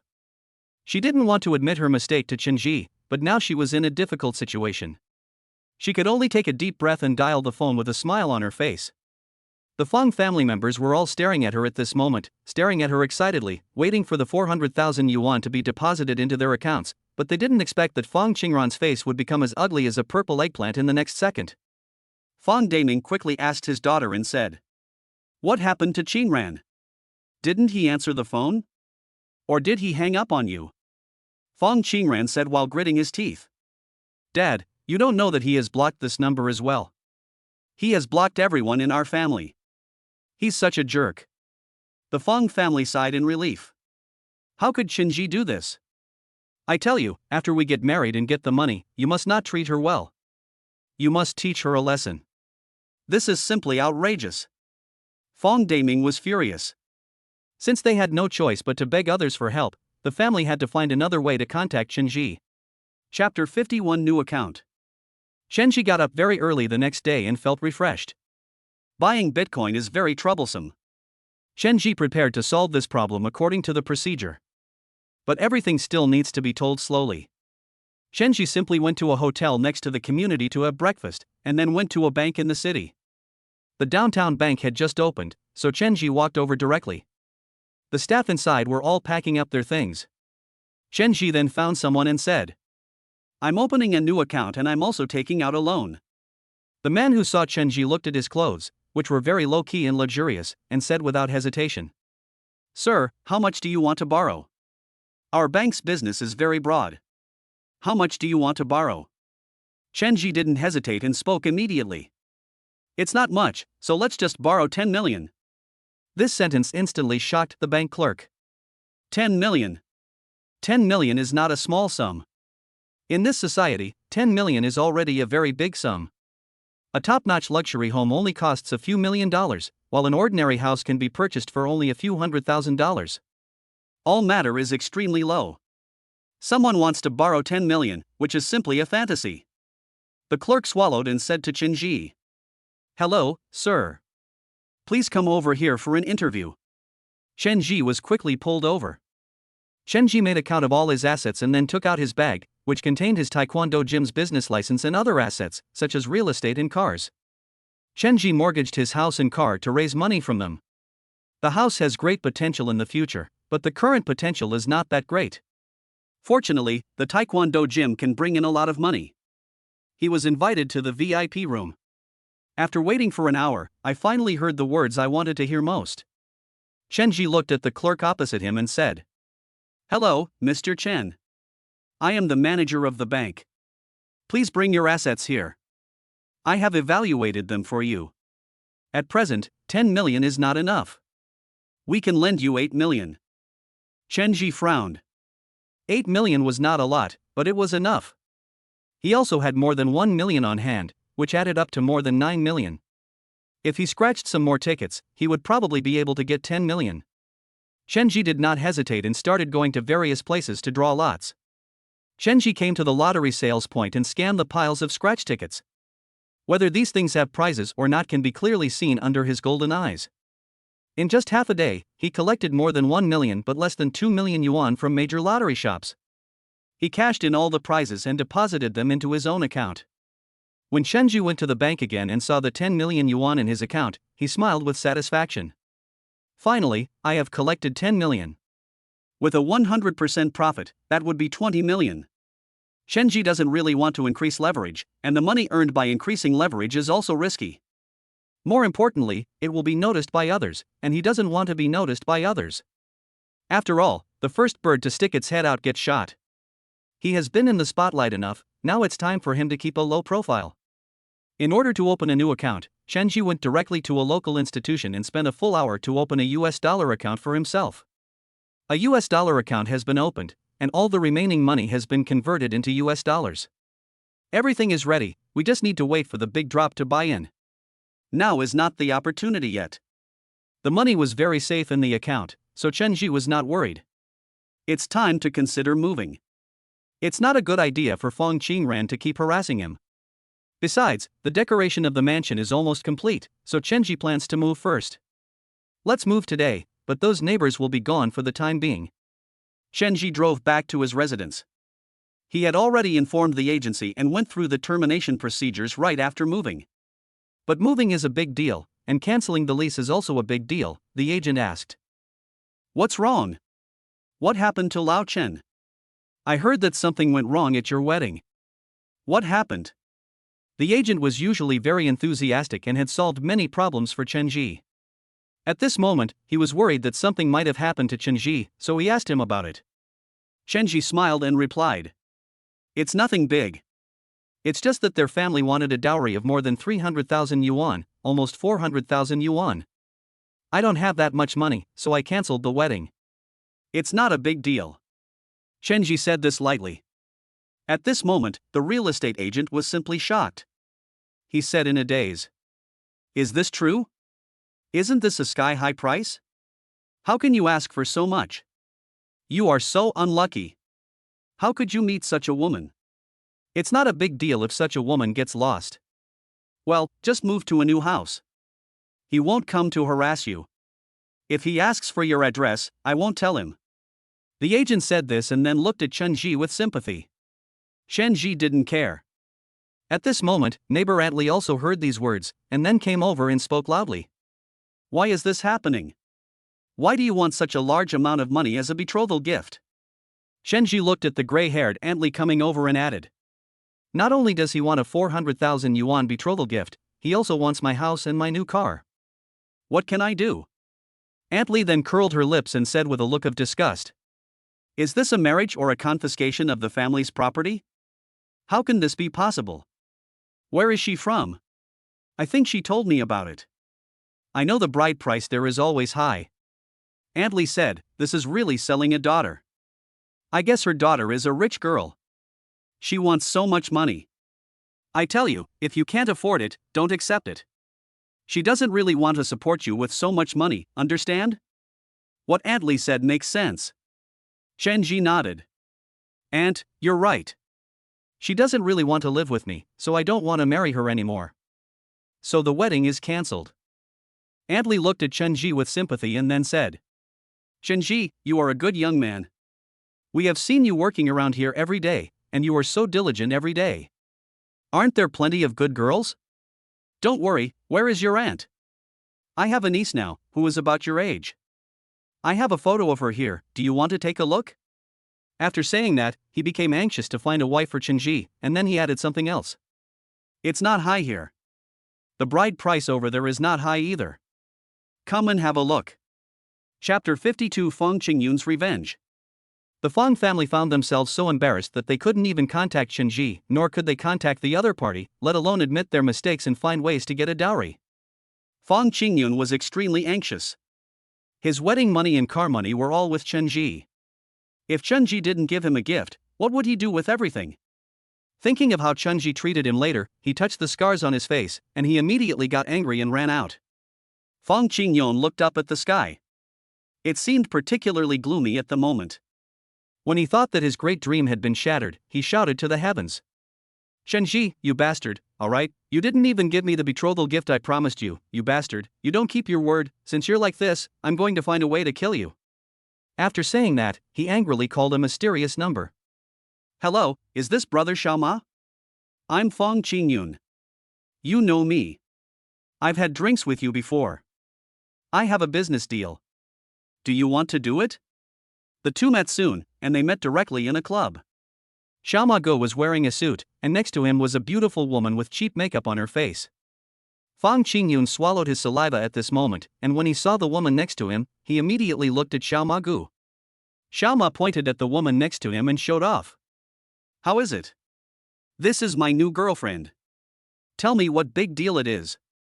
If it is really a big deal, I will let my girlfriend accompany you tonight. Naturally, desire was revealed on Fong Qingyun's face, but the next second he thought of the business again and said to Brother Xiaoma. Brother, let me tell you, I have a big business. I have a sister, do you know that? Xiaoma Go was stunned, then he looked at Fong Qingyun, then he thought of his sister and showed lustful look, and said. What about you? Your sister is pretty. Why did you sell her? But your sister's beauty can't be sold for much money. Fong Qingyun quickly shook his head and said. Boss, that's not the case. My sister has found a boyfriend and is getting married. He wants a dowry of 388,000 yuan. He recently bought a $1 million luxury car and a new house. It's a villa in Eaton Manor worth 4 million yuan. Brother Xiaoma instantly became excited, this is a big business. He took a sip of wine and said to Fong Qingyun. Boy, you really brought me a big business. Tell me, what do you want me to do? After saying that, Xiaoma Go directly poured a glass of wine for Fong Qingyun. Fong Qingyun drank the wine tremblingly and said directly. Help me arrest Chenji and teach him a lesson. Make him marry my sister and give him a betrothal gift. After the matter is settled, I will get the betrothal gift and give you 100,000 yuan. It's not a big deal. Just catch him and teach him a lesson and then give him 100,000. When talking about 100,000, Fong Qingyun's face twitched obviously. Both of them were cleaner than their faces, but now they dared to make such a boast, all because he already regarded the betrothal gift as his own money. But even if it is your own money, it is not money you earned yourself. He felt a little painful after casually promising to spend 100,000 yuan. This was not a small amount of money and he was really reluctant to part with it. At this moment, Xiaoma Go seemed to have a bigger plan. He patted his little brother on the shoulder and said. What you said is true. Your sister is my sister. How dare that boy take advantage of her and not marry her? This is unacceptable. Don't worry. I will take care of this matter. I will take care of it to the end. Isn't it just to deal with him? Well, don't worry, I'll take care of this matter. Remember to transfer the 100,000 yuan to me when the time comes. Fong Qingyun walked away with a bitter look on his face. Seeing his stingy look, Xiaoma Go laughed. This guy is so cowardly. I didn't expect that he would hook up with a rich brother-in-law. Since he has been arrested, it is impossible that he only wants 100,000 yuan. He actually has a mansion worth 4 million yuan. Why ask him for 1 million yuan? Brother Xiaoma is really cruel. Since someone has requested it, then this matter is settled. Xiao Ge spoke directly. Go and call those brothers over. Let's arrest this guy called Chen Ji today, and then we can arrest Fong Qingyun as well. Remember this, the key point is to extort 1 million yuan from this person named Chen Ji. Everything else is fake. Fong Qingyun turned back at this moment. Hearing this, I was stunned for a moment. Xiao Ge then looked at him and smiled, and sneered fiercely. 100,000 is also 1 million, and I will ask him for the money instead of you. What are you afraid of? Fong Qingyun was stunned. It seemed to make sense when he thought about it this way. Anyway, the money was ultimately paid by Chen Ji and had nothing to do with him. By the way, Xiao Ma, just do what you want. I'll send you his photo and you can see what he looks like. After saying that, Fong Qingyun ran over like the wind, his heart full of fear. Seeing Fong Qingyun being so cowardly, Xiao Ge burst out laughing. This kid is really a fool, a fool. This is really a big deal. Remember, we will take action tonight. When the time comes, we will give 100,000 to the brothers and keep the remaining 900,000 in the account. Let's go out and hide for a while. If any of our brothers are injured, we can use the remaining money to help them recover. Naturally, those brothers cried out in anger. It was obvious that this was a great opportunity to blackmail these rich people. It was an easy and simple thing to do. Brother Xiao Ma is so righteous. Then we brothers will go and each of us will get 20,000 yuan. Xiao Ge nodded. Go ahead and start today. Night fell quickly, and Chen Ji didn't know that he had been targeted. I was driving a luxury car at night and was about to go to a restaurant to eat something to fill my stomach, but I didn't expect that someone had followed me. 2 cars, one on the left and one on the right, were clearly coming towards him. Chen Ji immediately became alert. You followed me for 3 meetings. Why did you follow me? Could it be that someone wants to harm me? Chen Ji is no longer an ordinary person. He has a status and a background, so naturally people are paying attention to him. He is not as naive as before. He is still thinking carefully about who wants to harm him. He hasn't offended anyone so far, and the person he has offended the most is Wang Xiuhong. Could it be Wang Xiuhong's man? If Chen Ji thinks this way, he is probably Wang Xiuhong's man. But he was not afraid and drove calmly on the road. My mind is already full of thoughts, ready to solve this troublesome matter. Chapter 53: A Group of Assholes. Chen Ji is now a completely different person. He used to practice Sanda, but now his taekwondo has reached the terrifying level of level 10. His physical fitness has also undergone several rounds of systematic strengthening. With his current strength, it is easy for him to beat a few normal people.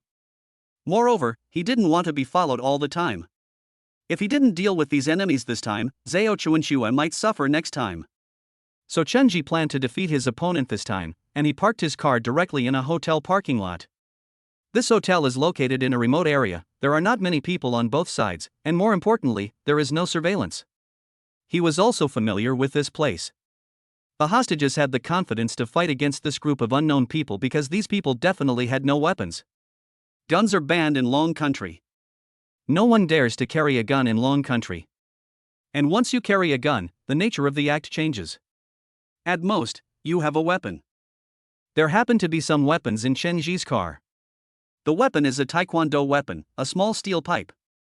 The main reason was that the thing used to fix the equipment was a little damaged, so he just put it in the car for self-defense. He is the owner of a taekwondo gym and owns some taekwondo equipment, so it shouldn't be a big deal. It is only natural. Chen Jigang got out of the car, and soon the 2 cars surrounded him, and then 5 people got out. 5 people drove 2 cars, and it seemed that they really wanted to block it, but Xiao Ma's men didn't expect it to be so smooth. The person who was in charge of the practice stared at Chen Ji with sharp eyes and said, "You're quite a fast runner, we've been waiting for you for quite some time." The leader was called Wang Defa. Wang Defa looked at Chen Ji with a gloomy face, and Chen Ji stared at him with sharp eyes. Chen Ji's strength is by no means ordinary, and his eyes are extremely fierce. Somehow, when Wang Defa met Yu Yang's gaze, he felt a sense of fear, as if he was being stared at by a ferocious beast. He took a step back, and the other brothers also took a step forward. These people gave Wang Defa confidence, and he immediately spoke to Chen Ji. "You are really amazing, you actually dare to come to a place like this. I guess you have discovered us.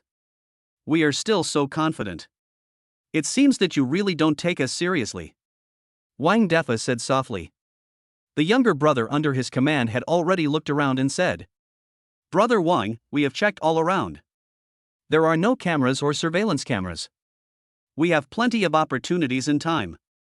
Wang Defa raised the iron rod in his hand and started attacking Shenji. "Give up to me, kid, or I will beat you to death today." Looking at these daring criminals, Shenji laughed. "You want to hit me with this broken iron stick, aren't you too crazy?" Shenji looked at them and then fixed his eyes on Wang Defa in front of him. Wang Defa saw that his brothers had arrived, raised his stick and rushed towards Shenji quickly. Shenji then stepped back, opened the trunk directly, and took out an iron rod from it. But it's not meant to be used, it's just held in hand for self-defense. His strength is too strong, and these criminals are probably no match for him. If they hadn't all been carrying weapons, he wouldn't have bothered to bring any, so he just made a move and kicked them away. Wang Defa instantly felt an extremely strong force rushing towards his chest. It felt like a car hit him. He flew out and landed heavily on the ground, spitting out blood. The four younger brothers were stunned, not knowing what was going on. In the blink of an eye, their brother Wang flew out, and they still didn't know what happened. Brother Wang followed brother Xiaoma and fought from south to north. He was also a famous hero and had been imprisoned twice. However, they didn't expect that the person in front of them would be knocked away with just one move. This scene stunned all the younger brothers. The younger brothers were all stunned, but Shenji was not. He took action directly and dealt with the remaining younger brothers with 3 punches and 2 kicks. These little brothers were wailing in pain on the ground. Some of them had broken legs or arms. In short, they were all beaten and could not stand up again. Wang Defa, who was the most seriously injured, finally recovered at this moment.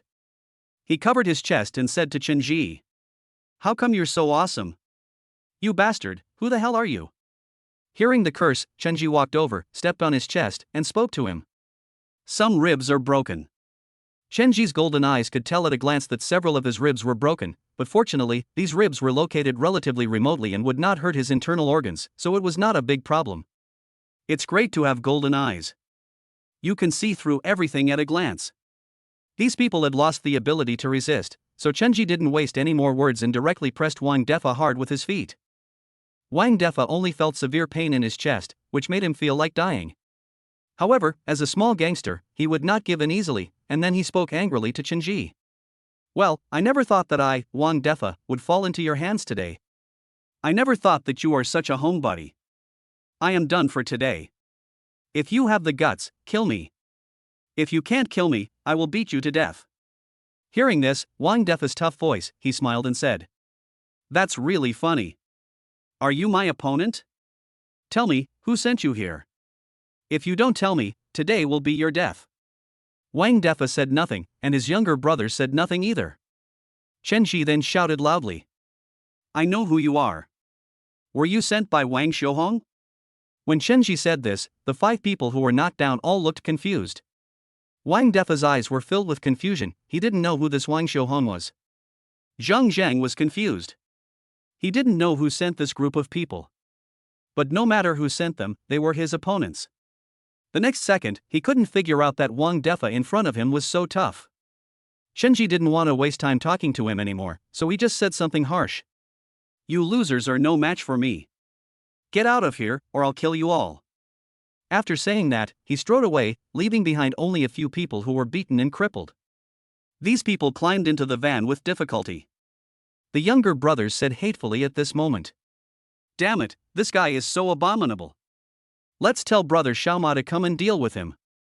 For some reason, a trace of fear flashed in Wang Defa's eyes at this moment. He didn't know why, but he felt that Shenji in front of him was extraordinary and his strength was beyond his understanding. Chapter 54, Martial Arts Practitioner. This group of people wanted to leave, but their injuries were too severe, so they had no choice but to ask for help. Wang Defa had no choice but to call Xiaoma Gu. Wang Defa took a deep breath, picked up the phone, and then took another deep breath before dialing the number. "It's me, Xiaoma. I'm Xiao Wang. Oh no, something's wrong. Come quickly, we are at this location, come and pick us up. I am afraid we are in big trouble this time, please come quickly, if you don't come, it will be the end." Xiaoma was stunned for a moment, but out of trust in Wang Defa, he drove over quickly. When Xiaoma Gu arrived, he was stunned to see his 5 brave generals beaten into such a state. All of them had bruises on their faces and broken bones. Seeing this scene, Xiaomagu immediately gritted his teeth and said, "What's going on? Did we run into those people from the Qinglong gang? Damn bastards, if it was that gang, I would send people to chop them up right now." Wang Defa shook his head and said to Xiaomagu, "Brother Xiaoma, no, it's still that guy named Shenji. He's so powerful that he picked all of us by himself. How could this be? Could it be that he is a martial artist?" Xiaomagu then exclaimed that this world is not an ordinary world, and some people are even more powerful, such as martial artists. Martial artists are superior to ordinary people. They are like the heroes in movies and TV shows, able to climb walls and fly over rooftops. They are so powerful that one person can fight more than a dozen people. Xiaomagu then said to Wang Defa with a wry smile, "Xiao Wang, you are so lucky now. If that guy is really a martial artist, then there is really no need for them to look up to us. In their eyes, we are just like losers. We are lucky to be alive." The gap between the two is too big, so Xiaomagu now understands why this person is so cruel but does not wipe out the roots, but dares to let these people live. It is estimated that he is very powerful and is not afraid of anything. They are not afraid of their revenge, because their revenge is so weak and ridiculous in the eyes of the other party, and even has a bit of pathetic meaning. Xiaomagu's eyes are now full of fear that the unknown strongman will seek revenge on him. "Xiao Wang, I'm afraid we have touched a hornet's nest. He wants to blackmail people. If this guy comes to our door, what should we do? Brother Xiaoma, we are panicking now. This kid is so powerful that even 3 or 5 people may not be his match. Brother, this is what happened. That guy came straight over. It was so fast that I didn't even see how he attacked. Several of us were sent flying. It was incredible. I saw a younger brother who was not so seriously injured explaining to him." Hearing this, the fear in Xiaomagu's eyes deepened. How could they afford to offend such a strong man? Xiaomagu was stunned for a moment, then said to Wang Defa with a wry smile, "So what should we do? We can't beat him, and we don't have any hardware or weapons. What should we do?" Nowadays, the society has become very stable and guns have been banned in all major places for decades. At this time, no one dared to play with a gun. Whoever dared to play with a gun would be guilty of a serious crime punishable by death. So although these gangsters were quite powerful, they did not have guns. Xiaomagu frowned at this moment and said nothing, but it seemed like he had said everything. Shenji drove back to the mansion, and the house was almost moved. At present, except for some small things that needed to be sorted, everything else had been moved cleanly, so he could already move into the mansion. It seems that Zhao Chuanxue went on a business trip to the headquarters these days and has not come back, so I haven't seen Zhao Chuanxue since he came back. However, the two of them are still in love when they contact each other on the phone, so you don't have to worry about him. Now he was worried about who was trying to deal with him. Could it be Wang Xiuhong? Or was it the so-called champion from the Korean country who had won 6 consecutive championships? Or was it the trouble he got into in the imperial capital? It could be anyone, but it's hard to guess who it is, which is very troublesome. Shenji had no choice but to put the matter behind him for the time being. After all, the strength of these BFM is not strong, so there is no need to be afraid of them.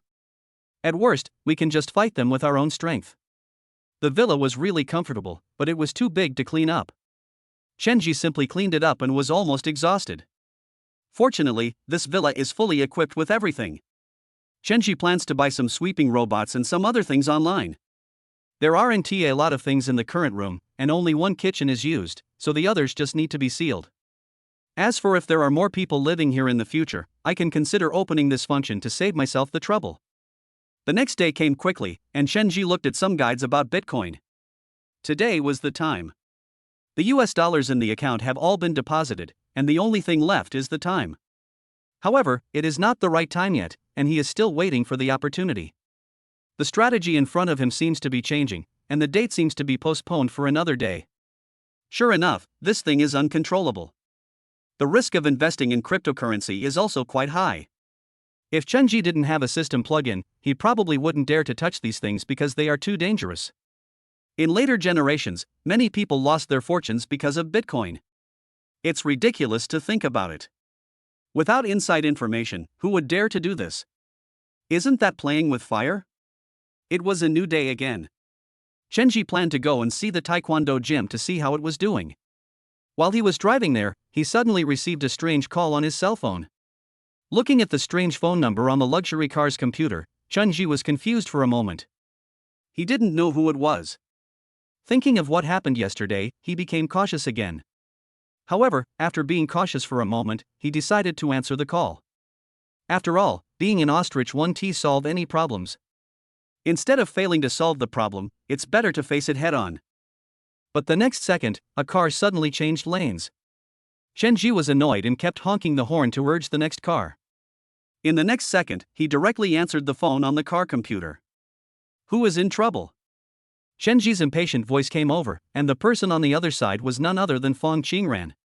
When Fong Qingran heard the impatient voice, she immediately became furious, but after looking at Fong Daming's fiery gaze, she suppressed her anger. I'm Fong Qingran. I want to put an end to this matter. Come to my house tonight to talk. If you don't come, I will harass you again until you are willing to come.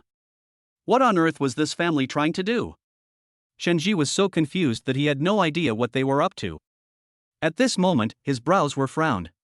Chapter 55, Feeling Proud. What if he really is a martial artist? When he thought of this, Xiaomago was terrified. If he was really a martial artist, it would not be much more difficult for those noble families to crush him to death than to crush a stink bug, so he was extremely terrified at the moment. Looking at his incompetent subordinates, and thinking of Fong Qingyun's Xiaomago at the moment, he felt annoyed. Damn it! We have caused such trouble for no reason. We can't just brush it off. If he gathers forces to seek revenge on us, it will be troublesome. I'd better go to his house in person. Chun-ji did not take these little hooligans seriously. These little hooligans were too low class. Going against them was simply an insult to him. Yes, it was an insult. It is an extremely unbearable insult. It would be fine if they didn't come to cause trouble, he would just deal with them every time they came. But if they really didn't know what was good for them and angered Chun-ji, the worst that could happen was that he would find some people to kill them all. He is no longer the Chun-ji who was bullied in later generations. He is powerful now. Chun-ji drove to the place he didn't want to go, Fong Qingran's home. Fong Qingran was a nightmare memory to Chun-ji. If he had a choice, he really didn't want to come. Chun-ji is no longer the same as before. He used to drive a small broken car and no one ever paid attention to him. But when he drove in a BMW, he immediately attracted the attention of the neighbors, and even the Fong family noticed them. At this moment, Fong Daming said to his daughter, "You can see that my daughter is now Chun-ji, and her worth is different. You absolutely cannot get angry with him again. You two have already reached the stage of getting married. You can't break up over such a small matter. You have to do everything you can to get back together with him. You have to get back together with him, understand?" Fong Qingran frowned and wanted to say something to Fong Daming, but after a moment she just nodded impatiently with a bit of disgust in her eyes. Even though Chun-ji has changed a lot now, she still doesn't like him. She doesn't like this coward. Fong Qingran had a very strange attitude towards Chun-ji. She looked down on Chun-ji, but if Chun-ji was really going to be taken away by someone else, or was really going to leave, she had a strong desire to win and wanted to hold him firmly in her hands. Turn him into an obedient person, as obedient as a dog. Fong Qingyun also saw the luxury car. His eyes were a little evasive at this moment, but after a moment he concealed his thoughts. It shouldn't be found out, it was me who did it. Brother Xiaoma is so powerful, he probably won't tell anyone about me, and he probably hasn't done anything yet. What Fong Qingyun couldn't have expected was that the action had already taken place, but he was so inconspicuous that Chun-ji didn't pay any attention to Fong Qingyun at all. Fong Qingyun's mind was still full of the betrothal gift that Chun-ji was going to give, he said. "Sister, you have to hold on to him. As long as he is willing to give the betrothal gift and marry you, let him give it quickly. As long as the betrothal gift is in hand, we can do whatever we want." After saying that, Fong Qingyun clenched his fists excitedly. The whole family had this attitude. Fong Qingran was very annoyed at the moment, but she had to say it perfunctorily. "Okay, brother, I'm fine. Dad, I know. Don't worry. I know what I'm doing. You don't have to say anything more." Chun-ji had just parked the car when his cell phone rang again. Seeing that it was another unfamiliar number, he knew who it was immediately. He answered the call directly and spoke impatiently. "Why are you rushing me? I'm parking my car now. I'll get on in a moment." No need to rush me. Fong Qingran was so angry when she heard this impatient tone. Shenji actually spoke to her like this, but she couldn't get angry and could only speak patiently. Come quickly, my parents have prepared a large table of food, and they are waiting for you. Shenji didn't want to give them a good face and had long wanted to give them a warning. Since they were shameless time and time again, there was no need for him to save face for them. This time, I came here with the intention of causing chaos and confusion. But the one dancing was definitely not me. Shenji slowly went upstairs and soon arrived at his hell, his nightmare, the devil's cave in his memory. Shenji took a deep breath, looked at the familiar scene, clenched his fists, and then loosened them in an instant. At this moment, he was smiling. Looking at the people who brought him nightmares, he felt inexplicably better. The Fong family members were surprisingly reserved today. They felt a little embarrassed when they saw him coming. These words were extremely impolite and did not give any face to Fong Qingran. At this moment, Fong Qingran was so furious that he rushed up and cursed at Shenji. Why do you say that? Didn't you say it was your favorite food before? Why did you become like this now? Shenji laughed coldly and looked at Fong Qingran with sarcasm. Did I dare to tell the truth before? Could I tell the truth before? You're like a vampire. Whenever I tell the truth, you get angry and ask me to give you money to coax you. Just tell me how much money I have transferred to you over the years. Where do I get so much money to coax you? How dare I say your things are not good? Fong Qingran is so indulgent. Maybe this is not love, maybe this is naked exploitation. Fong Qingran didn't expect that Shenji was really at odds with her at this moment. Fong Daming didn't dare to break up with Shenji. After all, his son's marriage depended entirely on Shenji. He could only say to Shenji with an apologetic smile. Shenji, the past is all in the past, let's not talk about the past. By the way, come and eat, this meal is really specially prepared for you. If you like anything, tell me, and I'll ask your aunt to make it for you. Shenji looked at Fong Daming sarcastically.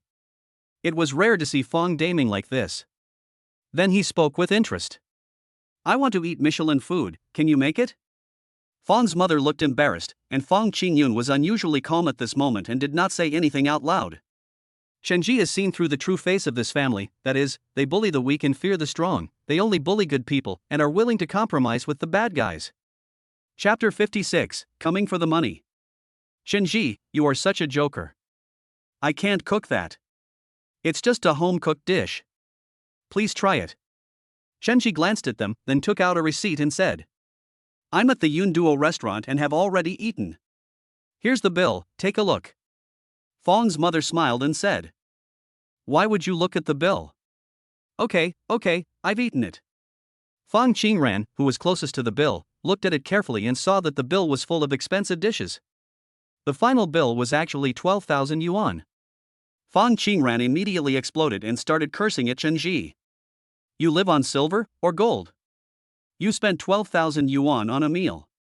If you have money, you spend it recklessly. Give it all to me.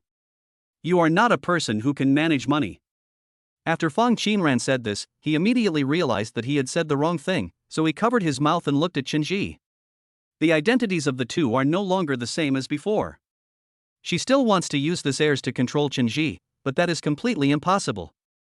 Shenji smiled and spoke to her directly and coldly. I have money and I want to go out for dinner. What's wrong with that?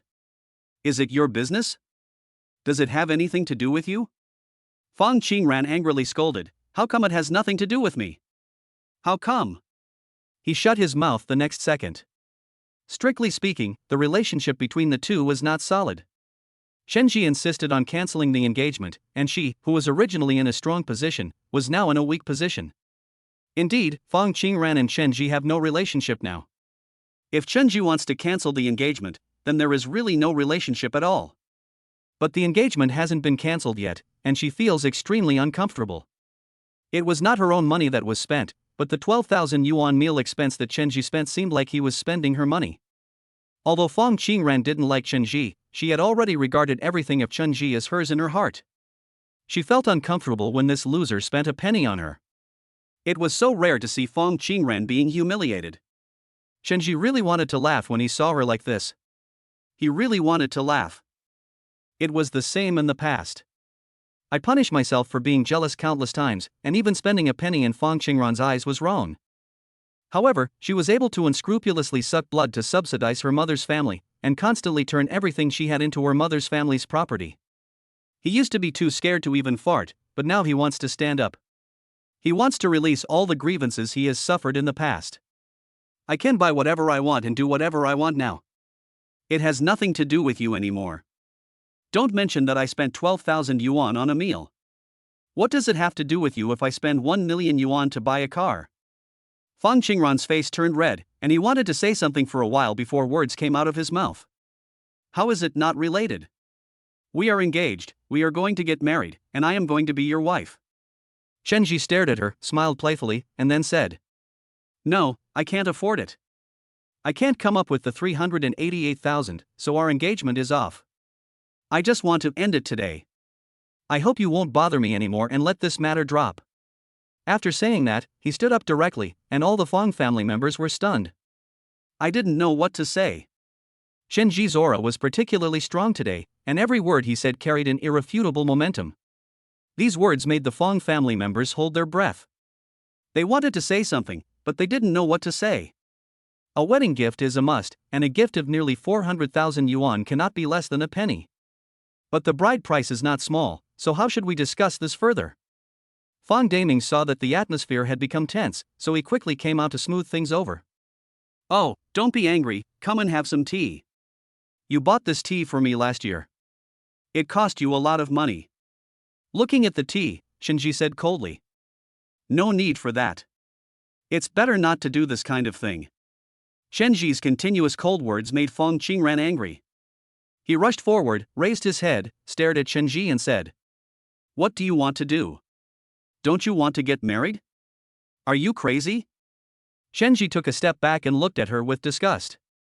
I'm not crazy, I just don't want to get married. I came here this time to tell you that the wedding is invalid. The wedding is cancelled. I can't marry you. Fong Daming's face changed drastically at this moment. If this wedding is cancelled, won't the betrothal gift be gone? Wang Daming became anxious and rushed forward, slapping Fong Qingshuan in the face. How do you talk to my uncle? You, a woman, have no right to interfere in a man's conversation.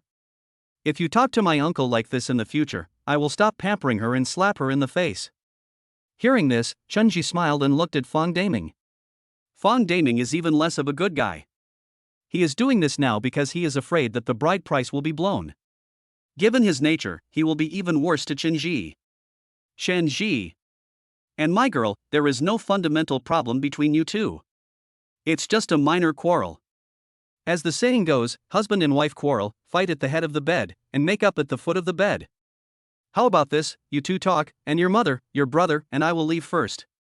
After saying that, he quickly moved to the left, then stretched out his hand and pulled Fong Qingran out. You must have a good talk with him. Anyway, the betrothal gift cannot be cancelled for the engagement. It must be there, otherwise your brother's life will be over. Do you hear me? Shenji felt particularly comfortable. For the first time, he saw fear and flattery in the eyes of the Fong family. It turns out that people are mean. The nicer you are to others, the more hurt you will be. Only when you show your fangs will others respect you and know that you are not someone who can be bullied. Shenji also knows their nature very well. The so-called condoms are all fake. Their plan is to get their own money, their own luxury house, and their own luxury car. Want to exploit myself and divide my property through marriage. This is what the family is thinking. They are extremely greedy. In their previous life, they added conditions again and again and sucked blood again and again. He had to support Fong Qingran's family by himself, but that family still treated him coldly and looked down on him. Even if I give my heart and soul, it doesn't matter. In their eyes, I deserve nothing and I am like a dog. Keep it when it is useful, and throw it away when it is no longer useful. In the last life, you will be divorced and have nothing. In this life, Shenji wanted to see how far Fong Qingran could go. He said softly with a smile on his face. It seems that you still think you can control me at will, so I will let you know what despair is. Chapter 57, So Embarrassed. Fong Qingran lowered his head and said with some distress. Dad has changed. He is not the same as before. He was not like this before. I don't know how to make him admit his mistakes. Fong Daming looked like an experienced person. He patted her shoulder and said to her. What are you thinking, you silly girl? Why ask him to admit his fault? Just marry him and ask him to give you a gift. Admitting your fault is all fake. The gift is real. Do you understand? I tell you, men are all the same. If he doesn't forgive you, you should just do this. You should tell him, if you can't convince him, just give him some sweet treats and sleep with him. Fong Qingran took a deep breath, opened the door, and walked in slowly. At this moment, her mentality slowly changed, even though she was filled with hatred in her heart. Now she could only endure it. She looked at Chen Ji and a hint of gentleness appeared on her face. Chen Ji, come and sit down. Let's have a good talk. It's not the first day we've known each other. Many things can be solved by talking it out. We are all family, so there's no need to be angry. Oh, a family? Shenji wanted to see what she was up to, so he sat down face to face with her, each of them having their own little thoughts and ideas in mind. Fong Qinran looked at Chenji in front of him with great disgust in his heart, but at this moment he said, Chenji, we have been together for quite some time and are about to get married. Why are you being so petty? Let's get back together. Don't worry, I won't do that again. Haven't you always wanted me? How about this? I'll make you happy today, okay? After saying this, Fong Qingran looked considerate and then spoke. The reason why I didn't give it to you before was because I was afraid that you wouldn't cherish it after you got it. You also know that we are going to get married, and I don't want you to take this too seriously. If Chenji had not experienced his previous life, he would have really been deceived by her. Fong Qingran's mouth was full of lies. The so-called tests were all excuses. This was not her first time and she had several boyfriends before. Chenji only found out about this later and realized that it was all a lie. The so-called test was just a test of his money. If he didn't have money, nothing would have happened afterwards. Chenji was unmoved by these words, and his eyes were still staring at Fong Qingran coldly. I don't care about you now. Do you think you are a rich and powerful person? I don't care about you.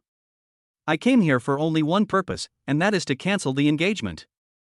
Fong Qingran was furious. She had already made so much concessions, but Chenji refused to listen. At this moment, Chenji looked at Fong Qingran's rare gentleness. Indeed, Fong Qingran was really good looking. She has a very good weight control, a pretty face, particularly delicate long hair, and a beautiful figure. With this combination and a little makeup, she will attract a lot of attention wherever she goes. In the previous life, I was so obsessed with it that even though I knew there were many things I shouldn't do, I still did them all in order to get the beauty, and ended up making myself look extremely miserable. If it weren't for all that I experienced in my previous life, I would probably still be confused in this life. But since he had already capsized in the gutter, how could he continue to make mistakes? He already knew that Fong Qingran in front of him was a femme fatale, no, a vicious beauty. Such a vicious beauty cannot be touched. Chenji's resolute look made Fong Qingran feel extremely painful. Looking at the coward who was so strong at this moment, he wanted to lose his temper, but when he thought about the fact that he had not received the betrothal gift yet, he could only compromise. Chenji. Husband. We are going to get married, why do you have to be like this? Okay, stop it. Even if we are wrong and shouldn't ask for so much betrothal gifts from you, we don't need anything. As long as you give us the betrothal gifts, everything will be fine. I will definitely live well with you. From now on, you should work hard and run your taekwondo gym well, and I will be responsible for helping you manage the money and accounts, okay? Chenji sneered as he looked at Fong Qingran, whose true face was revealed. Your foxtail is finally exposed. You still want to keep accounts with me. You have to settle your own accounts. Do you understand? You are such a fool. It is impossible for me to ask for a dowry. Don't even think about managing my accounts. I won't let you manage even a single cent. The money I spend on you before is just like feeding the dog. Fong Qingran was stunned by Chenji's impolite look. The Chenji in front of him was completely different from the previous Chenji. Fong Qingran even felt that the person in front of him was not the same person at all. Seeing that verbal attacks were useless, Fong Qingran had no choice but to stand up and accept the consequences. He came directly to Chenji, grabbed Chenji's hand, and wanted to put it on his chest. Chenji naturally knew what he was thinking. In his previous life, he would have been overjoyed and would have agreed to anything, even if it was an additional 100,000 yuan in betrothal gifts, he would have agreed without hesitation. There was nothing he could do, he was just that stupid. But when he thought of the ending of his previous life, Chenji's heart was bleeding. He sneered at the femme fatale in front of him, pushed her away and stood up. I walked out and opened the door, only to see the man's family standing outside the door, listening to everything that was happening inside. It was clear at a glance that this was a complete honey trap. If Chenji had the slightest intention, he would probably be caught by them. Chenji naturally would not let them get their wish, and then he said to Fong Daming's family with a sneer. Okay, stop listening. I'm here today just to break off the engagement. I don't have any other intentions. Come in. It's tiring to lie in the corner and listen here. The true face was exposed. At this moment, the Fong family members felt a little embarrassed, but they had no choice but to file in. Chapter 58: The Fong family who can't get rid of them. Fong Qingran felt deeply insulted by Chenji's ruthlessness. She stood up immediately, her face burning, knowing that she had been greatly embarrassed today. Looking at the appearance of her family, she could not bear it anymore and questioned Chenji. Why have you become like this? Did you have an affair outside, or have another vixen? Otherwise you wouldn't treat me like this. Fong Qingran's question seemed funny in Chenji's eyes, and he just smiled and spoke to Fong Qingran. What does it matter to you what I am like? Fong Daming was afraid that a quarrel would break out, so he came over to smooth things over. Daughter, how do you talk to my son-in-law? Fong Daming, who was trying to compromise, did not get the answer he wanted. Chenji then spoke to Fong Daming unceremoniously. I'm here to cancel the engagement. I won't give you a penny for the betrothal gift. Just give up on this idea. Fong Daming's face turned pale instantly at this moment, and he spoke coldly the next second. You and my daughter have been dating for such a long time, something must have happened between you two. I don't care if you don't give me the bride price, we will sue you for rape. Chenji stared at Fong Daming and said sarcastically. Then do you have any evidence? What evidence do you have? Besides, I have nothing to do with your daughter. It's not enough to just talk nonsense. The law stipulates that anyone who openly insults others, fabricates facts, or slanders others shall be sentenced to fixed-term imprisonment of up to 3 years. What? Do you want to go to jail? Ha ha ha, I wonder who dares to sue you. If you dare to sue me, I will sue you too. You are trying to cheat people out of their money and the bride price. Chenji refused to listen to any persuasion, which made Fong Daming, who had been so tough just now, deflated. Chenji still felt that he was not angry enough, so he said. Not only will I call the police and arrest you, I will also spread the word about how you asked me for the gift. I have kept the chat history, and I will print it out as a big character poster near you. Put it up wherever you want. Anyway, it's all true. If you are not afraid of being embarrassed, then I am not afraid either. They were afraid that their precious son would not be able to get married because of his reputation. This matter hit the sore spot of their family. Fong's mother was so frightened that she jumped up and waved her hands. It can't be like this, it can't be like this, it absolutely can't be like this. Fong's mother knew that few people in this community were good people. If such a thing were to be spread out, everyone would know about it and it would spread everywhere. By then, her son wouldn't be able to get married, and her whole family would be infamous in this neighborhood. But if no one knows about it, then don't do it. In the previous life, they were also so shameless, but Chenji was too tolerant, allowing them to suck blood smoothly. But it's no longer possible in this life. Chenji straightened up, looked at their frustrated expressions, and then felt happy and wanted to sing a song. We used to be controlled by them and had our blood sucked by them, but now we are really attacking and defending aliens. The Chen family members still looked grim, but Chenji's cell phone rang. When he opened it, it turned out to be a message. It turned out to be news about Li Xiaolu. Chenji knew that Li Xiaolu was an absolute gold digger who only cared about the person she met. Such a gold digger is extremely purposeful, but now that you already know her true face, it would be a good idea to play some tricks on her. Brother, why don't you pay attention to me? I miss you.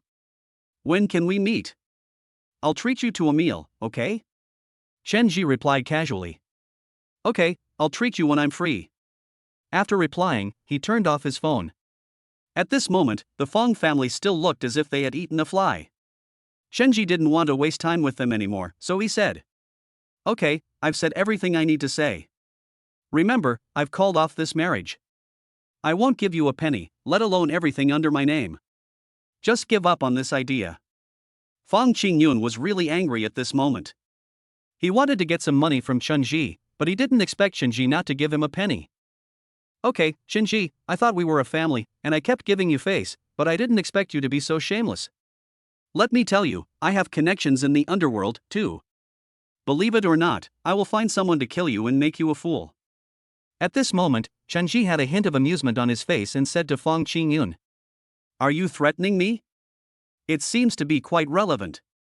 Do you want me to call the police? Fong Daming was startled for a moment and hugged his son tightly in his arms. That's not true. That's not true. He's still a child. He's just talking nonsense. Don't take it to heart. Fong Qingyun stared at Chen Shi coldly. He had already made up his mind. Just wait, when Brother Xiaoma catches you, I will let Brother Xiaoma cut off both of your legs and make you a cripple for the rest of your life. Fong Qingran really had no way to deal with Chen Zhizhen. Chen Shi saw that the success made all the Fong family members feel frustrated, and then he declared loudly, I don't want you to bother me about this anymore. It's over now. I have nothing to do with your family. Don't contact me or call me anymore. Our engagement is off. After Chenji finished speaking in a domineering manner, he strode out. He was no longer the Chenji of the past. Now he was free from his shackles. The sky was high and the birds could fly freely, the sea was wide and the fish could jump freely. This big world was waiting for him to explore. Fong Qingran did not give up and said to him, Chenji, I'm telling you, it's impossible. As long as we are engaged, I will definitely marry you. For sure. If you don't believe me, just try it. It's like a piece of taffy, it's impossible to get rid of it. Fong Daming also added, Don't be angry, son-in-law. Husband and wife quarrel at the head of the bed and make up at the foot of the bed. When you calm down, I will let my daughter come to find you. It's really tough. Chenji felt helpless and didn't know what to say. What a dog skin plaster. The Fong family was in a gloomy mood at this moment. No one spoke, and no one knew what to do. Fong Qingran stared blankly ahead, not knowing how the situation would end. Fong Qingyun's face was filled with hatred, while Fong Daming was in a state of headache. The Fong family finally realized that the person who was easy to control before is not someone they can easily control now. However, they are unable to give up their dream yet and still want to rely on Chenji to suck his blood and eat his flesh. But everything is different. Chapter 59 Another Account. The next morning, Chenji drove directly to the Taekwondo gym. Chenji is now becoming famous. In the past few days, more and more people come to visit him, making the business of the entire Taekwondo gym booming. It also put the entire Taekwondo gym into a state of overload. Boss, this won't work.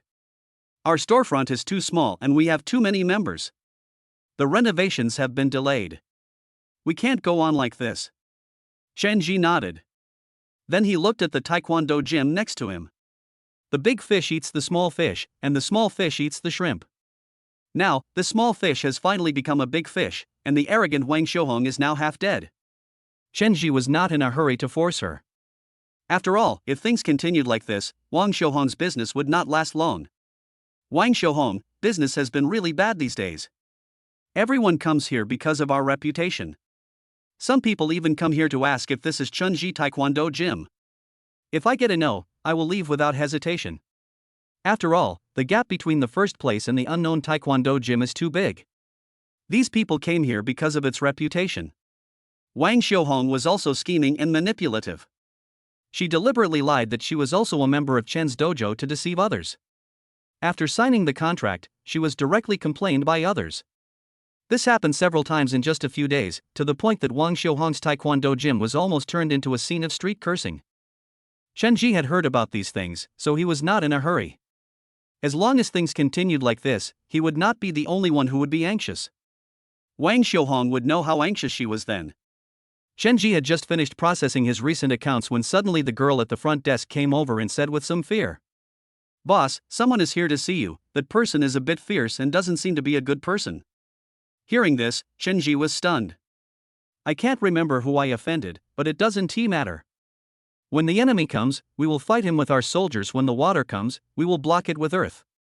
Chenji walked out of the door slowly, and was stopped by a scoundrel-looking man outside. The man looked at Chenji, and his expression instantly changed, and he spoke in a flattering tone. You are Chenji, right? Chenji looked at him, thinking non-stop in his mind. No matter how he searched, he was sure that he did not know the person in front of him. Seeing Chen Ji's confused expression, Xiao Ma Gu immediately explained. Hello, Mr. Chen. I'm Xiao Ma. People in the industry call me Brother Xiao Ma. I'm here to apologize to you for something. I was blind and offended you. I hope you won't be angry. At this moment, Chen Ji covered his eyes and didn't understand what the man in front of him was talking about, let alone what his purpose was in coming here. Xiao Ma Gu was feeling uneasy at the moment and explained immediately. Have you forgotten that I sent people to follow you last time, and you beat up my men? You were really cruel, but I want to thank you for sparing their lives. It was us who were blind and offended you.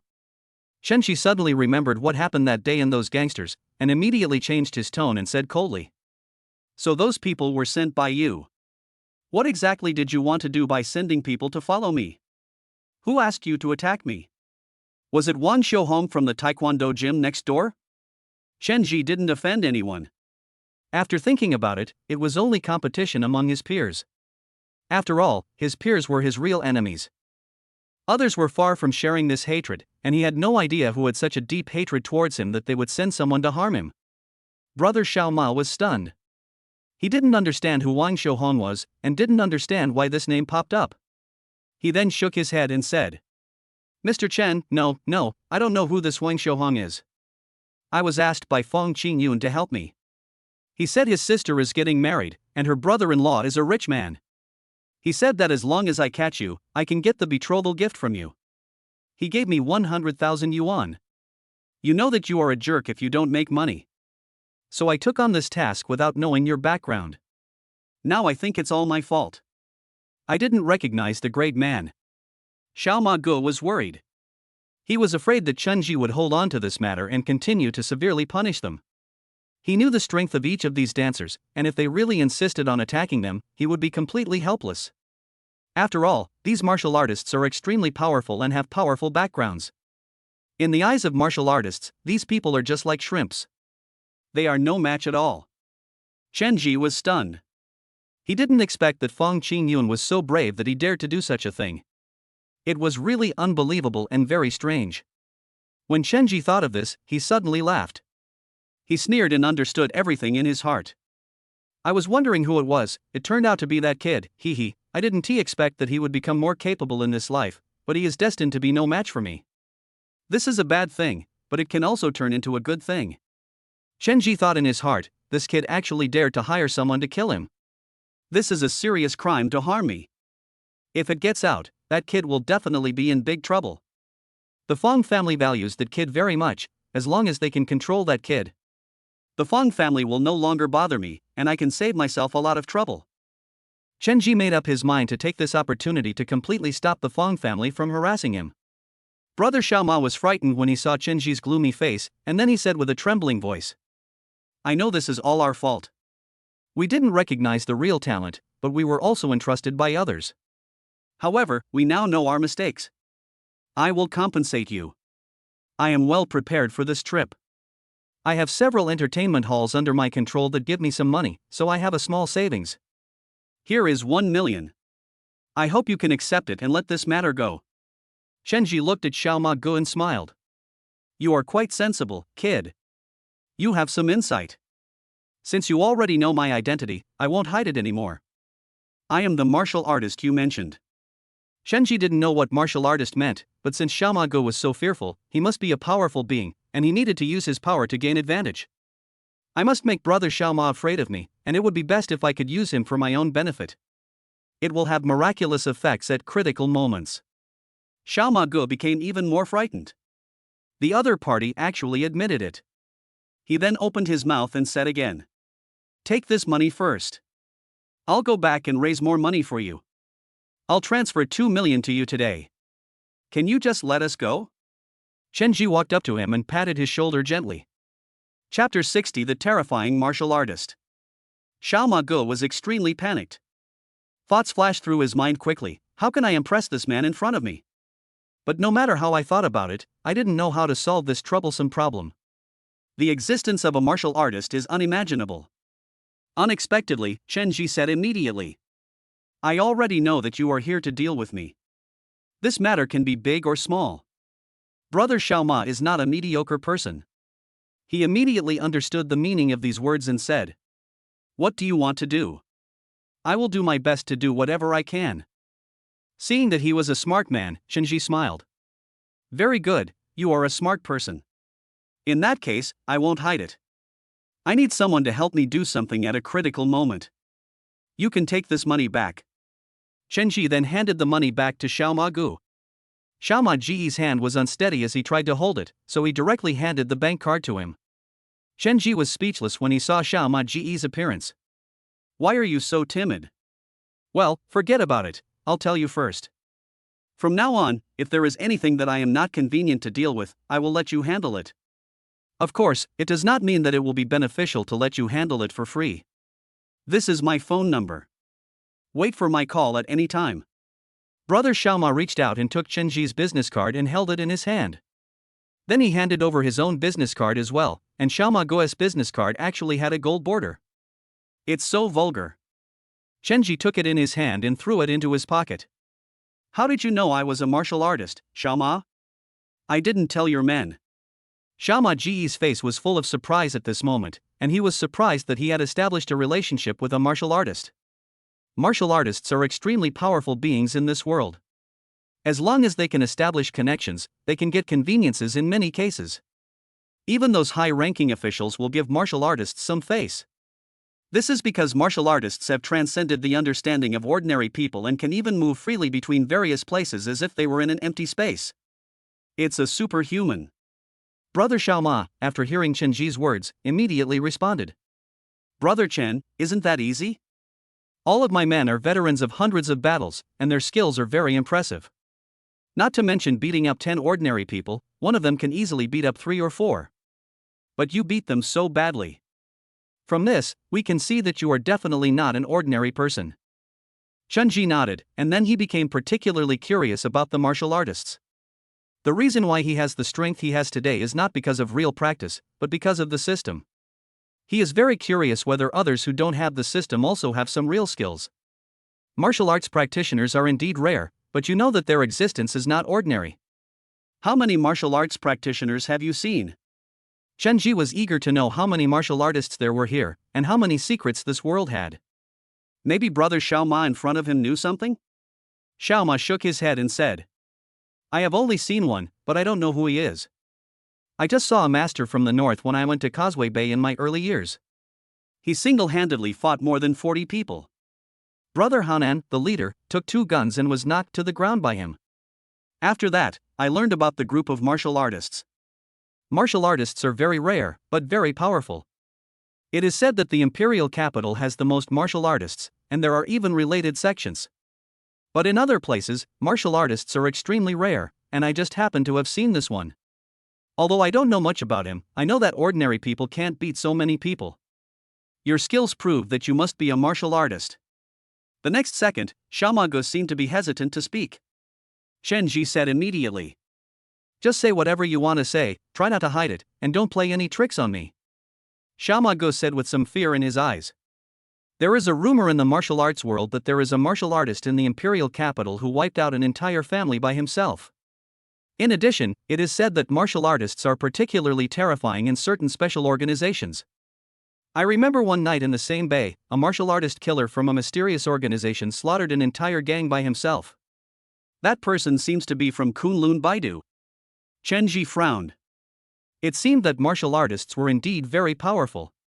If he met such an opponent in the future, he would have to be careful. However, this matter is still too far away. What we need to deal with right now is the audacious Fong Qingyun.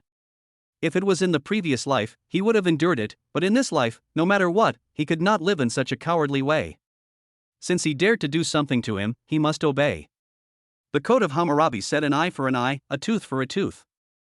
Then he said to Brother Xiaoma, "You said that Fong Qingyun asked you to deal with me, do you have any evidence?" Of course Xiaoma Gu had it, so he opened his mobile phone and pulled out a video. The scene of that day was completely recorded in this video. The evidence is there. Shenji smiled knowingly at this moment and said to Brother Xiaoma, "Give me a copy of this video. It will be very useful to me." At this moment, Shamago was also confused about what the entanglement between Fong Qingyun and his future brother-in-law was, but he still had to follow Chenji's opinion, and then he said to Chenji, "Brother Chen, this kid is so bold that he actually asked someone to deal with you. I think this kid is tired of living. How about this? I will go and deal with him and let him know how powerful I am." Chenji didn't care about this and said immediately, "No need. This kid is timid. If we scare him to death, we will be in big trouble. Fong Qingran is a real Voldemort. If she really scares his brother, she will definitely act like a mad woman and never give up." Chenji didn't want to continue to tangle with them. These people are just the past. As long as they don't cause him trouble, he naturally doesn't want to have too much interaction with them. The influence of the previous life was too great, and he didn't want to repeat the same mistake. "I'll take care of this matter. If I really need you, don't worry, I'll call you." Shama then lowered his head. Then, he quickly copied the video footage to Chenji. Shamago did not stay and left respectfully. He felt relieved when he left, and the hand holding the bank card was trembling slightly at this moment. Chenji smiled knowingly. "Finally I got some evidence, Fong family. Ha ha ha ha. Do you dare to bother me again? If you dare to bother me again, I will use this as evidence to send Fong Qingyun to jail." Chapter 61 Li Xiaolu's Thoughts. With this handle, Chenji can really rest assured. The next step is to consider how to expand the business. Just when Chenji was thinking hard, he received another text message from Li Xiaolu. "Why haven't you replied to me yet? Have you forgotten so quickly?" Chenji slapped his forehead and realized that there was another person here. He almost forgot about it, and then called Li Xiaolu back. "No, I'm just busy these past 2 days. Are you free today? I'll pick you up and we can go eat seafood together. The seafood restaurant in Zhengzhou Shopping Mall is good." Li Xiaolu answered the phone, was overjoyed after listening, and immediately said, "Okay, Brother Chen, I'll wait for you to pick me up. I've sent you the address. I'll ask for leave now." After saying that, he hung up the phone happily. Li Xiaolu went to her boss to ask for leave. Li Xiaolu's boss was a middle-aged man with a big belly. He looked very greasy, and his huge rosacea made him look a little disgusting. It is hard to imagine what kind of mood Li Xiaolu was in her previous life when she approached this boss. With a better first-generation rich, Li Xiaolu was even more rude to her boss. "Li Xiaolu, you suddenly asked for leave, where can I find someone to help you? This is not easy to do. How about this, I'll treat you to a meal at my house tonight and I'll give you a raise." Li Xiaolu rolled her eyes at him. With the better Chenji, how could she possibly bother with such a greasy boss in front of her? She didn't want to be misunderstood by Chenji, and she still wanted to get close to Chenji, so she had to be extra careful now. "All the fish that I raised in the past were released. I couldn't let my rich husband run away just because of those worthless fish." Li Xiaolu snorted coldly at the boss. "What do you want to do? Do you want to take advantage of me again? I'm telling you, if you don't approve my leave today, I'll leave too. I won't care about you." The boss didn't understand why Li Xiaolu was angry, but there was a flattering expression on his face. "How can I not approve it? Don't worry, I'll approve it for you right away. We still have a lot of time together, and you'll know later." After saying that, he smiled lewdly. Li Xiaolu's face was full of disgust towards her, and now that she was no longer of any use to her, she felt even more disgusted. "I had just packed my things when I received a call from Chenji. Come on down, my car is already here." After hearing this, Li Xiaolu burst into laughter, then packed her bag and walked away quickly. When her boss saw Li Xiaolu like this, he looked at her with a bit of hatred. Then, he looked at the car downstairs. Then he said angrily, "I was wondering why you treated me like this today. It turns out you found someone else." Li Xiaolu went downstairs quickly and ran into Chenji, who had just got off the car. "Brother, you are so quick, let's go eat." After saying that, he sat on the passenger seat. Chenji looked at Li Xiaolu in front of him. She did have a good figure and a nice face, but it was a pity that she was a vicious woman. You can have fun with her, but you absolutely cannot marry her. If you do, you will have to wear a big green hat on your head. He looked up at the company. He remembered clearly that he had married the boss of this company in his previous life. But not long after, he married someone else who was more wealthy than him. They divorced soon after and divided a large amount of property. Chenji then turned his gaze to Li Xiaolu, with a look of vigilance in his eyes. Li Xiaolu thought she was flirting with her eyes, and then said shyly, "Why are you looking at me like that? Are you itching? Ha, stay with me today and I'll stay with you tonight, okay?" After Li Xiaolu said this, she began to complain. "My boss is getting more and more annoying. He always tries to take advantage of me. He's so hateful. You eat so much fat and oil, just like a big fat pig. I don't like it at all. But you have to come close to me. It's so annoying. You are not as good as Brother Chen." Chenji secretly complained in his heart. "You say that, but weren't you honestly seducing your boss in your last life?" Ha ha. But he said, "Yes, it's really abominable. How about this, quit your job and find another one? I happen to know some bosses from other places, why not introduce them to you?" Li Xiaolu hadn't yet attached herself to Chenji. She didn't want to give up her leisurely job, so she started acting coquettishly. "Don't worry, it's so hard to find a job now."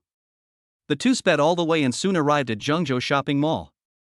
Zhengzhou Shopping Mall is located in the heart of Shibei District and is the most luxurious shopping mall. The food in particular is exceptionally high-end, and it is also a favorite place for the rich. Li Xiaolu once wanted to eat here, but the price was really daunting. Chenji parked the car directly in the basement of Zhengzhou Shopping Mall and got out of the car. Li Xiaolu could not hide her excitement at this moment. "Brother Chen, this is too expensive, isn't it? Everyone knows that a meal here costs tens of thousands of dollars. How can I let you spend so much money? I feel embarrassed." Chenji casually showed the famous watch in his hand. Li Xiaolu naturally noticed it, and then rushed over and hugged Chenji directly. "Perhaps it is because I know some things about future generations and recognize someone's face clearly, which is why I have this feeling." The two entered the mall and soon came to the restaurant on the first floor. The restaurant on the first floor was decorated entirely in the British style. It is extremely luxurious and it feels like entering a palace once you enter. The waiters on both sides were all respectful. His status is so impressive that he seems to be a superior person. Li Xiaolu was very happy at the moment, and she held her head high like a proud white swan. When he walked to the front and was about to choose his seat, he said to Chenji, "It really feels like a dream. I never thought I would come here to eat. You don't know that one of my best friends came here to eat before and took a lot of photos. We were really envious. I also want to take a lot of photos today. I want all the pictures in my moments to be pictures of the English restaurant." Chenji was not that excited. He had been going to restaurants of this price range frequently recently. Because his current status is different from before, when discussing cooperation, high-end restaurants are the most popular choice. Soon they came inside and the waiter started serving. Chenji ordered a few dishes at random and then handed the menu to Li Xiaolu. Li Xiaolu looked at the luxurious dishes and ordered 5 or 6 in one go. But Chenji had no reaction, which made Li Xiaolu even more delighted. Chapter 62 Plastic Girlfriend. Chenji is really rich. He eats such expensive dishes without even blinking an eye. I must hold on to him tightly. Li Xiaolu thought so in her heart, and then looked at a mirror next to her. She looked graceful in the mirror. Combined with the style of this high-end restaurant, it is simply beautiful, and she looks like a complete lady. "The food is here, eat it quickly." In less than 10 minutes, the dishes came up one after another, and Li Xiaolu stopped Chenji with great interest. "Don't move, Brother Chen, please don't move. Please accommodate me. I want to take pictures. I want to take pictures of every dish." After saying that, he picked up his phone and took pictures left and right, wanting to take dozens of photos of each dish. "I shot for 10 minutes before I was satisfied." Li Xiaolu's mood immediately became better. Seeing that Chenji had some ideas in mind, she moved over and said to Chenji, "Brother Chen, let's take a photo together. I really like you. I don't know why, but the more I look at you today, the more I like you. Come on, come on." After saying that, he moved closer and took a photo with Chen Jitong regardless of his objection. Li Xiaolu didn't even have time to eat, she directly posted all these photos and the decoration of the English restaurant on her moments, posting 5 or 6 messages in a row. It's full of show-off meaning. Her girlfriends were all confused at this moment. They didn't understand which rich guy Li Xiaolu knew who could take her to such a luxurious English restaurant. Everyone knows that the food in English restaurants is ridiculously expensive. A meal for one person may cost 7 or 8,000 yuan, and a meal for 2 people will cost at least 15,000 yuan. Soon, a string of questions appeared under the circle of friends. Sister, which rich boyfriend do you know? That's great. You don't know how to share happiness. You also went to this restaurant, huh? Let's go together next time. I'm so envious. I want to go there, too, but my husband is too stingy and doesn't even want to take me. In short, they all contain envy, jealousy, and hatred. This made Li Xiaolu feel extremely vain at the moment. In order to prevent any backlash, Li Xiaolu also blocked all her bootlickers and those wealthy men, and only her sisters can see these messages. Everyone blocked it, but the most important person did not block it, and that was Fong Qingran. Plastic sisters, since she doesn't care about such an outstanding man like Chen Ji, she naturally has to hold him tightly in her hands. So Li Xiaolu's eyes were full of greed at this moment, and she said to Chen Ji in her heart, "Sooner or later you will be mine, ha ha ha." Chen Ji ate with big mouthfuls. Li Xiaolu continued to fiddle with her cell phone. Seeing her like this, Chen Ji immediately said, "Then let's eat first, and then go shopping in the mall. I saw that there seems to be a bag store on the 3rd floor. I'll buy you a bag. You see, your bag doesn't seem to be that new anymore." In her previous life, Li Xiaolu also loved bags the most. After marrying those greasy men, she bought bags non-stop. By showing off every time, Chen Ji has also learned how to strike at the weakest part of the enemy's heart. He can easily break through the fortress with the enemy's most precious things. At this moment, Li Xiaolu instantly broke free from her mentality of showing off and looked at Chen Ji's face full of surprise. "Brother Chen, you are so nice to me. Do you have your ID card with you tonight?" After saying that, she leaned over and gave Chen Ji a kiss on the face. Chen Ji smiled and said, "Okay. It's easy to control the money spent on gold diggers." Li Xiaolu secretly made up her mind to ruin Fong Qingran's wedding. They must not be allowed to get married. The Chen Ji in front of her was obviously a rich husband, and she had to get him, no matter what. As for Fong Qingran, she also knew that Fong Qingran was not a good person either, and was a person who only cared about money and not people. If she didn't take action, Fong Qingran would know that Chen Ji was rich and would definitely get back together with him at all costs. This was a situation she didn't want to see. So Li Xiaolu made up her mind to win Chen Ji first, and it would be best if they could get married as soon as possible. After finishing their meal, the two went shopping in the mall on the 3rd floor. Chen Ji just bought a few sets of clothes, spending 80,000 to 90,000 yuan, and also bought a brand name bag for Li Xiaolu. Li Xiaolu was so happy that she kept patting her hands while carrying her bag. The whole person is almost a bit possessed. The circle of friends is constantly developing. Soon, everyone knew that Li Xiaolu had met a rich man and that he was taking her on a lavish spending spree. She went to high-end places, which made all her girlfriends extremely envious. Among this group of people was Fong Qingran. Fong Qingran also saw Li Xiaolu's circle of friends shopping in a luxury store, and even scrolled down a few more times. Seeing Li Xiaolu eating and shopping in such a high-end place, her eyes were full of envy. At the same time, I am also confused. Which rich man did Li Xiaolu meet? Who bought her so many luxury goods? Fong Qingran was filled with envy, jealousy, and hatred, and then thought of his current mess. I felt even more annoyed. The Fong family is in an uproar now. Fong Qingran was sulking and locked the door. Fong Qingyun kept forcing Fong's father and mother because his betrothal gift was going to be wasted. Tell them to find a way to get Chen Ji's betrothal money. In short, it was a complete chaos. After shopping in the mall, Chen Ji and Li Xiaolu got into a luxury car with bags of things. Li Xiaolu was overjoyed in the luxury car. Looking at Chen Ji in front of her, she liked the man in front of her more and more. No matter who he was, she had made up her mind and must win him over. As for Fong Qingran, she had already forgotten about him. What best friends are there? They are just fake best friends. Whoever can catch the richer person will be more successful. Li Xiaolu sat in the passenger seat, then hooked her finger, leaned against Chen Ji, and spoke in a coquettish voice. "Brother Chen, where are we going? To your house or to the hotel? I'm fine with either. Today I'm your brother Chen. Are you happy?" Chen Ji nodded lightly. Although Chen Ji's attitude was cold, Li Xiaolu, who had been dazzled by the bags and luxurious restaurants, did not think there was anything wrong with it. Chen Ji looked at her with a complicated look in his eyes, but also a lot of hatred. Li Xiaolu and her other close friends, but none of them are good people, especially Li Xiaolu, who had gone through a lot of trouble in her previous life. Especially during their wedding, she kept encouraging Fong Qingran to increase the gift price and add more money, treating him as a sucker. He kept a record of every debt, and he wanted to pay them back one by one. Chapter 63, Strategy for Li Xiaolu. Shenji parked the car directly in front of the five-star hotel. The villa had not been completely cleaned up yet, and it was too ostentatious. He didn't want to take Li Xiaolu back there. After all, Li Xiaolu was a woman with ulterior motives. You can play around, but you absolutely cannot get too involved in it.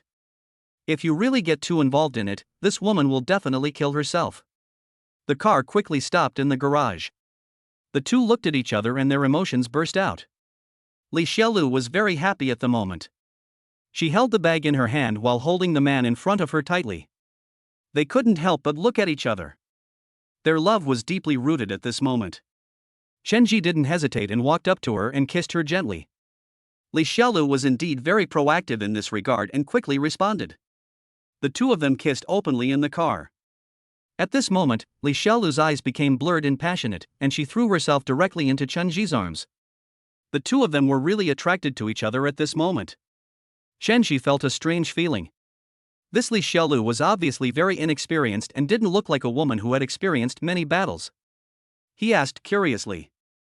"I didn't expect you to be so innocent. You look like this after just one kiss." Li Xiaolu rolled her eyes at him and then spoke coquettishly. "I'm not one of those casual women. I'm very loyal. You're still the first man I've kissed, and you'll be my first man." This sentence made Shenji stunned. He didn't expect that this was the first time for Li Xiaolu in front of him. He was a little unconfident. Li Xiaolu patted him on the shoulder and said, "Why? You don't believe it. If you don't believe it, the facts will tell you the answer." After saying that, he kissed her again, and the two kissed for a full 5 minutes. At this moment, they slowly packed up and got out of the car, but the blush on their faces was difficult to dissipate, and they soon walked into the lobby. Shenji took out his card and booked a 5-star room. Li Xiaolu watched from the side. Just one room cost 8,000 yuan a night. The cost is simply horrible. Li Xiaolu and she quickly went up to the VIP suite and went directly to the VIP suite. The VIP suite was very spacious. It was also the first time for Li Xiaolu to come to this kind of VIP suite. She looked around, but she didn't expect that there were cosmetics on the sink. Although they were just samples, they were genuine brand names. Looking at these famous brands, Li Xiaolu was simply amazed. "Oh my god, these are all big brands, they can all be used, this is great." After saying that, she picked up a lipstick and tried the color on her lips. It turned out to be the one she liked. As soon as she finished trying on the lipstick, Shenji hugged her directly, holding her slender waist in his arms, which was really comfortable. After experiencing the kiss just now, Li Xiaolu finally felt no longer unfamiliar with it. She wanted to resist but still accepted it, and the senses of both of them were greatly shocked. The two of them fell in love quickly and the battlefield came to the bed. They continued to kiss passionately, but their hands were not honest. They didn't even try, and they were naked. At this moment, Shenji smelled a strange fragrance, which was almost imperceptible and particularly comfortable in his nose. The two of them quickly reached the last step, but Li Xiaolu was now gasping for breath and begging for mercy. Brother Chen, don't be like this, I still need to take a shower, can I go take a shower first?" Li Xiaolu is a delicate person. She doesn't want any changes in her first time. She wants to wash herself cleanly to welcome the important first time in her life. Shenji waited for more than 20 minutes. He had to admit that this woman was indeed troublesome. Shenji then walked into another bathroom and took a refreshing bath. "I put the bathrobe down too far just now, and when I turned around, I saw Li Xiaolu had already crawled into the bed. Looking at Li Xiaolu on the bed, I couldn't help it and crawled directly into the quilt. This night was naturally wonderful." The unusual feeling brought Shenji to the pinnacle of his life at this moment. Touching Li Xiaolu's delicate skin, Shenji wanted to continue, but time did not allow it at this moment, as the doorbell suddenly rang outside the door. Xiaolu shyly hid under the quilt, while Shenji put on his clothes and went out. Unexpectedly, he came to deliver breakfast, and soon the table was piled with all kinds of delicious food. This is breakfast, but it is indeed a bit richer. Li Xiaolu got up, dragged her tired body, drank milk in small sips, and slowly cut a tender steak next to her. "Brother Chen, I'm so tired." Shenji felt a little embarrassed. Last night was indeed a bit intense. No wonder Li Xiaolu was so tired. At this moment, Chen Ji heard a hint of dazzling red on the white sheets of the bed. I really didn't expect that for the first time. Li Xiaolu was different from what I imagined. Just as Chen Ji was eating his breakfast, the voice of the system suddenly came from his mind. Congratulations to the host for completing the strategy mission. You have successfully captured Goddess Li Xiaolu and obtained 1000 points. You now have 1700 points. The next level points mall is unlocked successfully. Do you want to enter the mall to redeem goods? Chen Ji didn't expect that he could get points by conquering Li Xiaolu. Chen Ji listened to it calmly without any response, and soon the system disappeared. After breakfast, Chen Ji stood up, stretched his muscles, and said to Li Xiaolu, "Okay, we should go now. I'll take you home." Li Xiaolu was a little stunned. He sent her home. What kind of relationship do they have at this moment? Li Xiaolu had a good plan. She wanted to tie Chen Ji down with her body. She had met Chen Ji before and thought that Chen Ji was a very honest and traditional person. I originally thought that I could tie Chen Ji down with my body, but I didn't expect Chen Ji to be like this at this moment. Suddenly got angry. Why are you sending me home? If you're sending me home, then what are we to anyway?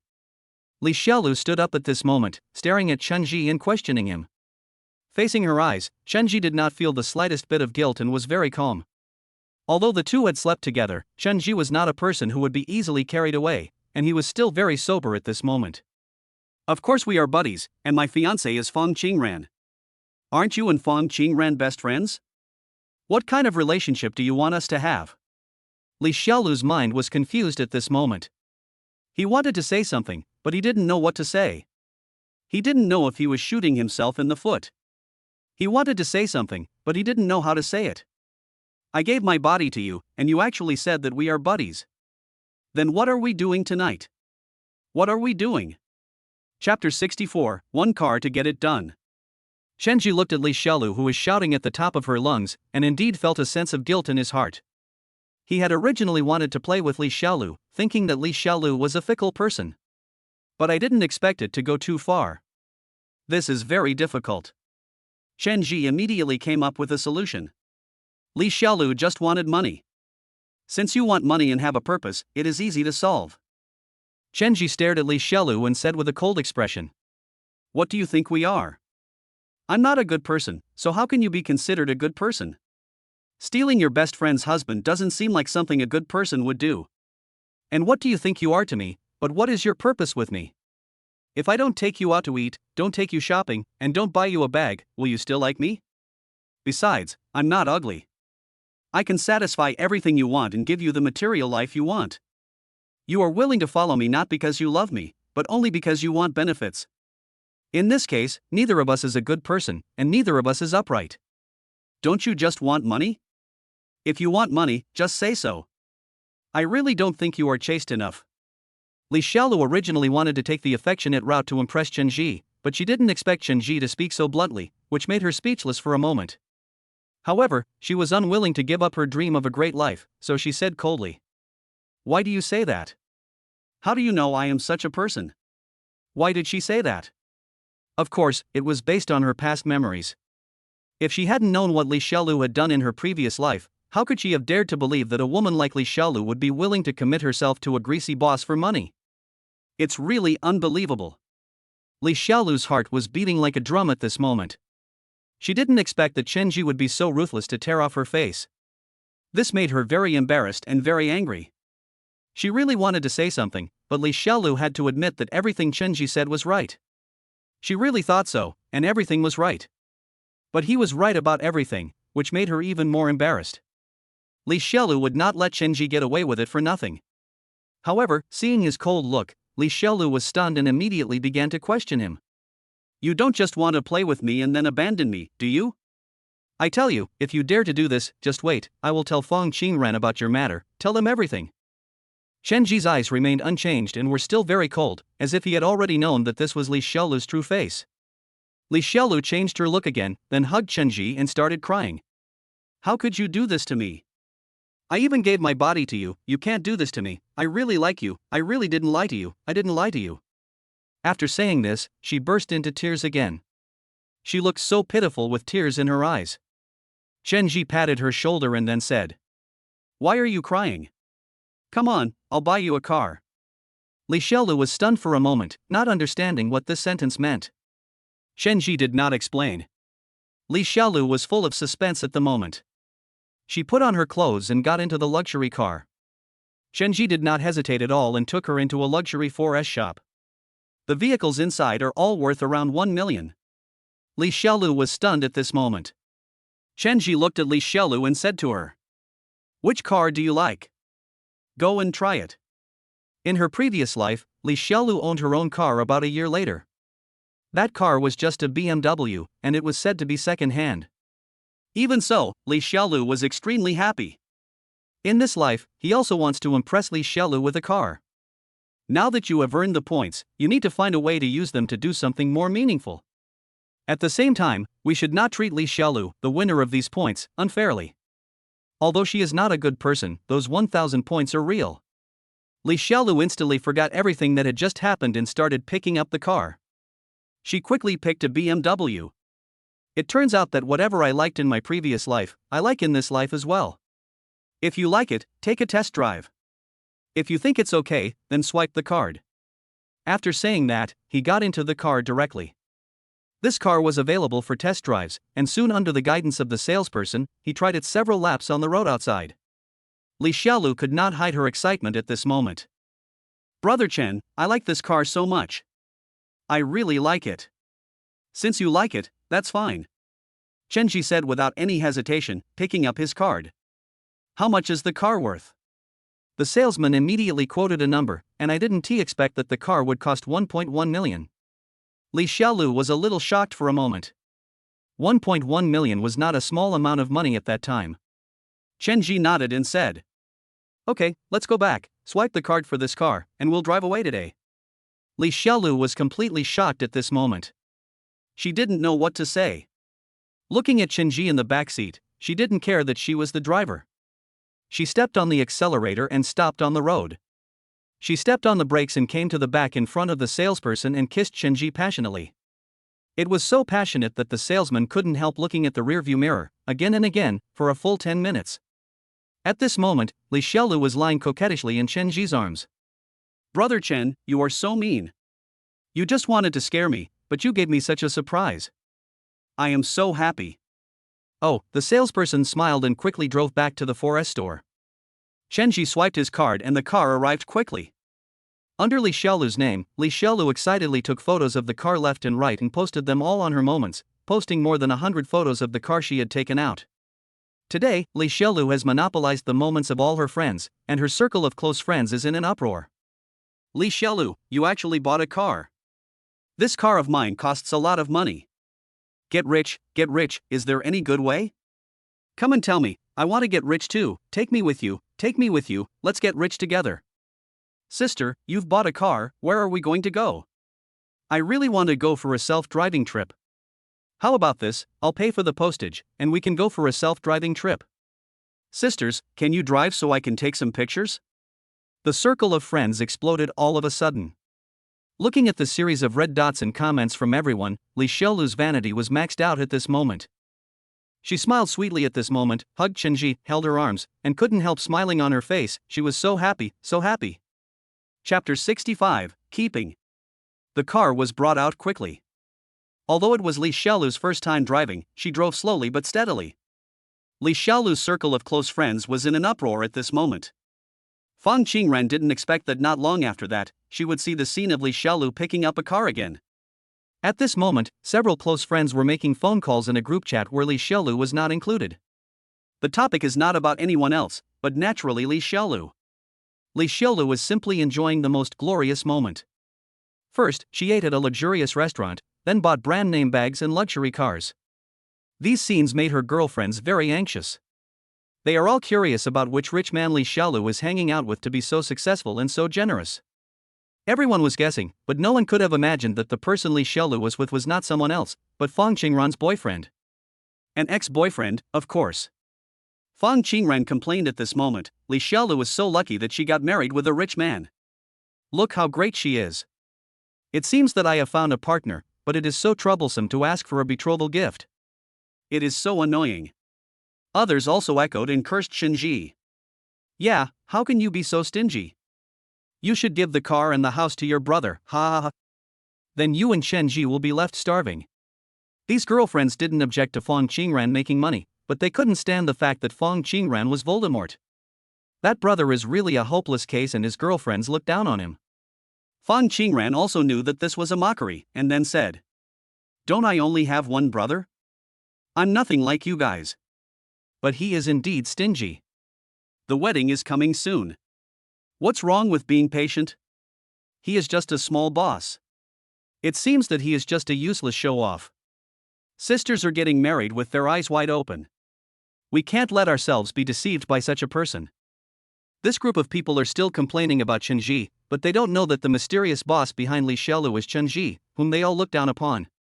The two drove one after the other to the luxurious restaurant. Getting out of her BMW, Li Xiaolu was full of confidence and her awareness of her identity had greatly improved. Shenji looked up and directly chose a private room.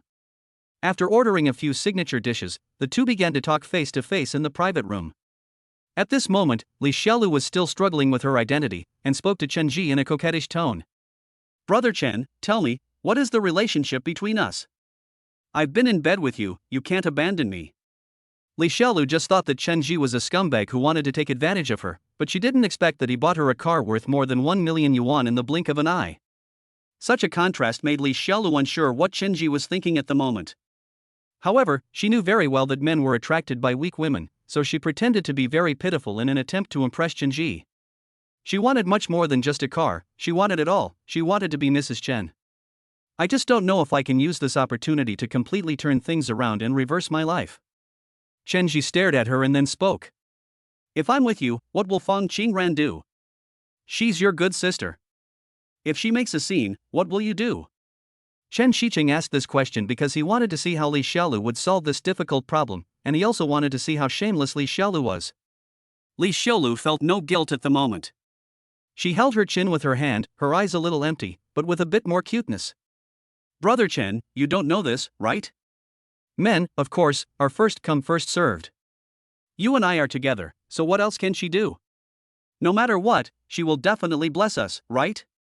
Anyway, I don't care about Brother Chen. You are mine. If she wants to snatch you from me, then I will definitely catch you and not let anyone take you away from me." It was the same as if he hadn't said anything. Looking at Li Xiaolu, who still wanted to maintain her dignity, Shenji said it bluntly. "Just tell me you just want money and want to live a rich life, right?" Li Xiaolu shook her head repeatedly at this moment. "No, Brother Chen, I really like you. I really like you. If I didn't really like you, how could I be willing to have sex with you? As for whether it's money or not, it doesn't matter. If you are willing to give it to me, then I will pay for it. If you are not willing to give it to me, then I will still stay with you and wait for you." These words really make people feel comfortable, but if you hadn't seen Li Xiaolu's true face in her previous life, you would never have thought that she had this side of her. Shenji didn't bother to be polite with her. He turned sideways and pinched Li Xiaolu's chin with one hand. Li Xiaolu stared at Shenji. Pretending to be cute, it really makes people reluctant to hurt her. Shenji looked at her, then took out a bank card and said, "It's impossible to live the life of a rich wife. I've seen through women. Your best friend has been tormenting me a lot. If that's the case, I don't want to get married. So I give you two choices. The first choice is to give you 200,000 yuan. From now on, we have no relationship. This car is also a gift to you. I absolutely don't want to come back." Li Xiaolu was stunned, and at this moment her mind was rapidly thinking about how much money 200,000 was. In today's era, 100,000 yuan is already a lot of money. 100,000 yuan can buy a house. 200,000 is definitely a sky-high price. In addition, there is another car. This car is newly bought. Even taking into account the depreciation, at the very least it can be sold for 700,000 yuan.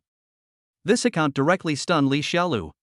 Li Xiaolu never expected to gain so much. Li Xiaolu only got this money after she sacrificed her chastity and got married. This time, Li Xiaolu could no longer control her emotions after getting it so easily. The next second, she raised her head, hugged Shenji and kissed him madly. "Class crossing, this is really a class crossing." Shenji quickly pulled her away and then continued. If you don't want to, then we can do this. This car is also a gift from me. Just as compensation, I can give you another 50,000 yuan every month. As for our relationship, do you understand now? These words have been said very bluntly. The relationship between the two is exactly what others think it is. Li Xiaolu lowered her head and calculated at this moment, that is 50,000 yuan a month, 600,000 yuan a year, and 6 million yuan in 10 years. And her monthly salary was not enough, less than 1,000 yuan. The gap is so huge, just like a child suddenly possessing a great treasure. Chapter 66, Chance Encounter. 6,200,000, everyone knows which one to choose.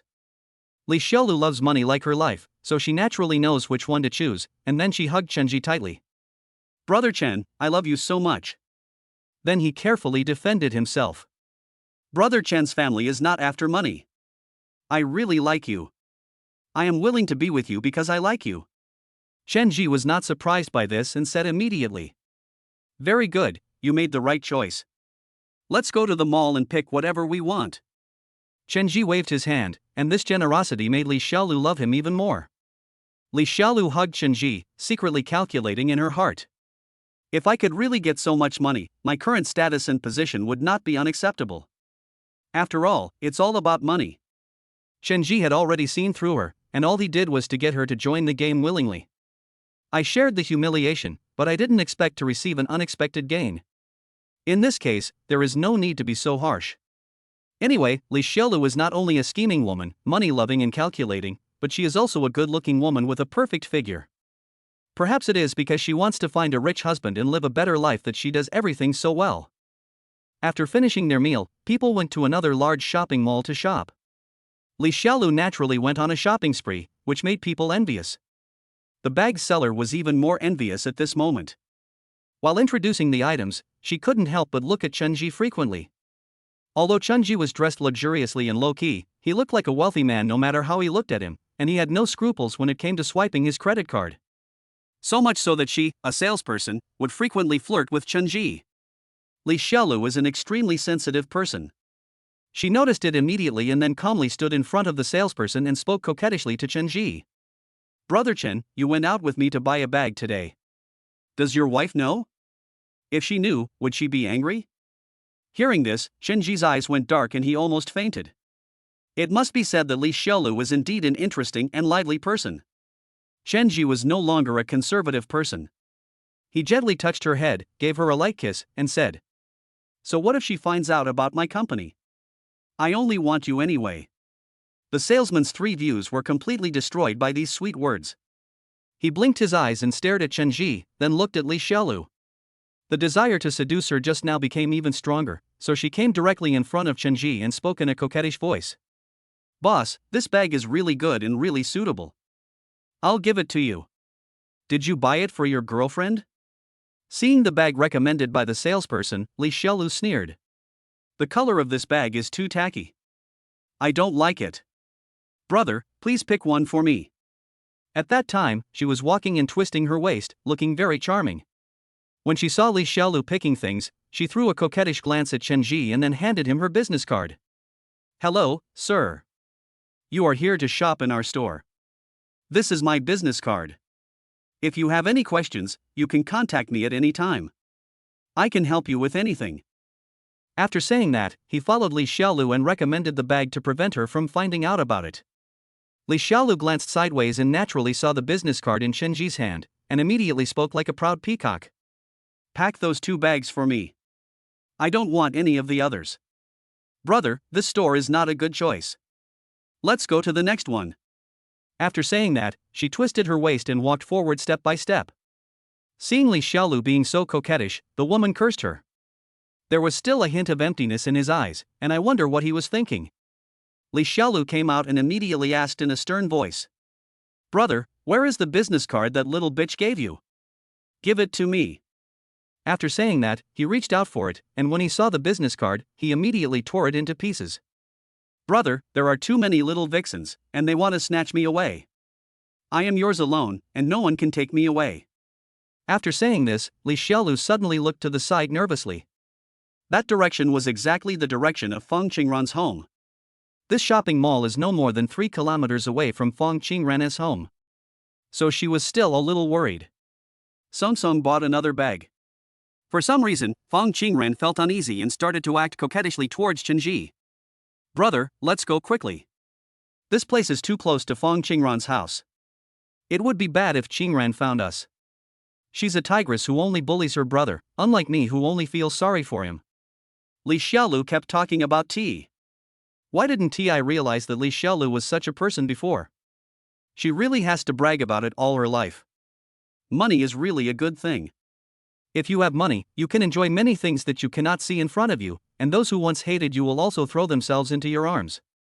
Maybe this is the charm of money, or maybe this is human nature. People despise the poor and love the rich, and love money as their life. This time, the car driven was Li Xiaolu's new car. Li Xiaolu naturally didn't want to drive, so the responsibility of driving was directly given to Chenji, who drove the car all the way on the road. Li Xiaolu kept taking photos along the way, wishing she could take thousands of photos of the car and the bag she bought and post them all on her moments. The news of Li Xiaolu's success has spread among her close friends. At this moment, Fong Qingran was out to relax and wanted to go to the mall, but unexpectedly, while waiting for the traffic light on the road, he saw Li Xiaolu in a BMW. Li Xiaolu was showing off her bag at the moment and inadvertently saw Fong Qingran waving at her. Seeing that Fong Qingran wanted to come over, Li Xiaolu instantly became nervous and stretched out a hand to grab Chenji's thigh. Brother, this is bad. Your ex-wife is not doing well. What should I do if your ex-girlfriend comes? What should I do? Chenji ignored it, and when he saw the green light ahead, he stepped on the accelerator and sped away. Fong Qingran was very annoyed when she was ignored by her best friend. Isn't it just hooking up with a rich second-generation guy? Why are you so proud? Just wait. The angry Fong Qingran had no idea that the so-called rich second generation was the loser Chenji whom she looked down upon. Li Xiaolu was indeed relieved. Brother, you scared me to death just now. Thank you, brother, you are the best. Green tea Li Xiaolu. Although she is full of scheming, the emotional value she provides is enough. Chenji looked at her and thought to himself, if one day Fong Qingran knew that her best friend had stolen her boyfriend, he wondered what the situation would be like. Thinking of this, Chenji smiled, and Li Xiaolu also smiled. They kissed passionately, not knowing whether it was real or a dream. There was always a hint of intoxication in this gentle kiss. Chapter 67, Winning the Big Prize. After bidding farewell to Li Xiaolu, Chenji could finally breathe a sigh of relief. Although that little devil was very scheming, she was extremely smart and clingy. In my previous life, I didn't realize that Li Xiaolu actually had this side of her. I thought she was a mean beauty, but I didn't expect her to be so lively and smart when it comes to money and interests. Thinking back to Li Xiaolu's performance today, Chenji still couldn't help but savor it. The villa is extremely spacious. It's just a bit troublesome to clean up, but Chenji has already hired a cleaning company, who will come 3 times a week to clean and tidy up the villa. Therefore, the whole villa is very tidy even if it is not taken care of. After finishing reminiscing, Chenji suddenly thought that it was time to pay attention to Bitcoin. He opened the guide and found that the best time to buy Bitcoin was the day after tomorrow. I have to find a way to get more money tomorrow. It's just that this is all the money I have on hand right now. How can I get more money? This is a big problem, and Chenji has no solution, but now he has 1,700 points, which is enough to do many things. When he opened the system, he saw that the special offer on the system homepage was something he had never expected. The lottery jackpot worth billions can be redeemed with 1,000 points. After redemption, please go to a random lottery store and leave your image. Then a lottery ticket worth billions will appear in your backpack. The billion-dollar grand prize only requires 1,000 points. Although this is a special offer, it is obviously intended to cater to novices. However, this is also very scary if you can earn this much. Then he won't have to worry about money anymore, which is simply great. Chenji didn't even look at what was connected, and decisively chose to redeem it. Although the 1,000 points were painful, when he thought about the many goddesses waiting for him to conquer, he instantly felt less painful. The prize drawing deadline for successfully redeeming this lottery ticket is tomorrow, so I must go to the lottery shop today. Chenji did not delay and immediately drove to the largest lottery shop in the city center to leave his image there. Chenji stopped the car and walked straight into the lottery shop. The staff in the lottery shop were playing with their mobile phones. Chenji came over and casually chatted with the staff. Then, fearing that the show was not enough, he spoke to the lottery shop staff. "Give me some lottery tickets." The man printed out the lottery ticket without any delay and then said to Chenji, "The lottery will be drawn at 8 o'clock tomorrow night. The current lottery jackpot has exceeded 4 billion. This is a huge prize. You look unfamiliar, little brother. This is your first time playing the lottery. Let me tell you that the lottery is all about your mindset. As long as you have a good attitude, you will definitely make money in the future. If you make money once, you will have everything in your life. Others play randomly, but Chenji plays for investment." Chenji said with a smile. "That's right. If you win once, you will have no worries about food and clothing for the rest of your life. Have you bought it?" The man then held up a stack of lottery tickets and said, "These are all the numbers I picked myself, and they're all good numbers, ha ha ha. I'm definitely going to win. Then I'll quit my job and travel around the world. This dream is not bad." Chenji immediately encouraged him, "This is a good dream. Keep going." "Okay, thank you very much. I wish you win the first prize." After returning to the villa, Chenji Gang lay on the bed and found a large lottery ticket in the system space. This lottery ticket was a sure win. He exchanged it in his hand and felt a little excited. In later lives, I also bought lottery. The next morning, Chenji slept until he woke up naturally. He looked at the time and it was only 8 o'clock. The sun was shining brightly outside. Chenji simply ate 2 bites of bread from the refrigerator and planned to go to the taekwondo gym. The taekwondo gym was becoming more and more popular, with more and more people coming. Coach Wang couldn't help but complain. "Boss, this won't work. There are more and more people here. If it continues to be this size, we won't be able to enroll students later. We have to add more venues." Under normal circumstances, Chenji would naturally encourage himself. After all his money was invested in Bitcoin. But now he was about to win 11 grand prizes, and after deducting taxes, the 11 grand prizes would be very considerable. "So you can use the money on hand as you like." Chenji then took out his bank card and said, "Go ahead, look for a venue nearby and buy another one. There should be 2 million in this card. We should be thrifty with the money and buy the venue as quickly as possible and make it our branch. We will open at least 20 branches in the city this year." Hearing this, Coach Wang was stunned, and then said, "Chenji, you've made a fortune, right? Where did you get all that money? You know that to open 20 restaurants, the capital would have to be more than 10 million. Do you have that much money?" The bonus was indeed enough, and Coach Wang also knew that the 2 million must come from the bonus and his own savings. But he really didn't believe that he could open 20 taekwondo gyms. Chenji patted his shoulder and said, "What are you afraid of? I bought a lottery ticket and won the jackpot. I won the first prize, which is worth hundreds of millions. You must watch the lottery draw tonight." Coach Wang thought he was crazy, so he put the 2 million card in his pocket and prepared to find a venue quickly. Coach Wang didn't understand, and Chenji didn't force him. After all, how could other people know about such things? In fact, he himself couldn't quite believe that a mere 1,000 points could be exchanged for a $1 billion prize.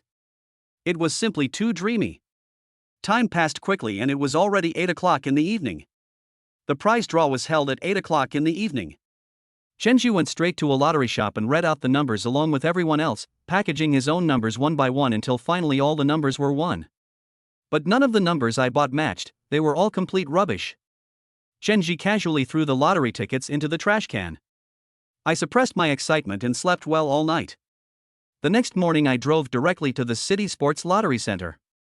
People were coming and going in the sports lottery center, while Chenji was holding his lottery ticket, ready to collect his $1 billion grand prize. Although the first prize was 1 billion, after tax deduction only 800 million was left. Chapter 68 Financial Darling. This time when Chenji won the prize, he did not choose to wear a hood, but appeared blatantly in front of everyone. Since he won the prize, he had to show it openly. Chenji was not unkind. After winning the prize, he donated 5 million to charity. The remaining money is still considerable. Adding my own funds, the current total assets are still 800 million yuan. After receiving the prize today, he immediately went to his own financial account in the afternoon and transferred the remaining 800 million into it. Chenji looked at the 800 million in the account and couldn't hide the fact that the time specified in the strategy would soon arrive. The information provided by the guide is already very accurate. Bitcoin will experience a sharp drop between 12 and 5 o'clock today, and will remain stable for the rest of the time. Everyone was in mourning, and many people were busy selling their meat. This situation will continue until 10 o'clock in the evening.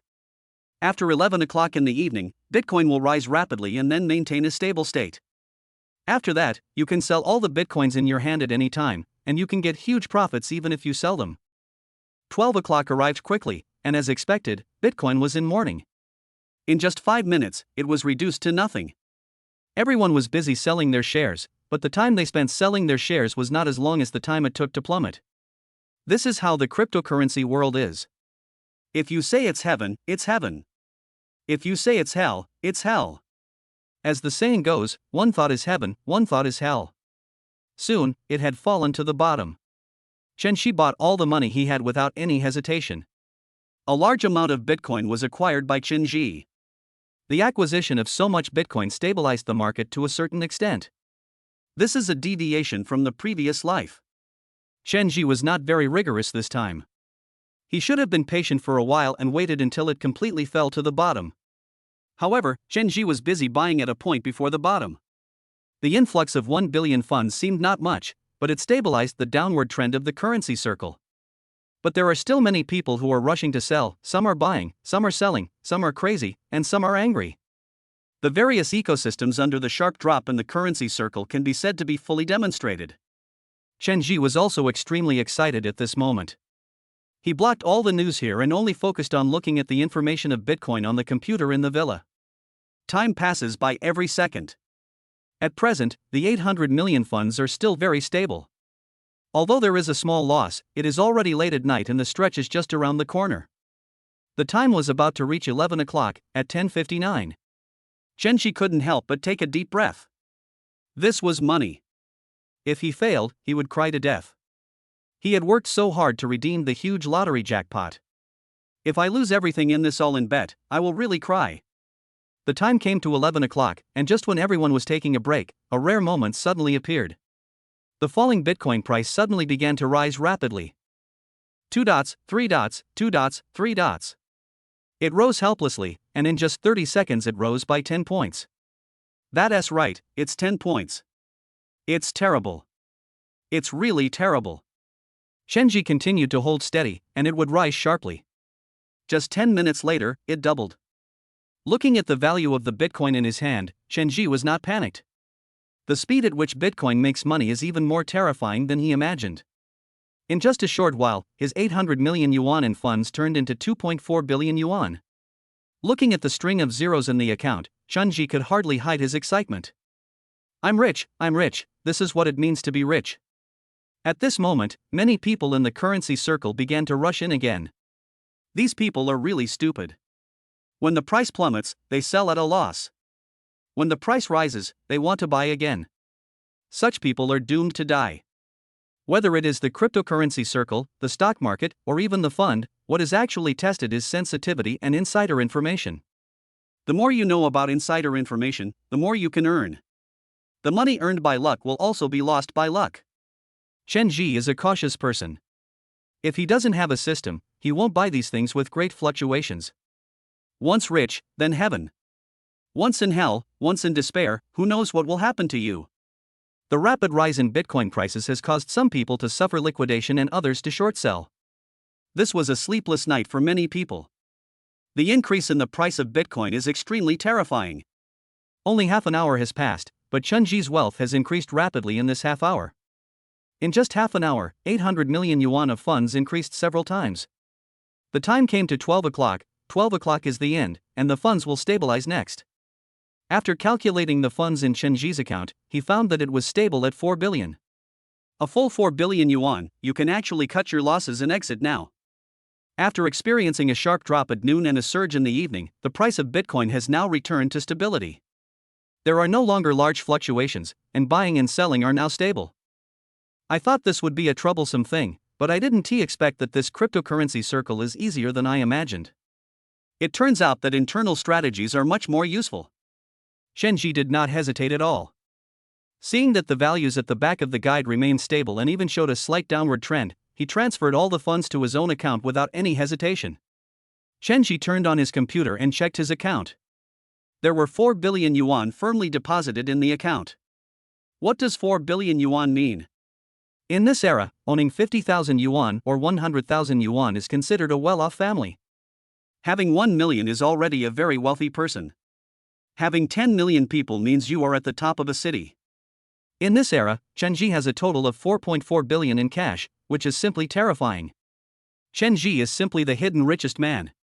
As I sold my shares, the Bitcoin market experienced another huge change. I saw that within 10 minutes of selling my shares, the price started to drop again, dropping by 10 points. This scene is not shown in the guide. It seems that his own butterfly effect has also affected the cryptocurrency circle. Perhaps this is how it should be, and he, the butterfly, has merely fluttered his wings. After withdrawing all the money in his account, Chenji decided not to play with Bitcoin again. This thing is too crazy. It can make money, but those who lose money are also in dire straits. Some Bitcoin group chat forums are in an uproar at this moment. Some are happy, some are laughing, some are making wealth that they could not earn in a lifetime, and some are losing all their houses, cars, and savings. Seeing these people like Chenji, he became even more determined. In the future, without the inside information of the system, he would never engage in such risky investment. The current funds are enough for him to relax, and the next step is to develop the charming male god system. Chapter 69 Expansion. After all this was over, Chenji felt like it was just a dream. Looking at the 5 billion cash in the account, Chenji felt both pain and happiness. This amount of money was something that an ordinary person would never see in their lifetime, but now it was lying quietly in his account. What should I do with this money? Chenji was a little confused. He thought that he could make a lot of money by using his memory, but he didn't expect to make so much money. Making so much money was beyond his imagination. He originally wanted to dominate the world with his own taekwondo gym, but he didn't expect that fate would play a big joke on him. So easily, he earned 4 billion. With these 4 billion, he could easily become the richest man in the city. No, you can even become the richest man in the country. In this era, although the economy has recovered, the super rich do not yet exist, and those well-known people in later generations have not yet appeared at this moment. The economy has not yet boomed. With 4 billion in cash, he has defeated all the bosses and rich people.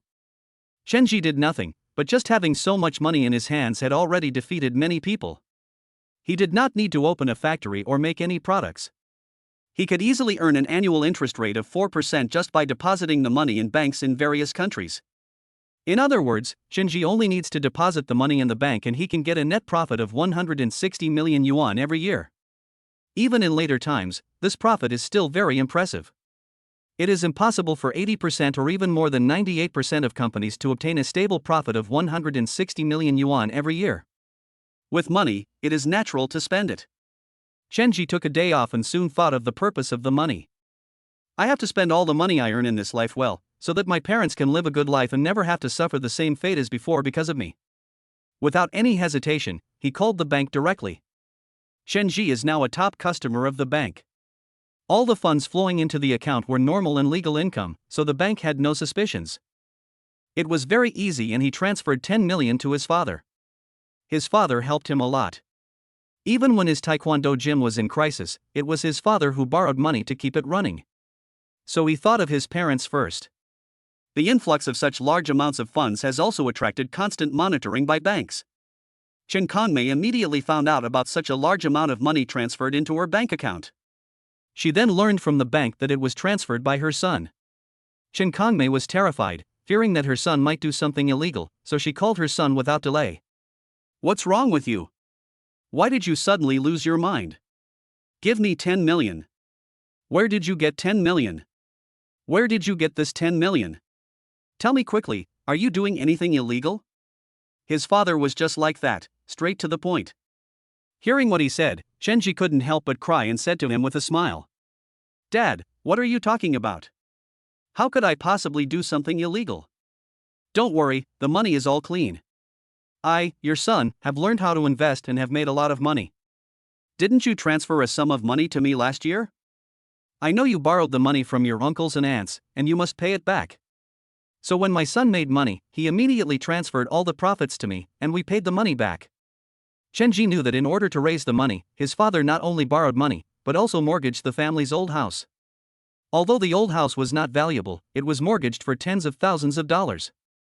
All in all, he had a total of 200,000 yuan for Chenji.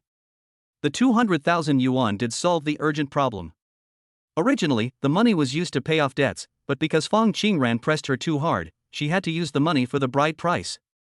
In the previous life, this series of events caused many things that made Chenji feel angry, and the root of everything was Fong Qingran. The previous life could not make up for this life, so he had to make up for it with all his strength. Although Chen Kongmei knew that his son was a good boy, he was still worried that Chenji would do something illegal for money, so he repeatedly warned him against it. "Child, I'm telling you, our family is not at the end of its rope yet, so don't go down that evil path." "Dad, I have money." "If you're short of money, I'll help you find some. Your uncle made a lot of money this year." Hearing my father's teachings, why did my nose ache? I don't know what to say. I was such a coward in my last life. I really treated my family badly. I will never do that again in this life. Chenji resisted the urge to cry, but his sobbing voice was still heard by Chen Kongmei, who then asked with concern, "Kid, what's wrong with you?" Chenji quickly changed the subject and said, "Dad, please keep this money first. I'm going to get rich, so you can keep it for me. You know I love to spend money, and I'll ask you for it when I need it again." Chen Kongmei nodded. "Good boy, you have finally grown up." The phone was hung up. After finishing, these locations are all good. They were gyms before, and the interior decoration is ready. We can use them with a simple renovation. Chenji nodded in satisfaction and said, "Oh, go ahead and do it. Money is not a problem. If the 2 million I gave you before is not enough, I will find another way. In short, we need to open a taekwondo gym in every district of the city as much as possible. By the way, send the personnel analysis over and start recruiting now." Coach Wang was confused at the moment. What on earth did Chenji want to do? Chenji then waved his hand and said to him, "We want to become the largest leading taekwondo gym enterprise in the city, so now we have to expand, at any cost." Chapter 70 Quality Life. Chenji is directing Coach Wang to continue purchasing taekwondo gyms in each district as planned and renovating them into Chen's taekwondo gyms. Today, Chen's taekwondo gym is truly flourishing. He is well known throughout the country, especially the title of National Championship champion. Chenji is the champion. Once the promotional picture is released, anyone who wants to learn taekwondo will be given priority. After all, if there is a first place, no one will think of choosing a second place. More importantly, the name Chenji really has value, and this value is extremely terrifying. Chenji soon received a call from the bank. The inflow of 4 billion yuan is a very large amount of deposit for any bank. For banks, these are already top-level customers, and such customers must be retained by all means possible. "Hello, is this Mr. Chen? I'm the vice president of the bank. I'd like to invite you to the bank or your home. When would you be free?" When Chenji received a call from the bank, he was a little stunned, but then he thought of his capital inflow. It was indeed too abrupt to deposit 4 billion yuan directly into the account. I should have a good talk with the bank about the interest. So Chenji immediately said, "So it's the bank. It seems that you should have noticed the inflow of my large amount of funds. Then let's make an appointment sometime. I just want to talk to you about this matter. I'll come over whenever you're free." The vice president was very polite. "Mr. Chen, you are so polite. You can come anytime you want. I will be waiting for you at your own time." Okay, then 1 o'clock in the afternoon. Chenji then assigned all subsequent matters to Coach Wang. Coach Wang was capable and had been with him the longest, so Chenji was naturally very relieved to have Coach Wang supervising him. As for other people, he didn't take them that seriously. Coach Wang followed him unwaveringly even when he was in the most difficult times, and was willing to help him even until the very last moment. Chenji always remembered this kindness. In his previous life, Chenji was deeply moved by Coach Wang's loyalty and he must repay him in this life. Chenji arranged everything and then drove to the bank. There was already someone waiting for him in the bank. The beautiful receptionist saw him coming and smiled sweetly. "Hello, Mr. Chen. We have been waiting for you for a long time. Please come in and I will show you the way." A group of people were waiting outside the bank, but Chenji got the green light all the way to the vice president's office, where he saw a huge tea tray. There are leather seats on both sides. The vice president then stood up respectfully, welcomed Chen Ji to the side, and said, "Mr. Chen, you have a large amount of capital inflow. We also know that this amount of capital is very huge. Your choice of our bank also shows your trust in us. Our bank has decided to provide you with a comprehensive guarantee. We will absolutely guarantee the safety of your funds." These words are all false. Then this is considered a large denomination certificate of deposit, so how is the interest calculated? I want an annual interest rate of 4%. If I can't reach that, then I will transfer to another bank. It seems that this sentence directly hit the soft spot of the bank's vice president. Now money is the most important thing, and everything else is empty. The words of transferring the money made the vice president anxious. "Mr. Chen, you are too anxious. This is natural. This is natural. You don't have to keep this money for a long time. We will give you a preferential short-term activity. I also know that businessmen need funds to turn over. All you need to do is deposit the interest for 1 month, at an annual interest rate of 4%. If you need to withdraw money, it only takes 10 days to withdraw 1 billion, and the rest can be withdrawn every 10 days. As long as you don't transfer all of them, it will definitely not affect your normal use." Chen Ji didn't quite understand the bank's rules, but this was obviously beneficial, so he took out a recorder and said, "Okay, let's do it this way. I'll leave this fund to you to manage." The deputy president said with a smile, "Hello, Mr. Chen. The large amount of funds you have here is from our bank. We have arranged a position for you and you can become the honorary vice president of our bank. If you can, we can arrange it here. You will also have many preferential activities in our bank, such as food, clothing, housing, and transportation. We will provide you with comprehensive protection. I found out that you bought a villa and a luxury car before. In this case, all expenses for your luxury car will be covered by our bank. Your house repair and maintenance are also entrusted to our bank. We will invite the best security and maintenance services for you. This bank is really humble. In fact, it is not that the bank was counterfeited, but because the large denomination certificates of deposit of 4 billion were really too large. The bank where Chen Ji has his bank account is just a small bank, and this kind of business is already considered top-level business. Now that you have finally got one, it would be foolish not to grab it with all your strength. Now Chen Ji is the god of wealth of the bank. As long as his funds are in the bank for 1 day, they can earn huge profits for the bank and guarantee Chen Ji how much money he can spend on food, clothing, housing, and transportation. At most, no more than 10 million a year. But the benefits are huge, and they are long-term benefits. Chen Ji returned quickly after finishing his business, and the bank specialist he was supposed to meet appeared immediately. This person specifically serves Chen Ji. He went directly to Chen Ji's villa to conduct a comprehensive measurement, and then invited the security team and service team. This service team is much more professional than the one Chen Ji had found before, and they are top-notch in all aspects of placement and pruning. As soon as you enter, you feel a sense of closeness to nature. Chen Ji's dinner was also booked by these people. He could choose from 8 major cuisines, and there were more than a dozen people choosing the chef. If there is no prior arrangement, just continue as last time. If there is a special arrangement, a special chef can be arranged to cook. Chen Ji is now truly living the life of a noble young master. In the villa, he can get underwear and food at will. He also has a special bodyguard when he travels, and he only needs to make an appointment 10 minutes in advance.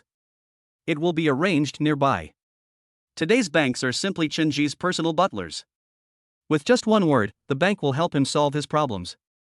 Every time, the bank will arrange the best services to protect the billionaire. It turns out that life can be lived like this. I have lived in vain before. Chapter 71 Returning Home and Wealth. After a few days of management, everything was finally sorted out. At present, the Taekwondo business only needs to be handed over to Coach Wang. Coach Wang has now been completely upgraded to General Manager Wang. In addition, Chen Ji also gave him a direct salary increase, which is an additional bonus of 200,000 yuan. General Manager Wang was completely confused by this. He didn't quite understand why Chen Ji treated him like this, but Chen Ji knew that the old Wang in front of him was the most loyal person to him. He was so loyal to him in the previous life, which was also a sign of his ability, and he must repay him infinitely. More importantly, he now has enough money. Money is no longer a problem, the next step is to enjoy life. When he returned to the villa, he found a BMW parked outside. The person driving the BMW was none other than Li Xiaolu. Li Xiaolu was very charming at the moment. She got out of the car and walked towards Chen Ji. Looking at Chen Ji's face, she was so in love with him that she gave him a deep kiss. I've been waiting for you for a long time. You haven't contacted me in the past few days. How come you take advantage of me? Don't you want to take responsibility? This won't do. Li Xiaolu was so delicate that Chen Ji couldn't control himself for a moment, and then he pinched her little face and said, "What's up? Did you miss me? I haven't seen you for a few days, so I need to be cleaned up." After saying that, he patted Li Xiaolu's butt gently, and Li Xiaolu immediately responded coquettishly. "Yes, I miss you, but some people just don't miss others." The two flirted for a while and soon moved from outside the villa to inside. After a long time, Chen Ji sat up gently, and once he got on the bed, he picked up a bottle of water next to him and drank it in big gulps. Li Xiaolu also put on an outer veil. "My brother is really amazing." Chen Ji wiped the sweat off his face and then spoke. "Sister is really attractive. Have you missed me these days?" Li Xiaolu. In his previous life, his parents had worried him a lot about this issue, but to no avail, leaving his parents disappointed. When he thinks about that disappointed look in their eyes, he still feels very uncomfortable. So Chen Ji turned his attention to Li Xiaolu. Although Li Xiaolu was not smart enough and loved money and was a gold digger, she had one thing in common: she had a good appearance. More importantly, obedient and smart. The reason why Li Xiaolu was able to climb up continuously in her previous life was, firstly, that she could endure nausea, and secondly, that she had high emotional intelligence and could make anyone happy, and she was also able to grasp the minds of those bosses. Some people who like to be pure pretend to be pure, some people who like to be gentle pretend to be gentle, and some people who want children try their best to give birth to children for others. This is also one of the secrets of Li Xiaolu's success. Chen Ji looked at her like this, then poured some tea, handed it to Li Xiaolu and said, "I'm going home. You can come with me. I don't have any requirements for you. It's enough for you to make my parents happy." As soon as these words came out, Li Xiaolu was stunned for a moment, then showed a shy expression, and then spoke more firmly. "Don't worry about that. I will definitely appease your parents and do whatever they say, okay?" Li Xiaolu obviously did not experience the beatings she experienced in her previous life. Although she still has a gold-worshipping nature, she still has fantasies about Chen Ji. After all, if you can get hold of such a rich boss, you can reach the top in one step. After only following Chen Ji for a few days, she had already made a fortune. This car was the most popular among her friends. "I even got fired from my fat boss." When she thought about how she resigned that day, she couldn't help but want to laugh, and then she recalled the scene of that day. On the day of her resignation, her boss wanted to keep her and even wanted to make some sexual advances towards her, so she slammed the BMW keys on the table and angrily yelled at her boss. "You fat pig, you still want to take advantage of me? Try it again. If you dare to touch me again, I will call the police. I don't want the money anymore. You can keep it for your own grave." After saying that, Li Xiaolu left angrily, looking both beautiful and cool. This is the life she wants to live, this is the life she must live. Seeing that Li Xiaolu agreed, Chen Ji nodded immediately. "Okay, let's go." Chen Ji is a man of swift and decisive actions. He suffered too much injustice in his previous life, so naturally he has to act according to his will in this life. I drove directly to my hometown, which is a village on the edge of a remote county town. It is less than 50 kilometers away from the city. A distance of 50 kilometers is already very far. Thinking back to his neglect of his parents in his previous life, Chen Ji couldn't help but feel a lump in his throat. Li Xiaolu saw her like this and seemed to be meeting this man for the first time, and said, "Brother, what's wrong? Why are you like this when you come home? Have you been away from home for too long? Can I go home with you every day from now on?" After saying that, he began to grope Chen Ji's body dishonestly. What a complete little hooligan. Chen Ji, stop the car for a moment. There is a big shopping mall in front. Buy something for Auntie. After saying that, he urged the grandfather to stop the car, and they soon arrived at the mall, where the things were quite expensive. But for Chen Ji today, it is nothing. Remembering that his father likes to drink, Chen Ji directly packed 2 boxes of top-grade Gujing Gongjiu. At this time, the price of wine is still quite stable, and the price of 2 boxes of wine is only 4,000 yuan. However, this is already a ceiling-level wine in the eyes of ordinary people, and I also bought a few pieces of clothes for my parents. Li Xiaolu's taste is impeccable. She even pulled an old man next to her to be a model for trying on clothes. Chen Ji, who was reluctant at first, stuffed 2 bills into his pocket and immediately acted as a model with a smile on his face. I picked out 7 or 8 sets of clothes and bought 9, and also bought a few packs of good cigarettes. In addition, I bought a lot of health products, filling the entire trunk and back seat. Chapter 72, Many Trouble. He had already informed Chen Kongmei of the news that Chen Ji was coming back. When Mr. Chen knew his son was coming back, he was very happy, and he went out early in the morning to buy spare ribs, fresh meat, and all kinds of braised dishes. The table was full of his son's favorite meat dishes. Chen Ji didn't have any major hobbies when he was young. He only had one hobby, which was eating meat. Chen Kongmei knew that her son had a deep love for meat and naturally had to satisfy his taste buds. By the way, cook the spare ribs lightly. These stewed vegetables and meat dishes are all spicy. Don't let your son get too spicy later. After saying that, he looked at the time excitedly. Time passed by minute, and he just waited and waited. Chen Ji quickly arrived at his destination and parked the car downstairs of his home. In the small place where Chen Ji lives, there are usually no good cars. Most of them are trucks used to transport goods. After all, there are only a handful of people who can afford luxury cars at this time. Although they cannot afford luxury cars, many young people know what cars are. Chen Kongmei went downstairs to pick him up, and when she saw her son coming back, she said, "I'm back, and I'm back alone again. It's the same every year. You said you made money, but why don't you find yourself a wife? You keep telling me this every day." Just as Chen Kongmei finished saying this, a beautiful woman appeared in the passenger seat. This beautiful woman was none other than Li Xiaolu. Li Xiaolu did not wear heavy makeup today, but light makeup, which made her look like she was wearing no makeup at all. The clothes she wore were also quite conservative. She looked like a pure beauty no matter how you looked at her. This look is completely different from her usual look. It is obvious that Li Xiaolu has some thoughts on this. Chen Kongmei was very happy, and Chen Ji's mother Zhouing was also very happy. He happily welcomed the future daughter-in-law upstairs. "Mom and Dad, I'm back. Here are the gifts I brought for you. They're all in the back and in the trunk. I'll help you get them out. When you open the trunk, you will see all kinds of supplements, alcoholic beverages, and clothes. Dad, by the way, the clothes and supplements in here were all chosen by my girlfriend for you. Please don't complain if they're not good choices, or she will be angry. No matter what the future daughter-in-law chooses, they will definitely say it is good. Can you talk, kid? My future daughter-in-law is the best one. Dad likes everything about her. Old woman, take all these things into the house." After saying this, he took the wine in his arms and carried it into the house. The old man next to him was extremely envious when he saw this scene. He looked at his own child who was relying on his parents for support every day and was uneducated. Then he sighed again, thinking that it is true that if you compare yourself to others, you will die, and if you compare goods, you will throw them away.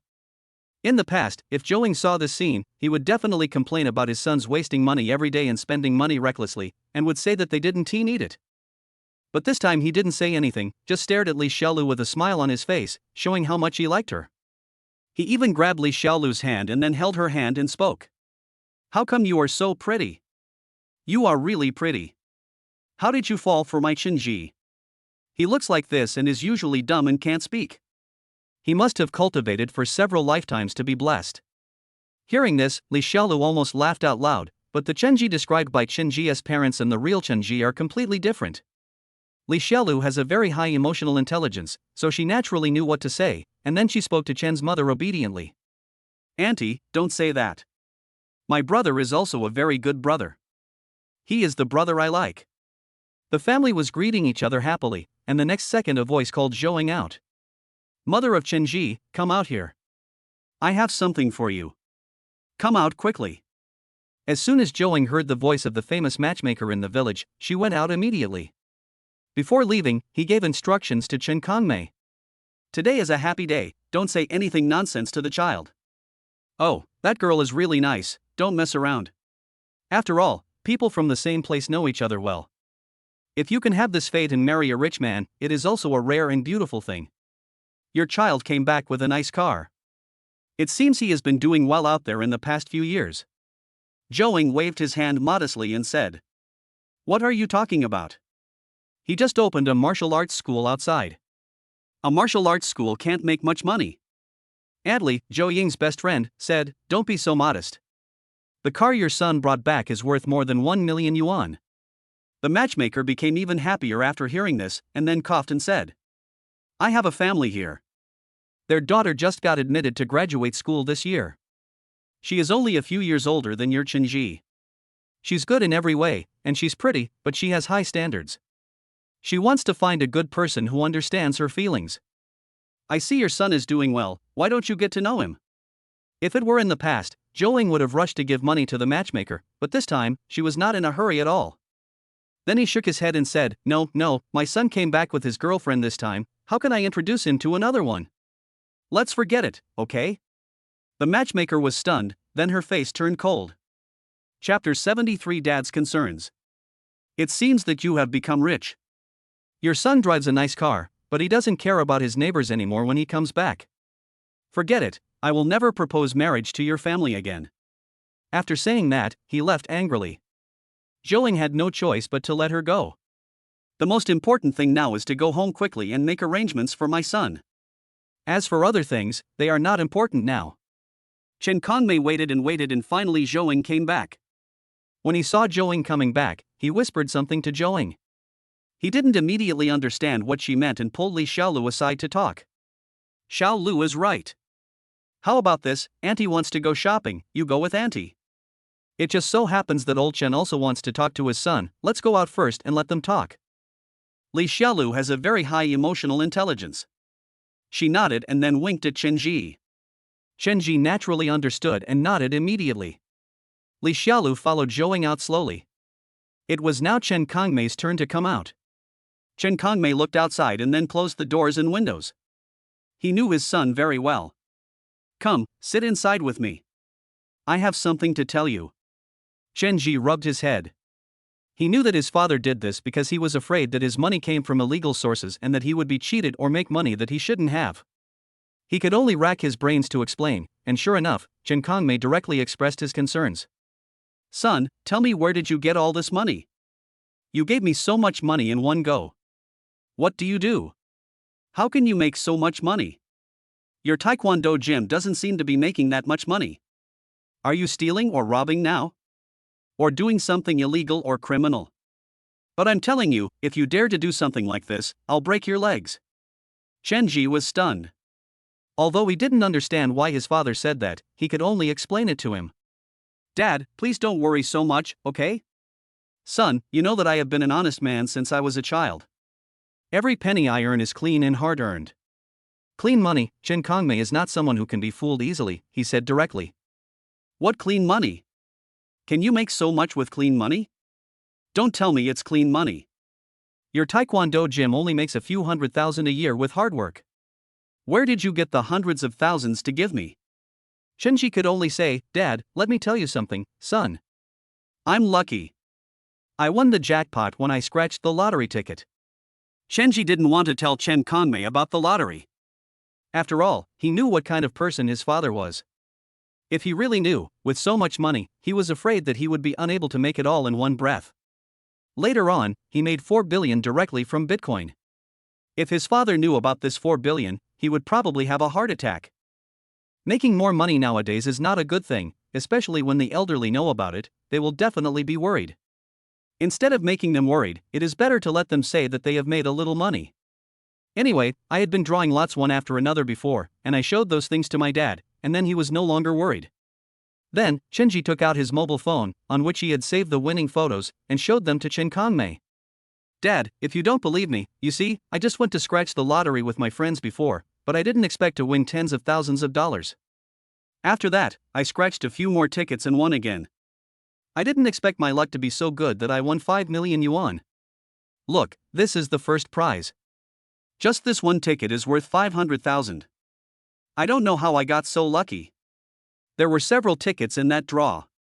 If you don't believe me, you can check. Here's the phone number of the owner of the lottery shop.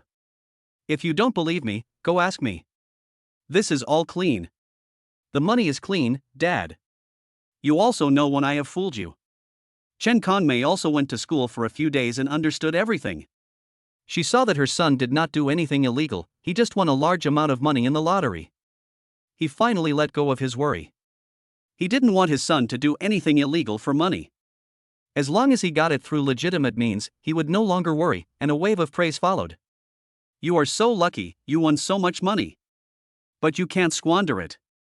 Look at the cars outside, they are probably worth a lot. Chenji looked at the car outside, afraid that his father would worry, and then coaxed him. Dad, that car is not worth much. It's my friend's second-hand car. He only spent 100,000 yuan to buy it. 100,000 yuan is not expensive. Just spend the money I give you well. What about you? Don't say I won the lottery. Just say that someone invested in my taekwondo, so I made some money, so that no one will come to borrow money from me. Chen Kongmei nodded. Okay, let's put it this way. Don't worry, no one is going to lend us money. Your second uncle and your third uncle are both living well now, so why would they ask us to borrow money? Chen Ji smiled. His father attached great importance to family affection. His second uncle and third uncle were not good people. They borrowed money from him again and again, but only after he had paid the betrothal gift.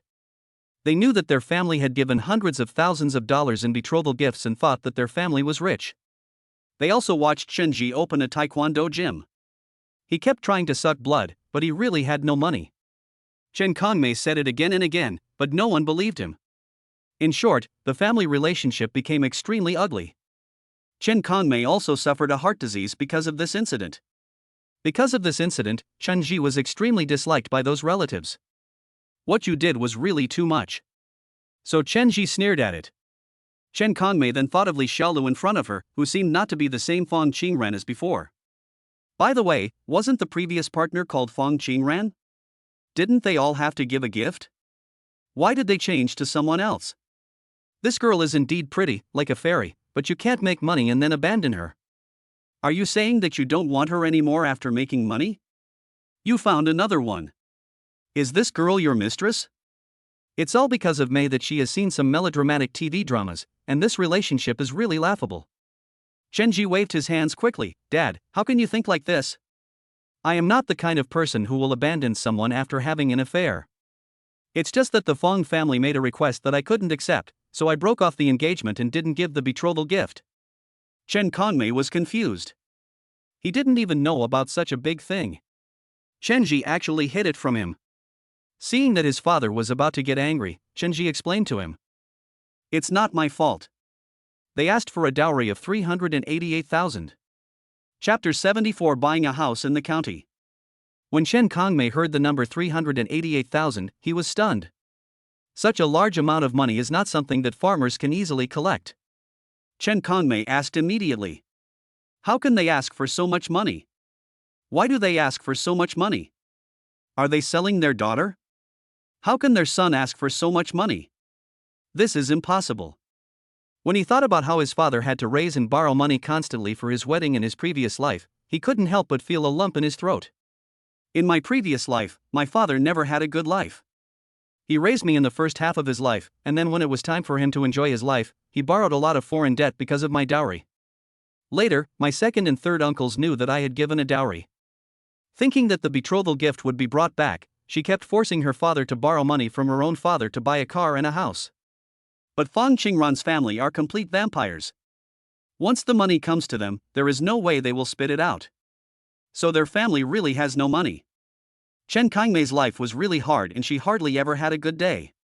In this life, Chenji has decided to let them live a good life, and at the same time get away from those hateful relatives whose actions are extremely disgusting. Chenji had long hated this, and there was no way to deal with it in the past, but this time, now that he had the ability, he would definitely get his parents to leave here and never let them be sucked dry by those relatives again. Chenji then belittled Fong Qingran and his family. My father's family didn't really want to marry me.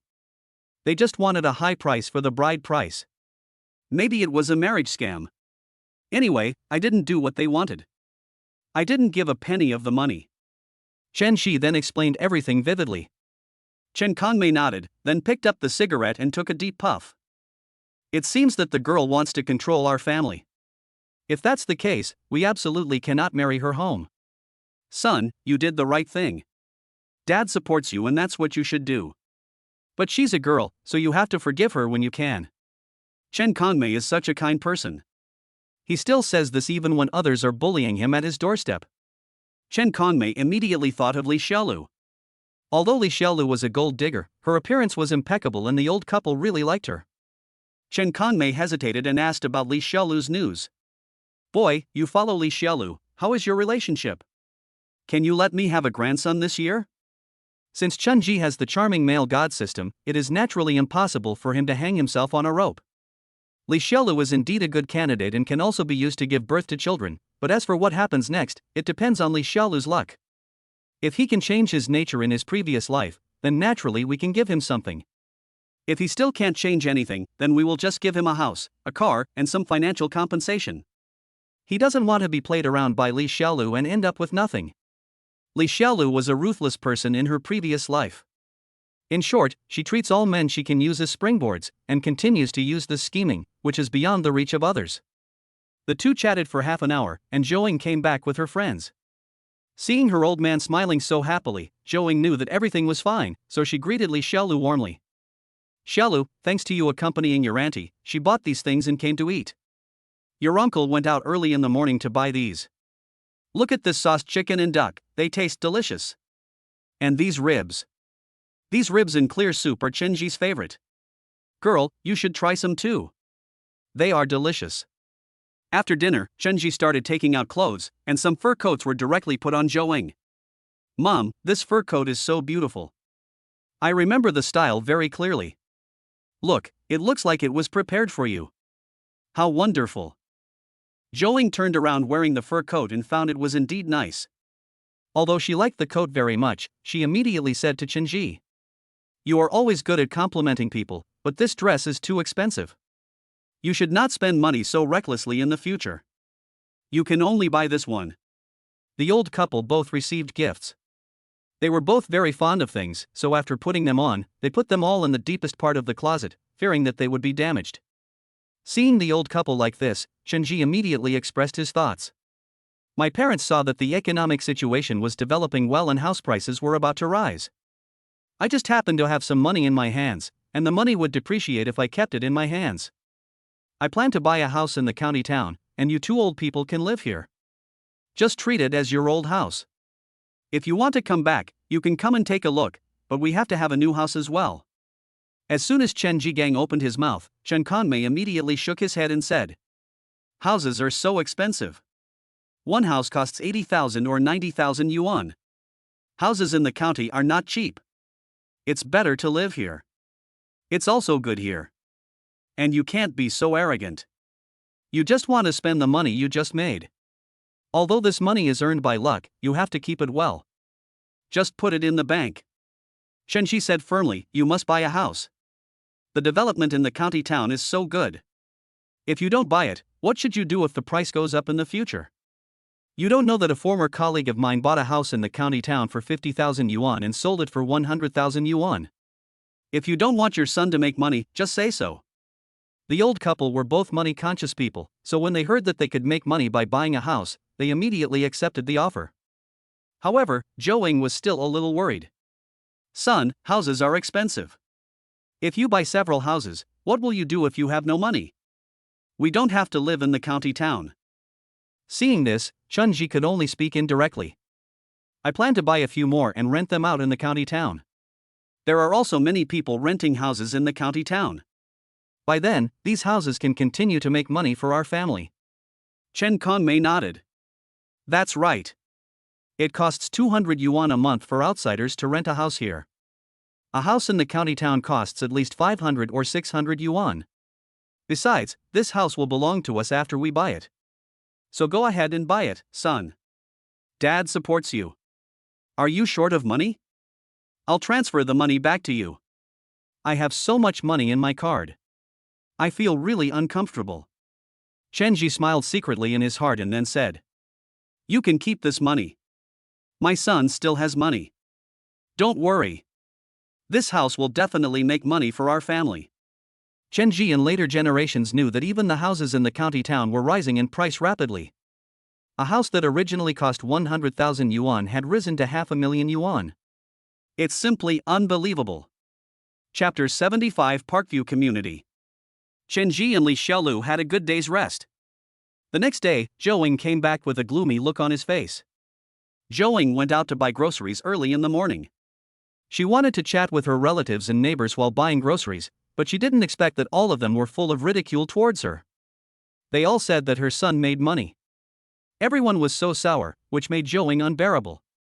What's worse, some people even spread nonsense outside, saying that her son had done something illegal, which made her even more unbearable. But there were so many people talking and Zhou couldn't win the argument, so he could only go home and sulk. Chen Kongmei saw his wife coming back and immediately said, "What's going on? Who messed with you? Why are you like this?" Zhou put the bought dishes directly on the table, sighed and said, "These gossipers can't see the good in other people's families. They gossip about this and that, and even say that our son's money didn't come from a legitimate source. It really makes me so angry. These words are really painful to hear." Chenji then spoke to smooth things over. "Mom, in that case, let's go look for houses quickly. Let's go to the county town to buy a house. The people in the county town are much better than the people here. People there have houses, and they don't have the bad habit of gossiping about other people. You can go and try square dancing there. You don't know how popular square dancing is in this city. Mom, you really have to go and see it." Chenji has long wanted to let the old couple live a good life in the city. In his previous life, he blamed himself for not being capable, but in this life, he actually has the ability, and he must not treat the old couple badly. Zhou was a little hesitant at first, but now he nodded. "Since you have money, just buy it. Buying a house is not a bad thing anyway. Son, I will listen to you." With his parents fully supporting him, Chenji has also made up his mind, Li Xiaolu said, clapping her hands. "That's great. Uncle and aunt are moving into a new house too. This is a very good thing." Chenji did not hesitate and immediately drove his luxury car to take the old couple and Li Xiaolu to the county town. The county seat is less than 30 kilometers away from here, and it takes more than an hour to get there. Although Chenji didn't know much about it, he still knew about several real estate projects in the county that were about to increase in price, such as Huaxin Mansion and Baihui Community on the east side. These two communities have the best locations, and schools will be moved nearby in the future. Other places have seen crazy price increases and will drop in price later, but these two places have remained strong.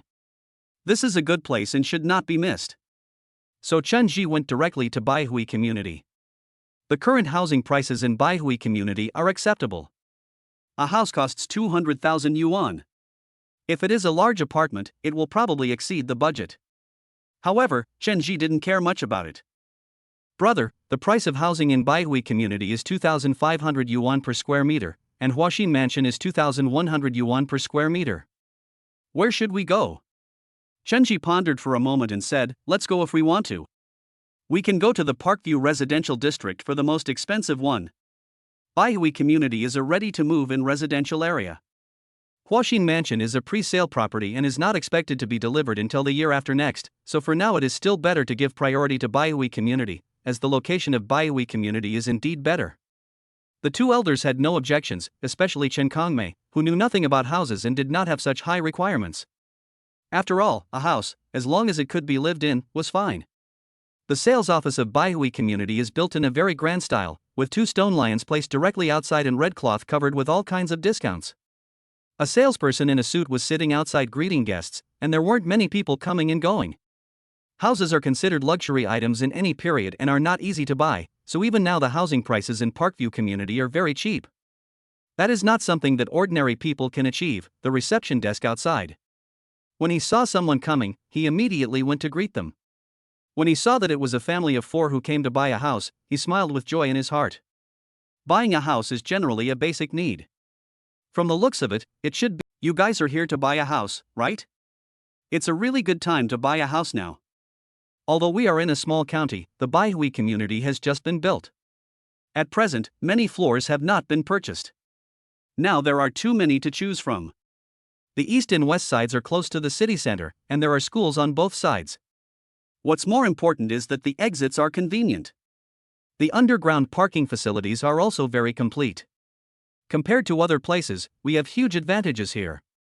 You can see that our apartment layout is also very good, very suitable for a family of 3 and a newlywed couple to live in. More importantly, it is convenient for travel. The government here plans to build an expressway, and our community happens to pass by this expressway. There are 2 entrances here, and it is flat and straight when you drive there. By the way, sir, hello. I see you came here in a BMW. Car owners like you must consider the houses here. The house prices here are a little higher, about 2,600 per square meter. The price is certainly acceptable. This community has huge potential and is very suitable for the elderly couple. The same Huaxin community is just a little worse. Huaxin community was built later and is not as good as Baihui community. But it is very close to the new district. Of course, the distance between the expressway of Baihui community and the new district is only less than 8 minutes longer. So Chenji spoke directly without any hesitation.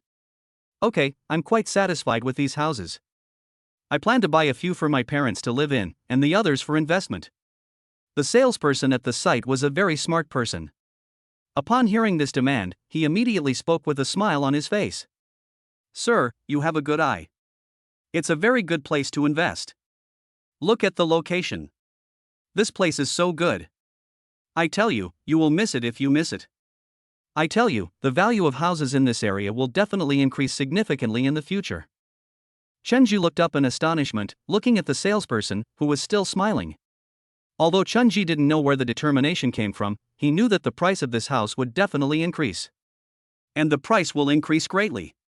Now a house only costs 200,000 or 300,000 yuan, but in the future it will cost at least 700,000 or 800,000 yuan. Crazy growth is just crazy growth. Chapter 76, Childhood Reunion. Chenji looked around again in the afternoon and found no problems at all, so he waved his hand and directly took out 2 million to sell 10 houses here. Originally, it was not possible to buy so many houses, but Chenji was a big spender, and this amount of money was very important to the Parkview sales department, so they also made additional discounts, so the 10 houses were so cheap. It turns out that buying a house individually is never as cheap as buying a house in a big package. Chenji chose all 10 apartments in locations close to schools. These 2 locations close to schools not only have elementary schools, middle schools, but also high schools. This location is extremely advantageous, and people from surrounding counties, cities, and villages want to come here to study.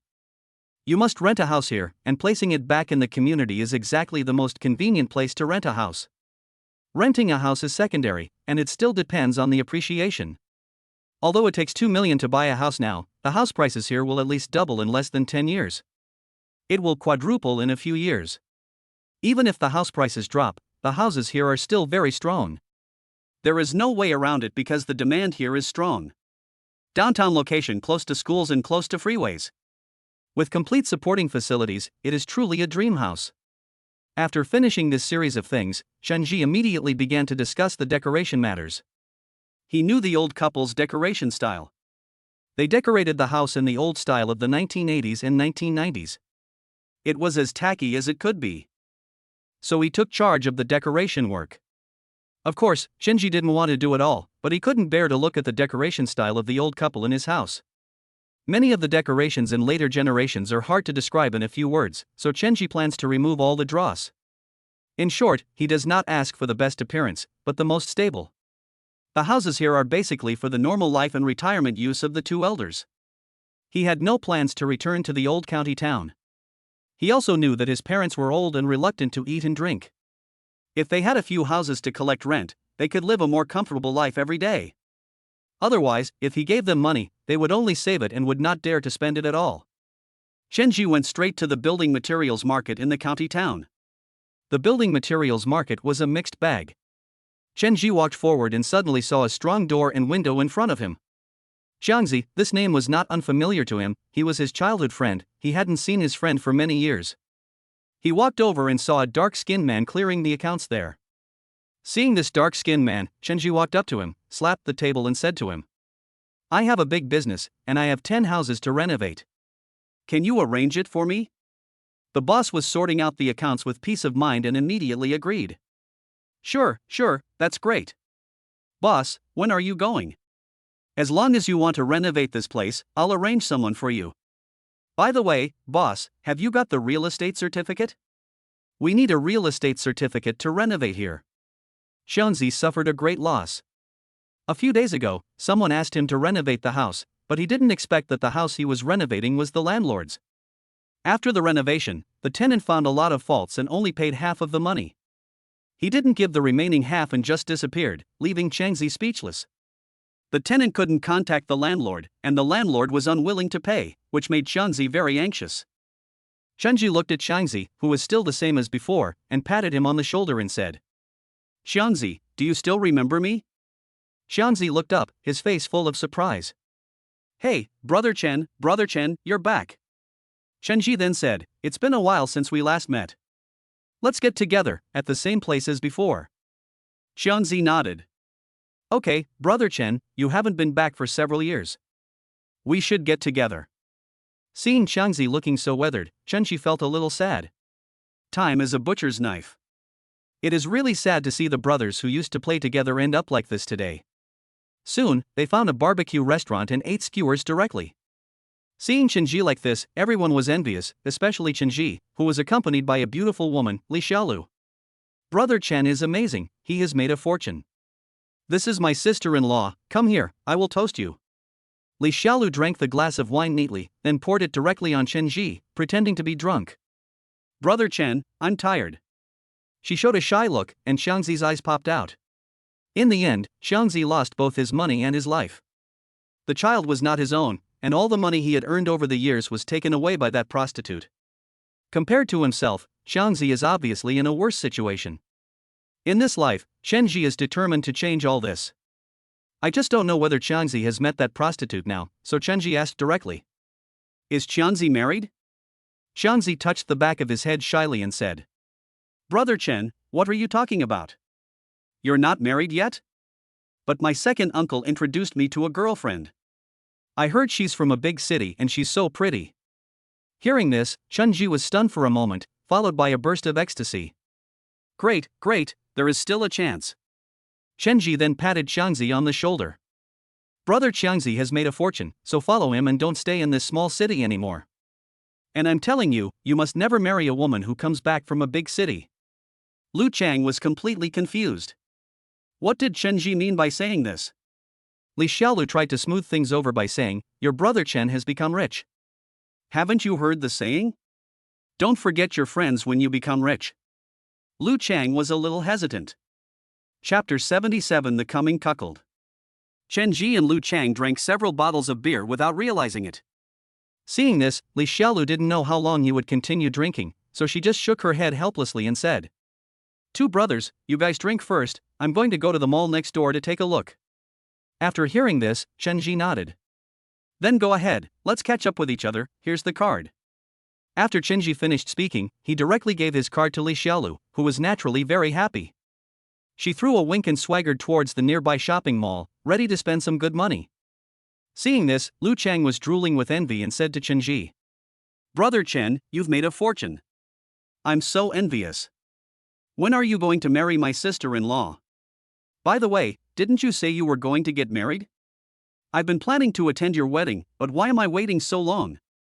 I haven't heard from you. Are you already married?"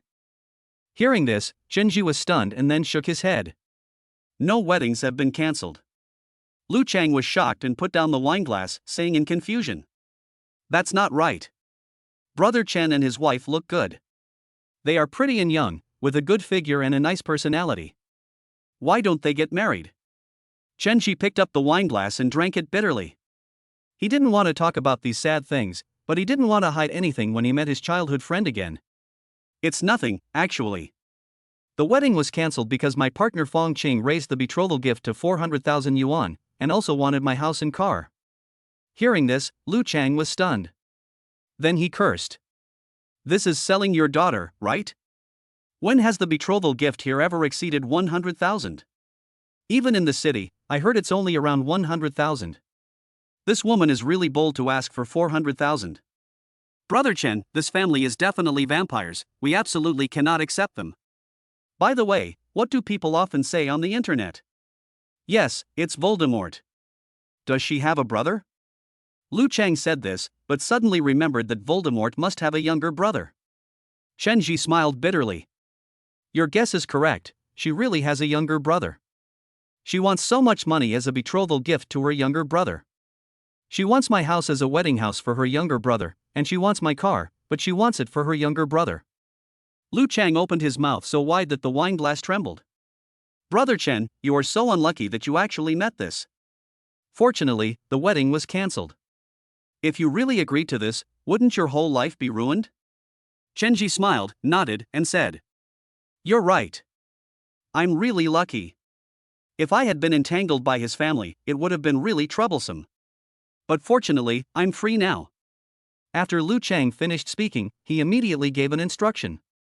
"Brother Chen, I'm telling you, you can't keep a family like Voldemort's, no matter how beautiful they are. Even if they look like fairies, you can't keep them. You have to stick to your heart." Lu Chang's serious look made Chenji laugh to death, and then he kicked him. "You keep talking, kid. What's past is past. Don't think too much about it. The matter with Chenji is over. No matter how much Fong Qingran begs, this relationship is already a thing of the past." But Lu Chang in front of him is still struggling in the sea of suffering. Chenji said to the boss. The boss is grilling 10 skewers of lamb and 20 skewers of beef. Oh, and 2 more cans of draft beer. Lu Chang was extremely happy. Although the barbecue was not expensive, he was really unlucky recently and hadn't had such a big meal for a long time. In addition, there is another problem. He is still in talks with his girlfriend from the city. Even if it has not been successful, the money spent is not small. "Xianzi, you are very tight on money during this period." Chenji looked at him and then asked about the news about his partner. "By the way, how is your girlfriend doing now?" Speaking of this, Lu Chang smiled innocently. "It's pretty good. I've been in contact with him for a while. I bought him a lot of things, and he didn't refuse. It looks like he's going to be Brother Chen. Man, I'm going to start a family." Hearing these words, Chen Zhika's heart trembled. If this kid really knew the future ending, he would probably cry to death now. Chen Zhika would never allow his good brother to be treated like this, so he patted him on the shoulder. "Brother, listen to me, marriage is a big deal. Don't rush into it. Your girlfriend is from the city. She's not someone you can handle. And don't you ever doubt whether that woman is sincere to you?" Lu Chang's face looked a little ugly. If someone else said that to him, he would probably get angry right now, but Chenji and he have been friends for many years. "That person is my childhood friend. We have shared happiness and hardships since childhood." So he shook his head. "Brother Chen, I feel like he's fine, should he be okay?" Chenji looked at the newly arrived lamb skewers and picked up one. You can only know a person's face but not his heart. If you don't know what kind of person she is and just go ahead and marry her, you won't regret it later. Lu Chang patted his chest and said, "Brother Chen, don't worry. I think she's a good girl. Besides, if we work hard, we can buy a house in this city in a few years. It will be great to live happily together then." Lu Chang in his previous life was also so naive, but unfortunately, he met a loose girl from the city. All his money was scammed away, his children were no longer his own, and he was often cuckolded. In his previous life, Lu Chang was almost angered to death. Later, he suddenly fell ill and had to stay in the hospital for more than half a year. Chenji also went to see it in his previous life, and seeing his miserable appearance, he was helpless. He was also in a quagmire in his previous life, so how could he help his good brother? Things are different now than they were before. Chenji looked at Lu Chang's innocent appearance and the many things he fantasized about for the future, and then he was a little stunned. I don't know how to tell Lu Chang all these things. I can't just confess to him directly. He said that he was reborn from the future, and that his girlfriend was a loose woman from a big city, and that she was already pregnant before she married him. Chenji knew Lu Chang well. If he really said that, Lu Chang would explode immediately, and by then they would probably not even be able to be friends anymore. Seeing Lu Chang like this, you know that Lu Chang must be moved. Since he is moved, then it will be easy to deal with. Chenji drank the beer in the glass in one gulp. Brother, how can I cheat you? Don't worry, I will make sure that I can help you handle this matter clearly when the time comes. But in my heart I was secretly saying, you big fool, just wait and see how my buddy saves you. Soon you will know the true face of that woman, and then you should give up and follow your brother to the big city. At this moment, Lu Chang suddenly stood up, looked outside, and was relieved to see that Li Shelu was not there. Then he stared at the room with a sly look, and then sat down next to Chenji quietly. Brother Chen, do you still remember Li Huihui? Chen Ji was stunned, and then he thought of Li Huihui. Li Huihui was a classmate in school. At that time, Chen Ji was also quite popular in school. Chen Ji's appearance has always been very good in school, and when he was young he loved table tennis, basketball and football. In fact, Chen Ji is in good health and always shines in the annual sports meet. Such a dazzling Chen Ji naturally attracted the attention of many girls, and even caused many girls to send him secret glances and love letters. And Li Huihui is one of these many people. Back then, Li Huihui was the one pursuing Chen Ji the most passionately. She folded thousands of paper cranes, sent him little stars and food, and liked to watch Chen Ji play basketball when she had nothing to do. I also often send love letters. But Chen Ji was not interested in this at the time, and his parents were very strict, so what should have been a sweet relationship ended before it even began. However, as they got to know each other more during that period, Chen Ji got to know this person better. It's just limited to acquaintance. I don't quite understand what Lu Chang wants to say when he mentioned this person. What's wrong? Aren't these all things from the past? Why bring him up? Lu Chang clapped his hands excitedly and said, "You don't know Li Huihui. Class monitor Li has grown into a very pretty lady. Last time we ran into her in the mall, she treated me to a meal and even asked about you. At the time, I felt that you and her had a chance. She even asked me to ask if you were doing well recently. It seemed that she still had you in her heart." After Lu Chang finished speaking, he felt that it was a bit inappropriate, so he said, "Brother Chen, I don't mean anything else." After a while, she had no choice but to return to the entertainment industry. Later, in order to pay for her mother's medical treatment, she chose to marry a coal boss. But the coal boss was also a shrewd man. Although uremia was not a serious disease, in that conservative era, the risk factor of kidney transplant was extremely high, and matching kidneys were extremely rare. The coal boss's repeated delays led to Li Huihui's mother's death from illness, and it was a pity that she missed 3 opportunities to get a kidney. After her mother died, Li Huihui no longer had any attachment to the world and chose to commit suicide by taking medicine. When hearing the news in the previous life, all the classmates were sighing, only Chen Ji was in pain. What would the situation be like if Li Huihui had not been distracted from her studies? Li Huihui is a smart person, but it makes him very sad that such a smart person has such an ending. In the previous life, Li Huihui's miserable and desolate ending made Chen Ji sigh. In this life, he actually had a chance and he would never let it happen again. So Chen Ji frowned and slammed the table. Lu Chang was startled, then he shrank his head and said to Chen Ji, "Brother Chen, don't be angry. That's what I said. I said you already have a sister-in-law. It seems that I was too nosy. I was too nosy. Don't be angry." Chen Ji sighed and looked at him and said, "Xianzi, I'm not angry. Li Huihui, where is he working now? Has he opened a store now?" Lu Chang shook his head, looking confused. He naturally didn't understand any of this, and then he said, "I didn't leave my contact information, but I know he often goes to parks and mall." Chen Ji felt like his heart was about to jump out. He didn't expect it to be such a coincidence. "I bought a house in Parkview Community. On the other side of Parkview Community is Parkview Shopping Mall, which has all kinds of supporting facilities. It seems that Li Huihui should live nearby." Chen Ji took out his cell phone and said to Xiangzi, "Xiangzi, let's add each other's contact information. Remember to get together. You must get together. By the way, if you have any news about Li Huihui, tell me immediately and call me." Lu Chang nodded. "Don't worry, Brother Chen. But Brother Chen, you already have a sister-in-law, but you're still thinking about Li Huihui.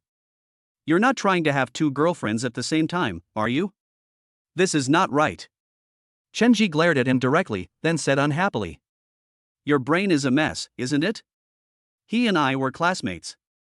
At the beginning, his studies were hindered because of me, and he was admitted to a second-tier university.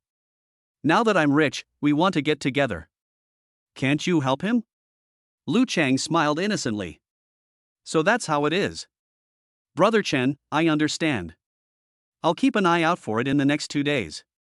I just happen to have a job installing glass for that shopping mall." Chapter 79 Lucky Lu Chang. The two exchanged pleasantries for a while, but Chen Ji didn't want to say too much. After all, it wouldn't be good to say too much. He didn't want to tell the truth under the influence of alcohol.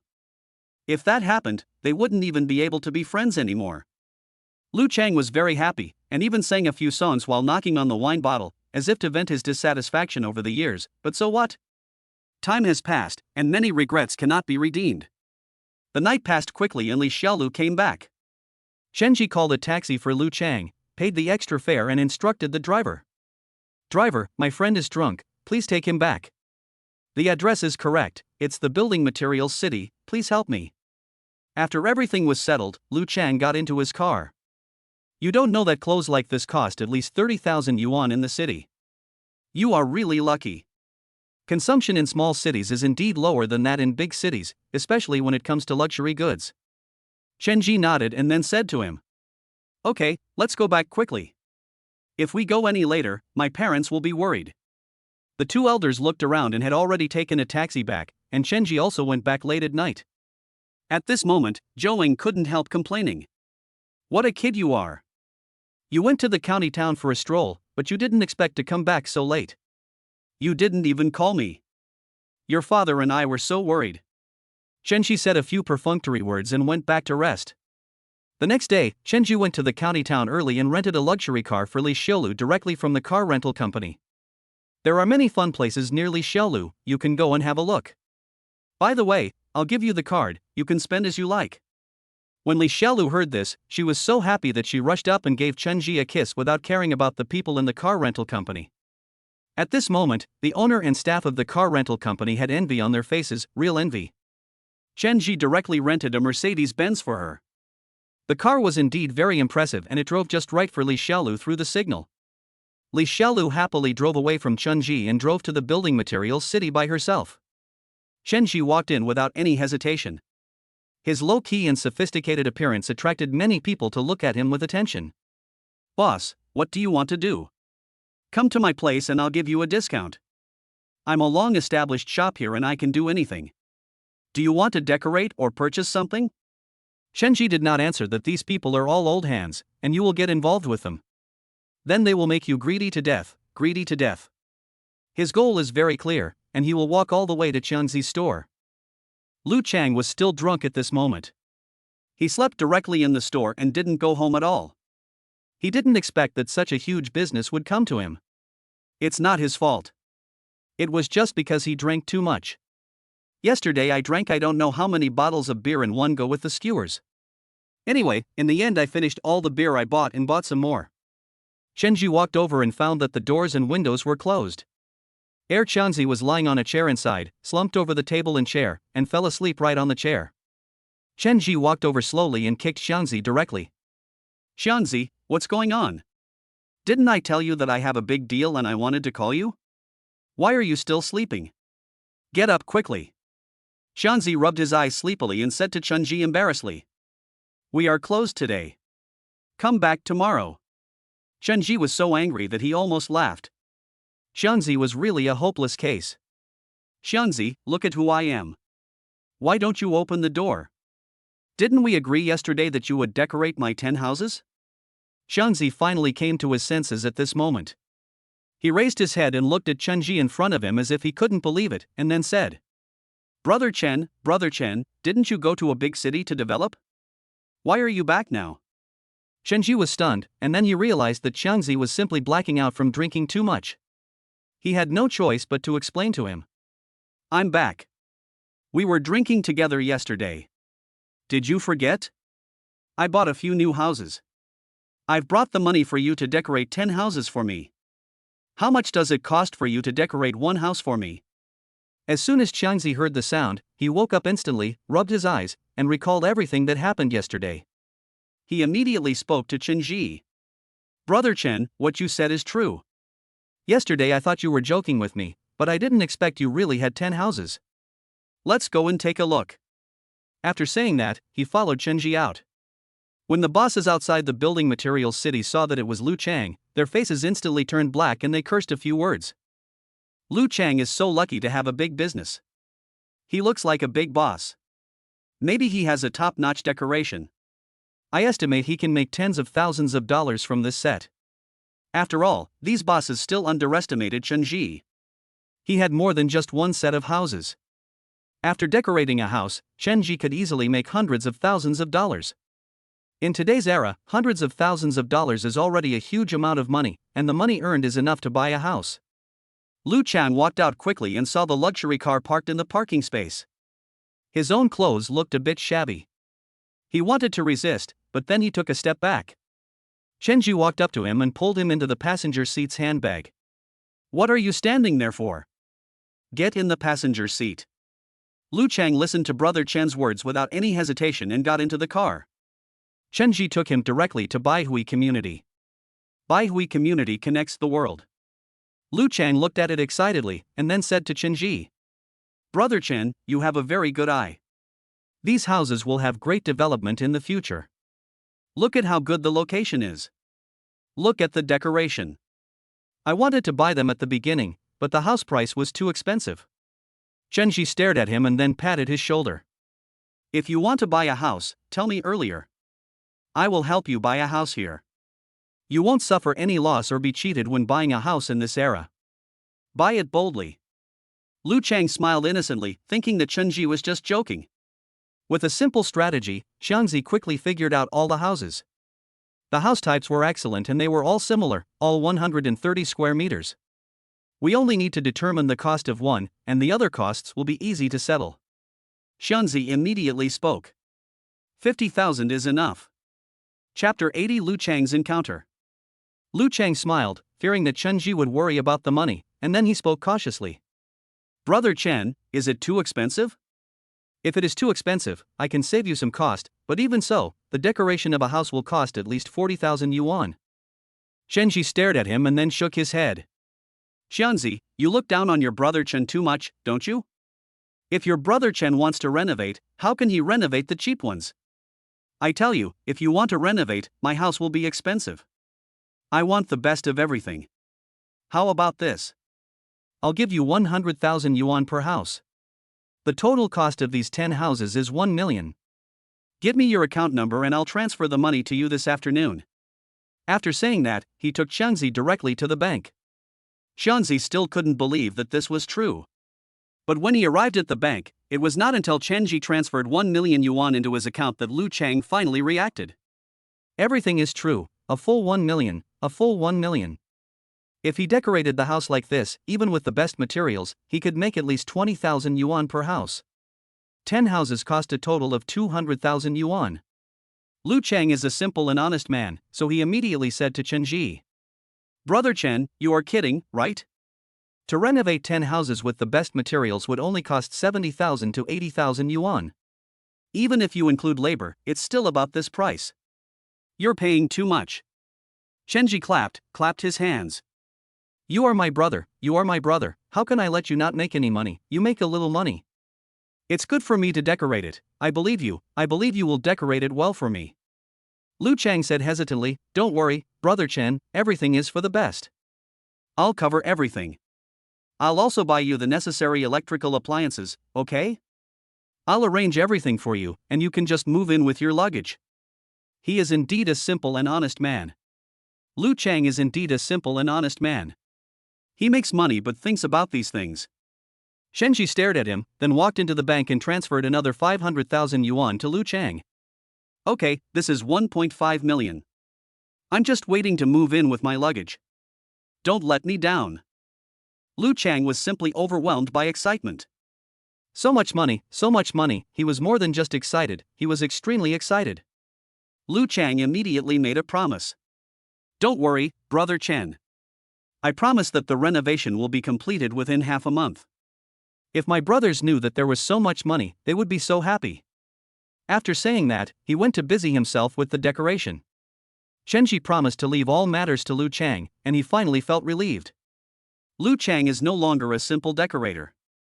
The moment he received the money, he had already figured out which decoration teams to go to renovate these 10 houses. After Chenji arranged all these things, he prepared to go home and spend more time with his parents. He won't be here for long, he has more things to do and can't stay here.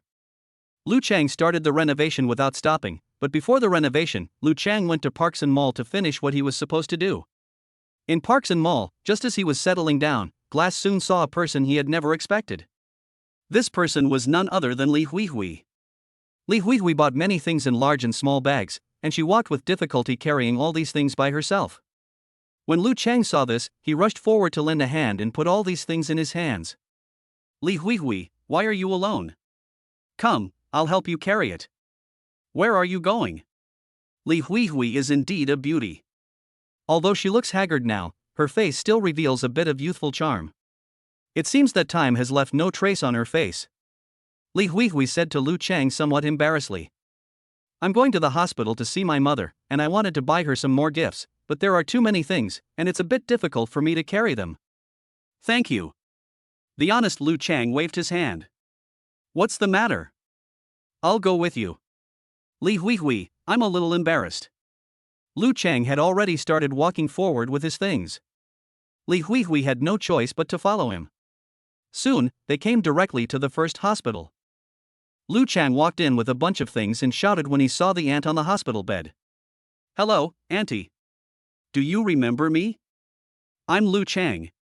You've seen me before. I'm the one who was beaten by my father. At the parent-teacher meeting that year, Lu Chang made a big fool of himself.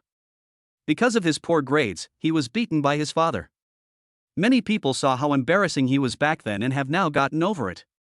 Aunt Lin saw Lu Chang and said with a smile. Oh, I see. You are Xiao Qiangzi. Why are you here? Lu Chang put the things away in a simple and honest manner and said to Aunt Lin.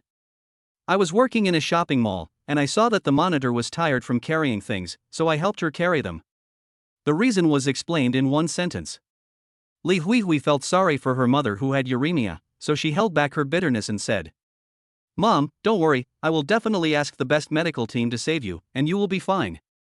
Although uremia is not a serious disease, Aunt Lin is old, and the pain from the disease caused her to lose almost all her weight in just a few days.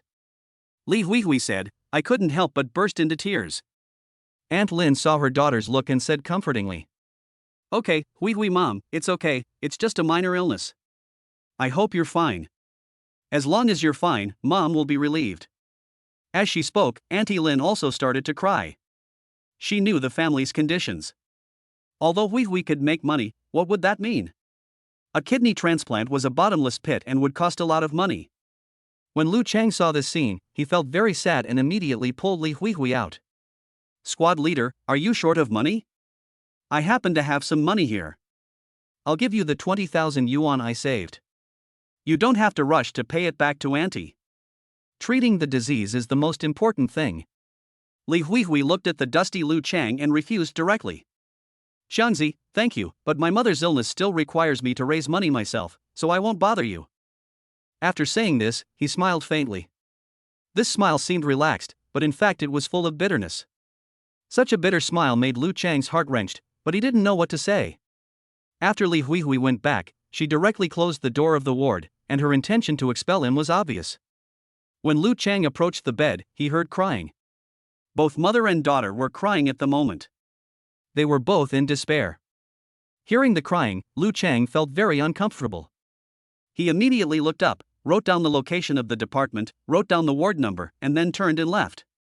And behind them was still the crying of the mother and daughter, despair followed by despair.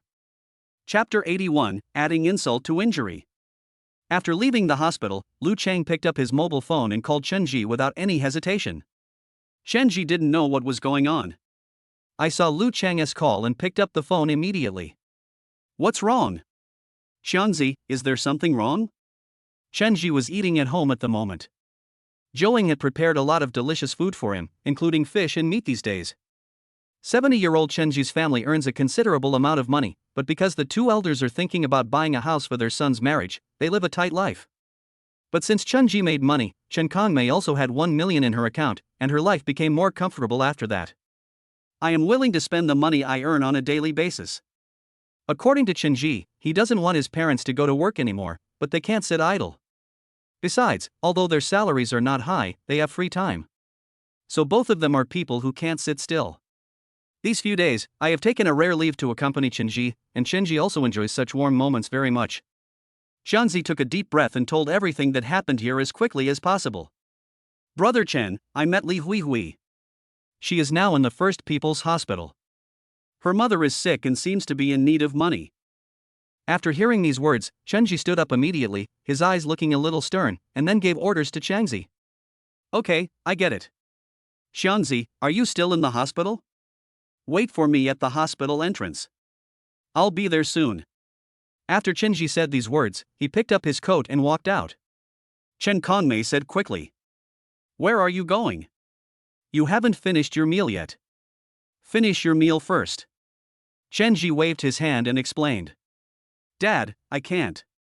I have to go out for something urgent. You guys can eat first. You don't have to wait for me. I'll buy some food when I come back in the evening. You guys can eat first.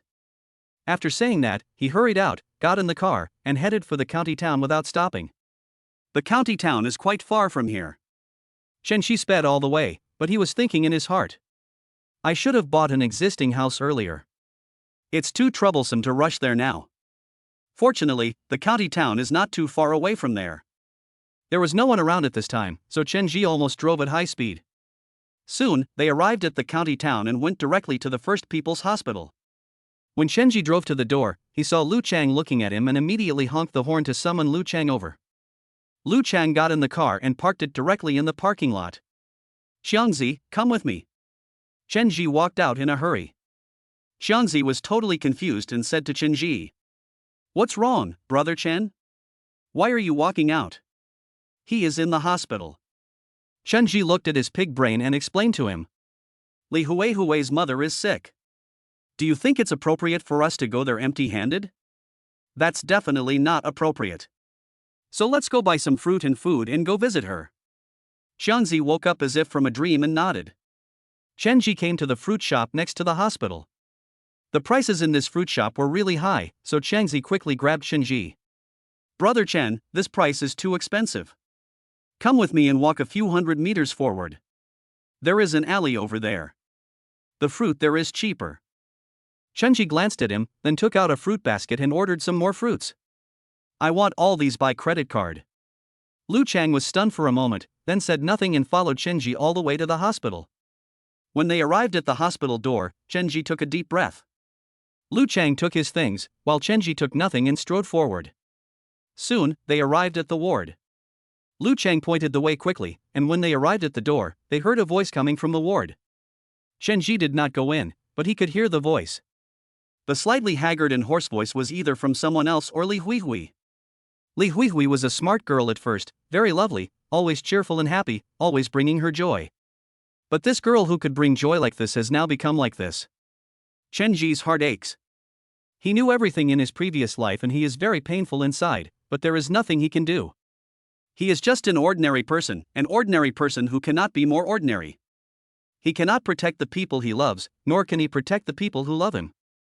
All the helplessness of his previous life has passed. Perhaps if he had been so insightful in his previous life, he would have resolutely given up everything to love the people he loves and protect the people who love him. The regrets of the previous life have become the past. Since God has given him a chance to start over, he should keep it all. The sounds from inside continued to come. A relative of Li Hui came, and this person was none other than her second aunt. At this moment, the second aunt was trying to persuade Li Hui earnestly. Hui, you are not a child anymore. You have been working for so long but have not made any great achievements. Now your mother is sick again.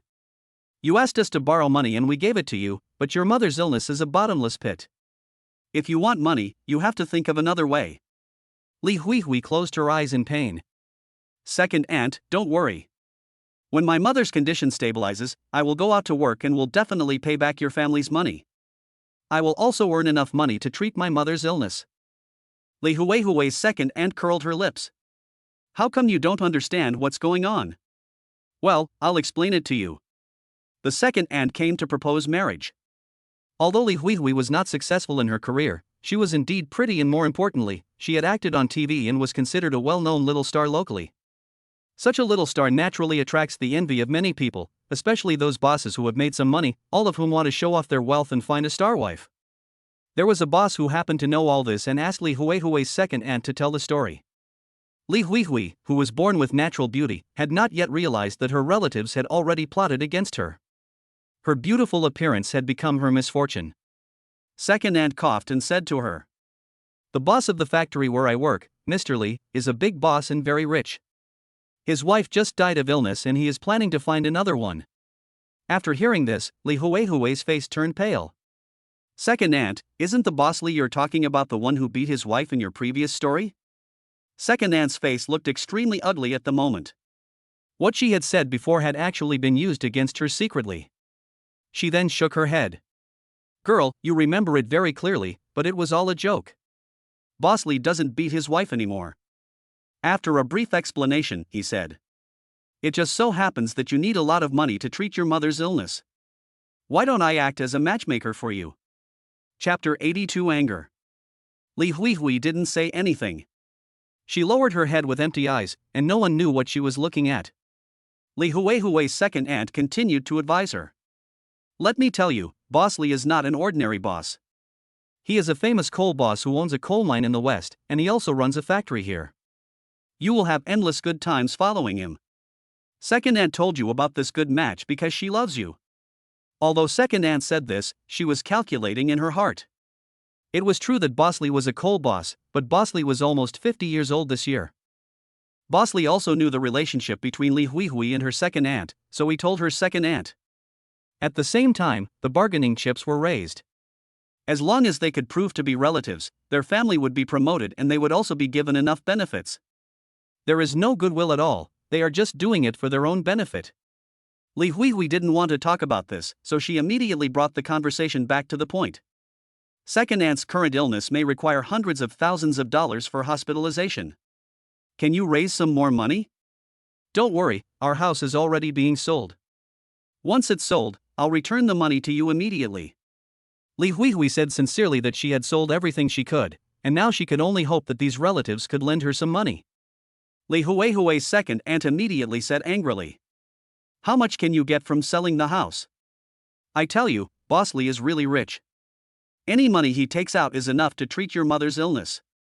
A hair of his is thicker than our waist. Why is this girl so disobedient?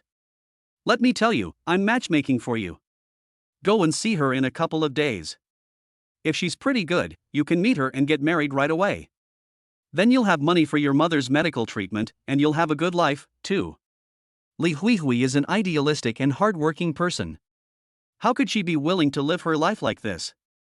She had been trying to avoid this question, but her second aunt was now pressing her. Li Hui felt a little embarrassed. She wanted to refute, but since she needed to borrow money, she could only swallow all the grievances. Hui, I'm your aunt, how could I harm you? Look at you, aunt. I married your worthless uncle and suffered all my life. But you are different. You are beautiful and smart. If you marry into a good family, you will never have to worry about food and drink for the rest of your life. You may look down on her now, but you will never get the chance again. Boss Li makes millions a year. Li Hui's face became increasingly darker. She really wanted to get angry, but how could she do it?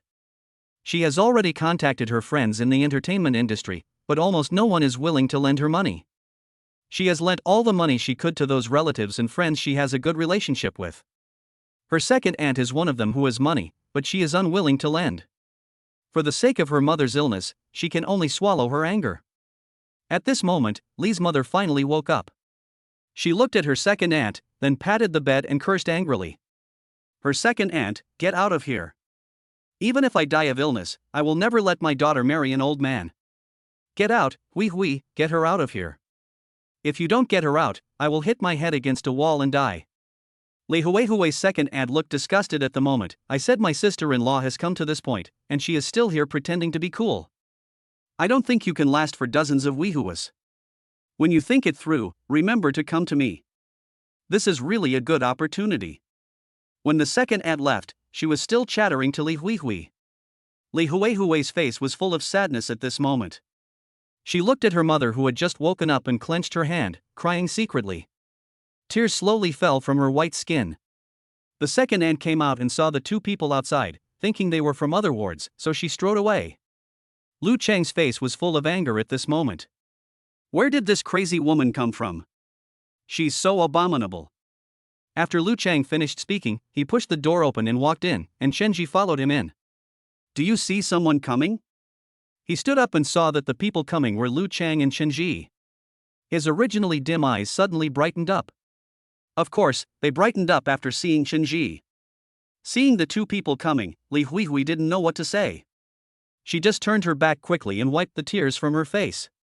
However, her red eyes could not hide the fact that she had cried. Lu Chang cursed angrily at this moment. What a crazy woman! How dare she let the monitor marry an old man? Bah! Shenji said slowly. I heard from Xiangzi that Auntie was sick, so we bought some fruits to visit her and show our concern. Lu Chang smiled naively and put all these things on the table. The atmosphere was really awkward and the two of them were speechless. Shenji had 1,000 words to say, but at the moment he didn't know how to say them. Seeing that the atmosphere was a bit awkward, Lu Chang spoke to the two of them. Class monitor and Brother Chen, you two can go out and chat for a while. I'll stay here to look after Auntie. I see Auntie has fallen asleep, so I'll peel some fruit for her. Lu Chang was a sensible man. Seeing that the two of them wanted to talk, he immediately took over the task.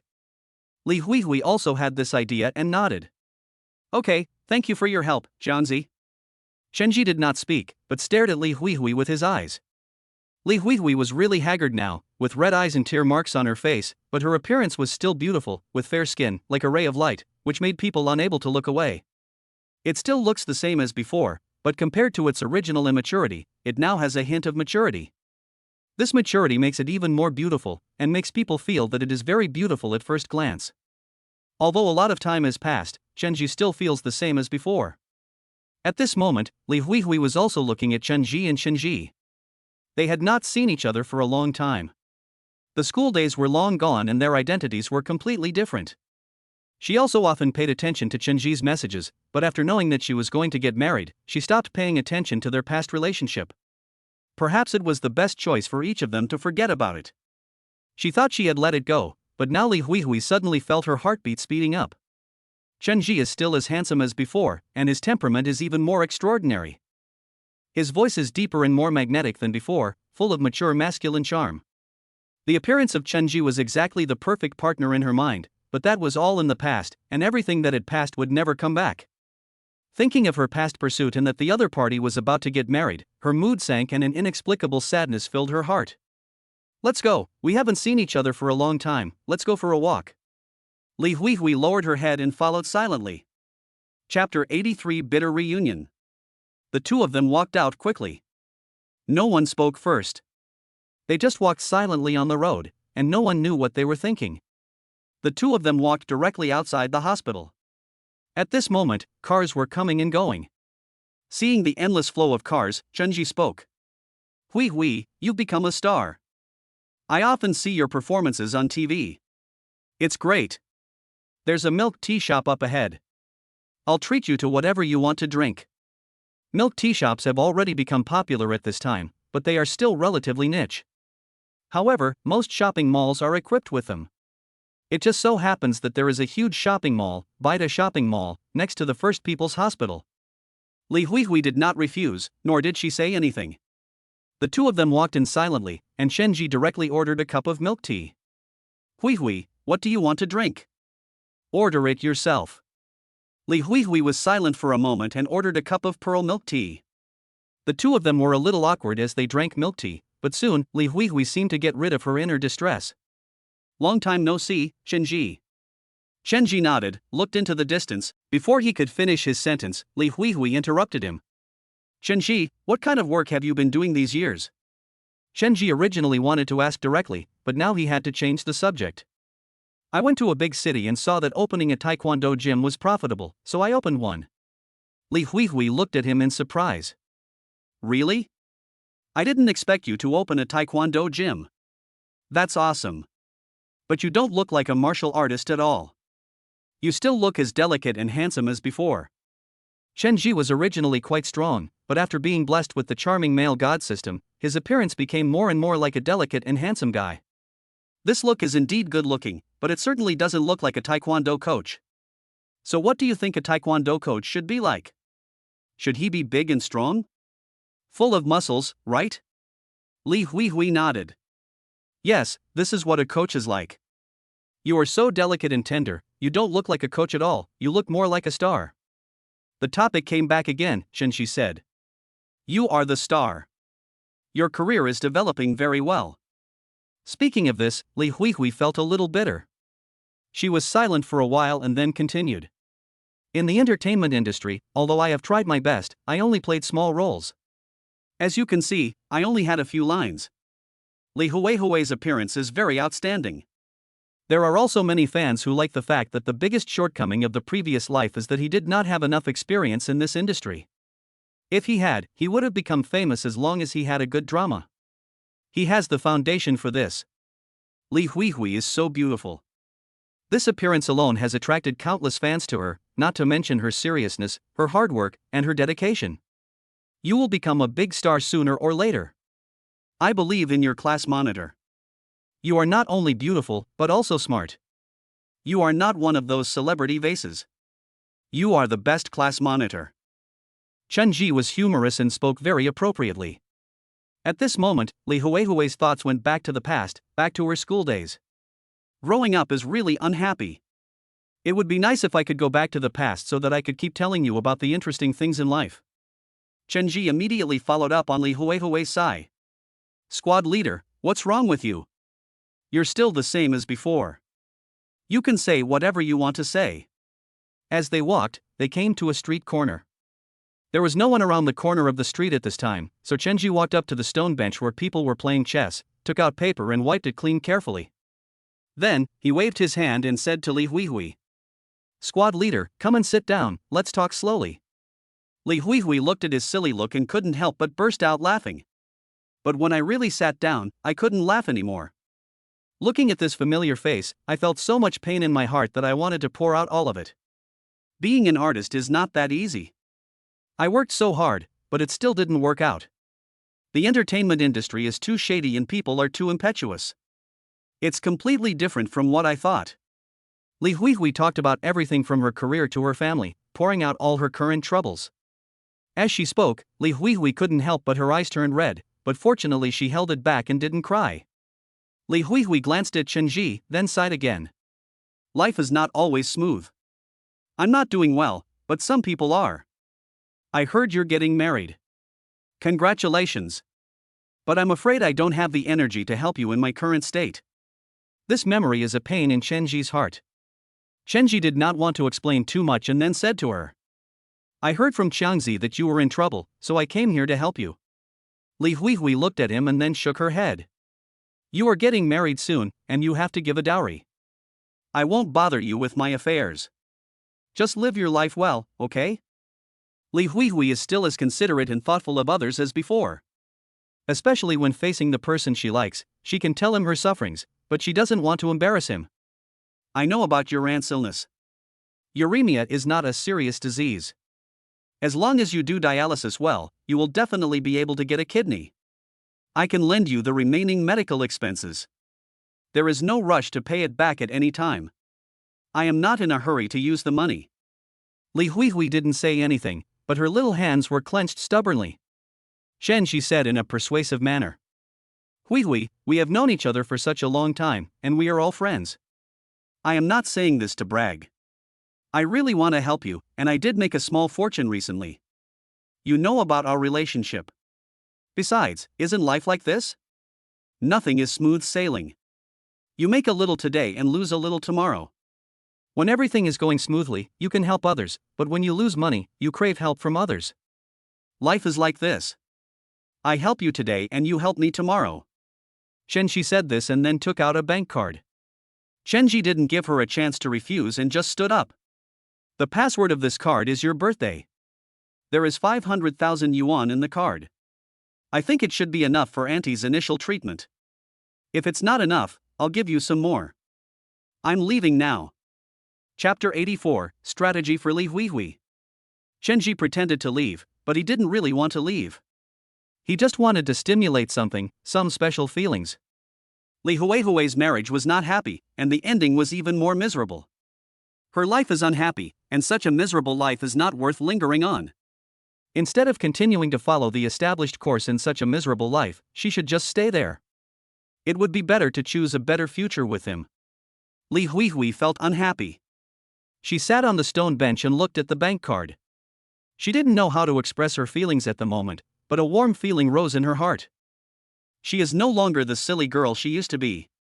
She now understands the fickleness of human nature and knows that Chunji is truly kind to her without any pretense. Thinking of Chunji and others, Li Huihui let out a bitter smile. When the critical moment came, none of her former friends in the entertainment industry came to her aid. They even ignored her phone calls and avoided her. And his so-called relatives and friends were constantly plotting against her. But Chunji in front of her was really kind to her. She didn't know what to say, but a surge of emotion prompted her to stand up and reach out to hug Chunji, who was about to leave. A smile appeared on Chunji's lips, and his heart was filled with sweetness. As expected, giving roses to others leaves a lingering fragrance on your hands. Helping others is also helping yourself. Well, it is a bit shameless to say this, and Chunji did take advantage of someone's misfortune. But sooner or later someone will take advantage of others' misfortune, so there's nothing wrong with him. The relationship between the two of them became more lively and less unfamiliar at this moment, and it seemed as if they had returned to their carefree student days. Class monitor. No, it's Xiao Huihui. I really want to help you. You don't have to feel embarrassed. Let's just be the same as before, okay? Li Huihui lowered her head and said. Same as before, yes, same as before. Li Huihui lost her reserve anymore. She slowly let go of her hand and said to Chunji, who turned around.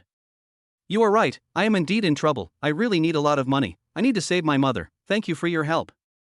After saying that, he returned to the table, picked up the card and returned it directly to Chunji. It's just that, Chunji, you remembered my birthday wrong. You've always remembered it wrong. My birthday isn't that day, I lied to you. Chunji touched his nose and felt extremely embarrassed. Okay, you little girl, you actually dared to lie to me. In this case, I will transfer the money directly to you. By the way, what is your account number? Chunji looked at Li Huihui and simply pulled her into a bank next to the shopping mall. Hurry up and give me your card. I will transfer it to you directly. Li Huihui did not refuse and handed over her card obediently. He also took the cards and handed them over to the counter staff, who looked at the two and joked. Young couple, what's going on? Do you want to transfer money? Or did you find some private money? Li Huihui's cheeks immediately turned red with embarrassment. Is 500,000 enough? How about this, I'll transfer 2 million to you directly. Li Huihui was a little surprised, but seeing Chunji speaking so calmly, she immediately spoke in a low voice. 2 million is too much. How about this? You transfer 800,000 to me. I think this amount should be enough for the follow-up treatment. Chunji nodded without any hesitation. Transfer 1 million to this account. Chunji is a top user and does not need to make any appointments. He easily transferred the money directly to Li Huihui's account.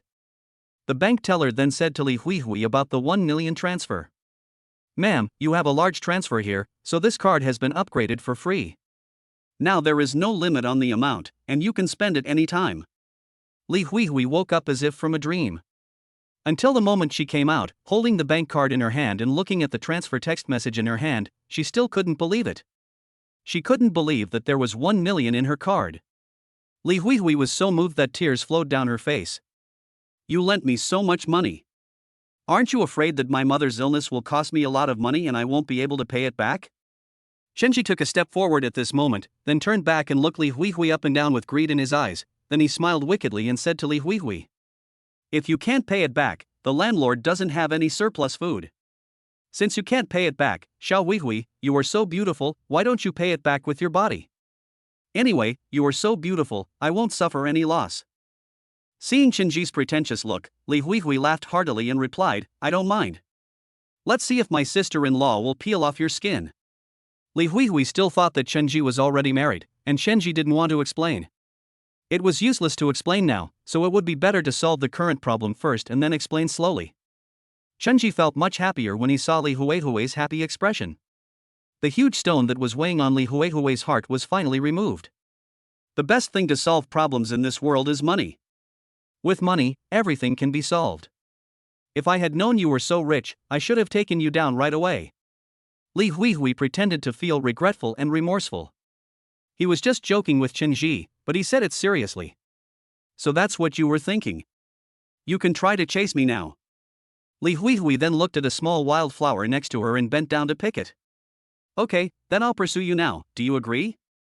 Chenji didn't want to take advantage of someone's misfortune, and didn't want the relationship to progress so quickly, so he said arrogantly. So you're here for my money, I definitely won't agree. But it's okay for a night of spring, ha ha ha. Li Huihui then threw Xiao Hua to the ground and pretended to be angry. Okay, so you're this kind of person, so hateful, I must have been blind to like you in the first place. The two of them were laughing and joking again, as if they were back to the old days. Chenji looked at the happy Li Huihui and said to her. Okay, now that we have the money, let's go and pay for the treatment. After that, he accompanied Li Huihui to pay the fees. The two of them worked for an entire afternoon before paying all the fees. This disease was a sudden onset, and coupled with some previous problems, the total cost was 80,000 yuan. Li Huihui felt a sinking feeling in her heart when she saw the speed at which money was being spent. What should I do if I really can't pay back Chenji's money? Seeing her distressed look, Chenji teased her. That's not easy. You're so beautiful, just be my mistress. I'll buy you a big house and a big car, and you don't have to pay me back. I'll also give you pocket money every month, okay? Li Huihui glared at him, then curled her lips and said. You're not serious. I'm telling the truth. Chapter 85 Special Feelings. Chenji also spoke to Li Huihui very seriously. What I said is true. Li Huihui was a little stunned. She didn't know whether Chenji was joking or not. She didn't say anything, but just lowered her head. Li Huihui was indeed facing a dilemma, and this dilemma had reached a point where it was difficult to overcome. If it weren't for Chenji's help, she would really have to sell herself to that damn boss Li. If Li Huihui really sold herself to that boss Li, then the rest of his life would be ruined. Fortunately, I met Chenji. With Chenji in this life, everything is different. Li Huihui looked at him and didn't say anything at this moment, but the gratitude in her eyes was real. Chenji rubbed her head. Okay, you take good care of your mother. I will come to this Parkview community frequently in the next few days. If you are free, you can come to find me and we can play here together. If you like, I can also give you a house and money to spend. As Chenji spoke, he smiled at her in a frivolous manner. At this moment, Li Huihui pushed him directly. Chenji, you are getting worse and worse. You are really not serious. After saying that, she pushed him away. The next second, she suddenly seemed to have a bad idea. She moved closer to Chenji and kept getting closer to him. Looking at his cheek getting closer and closer, she couldn't help but take a step back. Although Chenji did have this idea, he did not want to take advantage of others. He only hoped that through his own strength and charm, Li Huihui would be willing to do this. Getting married doesn't necessarily have benefits, and not getting married can give you everything. Li Huihui can have the money to enjoy everything she wants, and she doesn't have to worry about the constraints of her family. Rich people don't actually care about marriage. That's why many of them remain single for life, because they have enough resources to avoid marriage. Chenji has already reached such a position, and now Chenji is definitely the first to become rich. He will become richer and richer in the future because his mind is filled with many things, such as which companies will soar, which companies will plummet, when will be the bull market, and when will there be turmoil. With these things, it's hard not to get rich. Chenji felt a little embarrassed, but Li Huihui laughed, patted Chenji on the shoulder, and then said proudly. I knew you were just joking. You're still as shy as ever. You can't stand me getting close to you. You're so cute. After saying that, she smiled triumphantly again. She had finally won back a game. She was always teased by Chenji today, and that feeling was really uncomfortable. Chenji seemed to have changed a lot. He was no longer as dull as before, and now he had become much more interesting. When Chenji saw her like this, he immediately said to her. Okay, let's go back, you clever little devil. The two of them quickly arrived at the door of the ward. Chenji no longer wanted to come in. The relationship between the two was obviously much warmer now, and Chenji didn't want to show up in front of Li Huihui's mother so quickly.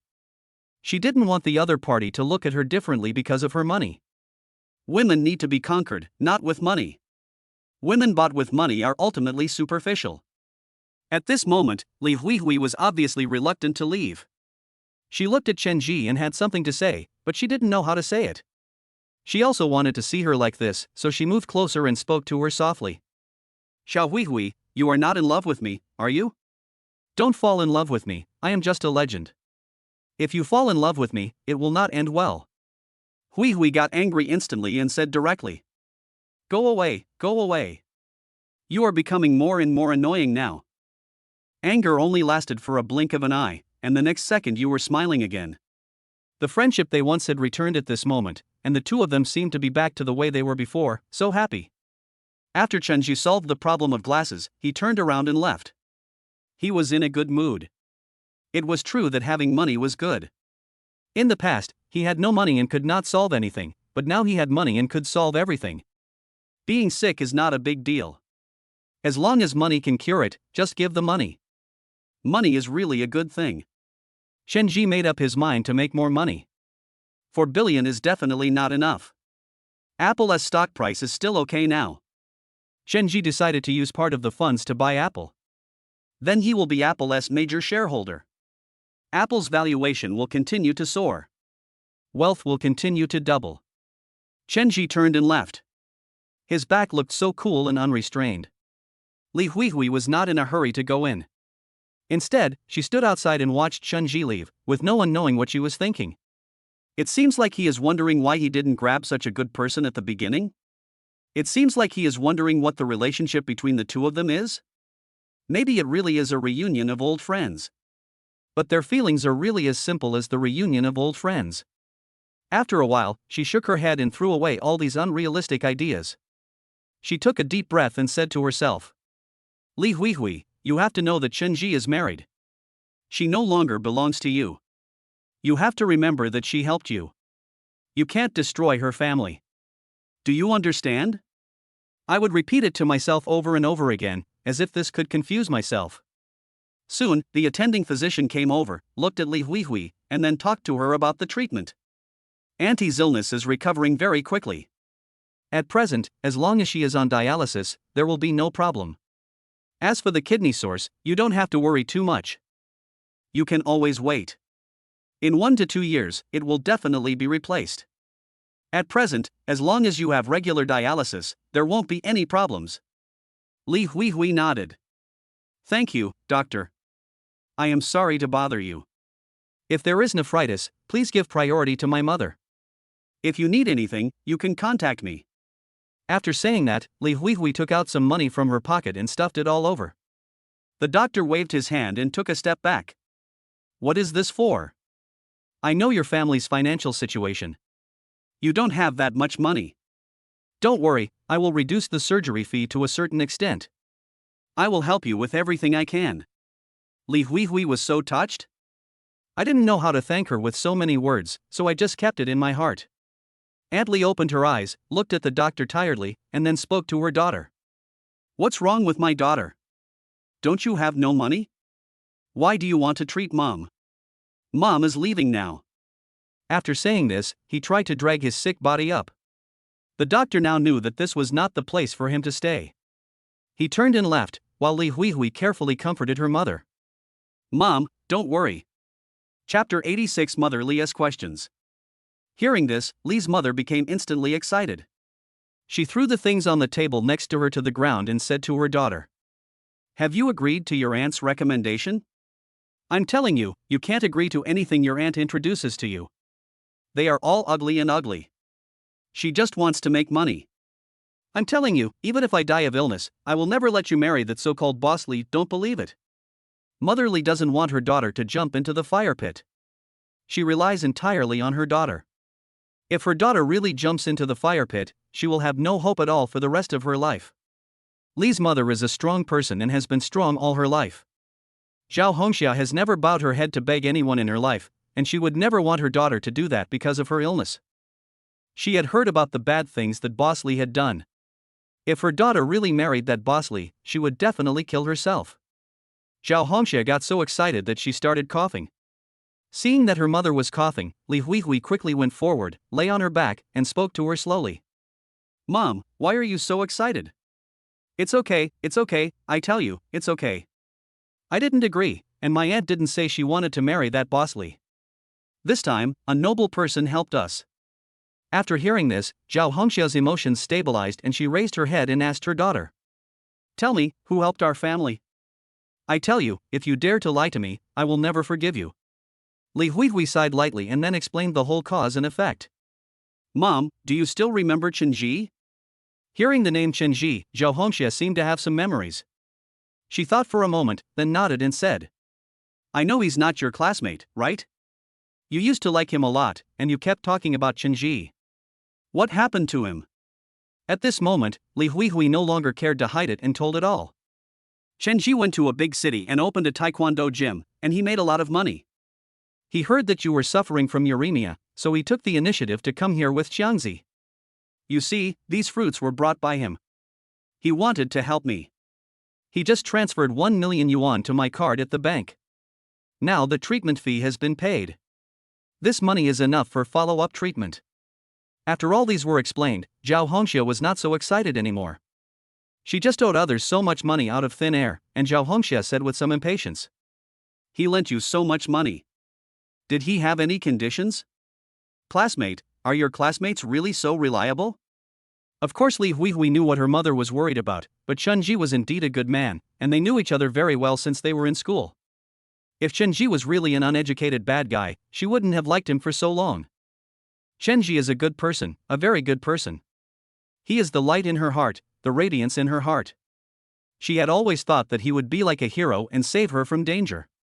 Unexpectedly, her wish came true. Chenji really appeared and really helped her and her mother, which made her extremely grateful and moved to tears. Mom, what are you thinking? We are classmates and grew up together. He really wants to help me. He has the ability to help me.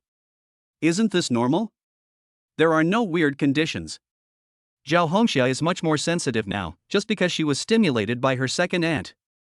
Her second aunt actually wanted her daughter to marry a domestic violence man. This is simply unbearable. Her daughter was indeed beautiful, and even a little star. Zhao Hongxia felt extremely regretful at the moment. If she hadn't been a burden to her, her daughter would have already become successful. Thinking of this, Zhao Hongxia became a little alert, and then said with a somewhat grim expression. Huihui, don't lie to me. Does she think you are a little star? Does she want to do something illegal? The more Zhao Hongxia thought about it, the more she felt that this was true. Chenji must have taken a fancy to Li Huihui and wanted to use money to force her to submit, and then take advantage of her. Li Huihui looked at her mother, who was lost in thought and was speechless for a while. She had to explain. Mom, what are you thinking about? Didn't I tell you? She's married, and she's such a nice person, and even if I like him, he may not like me. Li Huihui said this in a depressed tone, which made Zhao Hongxia somewhat disagree. Huihui, you are just too young. Look how beautiful you are. How many people are staring at someone like you? Li Huihui looked at her mother and was really speechless. Of course, she was considered beautiful here, but once she entered the entertainment industry, she would find that there were many ordinary and beautiful people like her. There was no other way. At this moment, Li Huihui could only explain everything to her mother. Mom, don't let your imagination run wild. He's really just my classmate. He's very handsome. You saw it just now. He's very handsome. I liked him before and chased him, but he didn't agree. How could he like me now? Besides, he is very rich now, and he is a really nice person. When he learned that you were sick, he didn't ask to borrow money directly, but only mentioned it very tactfully and then transferred the money to me very cleverly, and he didn't even ask me to write an IOU. And he really doesn't need this little money. His car is worth $1 million, and the clothes and watch he wears are worth hundreds of thousands of dollars. As Li Huihui spoke, she felt more and more unsure. Perhaps she really was that bad. Compared to Chenji, she really has nothing and is nothing. She is not worthy of Chenji. She now really felt that Chenji might have taken the initiative to help her because of their former friendship. There is no bad intention. After hearing this, Zhao Hongxia nodded. Your classmate is such a good person, but it's a pity that he doesn't like Huihui. If you two had become mothers, I would support you wholeheartedly. Zhao Hongxia felt regretful at this moment, regretting how she had stopped her daughter from dating. If she had helped the attacker, things wouldn't be like this today. What she is most worried about now is her daughter's marriage. She was not afraid of death, but she was afraid that her daughter would be left alone after her death. Li Huihui was very happy at this moment, and she said to comfort her mother. Mom, don't think about it. We have money now. Just do dialysis and you can live like a normal person as long as you get a kidney. Zhao Hongxia nodded with relief at this moment. If she had a choice, she didn't want to die. The best chance is to have a chance to live. Chapter 87 Grand Lottery. Chenji left the hospital, got into his car, drove slowly, and prepared to go home. Xiangzi has already settled down. He will decorate the house himself. So he should go home as soon as possible. He didn't know at this moment that Li Huihui was discussing him intensely with her mother in the ward. At this moment, Li Huihui really admired Chenji's goodness. Everyone avoided him except Chenji, who reached out to help him. And the amount of money he gave was so huge. With so much money, when would he be able to pay it back? Li Huihui, even if she works her hardest, it may take her 3 to 5 years to pay off the debt. Chenji didn't even write an IOU. This trust made Li Huihui feel ashamed and extremely moved. This feeling of being touched directly boosted the strategy value. However, this system is getting more and more ridiculous. Okay, stop talking nonsense. How many chances do I have to win the lottery? The system then responded coldly. Given the host's current charm and level, there will only be one draw. Chenji was a little dissatisfied, but he thought it was just this once. Okay, once in a while, I'll draw the prize now. What are the prizes? I want to win the grand prize. The system randomly starts the lottery. Ding! Congratulations to the host for obtaining the Divine Doctor skill. The Divine Doctor skill can save all living beings and heal the world. At the same time, it can also obtain the special ability of Divine Mind, which can see through the various conditions in the patient's body. Chenji suddenly felt as if there were thousands of things constantly turning in his mind. The next second, he felt countless medical knowledge rushing into his mind. His eyes were also exceptionally sharp. With his eyes closed, he seemed to be able to sense the magical structure of the car. It was amazing. The system automatically collects all these rewards. Chenji spent half an hour here, and the world he was in was completely new and different from before, like a different world. That is great, that is really great. Chenji stepped on the engine lightly. The operation and all the structures in the engine were all constructed in his mind. Everything was under control. It felt so good. Chenji was very happy and explored the interior of the car. After 2 minutes, Chenji just felt tired. The next second, his eyes went dark and he fainted. The system shook its head at this moment and said helplessly, "What a useless guy. Don't you know that special skills will become tired after using them for a long time?" Chenji didn't know how long he had slept. He only woke up slowly when it was evening. He looked around and luckily he was parked in the parking space. Others thought he was sleeping and no one was curious about what he was doing. When Chenji woke up, he felt extremely tired, as if his brain had been hit hard. What's wrong with the system? Why am I so tired now? Could it be because of my additional skill as a miracle doctor? The system responded immediately. Yes. That skill is very powerful and can detect everything, but it also has disadvantages. If the host forcibly uses it when his own ability is not strong, he will fall into a period of fatigue. In serious cases, he will fall into a sleep directly like now. Chenji just felt like cursing for a while. What's the use of this? Doesn't that mean he will faint after using it for a while? Why didn't you tell me such an important thing? Do you want to kill me? The system blinked innocently at this moment. Host, you didn't ask me. If you don't ask me, how can I tell you? It was like a punch hitting cotton. After a moment of silence, Chenji said to him, "From now on, you have to explain to me all the skills I have acquired." Got it? You can't just tell me half of it. The system disappears immediately. Chenji rested for a while and drank 2 bottles of water in the car. Then he felt much better and fell into ecstasy again. The skill of a miracle doctor means that he can heal anyone, including himself, so he doesn't have to worry about illness anymore. Do you have countless treatment methods in your mind? This is definitely a plug-in level, and I have spiritual awareness. This is simply a plug-in. If the other person has any physical illness, I only need a few seconds. You can know all the situations of the other party. In this way, wouldn't you be familiar with all the situations of the other party? This not only has achievements in curing diseases and saving lives, but also applies to life as well. If you encounter an enemy, his injured points, his weak points, whether he is strong or weak, you just need to use the skill of Divine Mind to observe. Then you will be able to know all the enemy's weaknesses, and they will have nowhere to hide in front of you. This is absolutely an incredible skill. It is like cheating. This skill is absolutely beyond people's imagination. Chen Ji also felt a sense of surprise. Will the surprise skill be stronger?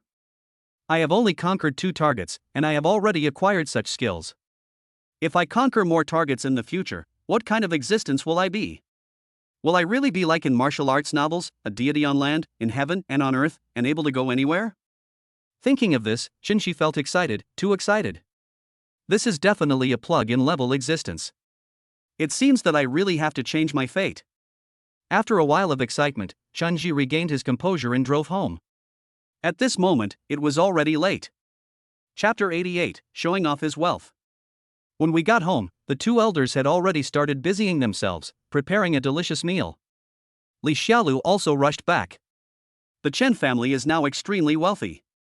The luxury cars they drive are all worth millions, which has attracted the envy and discussion of countless people. Chen Ji entered the room and saw Chen Kongmei, so he immediately dodged and returned to his room. At this moment, Li Xiaolu was dressing up in a gorgeous way. Seeing Chen Ji randomly presenting a treasure, she took out her bag and said to Chen Ji, "What do you think of my bag? Is it pretty? Ha, I also bought you a set of clothes. Come and try this suit. It's very handsome, I think it will suit you." After saying that, he took out a set of Chen Ji's clothes from a pile of clothes. Chen Ji said unhappily when he saw the pile of clothes, "I see you bought so many clothes, this suit is a gift, right?" Li Xiaolu smiled proudly, and then said in a coquettish voice, "Brother, how did you guess so accurately?" "That's right, I bought a lot of things, and he gave me points. I think the points are just enough for a suit, so I bought it for you right now." Chen Ji was speechless for a while. He didn't expect it to be like this. It was really embarrassing. At this moment, Li Xiaolu was taking pictures all over and posting them on her moments. She was a person who loved to show off. After all, she had bought so many good things. If she didn't show off, wouldn't it be a waste? She didn't want to waste it like that. When Li Xiaolu starts to show off, there is no limit to her. She also posted all her previous photos of luxury cars. In short, she looked like a nouveau riche. Now Li Xiaolu was no longer afraid of Fong Qingran. After all, she already knew that Fong Qingran and Chen Ji were really finished. No matter how much she protested, it would have nothing to do with Fong Qingran anymore. Fong Qingran couldn't control such a good man, but Li Xiaolu could. So what's the point of Fong Qingran blaming her? Naturally, I posted all these pictures, and instantly, all my girlfriends praised me. I've made a fortune. Li Xiaolu, please take me with you. I want to do any project that can make me rich. You've really made a fortune. I really like this dress. It's worth $10,000. Why did you buy it? There are so many comments like this. Most of these were out of envy, which made her feel very comfortable. Fong Qingran naturally also learned the news that Li Xiaolu had become rich. Although she could not see Li Xiaolu's circle of friends, she soon found out through other people's forwarding and discussions in the group. At this moment, Fong Qingran found that she could no longer see Li Xiaolu's circle of friends. Li Xiaolu actually blocked her. She stood up angrily and slammed her. Why did Li Xiaolu block me? Why is it that we have such a good relationship? Why did she block me? Aren't we good friends? Fong Qingran always thought that Li Xiaolu and she were good friends. They could talk about anything and they were the closest of best friends. But now her best friend actually blocked her. What does this mean? Could it be that Li Xiaolu has always looked down on her? Fong Qingran had this thought in her mind. She was afraid that Li Xiaolu really looked down on her. Li Xiaolu was rich now and had hooked up with a rich second-generation man. She no longer looked down on her girlfriends, especially her, the Voldemort girlfriend. When she thought of this, Fong Qingran felt as if her brain had exploded. She couldn't believe it and was furious. She always felt as if she had been betrayed by the person closest to her. At this moment, Fong Qingyun also saw Li Xiaolu's circle of friends, and then excitedly spoke to her sister. "Sister, your best friend has made a fortune. Look at the photos she shared. The clothes and the car are not cheap. They are worth millions. I think of this moment when I see that my younger brother can see Li Xiaolu's circle of friends, but I can't." The young man just felt as if he had swallowed a fly. It was so disgusting. She then got angry at Fong Qingyun. "Who told you to come into my room? Get out." After saying that, he picked up the phone and quickly found Li Xiaolu's number. Li Xiaolu was rich now, but she wants to cut off ties with me. Don't you just have a rich boyfriend? Isn't it just that your boyfriend is willing to buy things for you? What's so great about that? Li Xiaolu, what's wrong with you? Didn't you just hook up with a rich boyfriend? But why did you block me? Why did you block me? Did I do something wrong? After a moment of embarrassment, Li Xiaolu had no choice but to explain haltingly. Qingran, it's not like that. It's not like that. I didn't mean to do that. You know I just got a boyfriend who's quite rich, but you just broke up with your fiancé, right? I'm afraid you'll be unhappy, so I blocked you. What Li Xiaolu said was really perfect, but Fong Qingran didn't appreciate it. What are you talking about? Did I break up with you? Are you going to stop being my best friend? Is this really the reason you blocked me? I don't believe it. After hearing what Fong Qingran said, Li Xiaolu had no choice but to explain for a while. There is indeed no problem with the quality. Chenji also checked it out. They are all good materials. It's just that the pattern is too simple. However, simple patterns have one advantage, which is that they don't look tacky. Everything will become outdated, but only the simplest things will never become outdated, like white walls. Many people's decoration is not fancy and they still use the simplest white walls. Although white walls are easy to get dirty, they are indeed beautiful. So Chenji said to Xiangzi with satisfaction. Xiangzi, work hard. If you succeed, come with me to a big city. I have a lot of decoration work there. When the time comes, you can open a store there and become a big boss. Xiangzi smiled innocently. He had never thought about it this way. After all, he didn't dare to really have such an idea. Chenji was very calm, but Li Huihui's second aunt was about to make trouble. After all, what Boss Li promised her was very generous, and there was money to be made. It can also appreciate in value, which is a good deal that is sure to make a profit. In her previous life, Li Huihui's second aunt, Li Dahong, did obtain this wealth, and her family was doing very well. On the contrary, Li Huihui's life was much more miserable. Her mother died of uremia, and she was abused by Boss Li, which made her lose all hope and commit suicide. Perhaps this is the sadness of human beings, bad guys always get good things while good guys are bullied instead. It is both gratifying and lamentable, and makes people sigh and feel embarrassed. Li Dahong is now thinking about how to make money for his family and is bent on pushing his niece into the fire pit. Just a few days later, he went to the hospital on purpose. When he saw Li Huihui in the hospital, he stepped forward, grabbed her hand and said to her, Huihui, what have you thought about? This is not a trivial matter. You should take good care of your mother. You have no money now. How are you going to take care of your mother? Boss Li, if you really have money, are you willing to meet with Boss Li now?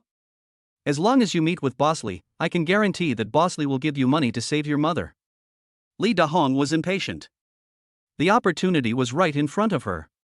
If she missed it, everything would be ruined. She didn't want to miss this opportunity, so she wanted to quickly persuade Li Huihui to marry Boss Li. Li Huihui looked at her and then sneered. Li Dahong continued to persuade.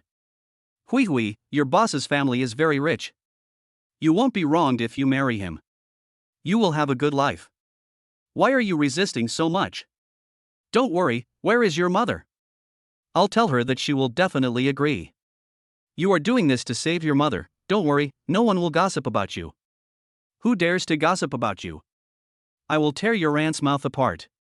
Li Huihui remained unmoved. Seeing Li Huihui's look, Li Dahong simply stopped pretending and spoke angrily to her. How can you be so irrational as a woman?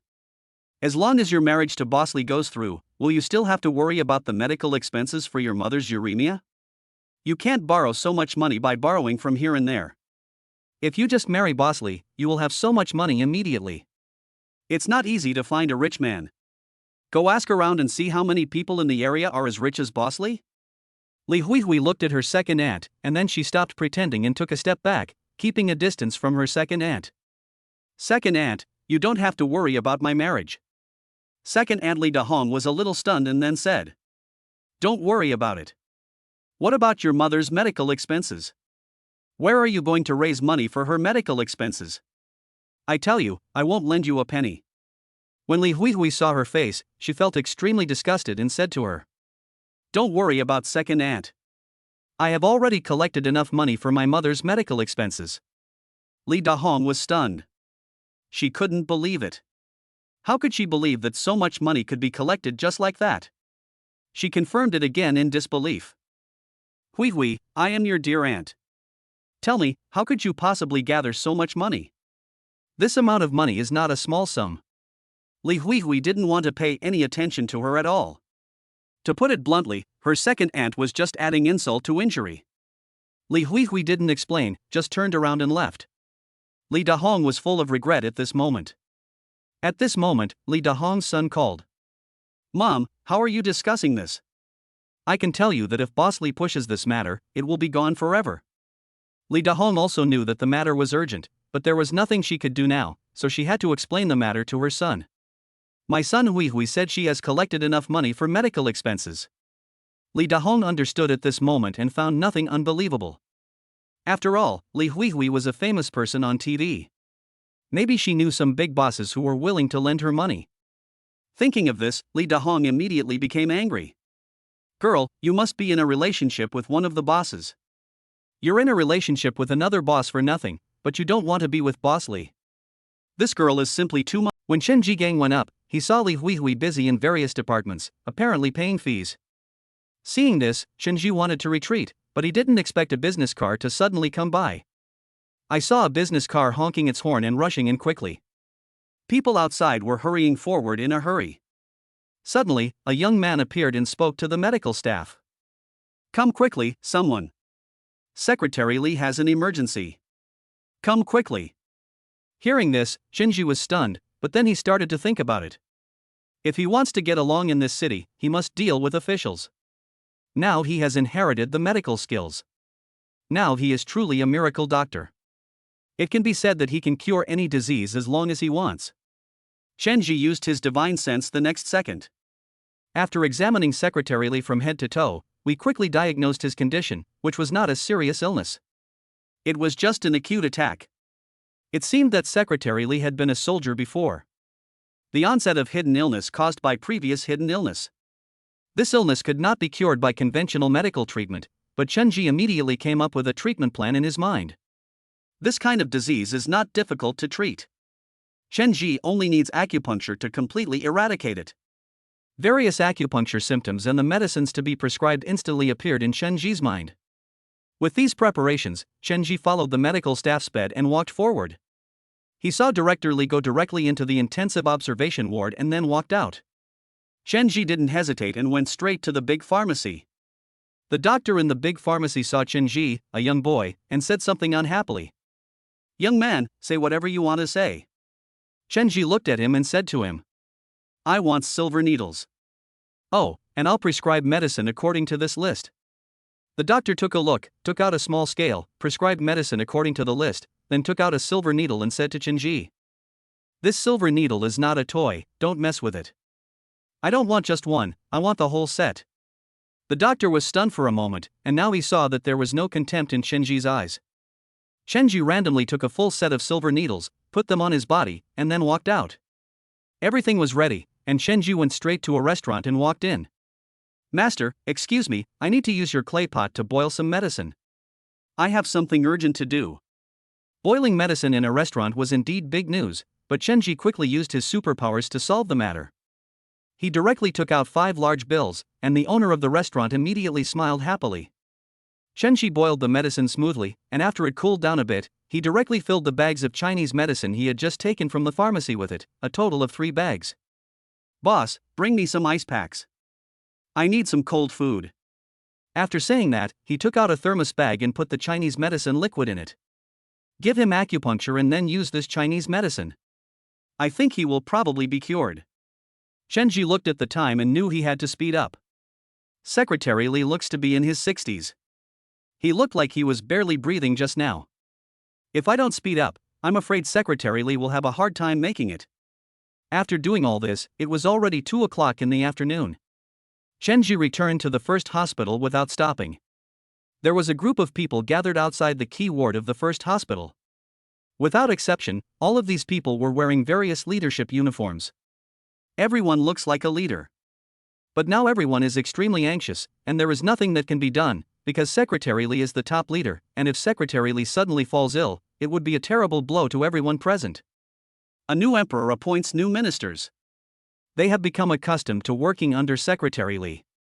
If there is a new leader, they will be excluded and suppressed without exception. This is also the normal state in the early stages. Chenji's sudden entry made a small leader unhappy, and he stopped Chenji and said something. I don't know if this is a critical observation ward. Ordinary people can't come in. Get out quickly. Chenji stared at him. I'm here to help you. The person inside is Secretary Li, right? I am 100% sure that I can cure Secretary Li with acupuncture. Chenji's words were not very meaningful, but everyone present heard them. They saw a burly man in the front rushing over. What did you say? You said you could save the secretary quickly. Go in and save the secretary.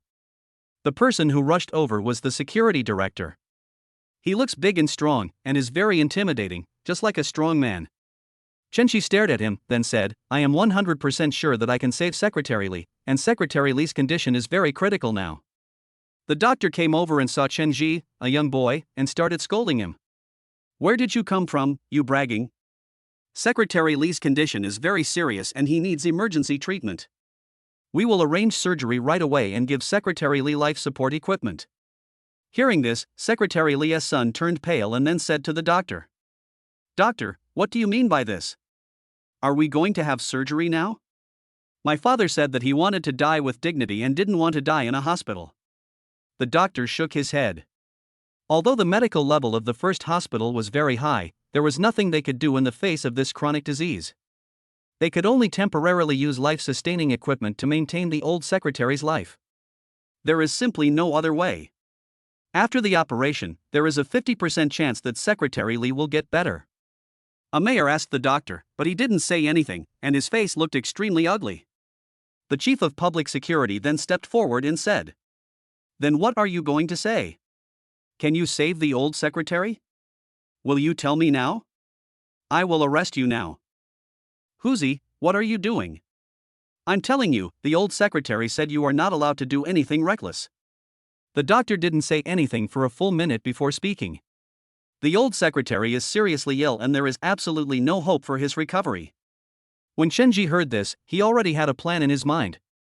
As long as he rescued Secretary Li, he would definitely receive special treatment in this small town. Since you doctors can't do anything, I'm sure I can save Secretary Li. Are you willing to take a chance? Secretary Li's son Li Qingshan wiped his tears and said, You are still so young.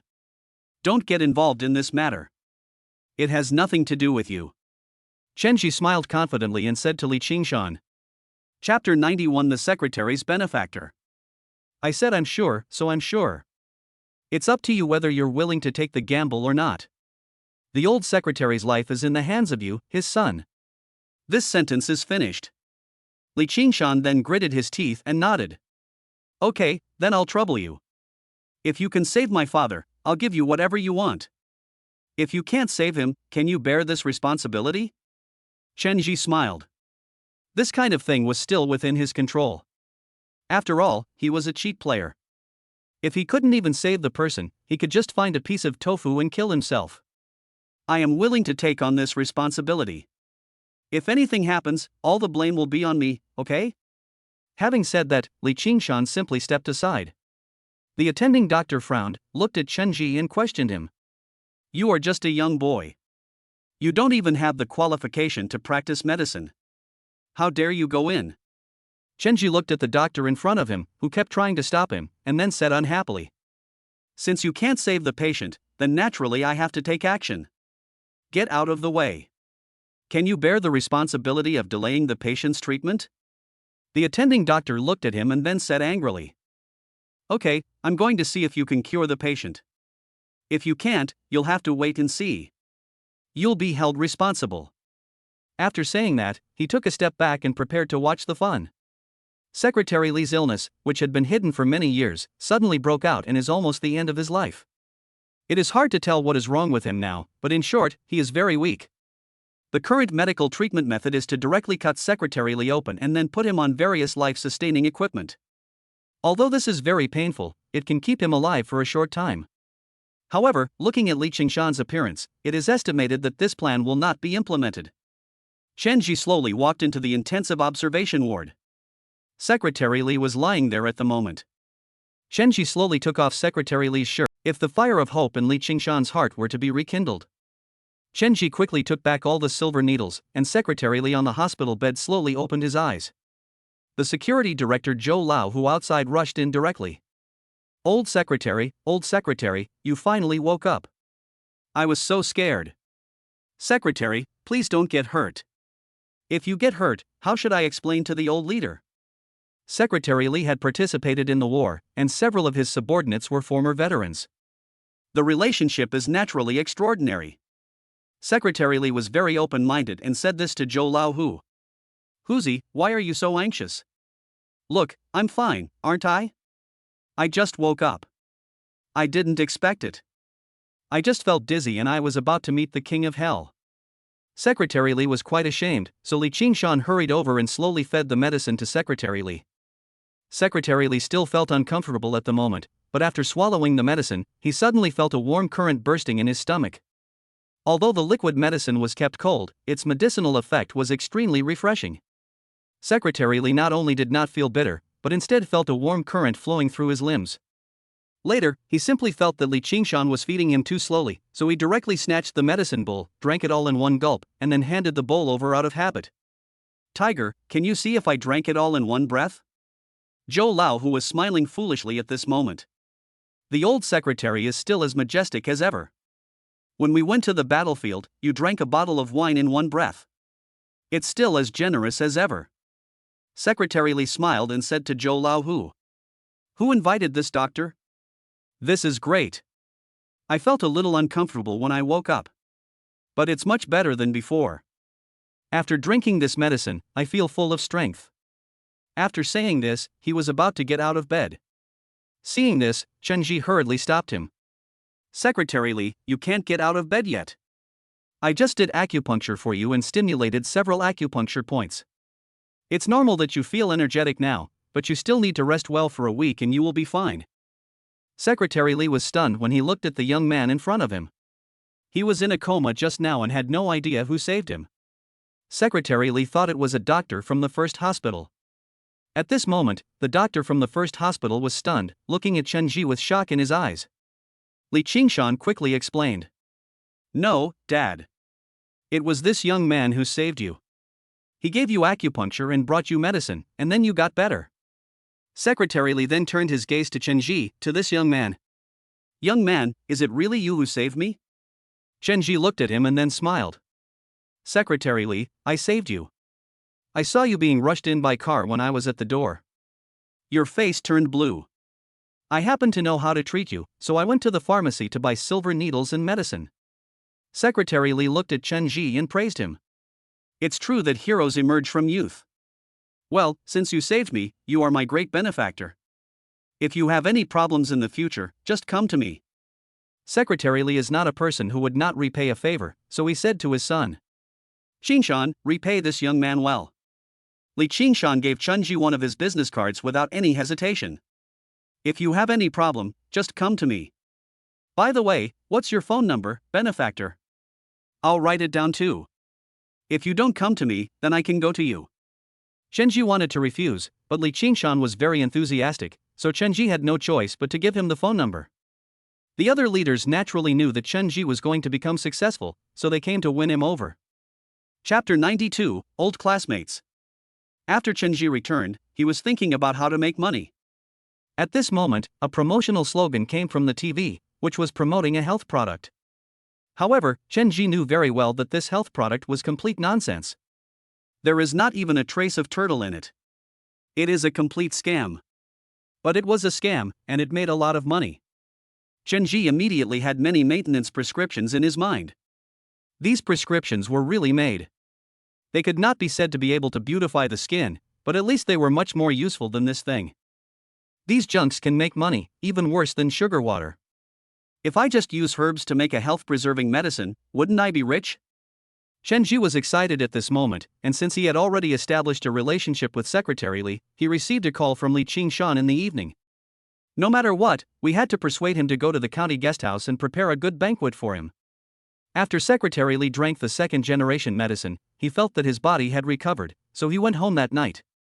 It must be said that Chen Ji's level was really top-notch. Secretary Li recovered at an astonishing speed, and this move also alarmed local officials at all levels. These officials are busy with all kinds of affairs and cherish their lives. Who is not afraid of death? Everyone is afraid of death? Secretary Li suddenly fell ill and was about to die, but suddenly an expert came and saved him. So Chen Ji became a popular figure in the eyes of these officials, and they all wanted to make friends with Chen Ji. Chen Ji packed up and drove to the county. He had never been to the county guesthouse before, but this time he found that the county guesthouse was indeed magnificent. The people who drove in didn't feel anything was wrong. All the cars inside were luxury cars, but Chen Ji's car still stood out from the crowd. After all, in this era, anyone who can spend 1 million to buy a car is either rich or noble. Chen Ji arrived at the guesthouse and quickly followed the instructions to the private room. There were already people in the room. The person closest to the end was a young man. The young man wore glasses and had a calm expression on his face. However, the moment he saw Chen Ji, the calm expression instantly turned into a harsh one. The young man looked very familiar and Chen Ji recognized him at a glance. This person was none other than Sun Yongkang. Sun Yongkang was also a classmate, but he was much worse and had been a bad guy since childhood. His father is an official in the town, so he has been unscrupulous since he was a child. Because of this relationship, he bullied others a lot. Many people can't afford to offend him, so they can only hide and endure it, but Chen Ji won't tolerate him. They always make sarcastic remarks to each other. But fortunately, although this guy is a little bit of a bully, he is really a bully who only fears the strong and bullies the weak. At that time, Chen Ji had a very good relationship with many classmates in the class, and he would have many of them in the future. Apart from holding a grudge against Chen Ji, this kid really didn't dare to do anything. They both recognized each other. Isn't that Chen Ji? I heard that you went to a big city to make a living. It seems that you are doing well. This suit is quite nice. But no matter how well you do, you are still just a businessman after all. Although his words were sarcastic, Chen Ji did not get angry with him and immediately found a place to sit down. Sun Yongkang looked at him and then cursed angrily. You kid, this is where you should be. Let me tell you, our secretary is entertaining a distinguished guest. I'm here to keep you company. Don't cause any trouble, and leave now. Chen Ji didn't say anything. When other officials wanted to say something, Chen Ji stopped them with his eyes. Sun Yongkang is so proud of Chen Ji, he should give him some praise. Yongkang is doing well, what position does he hold now? Sun Yongkang was particularly unhappy with Chen Ji, and immediately revealed the information he had obtained. Where are you, kid? I heard you're getting married. Who are you marrying? You're such a lady from a rich family, why don't you let us old classmates see you? By the way, you said you were going to get married, why haven't you held the wedding yet? Did someone kick you out? Chen Ji raised his eyebrows. Sun Yongkang was indeed right. Chen Ji had nothing to hide, so he nodded and said. You're right, the wedding is cancelled. Old classmate, you don't mind coming here to eat for free, right? Chen Ji sat down immediately. Sun Yongkang looked at the leaders around him and then spoke to save face. It's up to you. Anyway, I have your respect, so no one will kick you out. After saying that, Sun Yongkang sat down reluctantly, but the other officials seemed to look at him with something wrong in their eyes today. He also realized that something was wrong, but he didn't know what. At this moment, Secretary Li walked over slowly. When he saw Chen Ji, he sat down next to him and said to him, Little comrade, you are here. At this moment, Sun Yongkang's eyes widened. He couldn't believe it. He couldn't believe it. The secretary actually sat next to Chen Ji. The secretary was the top leader in the county. He was stunned for a moment. I originally wanted to use the official Weibo account, but I didn't expect that Taiyuan's connections were so strong that they actually pulled the secretary over directly. This is simply terrifying. Thank you for saving me this time. Come have a meal. If you need anything, you can tell me. I will definitely help you with all my strength, of course, as long as I don't do anything bad. Chen Ji nodded. Then he turned his gaze to Sun Yongkang. Secretary Li, I really have something to discuss with you, but it's a big deal, so outsiders are not allowed to stay here. Secretary Li has been an official for many years and is naturally a shrewd person. As soon as I came in, I saw Sun Yongkang and Chen Ji. They seemed to be not getting along. Sun Yongkon was just a small clerk now. Secretary Li spoke directly to Sun Yongkon without any hesitation. Did your father force you to come here? I've already told you that a junior clerk like you shouldn't come to a drinking party like this. Why don't you listen to my advice? Let's go now. Mr. Chan and I have something to discuss. Don't delay our discussion. Sun Yongkon was stunned at this moment. He felt his head buzzing and seemed to hear nothing, but he still forced himself to stand up. Understood, Secretary. Then he lifted his stiff legs, walked out slowly, walked out of the private room, and closed the door respectfully. At this moment, Sun Yongkong's mind was full of unbelievable thoughts. How could this be possible? How could this be possible? How could Chunji become Secretary Li's guest of honor? He racked his brains at this moment, but he couldn't figure out what was going on. All the outsiders had left, and Secretary Li became more lively at this moment. Little comrade, hurry up and make it. Today's meal is specially to thank you. Secretary Li, I bought a few houses for my parents when I came back this time. I also saw the poverty in the county. I want to build a factory in the county and be a doer who serves the people. Hearing this, Secretary Li looked at Chunji very happily and said, Comrade, you are right to think this way. Economic development is indeed the top priority. I heard that the South has developed, but we are still limited by the bureaucratic system and cannot extricate ourselves. Secretary Li is a wise man and knows what the county needs for development. Now that there is an opportunity, he will naturally listen attentively and try to seize it as much as possible. Old comrade, tell me what you want to produce. If the county can help, I will do my best to help. Chenji didn't waste any more words and said, Secretary Li, I plan to build a factory in this county to produce a kind of liquid medicine. This liquid medicine is completely harmless to the body and can strengthen the body and enhance resistance. This thing is very good for the body. Secretary Li, you also know my medical skills. Don't worry, there is absolutely no problem with my medical skills. All procedures are definitely legal and compliant. I will not harm the people.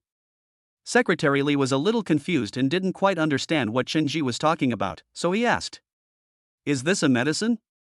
Or something else? Chenji did not hide anything and told the truth directly.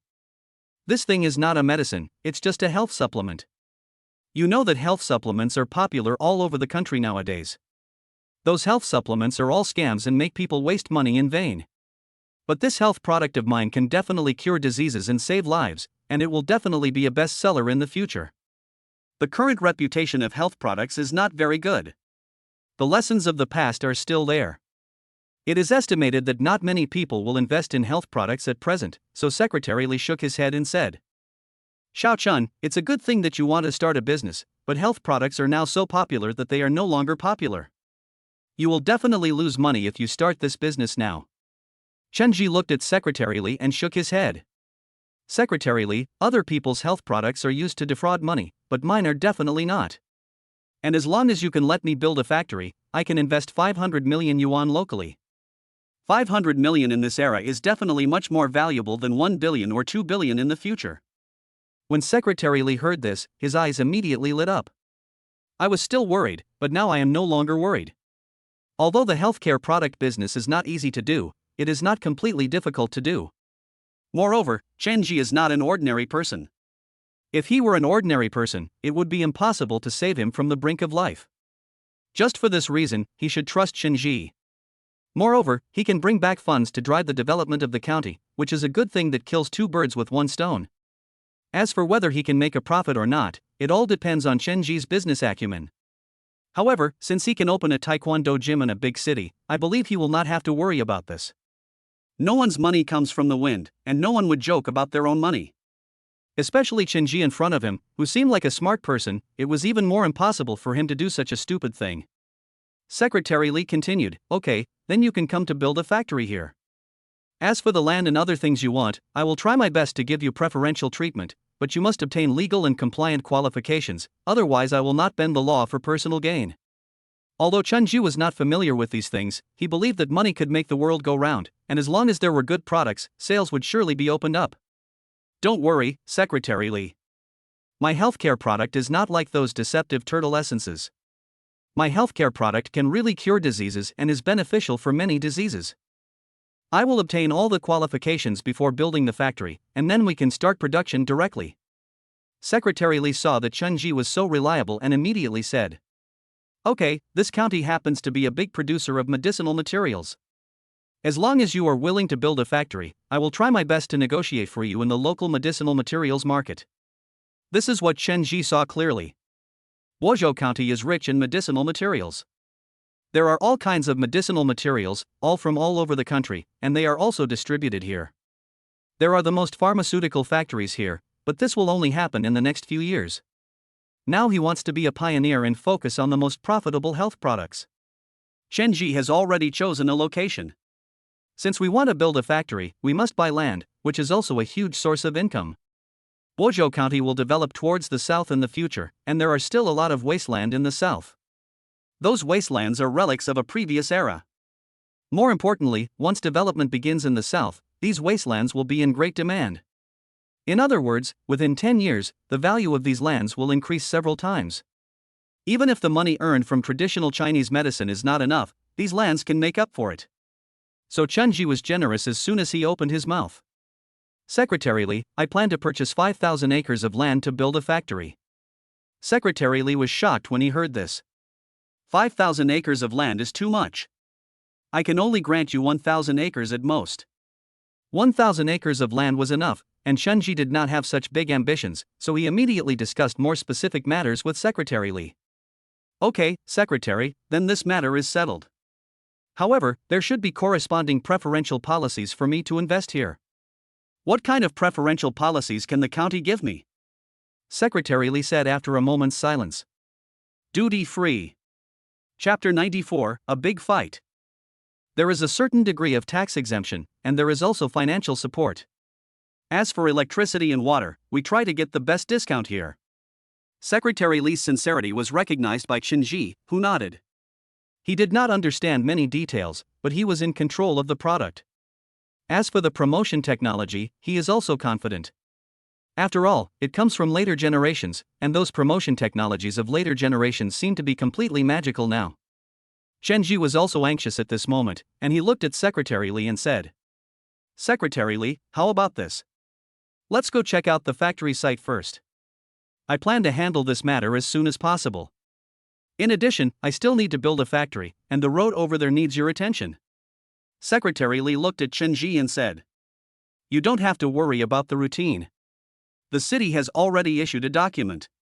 Guozhou County will vigorously develop the southern part. We are already promoting the construction of roads here. By then, there will definitely be supporting roads." Chenji nodded. Secretary Li is also a decisive person. Both of them stood up and prepared to go out. At this moment, Sun Yongkang was still watching outside. His face was full of doubt and disbelief. It was disbelief that the classmate who had no background before had now become Secretary Li's guest of honor. Who is Secretary Li? He is the top leader of the entire Guozhou County. It can be said that when Secretary Li coughs, the entire Guozhou County trembles. Moreover, Secretary Li is not an ordinary person. He came from the battlefield and has a very rich background. Such a person is his father, who greets him again and again and reminds him to make friends with good people. But I didn't expect that before I even became familiar with the guests, my classmates became the guests of honor. It was simply unbelievable. At this moment, Sun Yongkang was still in a daze. Sun Yongkang's father had already come over happily and said to Secretary Li, "Secretary Li, I'd like to say hello to you since you're here. By the way, I've already done what you asked me to do last time. You should go and inspect it." Director Sun was being attentive at the moment, and seeing his son being so stupid, he patted him on the head. "What's going on in Yongkang? Didn't you see Secretary Li coming? Hurry up and meet Secretary Li. He's the top leader in our county." Secretary Li didn't even raise his eyelids, and even looked down on these flatterers. He walked forward with Chenji. Soon, they arrived at the factory.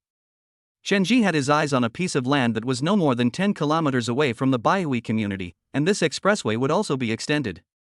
According to my memory, this expressway would be connected to that road in the future. So Chenji stood beside the car and pointed to the land in front and said, "Secretary Li, I want this piece of land, a piece nearby, and I plan to build it into my factory." Secretary Li waved his hand and spoke directly. Okay, but the price of this land is a bit expensive at the moment. Although Chunji said that he would invest 500 million yuan, how many people have hundreds of millions of funds now? Secretary Li just acquiesced to Chunji, who was just a multi-millionaire boss, so he immediately opened his own idea. It would cost at least 20 to 30 million to buy the entire piece of land of Chunji, which is not a small amount. Otherwise, you can choose to rent the land. We will rent it to you for 50 years, and it only costs 3 million for 50 years. 3 million for 50 years, these lands are like being given away for free. Chunji was determined to get this piece of land. The value of this land in the future would be considerable. Once it was expropriated, his wealth would skyrocket. Moreover, he does not have to build a factory for himself on this land. 1,000 acres of land can be used to build several factories. If these factories are built higher, they can be rented out to other people in the future. However, if the production and sales volume of health products can reach the level of all factories used for production, it will be sufficient. All this is determined by the great development in the future. Chunji looked at the land and never thought that he would lose money, so he immediately said to Secretary Li, Secretary Li, it's okay. There is no problem with the funds. I have several hundred million in my account. Just follow the normal process. I have bought the land. After the purchase, I will form a construction team. I want to build a modern factory building within half a year. Money talks. It is estimated that the factory can be built without spending 50 million. Chunji's requirement is to keep everything simple. Except for the main factory building, all other buildings are made of channel steel and spliced together. There are no mountains or water near Boizhou County. There will be no earthquakes or typhoons here, so there is no need to consider anything else. It is enough to take all of them into consideration. In this way, the construction period is greatly shortened. You only need to purchase the design and you can find the corresponding manufacturer to do it as quickly as possible. A factory building should not be too high, as it is not a residential building. Probably only 4 or 5 floors will be enough. This low-demand construction is absolutely no problem. Soon, County Magistrate Li left Chunji's phone number and asked him to submit a list of application questions for these majors. Chunji naturally didn't know how to do it, but money talks, and he has considered finding a local company to conduct qualification certification.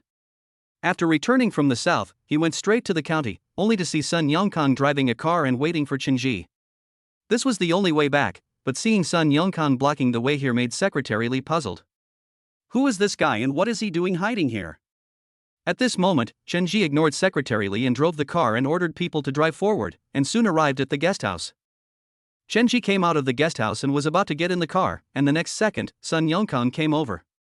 At this moment, Sun Yongkang looked at Chunji in a servile manner, with flattery all over his face. Sun Yongkang still remembered everything that happened in the past, and he was afraid that Chunji would take revenge on him. After all, Chunji was Secretary Li's guest of honor. Who was Secretary Li? As the top leader of Boizhou County, if he wanted to discipline him, it would be a simple matter of raising his hand. I'm your old classmate. I'm Sun Yongkang. The past is the past. I see that you and Secretary Li are quite familiar with each other. How about this? Let's write off the past. You introduce me to Secretary Li. If I get promoted, I will definitely repay you. I will give you whatever you want. Sun Yongkang's despicable appearance really made Chunji speechless. However, such people are indeed suitable for being officials and can bend and stretch. Chunji looked at him and said with a displeased look on his face. After all these years, you are still obsessed with officials. The past is wiped out. I don't want to recognize you as my old classmate anymore. Get out of my sight now, or you know what will happen. Sun Yongkang's face turned pale. Chapter 95 Dawn Ye. Sun Yongkang's mind was full of fear at the moment, fearing how Chunji would retaliate against him. After all, he had often tripped Chunji up when they were in school. Thinking of this, he felt extremely painful. It is a good thing if a former classmate becomes successful, but it is not such a wonderful thing if a former enemy becomes successful. The current Chunji is completely not on the same level as him, but his relationship with Secretary Li. I'm afraid that any random word can send me from heaven to hell. Chunji ignored Sun Yongkang. They did have some grudges, but Sun Yongkang had become much more honest since he started his career. Chunji didn't want to go against him. Instead of wasting time with him, he might as well do what he should do. Chenji wanted to build a factory and needed help from someone. This person was none other than Dong Yeye from later generations. Dong Yeye was not born in a poor family.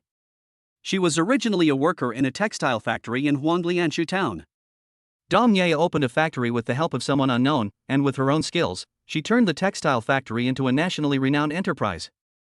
In her future development, she repeatedly used new terms to create new concepts and lead the fashion trends. After that, Dong Yeye continued to enter other industries, including making mobile phones, cars, pharmaceuticals, and transportation. Dong Yeye's success was due to someone noticing her and making her a manager, which is how she rose to prominence step by step. Chenji was not the bull in the previous life, but Chenji knew that if he didn't catch a good horse like this, someone else would probably catch it, so he went to Huanglianshu village without any hesitation. Dong Yeye from the Huanglianshu village textile factory had become famous at this moment. Chenji followed the instructions and quickly arrived at the Huanglianshu textile factory. A capable woman outside the Huanglianshu textile factory caught Chenji's attention, and he immediately stepped forward to ask. "Hello, I'm here to see Dong Yeye." The short-haired, capable woman, who seemed to be in her early 20s, looked at Chenji with a wary expression and asked, "Who are you? What do you want to talk to Dong Yeye about?" Chenji looked at her and then said, "I'm looking for Dong Yeye to discuss business." Chenji said this seriously, but the girl opposite him couldn't help but burst out laughing. "You are talking to Dong Yeye about business? Aren't you kidding me? Dong Yeye is just a worker in a small textile factory." Chenji nodded and looked at the woman in front of him. The woman had short hair and a look of unyielding determination in her eyes. She was not pretty, but had a special charm. One could tell at a glance that she was a career-oriented woman. Although he is only 1.6 meters tall, his sharp eyes give people a sense of oppression. "Who are you?" "I am Dong Yeye." "Why are you looking for me?" Chenji was not surprised when he looked at her. The woman in front of him had the temperament of a strong woman. The rumors are exactly the same as Dong Yeye in later generations. Chenji then looked at his car and said to Dong Yeye, "This is not a place to talk. Let's find a restaurant, get a private room, and talk while we eat." Dong Yeye was a little wary. Chenji looked at her and then took out his ID. "Okay, don't be afraid. I'm also from Bozhou County. I came here to open a factory and look for some workers. I heard about you from a friend, so I wanted to invite you to help me manage the factory. If I don't say this, it will be full of loopholes and at least no one will believe it." But Dong Yeye was a carefree person. She got into the car and said to Chenji, "I want to eat Sichuan food these 2 days, let's go to the Sichuan restaurant in town." Looking at Dong Yeye, who was so confident and calm, Chenji sighed that he had found the right person. Soon, they arrived at a Sichuan restaurant. Chenji ordered a few dishes casually, and Dong Yeye also ordered a few dishes. Given the consumption in a small town, it was really pitifully low. The cost of a table of food was less than 500 yuan. Dong Yeye was eating and drinking without any scruples at this moment. Chenji was watching her from the side. Dong Yeye ate for a full 10 minutes. After she was full, she lay on the chair and looked at Chenji and said, "What do you want to talk to me about? Just tell me straight away, don't beat around the bush." Chenji looked at her eating like this, then took a bottle of Coke and handed it to her. "Just calm down first, and I'll explain it to you slowly. I opened a healthcare product factory and am currently negotiating with Secretary Lee. I plan to directly purchase 1,000 acres of land and build a factory there. I need a manager. I like you. I hope you can manage the factory for me. I will give you all the rights of the factory. I will tell you the formula and secrets of the health products, and you are responsible for helping me manage the factory and help me make money." Dong Yeye looked at Chenji in front of her with a hint of disbelief in her eyes, then stepped forward and touched Chenji's forehead. The feeling of Dong Yeye's delicate little hand brushing across Chenji's forehead really made people feel itchy. Dong Yeye then said exaggeratedly, "Boss, are you okay? I am a worker at the Huanglianshu textile factory. You want me to help you manage a large factory with more than 1,000 acres of land. Are you stupid? Or crazy?" Chenji smiled. If others saw him, they would definitely think he was stupid, or maybe even crazy. After all, who would be crazy enough to let a worker manage a large factory? That is not just an ordinary factory. It covers an area of more than 1,000 acres and is expected to employ thousands of workers. Everyone will think that Chenji is crazy, but time will tell them that Chenji is not crazy, they are the ones who are crazy. Soon, everyone will know what kind of manager Dong Ye is, a person with extraordinary skills, courage to innovate, tenacious and never giving up. Such a talented manager is truly attractive, but without a talent scout who can recognize a talent, how can one develop such a talented horse that can run 1,000 miles? Chenji was not joking and said it very seriously. That's right. I plan to promote you to be the manager of my factory. To be more precise, you are my executive general manager. Chenji didn't waste any more time talking to her and immediately raised her monthly salary to 100,000. If you are willing to work with me for a monthly salary of 100,000, how much is your bank account? I will call the bank right now and transfer 1.5 million directly to you, which will be used as your salary this year and your year-end bonus. Dong Ye couldn't believe it, but her account number was revealed the next second. Chenji immediately called the bank and transferred the money directly. Dong Ye received the bank transfer quickly. 1.5 million exactly, no more, no less. Dong Ye opened her mouth wide at this moment. Her mouth was in disbelief, and she couldn't believe it was actually true. Chapter 96, Tears of Gratitude. In this era, a monthly salary of 100,000 yuan is equivalent to an annual salary of 1.5 million yuan. Such a salary is already terrible. It is enough to buy 5 or 6 houses in the county in a year. Even if you go to a big city, you can buy a house. 1 house a year, how high is that salary? Dong Ye, who had seen many ups and downs in her life, was frightened by the 1.5 million at this moment. She glanced at Chenji, then took a step back vigilantly. What do you want to do? You don't have any improper thoughts about me, do you? I tell you, I am an ambitious person. Dong Ye looks so adorable, Chenji said to her while trying not to smile. Who wants to do anything to you? If no one does anything to you, just manage the factory well for me. Chenji didn't waste time talking to her and showed Dong Ye the documents he got from Secretary Li. Dong Ye was indeed a qualified manager after seeing these documents. I immediately sensed a big problem. If we want to change the nature of these lands, it will probably take at least half a year. If we want to open a factory, it will take at least a year. We also need to coordinate with all parties to recruit workers and purchase equipment, so 2 years will have passed. Chenji nodded and showed an admiring expression to Dong Ye. Don't worry too much. I have a relationship with Secretary Li. I will change the nature of the land as soon as possible, and then we can start construction. Chenji also didn't plan to let Dong Ye return to Huanling town. After all, Huanliansha town was a full hour and a half drive from the county. Pack your things and come with me to the county. I happen to have a house there that has been renovated. You can move in first. Chenji's house has been renovated, and he plans to give one of the several houses directly to Dong Ye, who is his great treasure. As long as Dong Ye can be won over and provided with a steady stream of funds, she will be able to open factories for herself and have them run smoothly and make money. Few people could be as dedicated as Dong Ye in their previous life. If she hadn't had the first mover advantage, she probably wouldn't have been able to get Dong Ye to be her executive general manager. Dong Ye was sure that Chenji was not a human trafficker, but she was still very happy holding her card and talking excitedly. Boss, what kind of business are you in? You're too rich, aren't you? You call me whenever you say so. Chen Jiyun said calmly. Work hard, and your salary will be raised. By the way, I want to set up a company specializing in health products. Can you help me with this matter? Dong Ye nodded and said. Boss, that's no problem. I studied similar business management in technical secondary school, and I still remember all that knowledge. Chenji confidently handed all of this over to Dong Ye. Chenji solved all of Dong Ye's worries, so Dong Ye naturally worked very hard. In addition, with the relationship with Secretary Li, a company was registered in just 1 day. Chen's Pharmaceutical and Health Products Company. Then came the issue of the factory. What Chenji didn't expect was that at that time there were already factories assembled from containers. The cost is also 2-3 less than normal house construction. Boss, I think this is possible. If everything goes well, the factory building can be built in a week, and then we can do the finishing work slowly. Let's build the factory first. Chenji nodded, okay, the rest is up to you. Immediately, Chenji also found Secretary Li and quickly settled the land property issue. The land property instantly became tradable.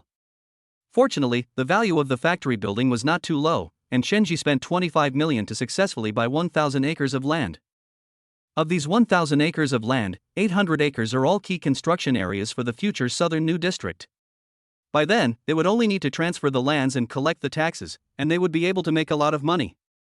Now they have only spent less than 25 million, and in the future these lands could even drop to hundreds of millions. Chenji estimated that at least 500 million would be needed. Chenji focused on building the factory on the remaining 200 acres of land, and these 200 acres of land will not change in the future. Soon, everything was under construction in full swing. Dong Yeye's execution ability was truly amazing. She quickly took the sufficient funds given by Chenji and started working in a hurry. Chenji's move really boosted the surrounding economy. All kinds of work needed human assistance, so much so that many vendors appeared in the wilderness near the factory built by Chenji. The place suddenly became lively. "Boss, according to your secret recipe, I have already started to stock up. Now is the off-season for medicinal materials. We have enough goods in stock. I believe we can start production in less than a month." Dong Yeye has gone through a lot of study during this period and learned a lot of relevant knowledge. Now you can see that she looks a little haggard with her eyes. Being exhausted can also make people excited. At this moment, Dong Yeye's eyes were full of excitement. As the saying goes, God has endowed me with talents for a purpose. In the past, she was just wasting her life, but now she seems to have found the true meaning of life. We were full of energy in everything we did, and soon people from the assembly factory came to our door with large trucks carrying all kinds of things for assembly. The facility is progressing so fast that it is almost visible to the naked eye. A factory is being built from wasteland. As for the land foundations, Chenji directly lured the nearby workers and all the nearby construction companies. We strive to convert these 100 acres of land into factories as quickly as possible. The road promised by Secretary Li was nowhere in sight, so Chenji directly invested in connecting the expressway and built a road directly to Chen's Pharmaceutical Company, Ltd. And all this happened in just 1 week, and this week was truly a rapid progress. Sure enough, money is a good thing. Chenji looked at the road that was about to be completed, and then said to Dong Yeye, "Okay, Yeye, don't be too anxious. We are already very fast. By the way, have you bought the equipment?" Dong Yeye nodded. The equipment has been shipped from the Sinatruck company in the south. In addition, the equipment from the northeast is also slowly being shipped in. It will probably all arrive next Tuesday. Chenji nodded. Everything was moving in a good direction. If we continue to shoot this lens at this rate, I'm afraid it will be ready for production next month. The health-preserving treasure developed by Chenji will become an emerging product, and soon the slogan "health-preserving treasure is a must-have gift for the new year" will become popular all over the country. This health product is not one of those fictitious health products, but a health product that is truly effective. What is worth lasting is only real therapeutic effect. Chapter 97, Go Fugue. Mom, I won't be back for lunch. I'm going to go see how the decoration is going. Chenji got into his BMW and left in a hurry. He had been busy running back and forth between the county and here these days, which was really troublesome. He also had to check on the construction of the factory in the south. Li Xiaolu has already left. After all, she will not stay here for just 1 or 2 days. Li Xiaolu's parents still need her company, although Chenji is reluctant to let her go. But I have to go back, otherwise I won't be able to report back. Chenji naturally understands very well. I have been very busy these days and have not been able to take care of Li Xiaolu. Chenji drove to Boizhou County very quickly. Boizhou County was very busy at the moment. In the past few days, many workers were hired for the construction of the southern factory. Many migrant workers heard that there were job opportunities at home and rushed back. In addition, Secretary Li also helped a lot and sent people to negotiate with the local recruitment market. As for Dong Yeye, she is a good hand and takes care of everything very well. Chenji looked at the place and everything was going smoothly. It would probably not be long before all the industries here could be handed over to Dong Yeye to manage. Then he could go directly to the city. There are still some issues to be resolved before leaving. When Chenji came to Boizhou County, he did not go to look for Dong Yeye, but went to Baihui community, where the renovation was nearing completion. Qianzi led the construction team and worked day and night on the revisions. Because the money was in place, his workers also worked hard. They did not just get paid by the day, all the work, materials and quality were included in the package. The faster you work, the faster you get paid.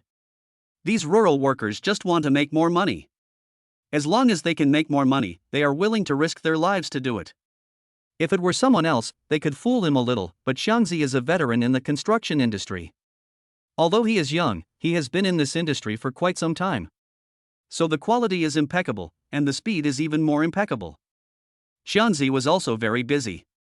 Qianzhi went directly to the workers to ask where Xiangzi was, and then went directly to the elevator and found Xiangzi. Xiangzi was directing the workers to clean the house which was about to be renovated. Please clean up the place. I'm telling you, this job is great. I'm telling you, you won't get such a good job even if you wait for a year or two. The money is paid promptly, and the amount of work and materials is based on the amount of work. By the way, you can't be careless. If you dare not do it, I will immediately replace a group of people. Let me tell you, there are plenty of workers in the past 2 years. Xiangzi, you really look like a qualified manager now. Qianzhi walked over, coughed, and said to Xiangzi.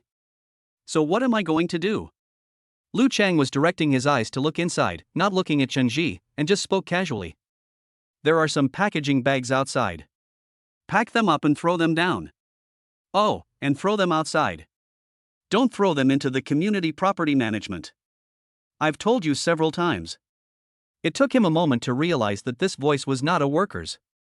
He turned his head and looked directly at Qianzhi, then said in surprise. Brother Chen, why are you here? You see, the decoration is almost done. What do you think of the style? This style is quite simple and elegant, all white marble and some hard decoration. By the way, I have also purchased home appliances for you. They are all the most popular brands now, and the quality is guaranteed. They are also first-class energy consumption, which is very energy-saving. Qianzhi nodded, looking at the decoration which was indeed simple and unpretentious. The hard decoration in all aspects is very good, and the wiring is also open. Okay, let's renovate it like this. I plan to rent out this house. I will only keep one set for my parents and the other for my employees. The employee was talking about none other than someone who understands Cantonese. He understands Cantonese, but it is definitely not something that ordinary people can deal with. Such a wise person and great manager must be treated well. Lu Chang then patted his chest and said, Brother Chen, just rest assured and live here. I tell you, it will be no problem to live in a house like this for 10 or 20 years. Qianzhi looked at Xiangzi's appearance. After these days of supervision and working day and night, Xiangzi was obviously thinner. Qianzhi pulled Lu Chang out and said to Xiangzi, Xiangzi, let's go to the big restaurant next door. I'll treat you to a meal. After saying that, he drove to the restaurant and ordered more than 10 dishes in one go. Lu Chang felt a little embarrassed. Qianzhi had made so much money for him by passing the prequel, but still treated him like this. He felt really embarrassed and then picked up the wine glass and drank it all. Brother Chen, if it weren't for you, I wouldn't have had this opportunity to make a fortune, so I've made up my mind. I'll treat you to this meal. In addition, I'll give you half of the remaining money. Otherwise, I'd feel uneasy about making so much money. Qianzhi just felt funny when looking at Lu Chang. Xiangzi is still a very honest person. Xiangzi, I won't be here for long. You should pack up and get ready to follow me to the big city. I promise you will have the opportunity to make a fortune.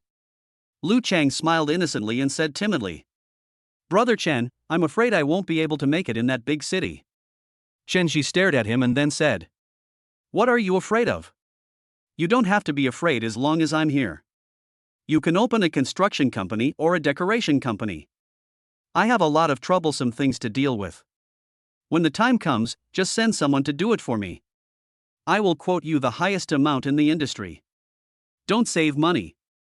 Just install the most luxurious one for me. You still need to learn. By the way, I will enroll you in a class. You can go to some decoration training classes and receive good training. Lu Chang was still thinking at this moment. Qianzhi didn't say anything, but just asked him to think carefully. Think about it, this is a good opportunity. Lu Chang was a little conflicted.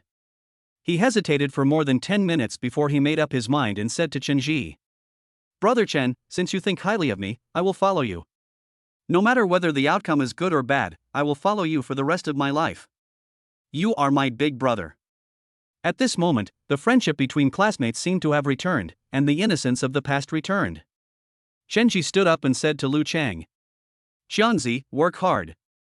A new chapter in your life has begun. We didn't live well and felt frustrated in the past, but our lives will be wonderful in the future. Lu Chang didn't quite understand what these meant. He just picked up the wine glass and drank it all. When Chenji saw him like this, he cursed at him.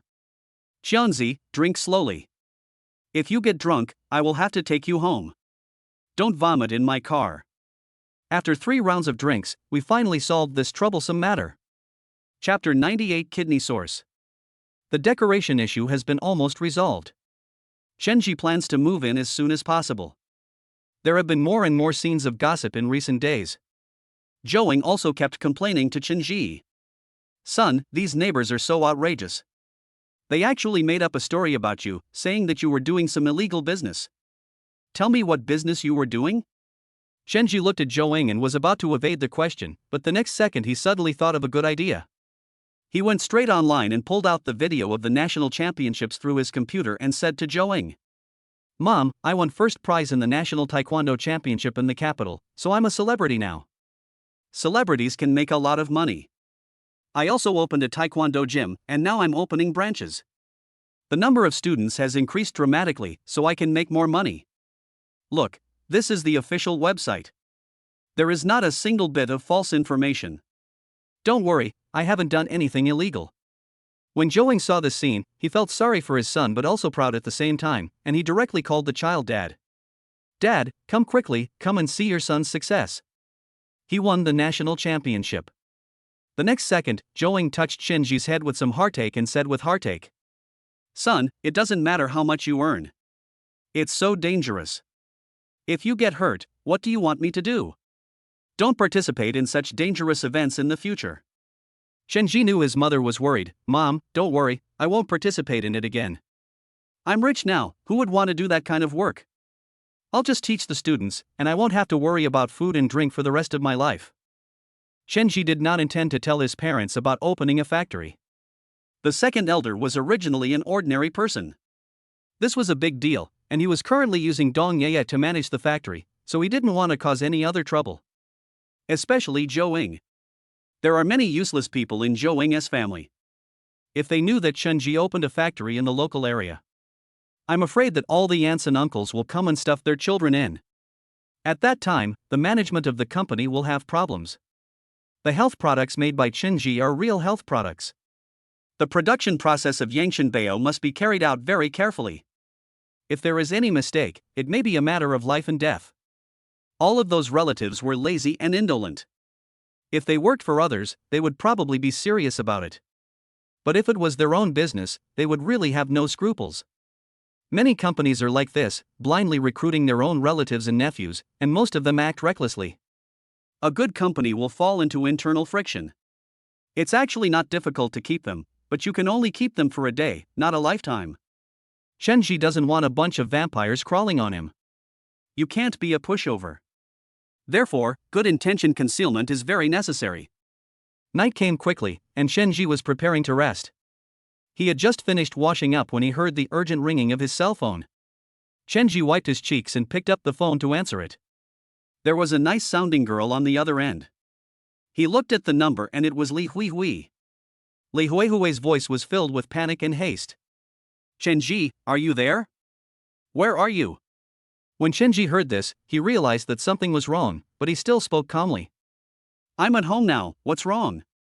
Li Huihui explained the whole cause and effect without any hesitation. Chenji, my mother insisted on being discharged from the hospital and going home. I couldn't persuade her, so I had to take her home. But I didn't expect that the doctor in the hospital just informed me that there is a suitable kidney source and we need to go to the hospital now. But it's hard to get a taxi at night, so I'd like to ask you to come over and take my mother to the county. Chenji's home is only 3 or 4 kilometers away from Li Huihui's home, which is indeed not far. But it might not be possible to grab a lot if you go there now, after all, it is more than half an hour away from the county. At this moment, Chenji could only do his best and leave the rest to fate. He put on his clothes immediately. Zhouing was boiling water for Chen Kanmei to wash his feet. Seeing his son put on his clothes and hurried out, he asked him about it. What's wrong, son? Where are you going in the middle of the night? Chenji explained to him. Mom, the mother of one of my classmates has uremia and is now waiting for a kidney source for matching. There are no cars nearby now, so I'm going to drive her to the county. After saying that, he drove away quickly and soon arrived in front of Li Huihui following the navigation. The mother and daughter were anxiously waiting on the roadside for Chen Ji to open the car door. Huihui, hurry up, let's go to the county now. Zhao Hongxia and Li Huihui sat directly in the back seat. At this moment, Li Huihui was expressing her gratitude profusely. Thank you so much for bothering you so late at night. Chen Ji smiled indifferently. It's okay. This matter is very serious and can't be delayed. Chen Ji was speeding along, concentrating all the way. Li Huihui in the back seat kept praying. Zhao Hongxia also clenched her hands tightly at this moment, and the atmosphere in the car was quite depressing. Chen Ji drove all the way. The journey was supposed to take 30 minutes, but there were fewer cars and people at night, so he reached the destination in just 20 minutes. He parked the car directly in the parking space closest to the building of the first hospital. Take Auntie upstairs quickly. Zhao Hongxia was nervous, with fear in her eyes. After all, this was not a trivial matter. Zhao Hongxia quickly began to check, and Li Huihui waited outside. Li Huihui was in a very low mood at the moment. Chen Ji wanted to comfort her, but he didn't know what to say. Li Huihui looked at Chen Ji, looked at the sky outside, and then said apologetically. Chen Ji, I'm really sorry to bother you. How about this, you go back first. Thank you very much for this time. When my mother gets better, I will treat you to a meal. Chen Ji wanted to comfort her, but Li Huihui wouldn't hear anything at the moment. Chen Ji had no choice but to comfort him. Huihui, don't worry, everything will be fine. By the way, if the money is not enough, please contact me again. You must not let the money affect Auntie's condition. After Chen Ji finished speaking, he turned and left. There's no point in staying here now, so I might as well think about how to solve the problem. If there is no suitable kidney source, Chen Ji plans to use Chinese medicine directly for conditioning. He is now a miracle doctor, but Zhao Hongxia's condition is quite serious and it will take a long time to treat her. The fastest way is naturally to get a kidney transplant. However, if there is really no chance of a kidney transplant, then Chen Ji would not mind solving this problem with his miraculous healing skills. Having made up his mind, Chen Ji drove back home. Chapter 99 Visiting Motherly. The next day, Chen Ji got up early and drove directly to the county. Chen Ji did not go to the hospital, but went directly to the factory. Dong Yeye was doing the preliminary work with great enthusiasm at this moment. Chen Ji did not disturb her, nor did he go to see Dong Yeye. After all, Dong Yeye had made good arrangements in all aspects. I am quite redundant and most of the time I just cause trouble for him. Chen Ji had just left the factory when he received a call. The person on the phone was not someone else, but Li Huihui. At this moment, Li Huihui was obviously much more excited than last night. He was in a better mood, and even his tone was filled with joy. Chen Ji answered the phone and said playfully, "Class monitor, you seem much happier now. Why are you here to treat me to a meal now?" Chen Ji also remembered what he said yesterday. Li Huihui was in a very good mood and immediately followed the conversation. "You are really smart. You are right. I just want to treat you to a meal. You can choose whatever you want to eat. I will treat you to whatever you want to eat." Li Huihui's generous appearance really made Chen Ji happy. It seemed that Li's mother was really fine. Chen Ji then congratulated him. "It seems your mother is fine. Congratulations. That's great." Li Huihui said, "Yes, I was scared to death last night, but everything went well. The kidney source was matched and the surgery was arranged last night.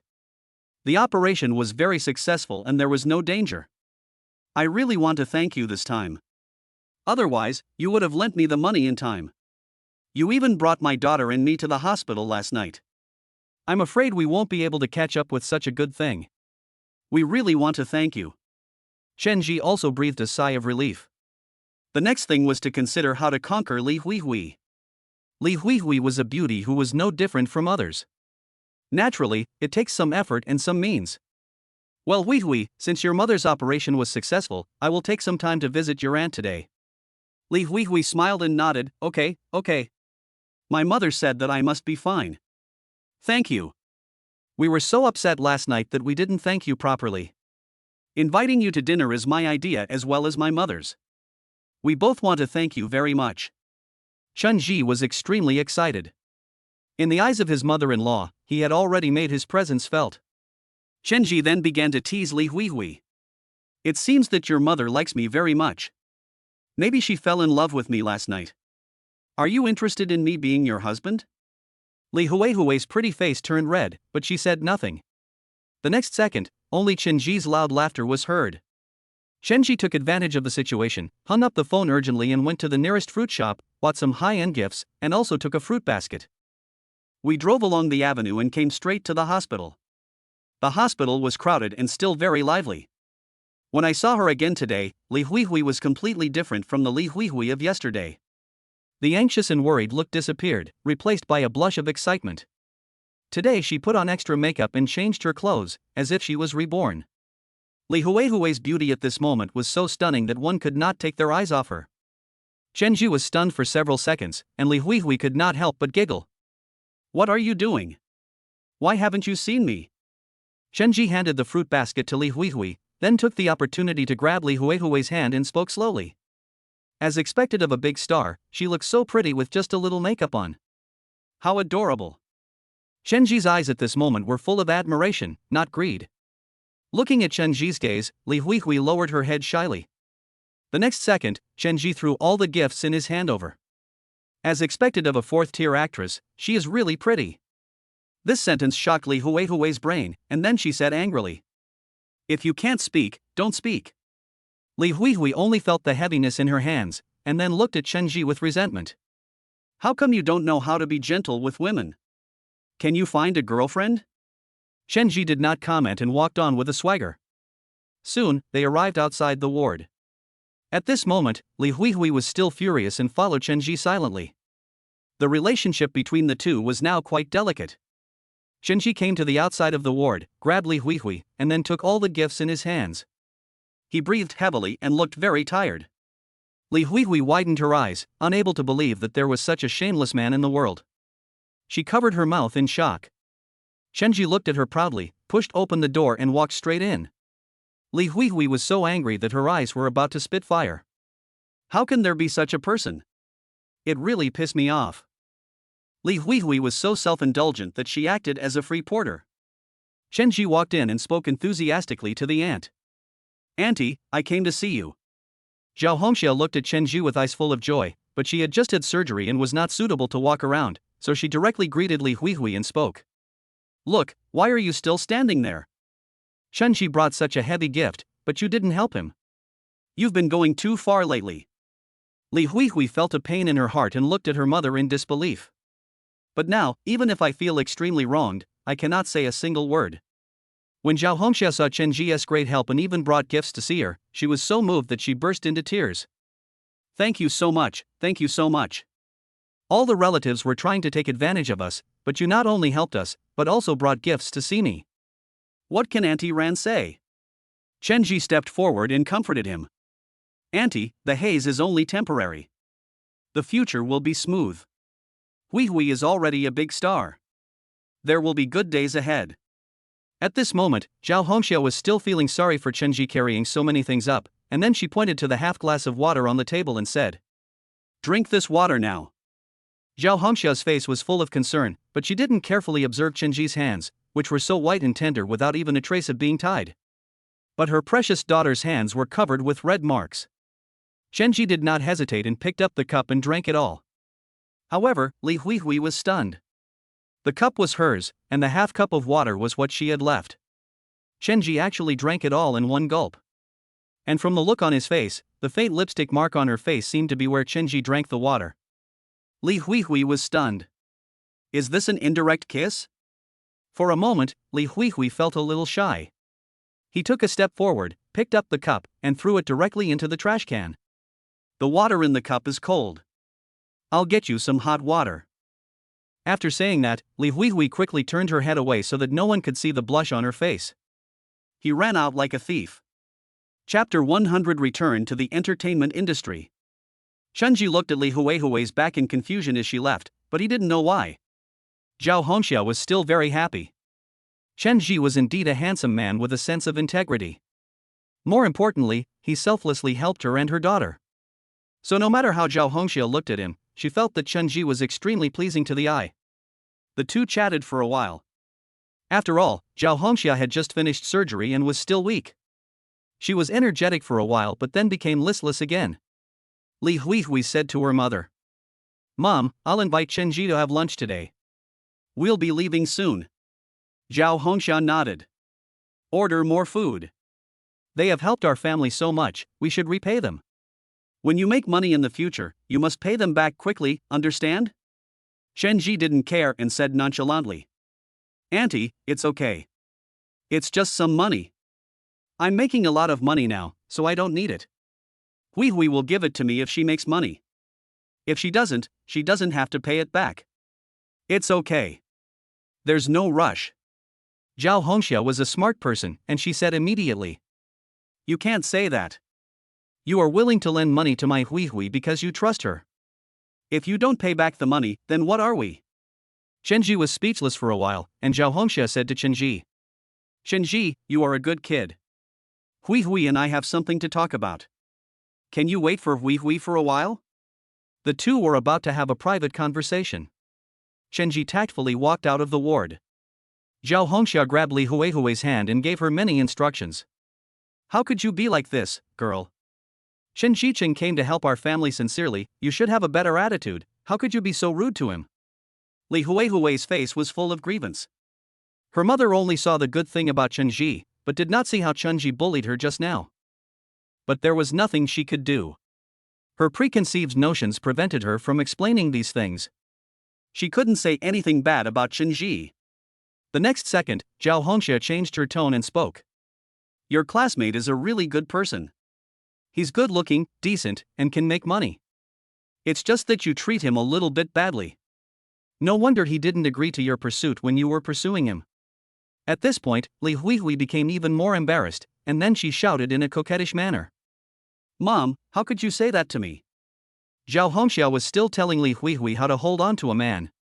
"You don't understand, little girl. Men are soft-hearted and don't take hardship. If you like him, you have to go along with him and treat him well. If you go against him and lose your temper, which man can stand it? Huihui, you are not young anymore. If you really want to start a family, I think Chenji is a good choice. You should also seriously consider your mother. My health is not good, but I can still take care of your children for the next 2 years. I also want to see my grandson." When this topic was mentioned, Li Huihui couldn't help feeling shy.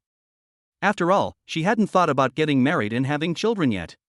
She had never had this idea before, nor had she met a true lover, but at this moment she found that there seemed to be such a person. Then, her expression darkened a bit and she said to her mother, "Ah, stop talking. How is this possible? Didn't I tell you? He already has a fiancée. Maybe they're already married." Zhao Hongxia patted her daughter's shoulder. "My girl, things are unpredictable. You have to fight for many things on your own. If they are happy and harmonious, that's fine. If there is a chance, I think this boy is really good." Zhao Hongxia is an experienced person and knows that fate is all about you. If it is yours, it is yours. If it is not yours, you can't force it. She really had a crush on Chenji, but since Chenji was already married, her feelings for him faded a little. "Maybe they're not married yet, so you can have a good chat. If there's a chance, Mom will let you look after the child." Zhao Hongxia's mood improved a bit and she started to make jokes about her daughter. Chenji was waiting outside the ward. Li Huihui walked out of the ward and looked at Chenji head-on. There was a slight blush on her face.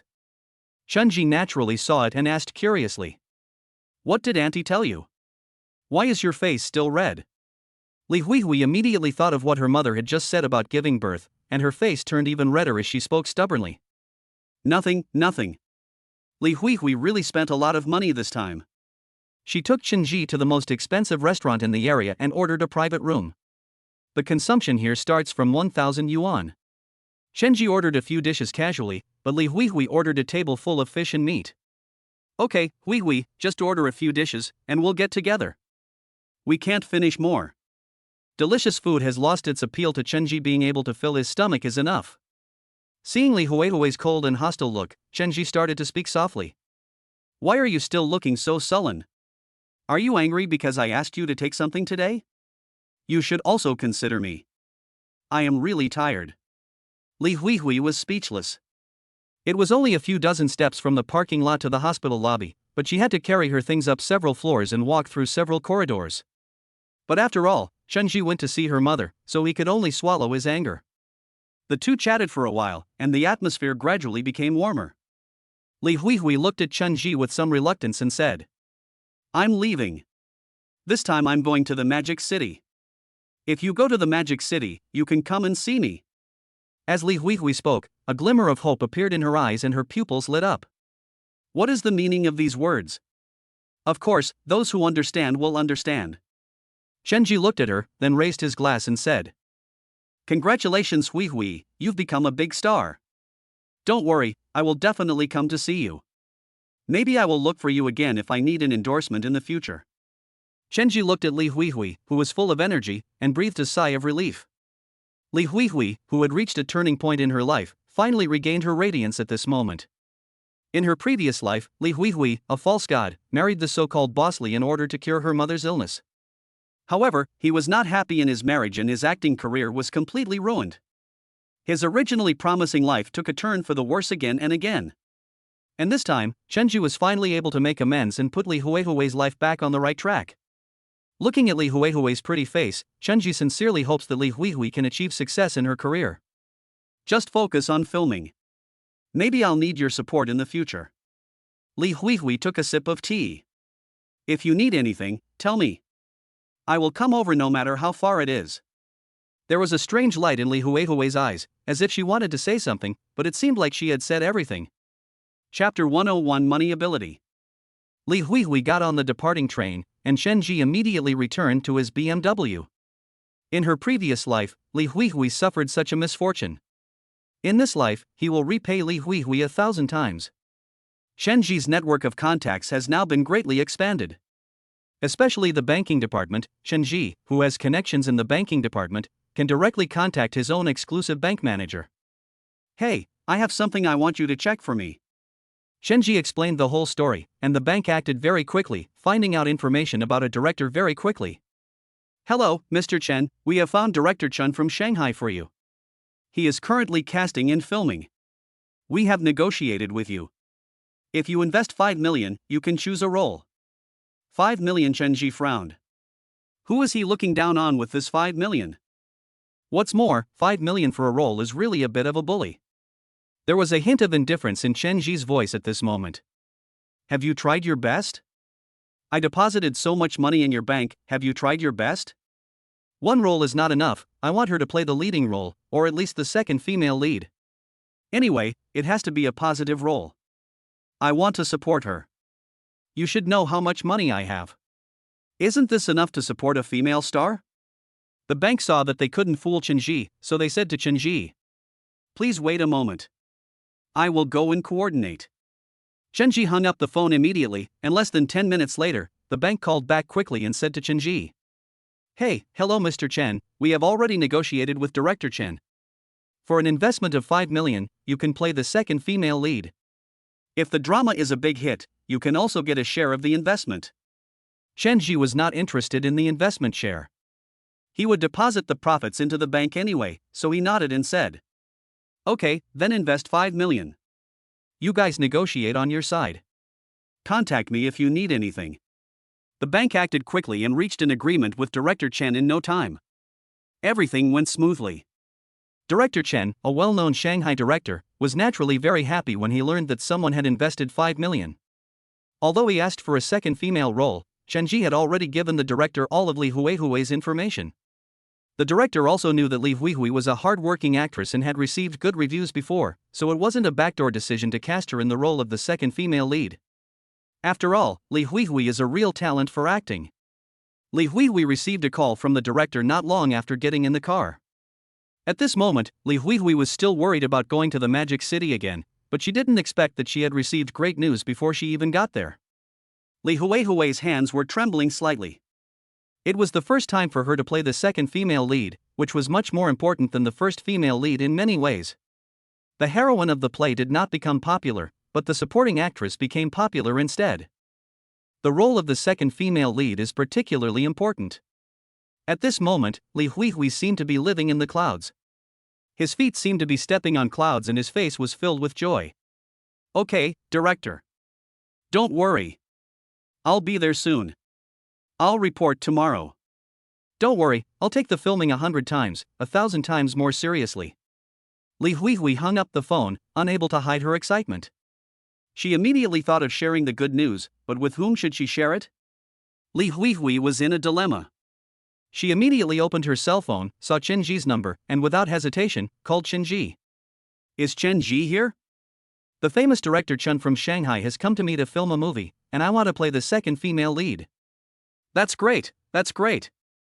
At this moment, Li Huihui could not hide her excitement. This was simply great news, definitely the best news in her acting career. Such great news made her even think for a moment that it was not true. Chen Ji naturally knew what was going on, but he didn't want Li Huihui to know, so he congratulated her. Congratulations, Huihui, it looks like you're going to be famous. I knew you would be famous. When you become famous, don't forget me. Li Huihui was a little shy at the moment. She wanted to say something, but she didn't know what to say, so she responded immediately. Okay, I'll borrow your good words. I will definitely repay you when I become famous in the future. Chen Ji was in a playful mood at the moment, and put the phone close to his mouth and said mischievously. How are you going to thank me? Treat me to a meal or hold my hand? This sentence was almost offensive. Li Huihui felt her face turn red while sitting in the car. What are you doing? How can you say that? You are such a nuisance. Li Huihui was a little shy at this moment, and Chen Ji continued. Is it okay? Li Huihui didn't know what to say, and spoke after a while. Okay, if you're not afraid of being beaten by your wife, then I agree. After hearing this, Chen Ji burst into laughter, then pretended to be exaggerated and said to Li Huihui. Li Huihui, you are such an unfriend, aren't you? You've been interested in me for all these years? Aha, I thought of you as a friend. Oh no, the big bad wolf has targeted me. Li Huihui blushed instantly, and the next second she was so angry at Chen Ji's shamelessness that she spoke immediately. You are so shameless, you are so hateful. The relationship between the two of them. In this joke, it seemed to have returned to the original feeling, without that bit of restraint and awkwardness. Many times, naughty words can quickly bring two people closer together. If they are too serious, then the fun will be gone, and there will be a sense of distance and coldness. Chen Ji then continued to tease with a smile. Okay, my big star, you haven't even become famous yet, but you're already treating my old classmates so coldly. If you become famous in the future, you're going to eat me alive. I'm so scared. Li Huihui felt that she was about to be bullied to death by Chen Ji, and she couldn't argue with him. However, it was Chen Ji who actually helped her. She couldn't be angry, nor was she angry. In short, she was in a dilemma. Li Huihui's dilemma did not last long. Cheer up quickly. No matter what, I still want to thank you. If I become famous this time, I will definitely come back and repay you well. Chen Ji also put away his joking intention and said to Li Huihui. Li Huihui, don't worry, and don't think that you will be a very outstanding person tomorrow and you will definitely be famous. This day will definitely come. Li Huihui also nodded heavily. Chen Ji hung up the phone and then laughed. It's not that I will definitely become popular, but I will definitely become popular. With the support of a billionaire like me, it's impossible for me not to become popular. This statement is true. Being a star is a game of money. Even ordinary people with money can make them famous. This is the charm of money and the power of cash. Chapter 102, Rapid Progress. After walking out of the station, Chen Ji went directly to the factory. At this moment, the planned road outside the southern New District had begun to be paved. With our own money and strong support from the government, the project is naturally progressing very quickly. Secretary Li also became more and more favorable to Chen Ji. After all, it was rare to find such a wealthy sponsor willing to invest in his hometown. If Chen Ji had not been interested in going into politics, Secretary Li would probably have found him a committee member. At this moment, Dong Yaya is planning the placement of factory equipment. A lot of equipment has arrived from the south and the northeast. We just need to let the technicians there practice, learn, and then put it into production. Dong Yaya soon learned of Chen Ji's arrival, and then she walked over exhausted, looked at Chen Ji and pointed at the equipment in front and said, Boss, the equipment is ready and will be put into production soon. Your secret recipe has also passed the inspection and the production batch number will be issued soon. It won't be long before we can start production. The construction of the planned area has been almost completed. Can I push for some places to be completed later? Chenji also understood Dong Ye's meaning. The most important thing for a factory is its hematopoietic capacity. As for those unimportant constructions, there is no need to rush to build them. The hematopoietic capacity should be built first. As long as it can be put into production normally, then everything else will not be a problem. Chenji also nodded and said, "It is important to give priority to production. I leave it to you. This is our first and largest investment. We can only win and not lose. I have already given you the good products. Now it's up to you." Dong Ye was originally a business tycoon, and he made brilliant achievements in all of this in later generations. Talent is talent, and no matter where they are placed, they will always show their due brilliance. Dong Ye in this life is no worse than in the previous life, and because she received more investment, she is even more outstanding.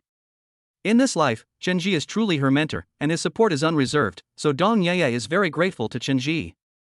Dong Ye was not reborn, and she had no idea how brilliant her achievements were in her previous life. She only knew that she was just a worker in a small textile factory in Huanglianshu town, but in the blink of an eye she became the general manager of a large company covering thousands of acres. Such trust is equivalent to sharing everything he knows with her. How could Dong Ye not be moved? Seeing that Dong Ye was doing very well, Chenji patted her shoulder with relief. "Dong Ye, you did a great job. I'll leave this to you now." The train was very fast and soon arrived at the Magic City, which was several hundred kilometers away. At this moment, Li Huihui was no longer ecstatic. She had regained her sanity and felt that something was wrong. My good luck only changed after I met Chenji. Before that, I was just unlucky all the time. The best thing was that when I went to Shanghai, I actually received an invitation from Director Chen to play the second female lead. This is really too much of a coincidence. Li Huihui believes in the existence of luck. She is so lucky now.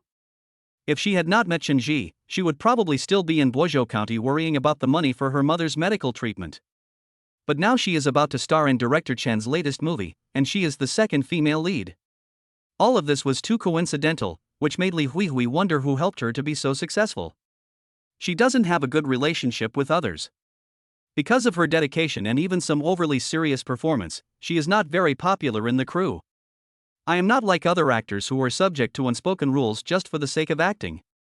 She had no connections and had never starred in any of Director Chen's films, but she was suddenly chosen, which made her very uneasy. Who arranged this role for her? She was confused and puzzled. Suddenly, Li Huihui had a terrible idea in her mind. There was only one noble person around her, and that was Chenji. Could it be that the second female lead in Director Chen's movie was arranged by Chenji? The more Li Huihui thought about it, the more likely it was that the person she had the best relationship with was only Chenji. Apart from Chenji, who else would be willing to help her? But she still didn't dare to confirm. She wanted to call to confirm, but she was afraid it was Chenji, but she was also afraid it was not Chenji. If it was Chenji, then she really owed him too much favor. Chenji took her mother to match a kidney source late at night, lent her so much money, and arranged a role for her. How can I repay such a great favor? Could it be that I really just hold hands like Chenji said? That's too embarrassing. Li Huihui took out her cell phone and wanted to make a call, but this time she lost her joy and became a little timid. She put the phone down and said to comfort herself, "He must be willing to help me because we were once classmates. Otherwise, how could he be willing to help me?" But Li Huihui felt that something was not quite right. Is the friendship between old classmates really that valuable? Yes, there are too many classmates in this world, but are there really so many classmates who have become successful that we should help those who are less fortunate? Definitely not. Never mind. I don't want to think too much about it. At worst, I can ask Director Chen. He must know who asked me to play the second female role. Li Huihui made up her mind to do so. Everything was normal in the factory, so Chenji drove away and prepared to go home. He left the place to Dong Ye. Everything was fine, so she naturally didn't have to worry about it. Having been delayed in Boizhou County for a long time, Chenji plans to return to Dongqing City. All the industries here only require a regular visit, and Dong Ye is also enough to make him feel at ease and believe that as long as Dong Ye can arrange it carefully, then the health-preserving treasure will definitely become popular all over the country. By then, I can just lie down and count my money. The annual sales of Yangshanbao will definitely make a net profit of more than 1 billion yuan. This is a powerful tool for harvesting wool. Chen Ji does not feel any burden in his heart. After all, it is better to give it to him than to give it to those unscrupulous healthcare product companies. His health-preserving treasure is absolutely effective. Chen Ji went back home in the evening and told his parents about his idea. The two elders had no objection, but they were a little reluctant. Chen Kongmei said with a forced smile. It's time to go back. You've been busy here for so long. Don't worry, I can handle everything that comes next. You can go back without worry. Chen Ji nodded and drove away from Boizhou County and headed for Dongqing City early the next morning. Chapter 103, Tenderness is Better Than a New Marriage. Chen Ji returned to his Dongqing villa, which was completely renovated by the bank. He parked his car in the garage and immediately contacted Manager Wang of the Taekwondo Hall. Manager Wang arranged everything in an orderly manner and then told me all the recent events. Boss, do you still know Wang Shouhong? Wang Shouhong's Taekwondo gym can't continue, so we have acquired it and it's ours now. In addition, we have also opened a second branch. The door curtain has been built and the advertisement has been put out. Our students are making rapid progress now. We are now the #1 Taekwondo gym in the entire East City. We are doing very well and are making rapid progress. Chen Ji smiled. This was something he had anticipated. After all, he was the champion of the national championship and had strong financial support. Many problems were not problems at all in front of him. Korean movies are now on the rise. Although the people in this country are not that great, the movies they make are pretty good. The plot is even more vivid and moving, instantly elevating a taekwondo athlete with fancy moves to a position where he shouldn't be. However, Chen Ji also thinks it's a good idea. Although these little stick things are just fancy moves, ordinary people don't have so much time, so real training in fancy moves is enough. It is enough for me to make this money. Chen Ji then said to Coach Wang. Tell me if you have any projects that require funding. We will continue to open branches and strive to have a branch in every district of Dongqing City. We need to continue to radiate outward through East City. By the way, do you know any coaches in other cities?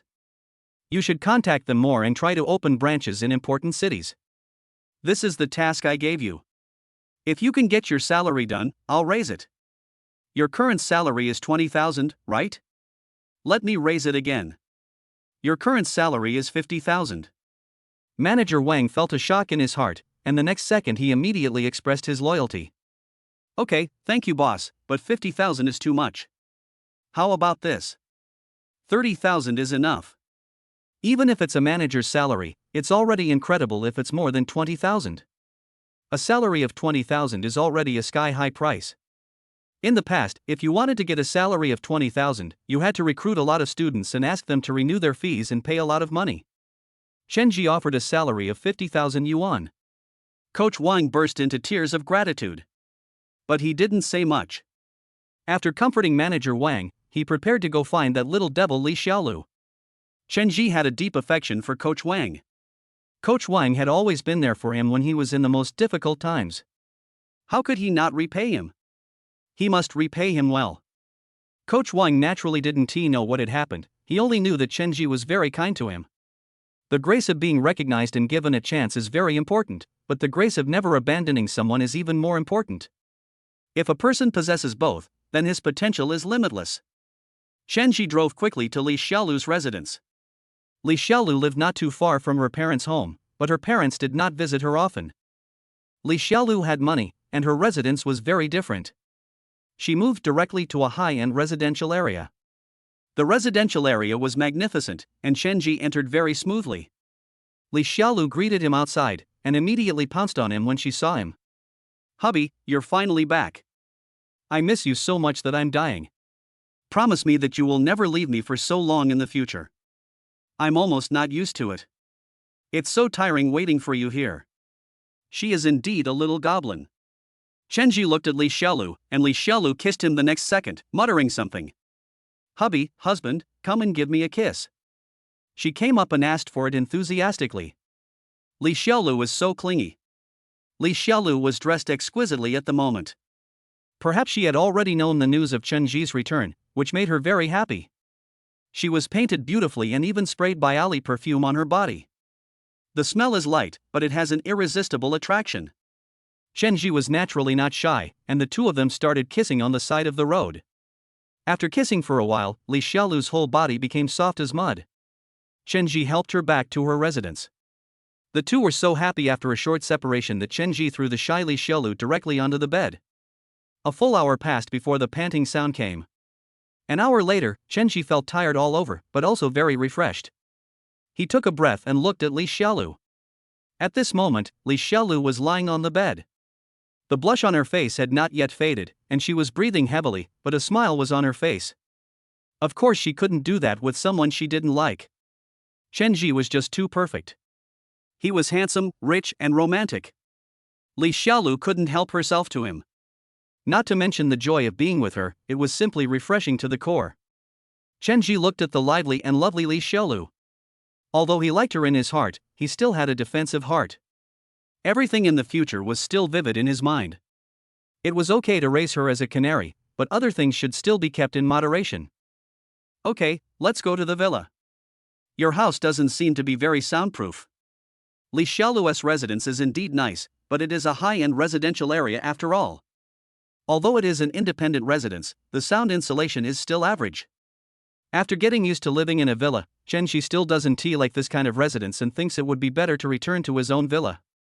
Li Xiaolu acted coquettishly and nodded in agreement naturally. She also liked the villa. Chenji immediately called the chef in the villa. I asked about Li Xiaolu only after I received the notification. Li Xiaolu, what do you want to eat? I'll ask the chef to make it for you. Li Xiaolu thought for a moment and ordered some Sichuan dishes. Looking at Chenji directing the chef to cook, Li Xiaolu was filled with envy at this moment, and said secretly in her heart. That's the life of the rich. That's the life of the upper class. It's just too good to be true. Li Xiaolu was extremely envious, and then she acted coquettishly and said to Chenji. Chenji wanted to take beautiful photos in the villa. I showed off once before, and my girlfriends asked me about it and started to criticize me. I wanted to take a few more photos to shut them up. Chenji naturally had no scruples and nodded. Then take a few more pictures. They can't bully my little baby. Li Xiaolu was extremely excited, as if she had received a great gift from heaven. Chenji looked at Li Xiaolu and realized that she was a lively and lovely girl. She finally understood why Li Xiaolu had such a good fate in her previous life. Perhaps even without her, Li Xiaolu would still have a good life. Of course, that comes at a price. Chapter 104 Female Number 2. It seems that Chenji has a new movie recently. Director Chen seems to be shooting a new movie. Let's go watch it when it comes out. Li Xiaolu has recently paid more attention to her life and has become more picky about movies. Chenji nodded. Okay, we'll go and see then. Then, he thought of Li Huihui. Li Huihui should be in Shanghai now and is probably auditioning now. Just as he said, Li Huihui has already started the most important audition in her life. After all, Li Huihui was just a minor character, so naturally she couldn't meet Director Chen. She only met one of Director Chen's assistants. Soon after, Li Huihui's agent also arrived. It would be more accurate to say that he was Li Huihui's agent, but he was sent by the company to monitor her. The company was very strict with these artists, but they couldn't make any money. Li Huihui was bullied a lot by this agent. Li Huihui looked at the middle-aged woman and then a cold expression appeared on her face. Sister Wang, a middle-aged woman, saw Li Huihui and excitedly walked up to her, shook her hand and said, Huihui, you're finally back. I told you not to go back. There will be a new movie being filmed in the second half of the year. The company will arrange a role for you then. Don't you agree? Li Huihui felt that it was ironic that with so many movies in the first half of the year, she was kept on ice and not allowed to film. Now she is saying this again. It is really hypocritical. Li Huihui now also urgently wants to know who recommended her. Who on earth recommended me to come here for the audition, Sister Li? Who on earth recommended me to Director Chen? Sister Wang, I'm still a little confused. After confirming that Li Huihui really didn't know, he said this to her. Li Huihui, stop acting. Everyone knows that you came to act with Director Chen this time because Mr. Chen from the bank asked you to do so. Mr. Chen is said to be a mysterious billionaire. He invested 5 million yuan specifically to let you play the second female lead, and he specifically asked you to play the role by name. Hui, I finally understand. No wonder you don't like those bosses. It turns out that those small bosses are not in your eyes. If you want to be interested, you want to be interested in billionaires. I am really impressed by you, Sister Wang. Su Hui instantly confirmed her guess. It really had nothing to do with her company. Her company was simply a blood-sucking and skinning company. How could he use the company's connections to allow a small character like me to use connections and backdoors? After all, they are still bystanders. Mr. Chen from the bank? Mr. Chen? Although she didn't know who Mr. Chen was, the name Chen had a lot of meaning. Li Hui was thinking in her heart at this moment. Could it really be Chen Ji? It was actually him. He actually invested 5 million just for me. Li Hui was touched, but she was not sure whether Mr. Chen was Chen Ji. However, she had already made up her mind and was probably sure. At this moment, Li Hui also saw a lot of acquaintances. When Sister Wang saw Li Hui, she said embarrassedly. Li Hui looked at Sister Wang, who was feeling guilty, and questioned her directly. Why are there so many people from the company here? Could it be that they are all here for auditions? Sister Wang lowered her head at this moment and said to Li Hui. You also know the company's rules. Since you have connections here, if you audition, the company will have to bring someone else to audition for this new role. I'd like to trouble you to communicate with Mr. Chen from the bank and see if you can get a few more roles for the company. Don't worry, you will definitely get a lot of benefits. We will definitely not forget you when there are big productions in the future. Director Chen's big production has already been promoted. It is definitely a big production and there will surely be countless people watching it. Being able to show up in such a big production will be very beneficial to your future acting career. Li Hui looked at some of the company's new stars. She felt familiar with each of them, but at the same time she found it a little funny that a group of stars wanted to borrow her fame. Those who usually looked down on her were particularly sad at this moment and took the initiative to greet Li Hui. Sister Hui, we are so sorry to have to come here to audition with you. Thank you, Sister Hui. I will recommend you if there is a big production like this in the future. The change of identity happened in an instant. If it weren't for the relationship with Mr. Chen from the bank, I'm afraid these people wouldn't even look at me. But now I have become Sister Hui. As expected, in the entertainment industry, money is the most important thing. Li Hui was arranged directly and met Director Chen soon. Director Chen looked at Li Hui and nodded with satisfaction. Go audition first, shoot a scene, and I'll see how it goes. I'm telling you, even though you have connections, if you don't perform well, I can't hire you. Sister Wang was right next to them, watching Li Hui going for the audition. Sister Wang saw Director Chen chatting with her. Master Chen, Li Hui is an artist of our company, but her acting skills are not that outstanding. This time I also brought other stars, their acting skills are very good, and if you have support, we can also use the actors to help you promote it. Li Hui, although this person is dedicated, he is too dull and not very suitable for acting in your movie. Wang Jia really said one thing and thought another, but Director Chen did not refuse immediately. Instead, he nodded with interest. Everyone has a fair chance. Go ahead. But we need to discuss the promotion. Sister Fong nodded happily and looked at Li Hui. Li Hui had already suffered a lot of oppression, so this time she took advantage of her opportunity to get someone into Director Chen's crew. As for whether Li Hui could be selected, she no longer cared. After all, Li Hui did not have a deep foundation and was a completely transparent person in the company. Soon, everyone finished their test papers. After watching the film, Director Chen threw the sample film to the ground and yelled at Sister Wang. What the hell are you bringing? What the hell are you acting? You have no acting skills at all. With these eye expressions and movements, are you the actors you brought? Then, with the support of 5 million, Director Chen patiently watched the remaining samples of Li Hui. Sister Wang also had bad intentions. She put Li Hui at the end. If the previous actors and artists had performed well, Li Hui could have been directly eliminated. But these actors are obviously not talented enough. The director patiently watched the sample film, then nodded in surprise and appreciation.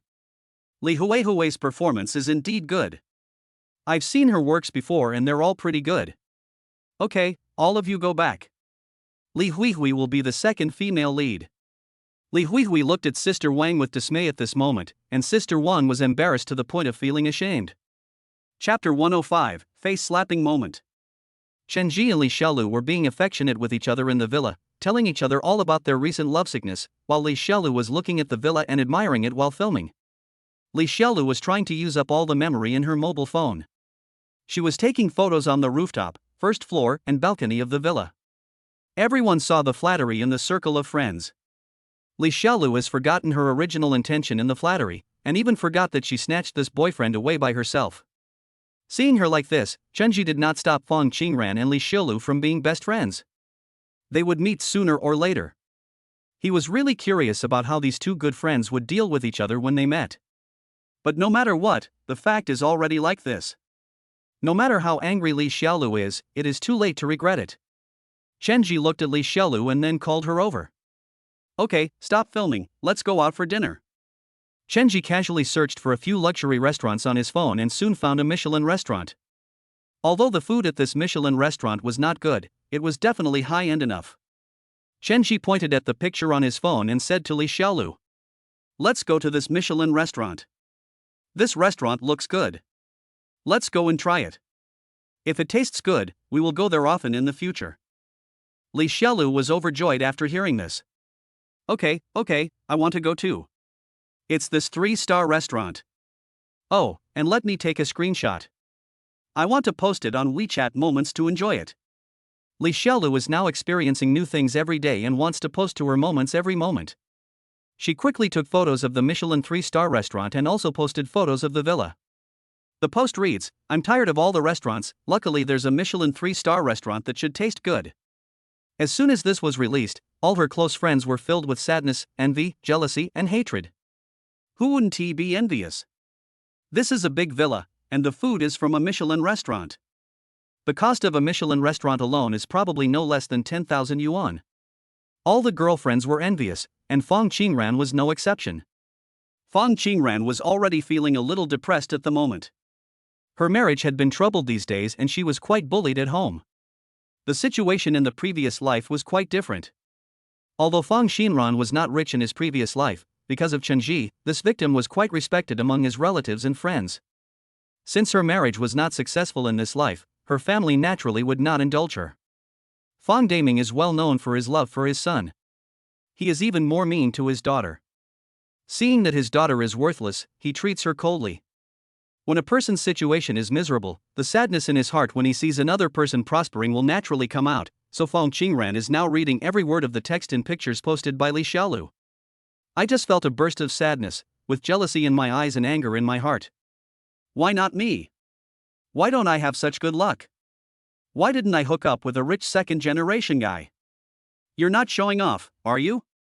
You're just looking for a rich second-generation guy, right?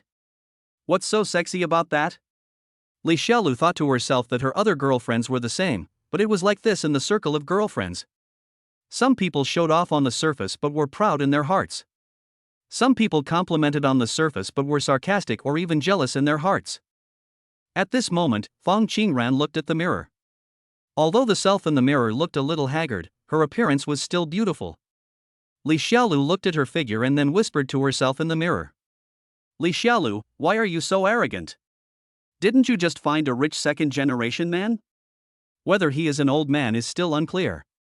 If you find a rich second-generation man with a beard, I will laugh at you. I just don't believe it. With my figure and looks, I can't find a rich man. I want to find someone richer. I also want to take pictures of the villa and eat at a Michelin 3-star restaurant. I also want to buy a car, a better car, and live in a better house. I want to surpass you in everything. Although the fantasy in her heart was beautiful, Fong Qingran smiled, but the reality was still bleak.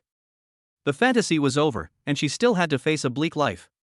At this moment, Fong Daming came over, and seeing that his daughter was still at home, Fong Daming said impatiently, "Girl, how long have I told you to go out and find a class? If you don't go to work, how are you going to earn the bride price from your brother? Your brother is already grown up, how is he going to get married and have children in the future? Without children, who will carry on the family line in our Fong family?" Fong Qingran looked back at his father with a hint of disgust in his eyes, but after a moment, looking at his father's appearance, he explained with some horror. "Dad, don't worry. My marriage with Chen Ji hasn't ended yet. She will give me money. She will give me money. Fong Qingran used to work, but after getting engaged to Chen Ji would give her some money from the profits of the taekwondo gym every day. Although the money was not much, Fong Qingran's life was quite comfortable. After all, she eats and drinks Chen Ji's food and gets paid for free. This kind of life is really something. At that time, her parents' attitude towards her was even more different, because Chen Ji would come to their house from time to time, and every time he came, he would bring gifts. If the gifts were worthless, she would complain to Chen Ji. In short, with the all-round help of Chen Ji, the sucker, Fong Qingran naturally has both face and money. In the previous life, Fong Qingran lived this kind of life for a long time, until she completely drained Chen Ji. In this life, Chen Ji woke up immediately and Fong Qingran's life was naturally not easy. When Fong Daming heard that his daughter was still daydreaming, he immediately scolded her. "What are you dreaming about, you little bitch? They've already said they're not going to get married and they're not going to give us a dowry. We haven't even seen a dime, so what are you still doing lying around at home? Hurry up and find a job for me. Don't stay at home and rely on your parents. How can your father and I have so much money to support you?" Fong Qingran was a little angry, and then said to Fong Daming, "Didn't Qing Yun go out to work? Why should I go out? No, I won't go." Fong Daming took a step forward and was about to slap Fong Qingran in the face. Fong Qingran immediately became scared and continued to speak in a soft tone. "Dad, I know. I'm looking for it. Look at the app that's already opened on my phone." Fong Daming nodded when he saw that his daughter was indeed looking for a job. "Look for it quickly, don't stay at home and eat idle meals." The hatred on Fong Qingran's face became even stronger at this moment. "I just don't know whether I hate Fong Daming, Chen Ji, or myself for being useless." Chapter 106, Too Late to Regret. Fong Qingran opened the recruitment software and searched again and again, but still couldn't find a job he liked. The job she wanted was one that paid well, had little work, and was close to home, but where could she find such a job? Fong Qingran is not an outstanding person. She hasn't worked for a long time and has been raised by Chen Ji so much that she doesn't want to go to work anymore.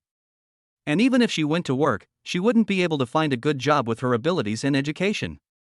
To put it bluntly, Fong Qingran had nothing except a slightly attractive appearance. But she was afraid of being tired and didn't want to be in public, so it was even more difficult for her to find a job. Fong's mother saw her daughter staying at home all day and was at a loss as to what to do. Then she had another idea. "I came to Fong Qingran's room and knocked on the door gently. My daughter asked me to come in. I brought you a cup of tea. Drink some first. Mom wants to discuss something with you." Fong Qingran opened the door and tried hard to smile at her mother outside. Fong's mother walked in and the two of them sat in front of the table. Fong's mother said to her daughter, "It's not a good idea for my daughter to stay idle at home. Aunt Lee next door has found a nice boy for you. He's quite good. I heard that he has good conditions in all aspects. Why don't you go and meet him?" Fong's mother usually has the lowest status in the family. Today, she looked at Fong Qingran's expression and said these things carefully, for fear of irritating her daughter in the slightest. Fong Qingran is extremely arrogant now. After meeting Chen Ji, her vision has been broadened. Fong Qingran really looks down on ordinary people. If she is really introduced to a worker, she will definitely look down on him. "Mom, I know. What does the blind date Aunt Lee mentioned do? Does she have a car? A house? Any property?" Fong's mother naturally understood everything before she dared to introduce it to her daughter, and then said, "That young man is going to buy a car, and he has only paid a down payment for the house. As for his salary, I heard from your Aunt Lee that he can earn more than 4,000 yuan a month. Although they are from an ordinary family, my daughter and you are quite suitable. I even have photos here, you can take a look." Fong Qingran didn't even look at him, and then knocked Fong's hand to the ground. "Mom, I've already told you, don't introduce her to me just because of someone special. She's not even as good as that loser Chen Ji, how could I possibly fall for her? Mom, don't think about it anymore. I won't go. There's no way I'll go." Fong Qingran is really crazy. He is so arrogant that he looks down on everyone. Originally, Chen Ji had already raised all her goals, but after looking at what Li Xiaolu shared now, her desire to compare became even stronger. Li Xiaolu's rich second-generation boyfriend bought her a car and gave her money, and also took her to a 3-star Michelin restaurant. Her appearance is not necessarily worse than Li Xiaolu's. Why should she be worse? No, she wants better. That's right, she wants the best. The blue boy in front of her looked like an economical man, but she didn't like him. What she wanted to see was a rich second generation, a wealthy man. I want a man who can take her out for high-spending events, buy her expensive bags, and take her to expensive restaurants. Definitely better than Li Xiaolu's boyfriend. Apart from that, she looked down on everyone else. Mother Fong looked at her crazy daughter and felt a little regretful. Although Chunji is not very promising, he is still pretty good in all aspects. At least he was willing to spend money on her family. Now she only regretted why she asked for so much dowry in the first place. She wanted to cut the Gordian knot and get married. With this method, her daughter would definitely be able to control Chunji. Mother Fong's tone was also a little angry at this moment. My dear, I didn't say that you stay at home all day. You are neither going on blind dates with people introduced by others nor going to work. What do you want to do? Staying at home is not a solution. Your father and I only earn this little money to support you. Your brother can't support you. At this moment, Fong Qingran was furious and started complaining directly to her mother. Mom, you still have the nerve to say that? Shenji was so good to me in the beginning. If you hadn't been so obsessed with increasing the betrothal gift, there wouldn't have been so many problems. You even wanted his car and his house. Now he doesn't want me anymore, and you're blaming me again. Why? Why should I tell you? It's better to be alone than to have someone else. I want to wait for the man riding on the colorful cloud to marry me. Looking at her daughter in this state, Fong's mother felt that this was entirely the result of the sins she committed in her previous life. What a sin! How could I have given birth to a daughter like you? You are really going to piss your mother off to death. I am almost pissed off to death by you. Fong's mother covered her chest with her hands, feeling extremely regretful. There is a huge difference between the good daughter of the past and the daughter of today. Back then, there was Chenji, who cared about her and brought her gifts in his free time every day. Fong Qingran was her good daughter. But now she is gone, and has become the daughter who did evil. The gap in status is really huge. At this moment, Fong's mother grabbed Fong Qingran's head and slapped her hard in the face. You little girl, I tell you that you must go on a blind date and find a man to give you a betrothal gift. Fong Mu's mother was tough for once, and looked at her daughter who had no ambition, no desire to work, and was lazy and greedy, and she scolded her directly. You are looking at the photo correctly. This is the guy's social QR code. After you scan it, have a good chat with him and try to meet him in person and discuss the gift. Fong Qingran, who was slapped, became obedient at this moment. Looking at the photo, a feeling of loss suddenly surged in his heart. The man in the photo looks like an honest man, but he looks even worse than Chenji. Moreover, Chenji is getting more and more handsome now, so the gap between the two is huge. Although Fong Qingran felt disappointed at the moment, he did not dare to disobey, for fear of another slap in the face. He had no choice but to join the other honest man's friend under the coercion of his mother. Fong Qingran joined smoothly. Seeing this, Fong's mother coaxed her daughter and then walked out. At this moment, Fong Qingran had tears in her eyes, and then she opened the circle of friends of this so-called blind date. Looking at the pile of tacky things, she suddenly felt disgusted, but soon she found something unusual. As Fong Qingran was flipping through the pages, she saw the man she was dating appear in a high-end club, and next to him was a BMW. This BMW looked very valuable, at least much more expensive than Li Xiaolu's, and would cost at least over 2 million. Fong Qingran looked at the BMW. Although the man was not good-looking and had a low income, she was willing to see him because he had the car. Then I sent him a message. Hello. Chapter 107 Mysterious Boyfriend. Chenji and Li Xiaolu came out of the Michelin 3-star restaurant. Li Xiaolu felt that everything was so pleasing to the eye and everything was so refreshing. That caviar tastes terrible. I didn't expect such terrible caviar to be sold at such a high price. Chenji wiped the remaining juice from the corner of Li Xiaolu's mouth. Rich people have nothing delicious to eat, they have never eaten these awful things. The main point is that they are expensive. Of course, it's not that they want to be taken advantage of, it's just that these awful things can show off their status. Many expensive foods are not very good or even taste bad. In fact, their high prices are just a commercial gimmick. But even so, it still attracts many people. Why? That is because eating is a style, it is a taste, and eating is different from that of ordinary people. making ordinary people deeply aware of the world of difference between the two. At this moment, Li Xiaolu touched her belly and stared at Chen-ji like a poor kitten. "Brother Chen, I'm not full. Several dishes were too small and I finished them in one bite." Chen-ji looked at her and then said to her, "Then let's go to the snack street in the mall." The nearest snack street to here is right opposite a large shopping mall. It is very lively on weekdays and sells all kinds of things. It's very lively with people coming and going. What is expensive is the style, and this kind of ordinary thing is the delicacy. Li Xiaolu's eyes lit up and she spoke in a coquettish voice. "Okay, Brother Chen, let's go eat together. I can't help but drool when I think about it. I want to eat fried chicken. Oh, and there should be cakes there. I want to eat fruit." Li Xiaolu opened her mouth and ate several delicious dishes. Chen-ji touched her head. "Okay, we'll buy whatever you want to eat." Visiting this kind of snack street is also a must for couples. Chen-ji directly set the navigation. The two got in the car and drove all the way. They soon arrived at the shopping mall, parked the car in the basement of the mall, and took the elevator all the way up. Li Xiaolu was almost tired of going to these shopping malls. She had a really great time shopping these days. Chen-ji directly gave her a secondary card. The credit limit of a secondary card is 20 million yuan. Although Li Xiaolu was crazy about shopping, under the current price, her daily maximum consumption does not exceed 100,000 yuan. To Chen-ji, 100,000 yuan is just some interest. Moreover, with the research and development and production of Yangshanbao, the money will soon flow in continuously and will become a burden for Chen-ji. Arriving at the mall, the two of them held hands like a match made in heaven, making anyone who saw them envious. When the two of them appeared in the snack street, they naturally attracted everyone's attention, and the handsome man and beautiful woman were also the focus.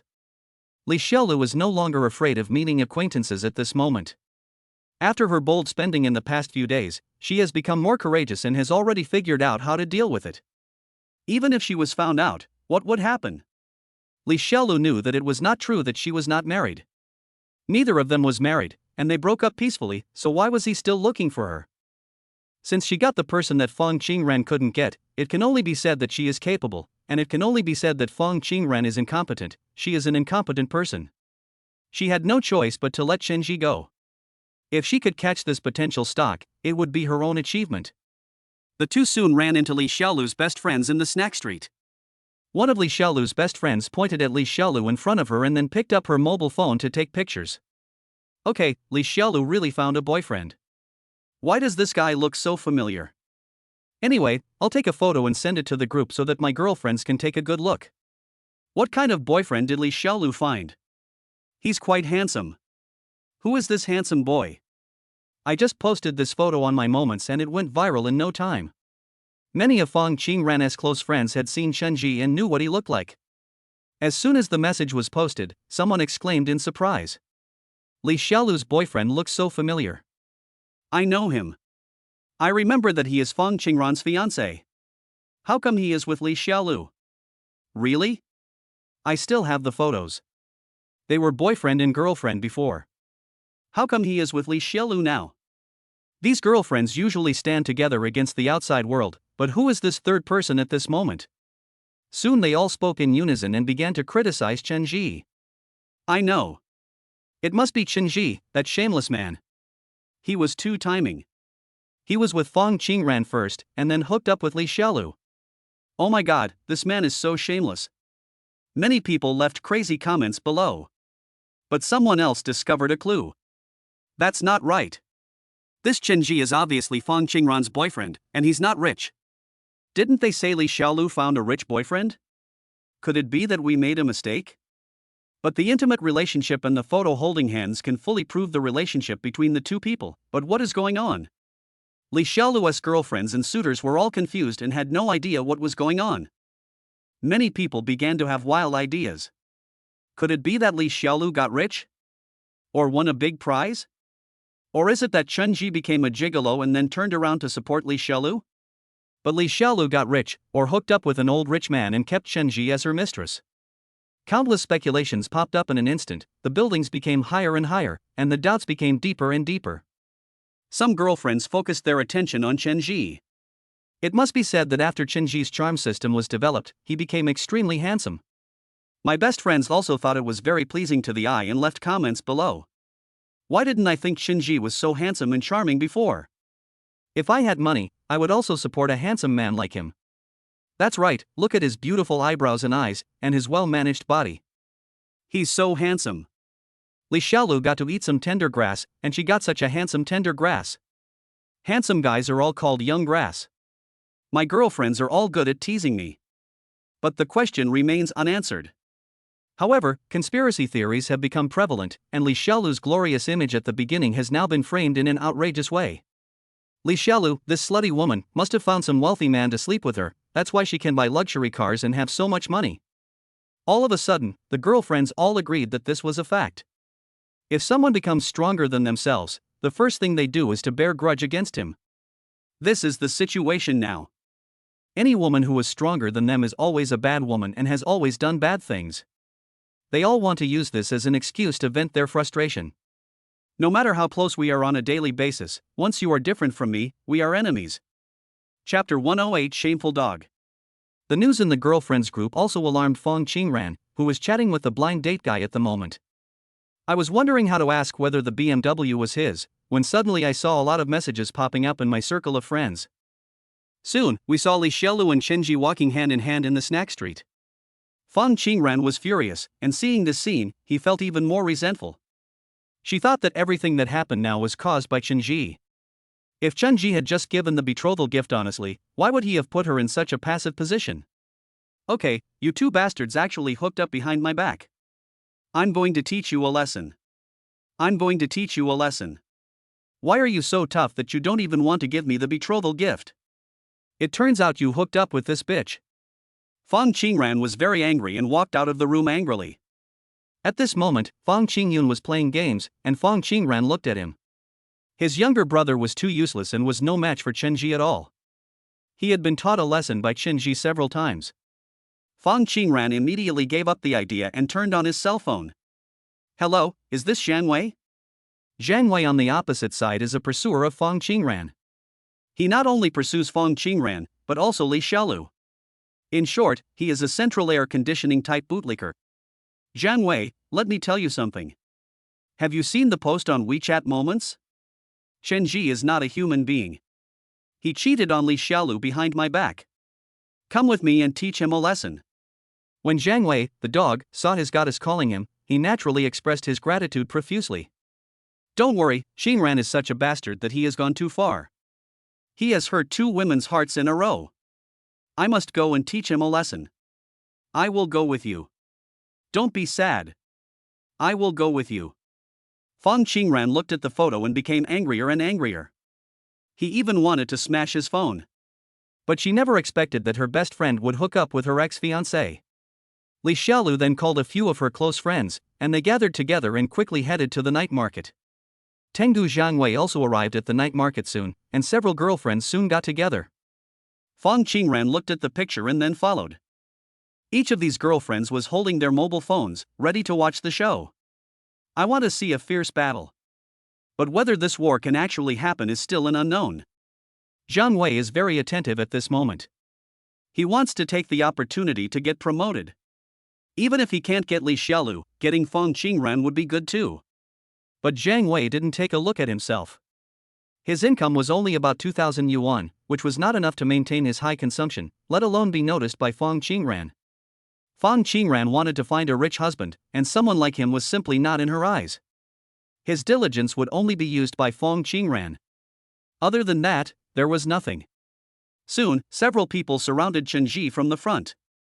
Li Xiaolu said to Zhang Wei. That scumbag Shenji must have cheated on Li Xiaolu. Go over and give him a good beating so that he knows he can't do such a thing. Zhang Wei had already had this idea. Zhang Wei is a typical person who has no self-awareness. He is not good looking and his income is not high, but he usually likes beauties of the same type as him and doesn't look down on them at all. He was also jealous that Shenji had gained Fong Qingran's favor. There is always unreasonable hostility. If Shenji knew that Zhang Wei was so hostile, he would probably have given Fong Qingran to him long ago. Shenji no longer wanted Fong Qingran, this vampire gold digger. It's really laughable that Zhang Wei takes it so seriously. The group of people quickly blocked Shenji. Shenji looked at the group of people blocking him and naturally there was no good look on his face. His eyes quickly found Zhang Wei. At this moment, Zhang Wei's eyes lit up when he saw Li Xiaolu wearing branded clothes, and the greed in his eyes almost overflowed. It is obvious that he is still obsessed with Li Xiaolu. Li Xiaolu is indeed beautiful, and she becomes even more beautiful in all the branded clothes. Daring to offend Li Xiaolu in such a way in front of him was really a slap in Chen Ji's face. This kid Zhang Wei wanted to steal my girl in the next life, but I didn't expect that he was still so evil in this life that he even dared to follow Fong Qingran and act wild here.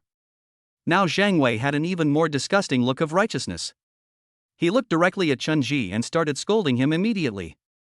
Well, getting Qingran first wasn't enough, you actually hooked up with Li Xiaolu. You are so shameless. Chen Ji was naturally very unhappy after being scolded by this central government bootlicker for no reason. Looking at this bootlicker in front of me, I have long wanted to teach him a lesson. Now that he comes to my door today, I have some fun. Chen Ji looked at the people coming and going. This group of people gathered here, attracting quite a bit of attention.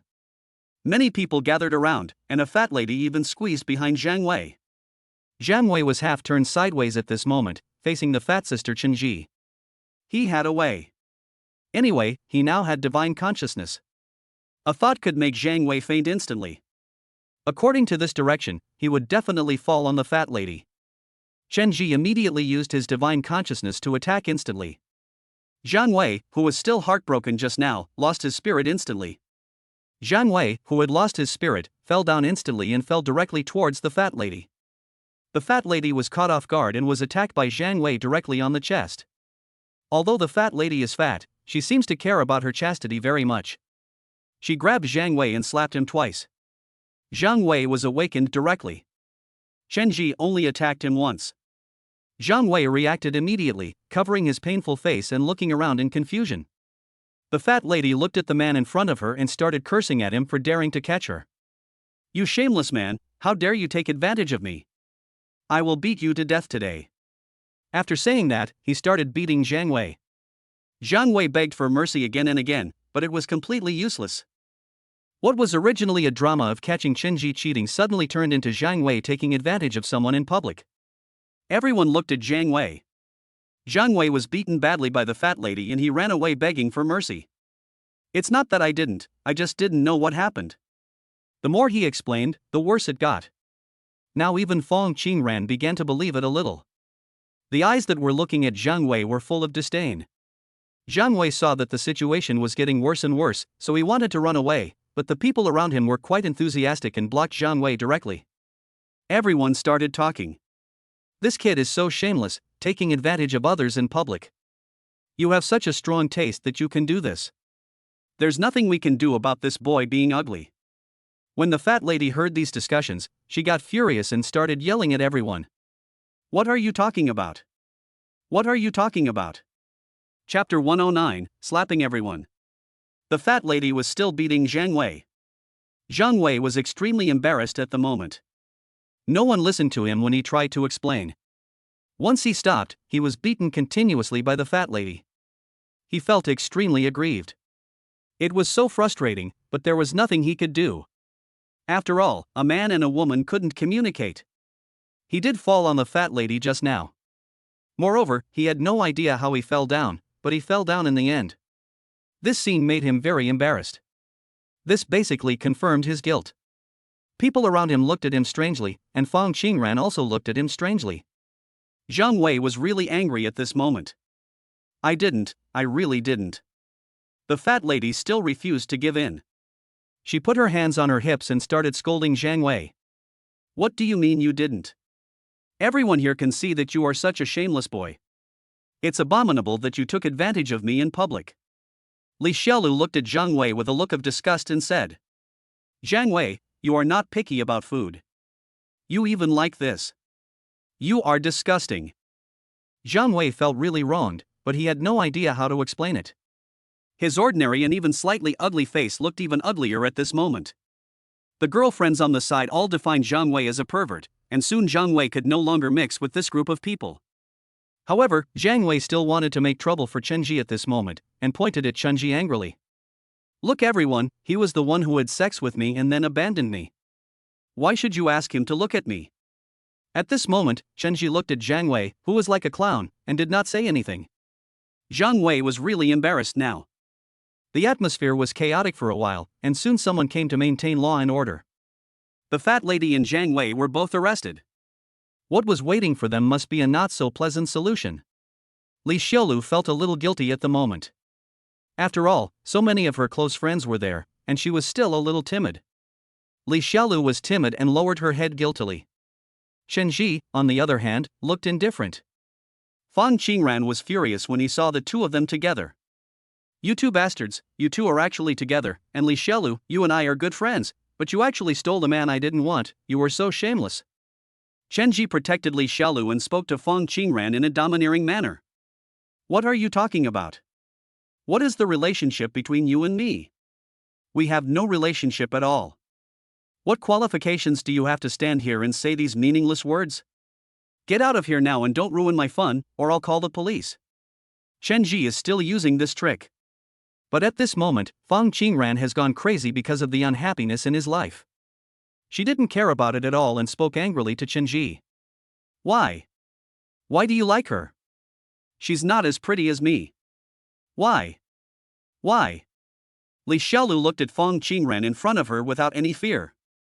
She hugged Chen Ji tightly and said to Fong Qingran. Qingran, I'm with brother Chen now. Since you and him broke up in the first place and parted ways amicably, there's nothing wrong with me being with him. What do you mean by blaming me now? I'm telling you, I won't accept your accusations. Li Xiaolu's righteous look almost made Fong Qingran furious, and Fong Qingran pointed at Li Xiaolu and cursed. Shame on you, you are really shameless. My girlfriends, who doesn't know that Chen Ji is my fiancé? How is you different from a mistress? Everyone present wanted to watch a big show, but Li Xiaolu's next words made everyone instantly lose the desire to watch the show, and they left one after another, leaving only a group of close friends. Your fiancé, is that your current fiancé? You two have obviously broken up, you two have broken up, why can't you be with him? Is he your exclusive property? Just because we broke up, I can't be with him anymore? When everyone heard this, they scattered like birds and beasts. The group of girlfriends didn't know what to say. After all, breaking up was a fact, and being together was also a fact. Putting the two things together, it seemed that there was nothing wrong with them. At this moment, Fong Qingran felt a lump of pent-up energy in his chest. Seeing the two of them being so affectionate made him even angrier, especially when he saw Li Xiaolu wearing all branded clothes. All of this should have been hers, all of this should have been hers. Thinking of herself in this state, Fong Qingran was almost furious. Fong Qingran looked at Li Xiaolu as if it was her due and wanted to go up and slap her, the mistress, but Chen Ji, a tall and strong man, stood in front of him, and Fong Qingran, a bully, didn't dare to rush forward. Chen Ji looked at Fong Qingran's extremely ugly face and smiled. Okay, a good dog doesn't block the road, get out of here. The girlfriends nearby saw Chen Ji's rudeness and jumped out immediately. Chen Ji, you are so abominable. You were clearly with Xiaoran, so why are you with Xiaolu now? This is too immoral. You must be cheating on me. You should know that we are all good friends. You are just eating grass in your own backyard. You are really disgusting. You changed your partner right after breaking up. This group of girlfriends started blaming Chen Ji without knowing the truth or the whole matter. Chen Ji stared at them and said jokingly, do you understand what's going on?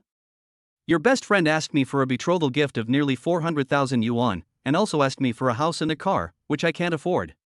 Isn't it normal to break up? The best friends are still blaming Chen Ji. These are all your excuses. Have you been dating Li Xiaolu for a long time?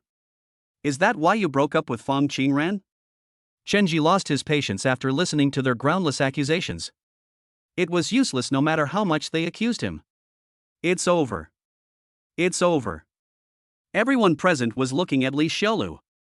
Although their attention on Chen Ji increased a bit at this moment, they were still thinking about one thing in their hearts, which was who was the mysterious rich man next to Li Xiaolu. Fong Qingran looked at Chen Ji's proud eyes, then pointed at Li Xiaolu and said, don't think that Li Xiaolu is really a good person. Let me tell you that Li Xiaolu hooked up with a very wealthy man. She is very rich. Look at all the brand names she wears. Can a poor loser like you afford to support her? Don't dream, it's impossible.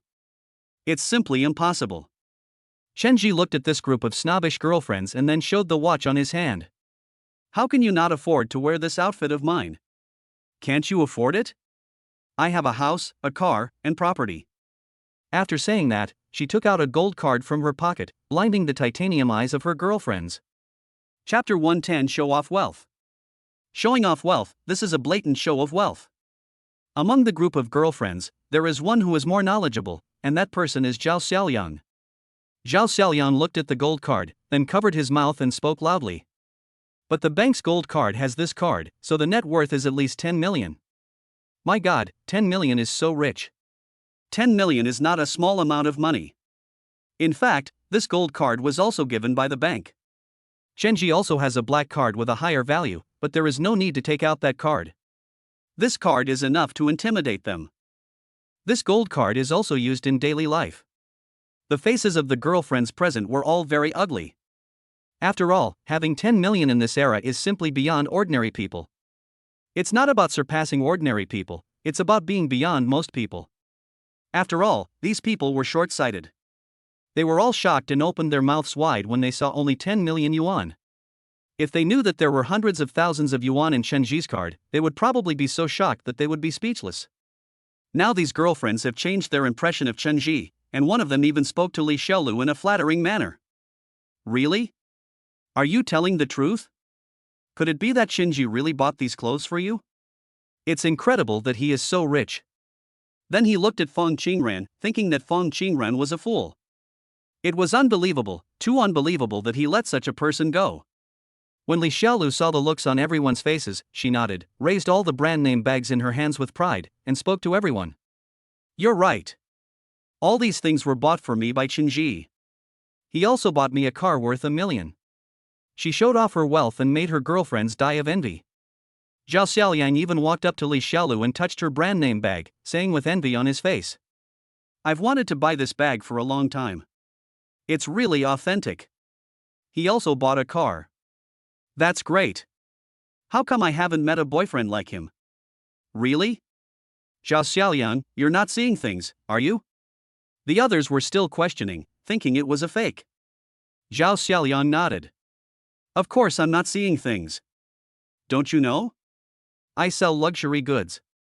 I can tell whether something is real or fake at a glance. This is definitely authentic. When Fong Qingran saw this, he didn't know what to say. He always felt that he was a sucker and that his good things were taken away by others. Now he just felt very aggrieved. She couldn't believe it at all at this moment, and started to ridicule Shenji directly. Impossible, absolutely impossible. He is just a poor wimp. How can he afford to buy brand name bags? They are all fake. It's all fake. Don't listen to him. Li Xiaolu, you must have been deceived by him. It's all fake. Shenji, don't I know? He's just a small boss who runs an ordinary taekwondo gym. How can he have so much money? Shenji looked at everyone, then smiled, and pointed to the big watch screen in the shopping mall next to him. Look, big sister, look at the big screen. Chen's taekwondo has opened many branches. Can I lie to you? If you don't believe me, go and have a look. Everyone looked up and saw an advertisement for Chen's taekwondo gym. The address was a shopping mall, where rent was extremely high. At this moment, all the girlfriends believed that Shenji really had this ability. After Shenji showed off his strength, he lost interest and said to his girlfriends present, You all know that Fong Qingran and I have broken up. The reason for the breakup is that their family took me for granted. They wanted my car, my house, and my savings. We broke up normally and it had nothing to do with Li Xiaolu. I met Li Xiaolu only after I broke up with her, and then I fell in love with her and ended up together. After saying that, Shenji held Li Xiaolu's hand tightly. The two smiled sweetly, showing their sweetness. Everyone felt that they were truly a match made in heaven. Seeing this scene, Fong Qingran was so angry that her teeth were itching. She really wanted to separate this couple, but what was her identity now? The girlfriends present had changed their attitudes at this moment and no longer helped Fong Qingran. After all, they didn't really want to help Fong Qingran, they just wanted to see how Li Xiaolu had become. If Li Xiaolu was going to be a rich man's mistress, they would naturally ridicule her, but they didn't expect that she really caught a rich son-in-law. This rich son-in-law is so young, and they all want to take advantage of this opportunity to go to Li Xiaolu's mansion to take pictures and have meals. Fong Qingran, who had been confident of victory, was deserted by his friends and relatives in the blink of an eye. Li Xiaolu looked at Fong Qingran proudly at this moment, and Fong Qingran felt as if he had swallowed a fly. Chenji lost interest as he looked at these people who were like flies, and said to Li Xiaolu, "Let's go. Don't stay here. They are disturbing our fun. Let's find a place to have a good time tonight." After saying that, he left. Chenji took out the keys to his luxury car. At this moment, Fong Qingran felt like her breathing had stopped. She stood in front of Chenji. The other girlfriends were also waiting to watch this big show and took out their cell phones. Chenji didn't want to pay attention to it and went straight to the parking lot. The parking lot was not far from here. Chenji saw that there was no one behind him, so he pulled Li Xiaolu into the car, opened the door of the BMW, and said to Li Xiaolu, "Don't worry, this will happen eventually. How can we be together if we don't get rid of that gold digger?" Chenji's words made Li Xiaolu feel at ease. She pecked Chenji directly. The two got in the car. Chenji drove out of the door, but he didn't expect that a person suddenly jumped out. This person was none other than Fong Qingran. When Fong Qingran saw Chenji's car was about to leave the parking lot, he stopped the BMW directly. Chenji did not get out of the car, nor did he curse, he just kept honking the horn. When the girlfriends saw this scene, they all said, "It's a drama." This is the news headline.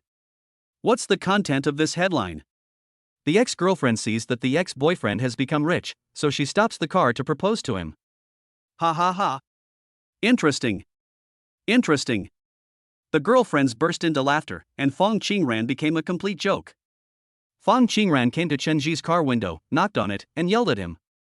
"Where did you get the money? Where did you get the money? I don't believe you got so much money. You can't even pay the bride price, where do you get the money to support her?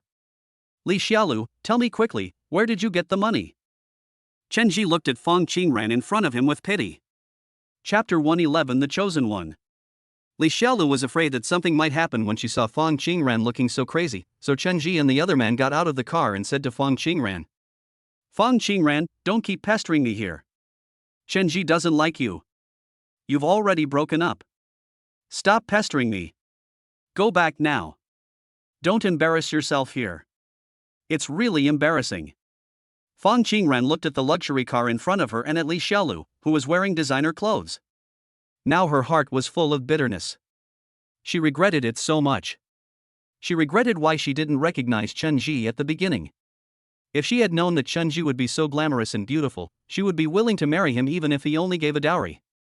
Not to mention any more nonsense, such as transferring the garage and the house to her younger brother. This was a stupid request that she now found ridiculous. But it was their family that proposed such a ridiculous plan, which made Chenji completely disappointed in her. Fong Cheng regretted it so much that her gums ached. But what's the use of regret? Despair is still despair. Seeing her like this, Li Xiaolu felt that she didn't know what was good for her and didn't know how to appreciate the face she was given. She then started to ridicule her. "Fong Qingran, you were too ungrateful. Chenji is a potential stock. If I were you, don't tell me that you asked him to transfer his garage. Even if he didn't give me a dowry, I would be willing to marry him. You just want too much. If you want too much, you will get nothing." Li Xiaolu's pride and Fong Qingran's frustration formed a sharp contrast. Li Xiaolu's words did not leave any ripples in Fong Qingran's heart. At this moment, Fong Qingran was still angrily stopping the car. Chenji was really angry. "What do you want to do? Why do you stop my car? You and I have nothing to do with each other anymore. We have already broken off completely. Get out of here now." Chenji's words sounded as if they had not been spoken to Fong Qingran. Fong Qingran still said stubbornly, "Tell me, where did you get so much money? Where did you get so much money?" Chenji was helpless, seeing how persistent she was, and then he said, "Since you want to know, I'll tell you. I am a rich man. I won't pretend anymore. I am the chosen one. After I confirmed the breakup with you, I used the betrothal money to invest in Bitcoin. It increased hundreds of times in an instant and I made 50 million. Do you know about Bitcoin? You probably don't know about the Bitcoin surge in the news some time ago. You don't pay attention to these things, but you can search it. It's really profitable. With 50 million, I will never have to worry about food and drink for the rest of my life. What is luck? This is luck. There is nothing you can do about it. If you miss it, you miss it. Don't stop my car. Get out of here. After Chenji said this, Fong Qingran felt extremely regretful. I felt extremely regretful, and when I heard the words 50 million, I was completely shocked. 50 million. That's a full 50 million. 50 million earned from the bride price. The busybodies nearby nodded and applauded Chenji. I made money.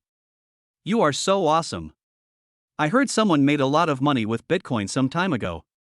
I didn't expect it was you. A full 50 million.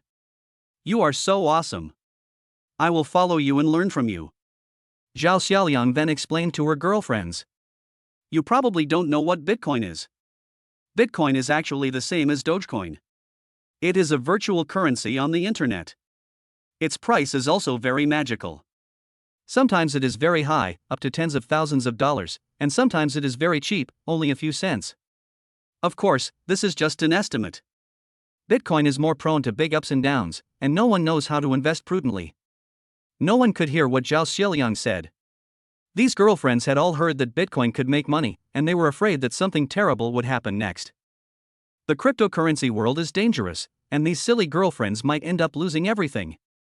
Chenji looked at Fong Qingran's regretful expression and wanted to kill him.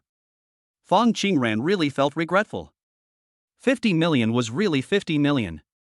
Even if she was given 10 million, she would have no worries about food and drink in her life. She really regretted it now and wished she could slap herself twice. Fong Qingran didn't even think about it at this moment. If Chenji was with her, how could she invest in Bitcoin after all the money was given to the betrothal gift? It would not be her turn to be rich. No matter what she chose, Fong Qingran could not grasp this sky-breaking wealth. Fong Qingran naturally couldn't be caught. However, Chenji wanted to stab a knife into her heart. After all, this vicious and selfish gold digger had caused her a lot of grievances and pain. Fong Qingran, it's all thanks to you that you didn't register your marriage with me in advance. If we really had a marriage certificate, you would have to take half of the 50 million I earned. If you took half of it, how heartbroken I would be now. Fortunately, you are stupid. Your family wanted my car and my house, so I had to give up my marriage, which eventually made me rich. Fong Qingran had no strength left at this moment, as if she had been drained of strength, and fell directly to the ground. She was in great pain, and she felt that the pain was transmitted to her limbs. What could she do? There was no way. I regret it. I regret it so much. 50 million almost swallowed it up. Seeing her like this, Chenji didn't want to bother with her anymore and got into the car directly. At this moment, Fong Qingran was sitting beside the car, and driving would not hurt her. Li Xiaolu also sat back in the car. The two of them drove, and Chenji stepped on the accelerator and drove away. The farce ended in an instant, which made some people happy and some people sad. The ones who were happy were naturally Li Xiaolu and those who were just watching the fun. Needless to say, the one who was sad was naturally Fong Qingran. The girlfriends around her also followed suit and started to ridicule Fong Qingran. After all, Fong Qingran was simply too stupid. What was she thinking? She actually missed out on a rich son-in-law. This rich son-in-law is a real rich man worth 50 million. Anyone would regret it terribly, and at this moment, Fong Qingran's girlfriends were gloating over her misfortune. Qingran, you are really generous. You have abandoned such a good potential stock. These girlfriends' impression of Chenji has completely changed. In Fong Qingran's eyes, Chenji used to be a loser. But now in their eyes, they have become upper-class people, and upper-class people have become those they want to fawn over. If you want to curry favor with one, you must suppress the other. And Fong Qingran is naturally the one who is suppressed. Fong Qingran recovered after a while, but when she opened her eyes, she found that Chenji had already left. Chapter 112 Joy and Sorrow. Fong Qingran stumbled to her feet and looked at her girlfriends, all of whom had dejection written all over their faces. She was regretting. What was she regretting? She was regretting that she had missed out on a multi-millionaire just for a small gift and a house. This is simply like not getting both sesame seeds and watermelons. Not only did he not eat the fox, he also got into trouble. The more Fong Qingran thought about it, the sadder she felt. Her blind date was so ugly, and his conditions were not even half as good as Chenji's. He was just a wage earner with only a little monthly income. Although Chunji was not very rich, he looked good and had his own business. Later, he also had a car and a house. When comparing these conditions, Fong Qingran felt so regretful that her heart was bleeding. The most important point is that when Chenji was willing to spend money to pursue her, he kept spending money and gave countless gifts to her family. Chenji's conditions at the time were already pretty good, and were the ceiling she could reach. But she lost the ceiling, and then the ceiling was lifted up again. It wasn't just a matter of raising his status, it was a rapid improvement, from an ordinary person to a multi-millionaire. Fong Qing regretted it so much that his intestines were about to turn green. But wasn't it all her own fault? She didn't hold on to such a good person, but instead kept making trouble for him. She was completely unscrupulous and wanted to drain Chenji completely and transfer all of Chenji's property to her parents' home. In the previous life, Fong Qingran did exactly that, and Chenji was almost killed by her. In the end, there was nothing left, and one was extremely miserable. Fong Qingran, this person deserves it, she is definitely a gold digger Voldemort, it was all her own fault, she doesn't deserve any sympathy at all her regrets now are only because she suffered a loss. If she really got a marriage certificate with Chunji and could legally take away half of Chunji's property, I wonder how she would be able to show off. At this moment, Fong Qingran felt a surge of regret, but after regretting, she reacted quickly. No, I absolutely cannot break up with Chenji. He is so rich, I absolutely cannot break up with him. After saying that, she picked up her mobile phone, but she didn't expect that the phone was hit directly when she fell, and the screen was cracked. Seeing the screen cracked, she didn't care at all, and directly opened the address book and continued to call Chenji. But she forgot that Chenji had already blocked her. Fong Qingran kept calling, but there was no response.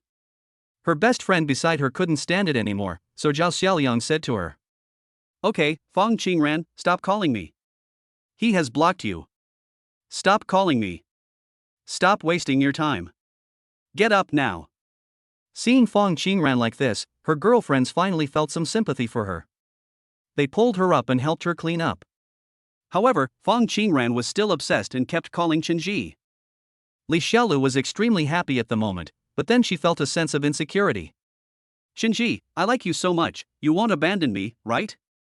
You can't abandon me, I've chosen you for my whole life, you have to stay with me." While driving, Chenji touched Li Xiaolu's leg and said to her, "Don't worry, as long as you are fine, I will not abandon you. As long as you treat me well, I will make sure you have enough food and clothing for the rest of your life, and you can have whatever you want to eat and play." Li Xiaolu was extremely happy at this moment and felt a wave of sweetness coming over her. Li Xiaolu's sweetness formed a sharp contrast with Fong Qingran, and the two were no longer on the same page. Chunji has completely broken away from class. He has become a wealthy man, even the richest man. He will continue to have money, and his thinking is different from that of ordinary people. Li Xiaolu's photos kept flashing in the moments at this moment. I opened the moments and found that they were all pictures from before, and Li Xiaolu was among them. Of course, the real protagonist is Fong Qingran. At this moment, Fong Qingran is lying on the ground in a very depressed manner, like a dog. There were all kinds of ridicule and mockery, and Fong Qingran was really embarrassed. Li Xiaolu did not laugh at her, but she also felt that Fong Qingran was really ungrateful. Chenji ignored her, but Li Xiaolu still showed the picture to Chenji. Chenji glanced at it out of the corner of his eye while driving, and then said to her, "Don't worry about her. She and I are a thing of the past. As long as you know your limits and know when to advance and retreat, I will give you the best of everything." Chenji's words seemed to have magic power, and Li Xiaolu nodded. What she said was completely true. This was what Chenji did. If Fong Qingran could be more sensible in this life, he would be willing to give Fong Qingran something. But it was obvious that after living a new life, Fong Qingran had not changed at all. Fong Qingran walked home in a daze. She didn't read the messages in the group or the messages in the circle of friends. All the ridicule became insignificant to her ears. With the help of her best friend Zhao Xiaoliang, she quickly returned to Chen's home. At this moment, Chen's home was still peaceful. Fong Daming was repairing the TV, Fong Qingyun was still playing games, and Fong's mother was still busy in the kitchen. No one noticed Fong Qingran. Zhao Xiaoliang said something to Fong Daming and left, leaving Fong Qingran with a lost look on her face. When Fong Daming saw his daughter come back in her appearance, he spoke directly. "What's going on? Why do you look so lost? Where did you go just now? Why didn't you come back so late at night?" I think you've become wild and don't care about your family anymore. Fong's mother also came out and scolded. Didn't I tell you to have a good chat with your blind date? How was your chat going? I heard that you guys had a good chat with him. Your Aunt Lee didn't say anything, did you? You're pretending to obey but secretly disobeying. Fong Qingran still looked lost, not caring about anything and not caring about anything. This look is so pitiful. Seeing that Defong didn't say anything during the visit, the two elders became anxious, and Fong Daming asked directly. What's wrong? Why are you still like this after going out? What happened? Tell me quickly. Fong Qingran's younger brother Fong Qingyun also complained at this moment. Sister, what's wrong with you? And Dad, stop yelling at me. This game is just right. It's all your fault. Look, the game has failed again. After hearing these words, Fong Qingran could no longer hold it in. She threw the bag in her hand away and got angry at Fong Daming. Why are you still playing games and repairing TVs? I tell you, Chenji has become rich, very rich, and he doesn't want me anymore. He really doesn't want me anymore. As soon as these words were spoken, everything became quiet in an instant. Chapter 113 Crocodile Tears. Fong Qingran's reaction surprised the Fong family. When people heard that Chenji had become rich, the first thing they did was disbelief. That's right, it was unbelievable. The Fong family knew that Chenji was a loser. Although he later found a house at a bargain price and bought a car somehow, he didn't look like a wealthy big boss at all. Although everything he has is already top-notch, it is all coincidence and he did not earn it at all. So the Fong family thought it was impossible, absolutely impossible, and that Chenji would never be able to get rich. At this moment, Fong Daming looked indifferent and comforted his daughter directly. Well, that loser is not even willing to give the betrothal gift, nor is he willing to transfer the car or the house to your brother. What do you want with such a loser? Fong's mother didn't dare to speak at this moment. After all, she had the least say in this family. Fong Qingyun started to ridicule him directly. Sister, Chenji is a loser. What are you thinking? How could he possibly get rich? You were deceived by him, right? He must want to get back together with you, so he tricked you into saying he got rich. Fong Qingyun's words resonated with Fong Daming, who nodded. That's right, he definitely didn't get rich, he just wanted to deceive you. Daughter, you must not be fooled, if he really wants to reconcile with you. Fong Daming's face turned stern at this moment, and he looked resentful. Let him raise the betrothal gift to 666,000. Oh, and also transfer his multi-million-dollar mansion to your brother, and also give his BMW to your brother, otherwise I will never get back together with him. When Fong's mother heard what the two were thinking, she was certain that there was no chance for her to get back together with Chenji. After all, no one wanted to be sucked in. Chenji was unwilling to give even the 400,000 yuan betrothal gift before, so he would probably be even more unwilling to give the 600,000 yuan. She spoke directly to her daughter. It's her loss if her daughter doesn't want to marry us, so let's ignore her. By the way, have you contacted the blind date that your Aunt Lee mentioned? I asked you some more information. That person, although he doesn't look good, he has a bright future. I'm in the promotion period. I'm about to get a promotion. I heard that I can earn over 10,000 yuan a month. This salary is not low. I heard that he wants to buy a house, and he already has the down payment. Fong's mother thinks that her daughter is suitable for such a man, at least it is stable. If he is willing to give a dowry, it would be even better. As long as he has the bride price, he doesn't care who his daughter marries. As long as he has the money for his son's marriage, everything will be fine. Fong's mother was still having beautiful fantasies. Fong Qingran was confused at this moment.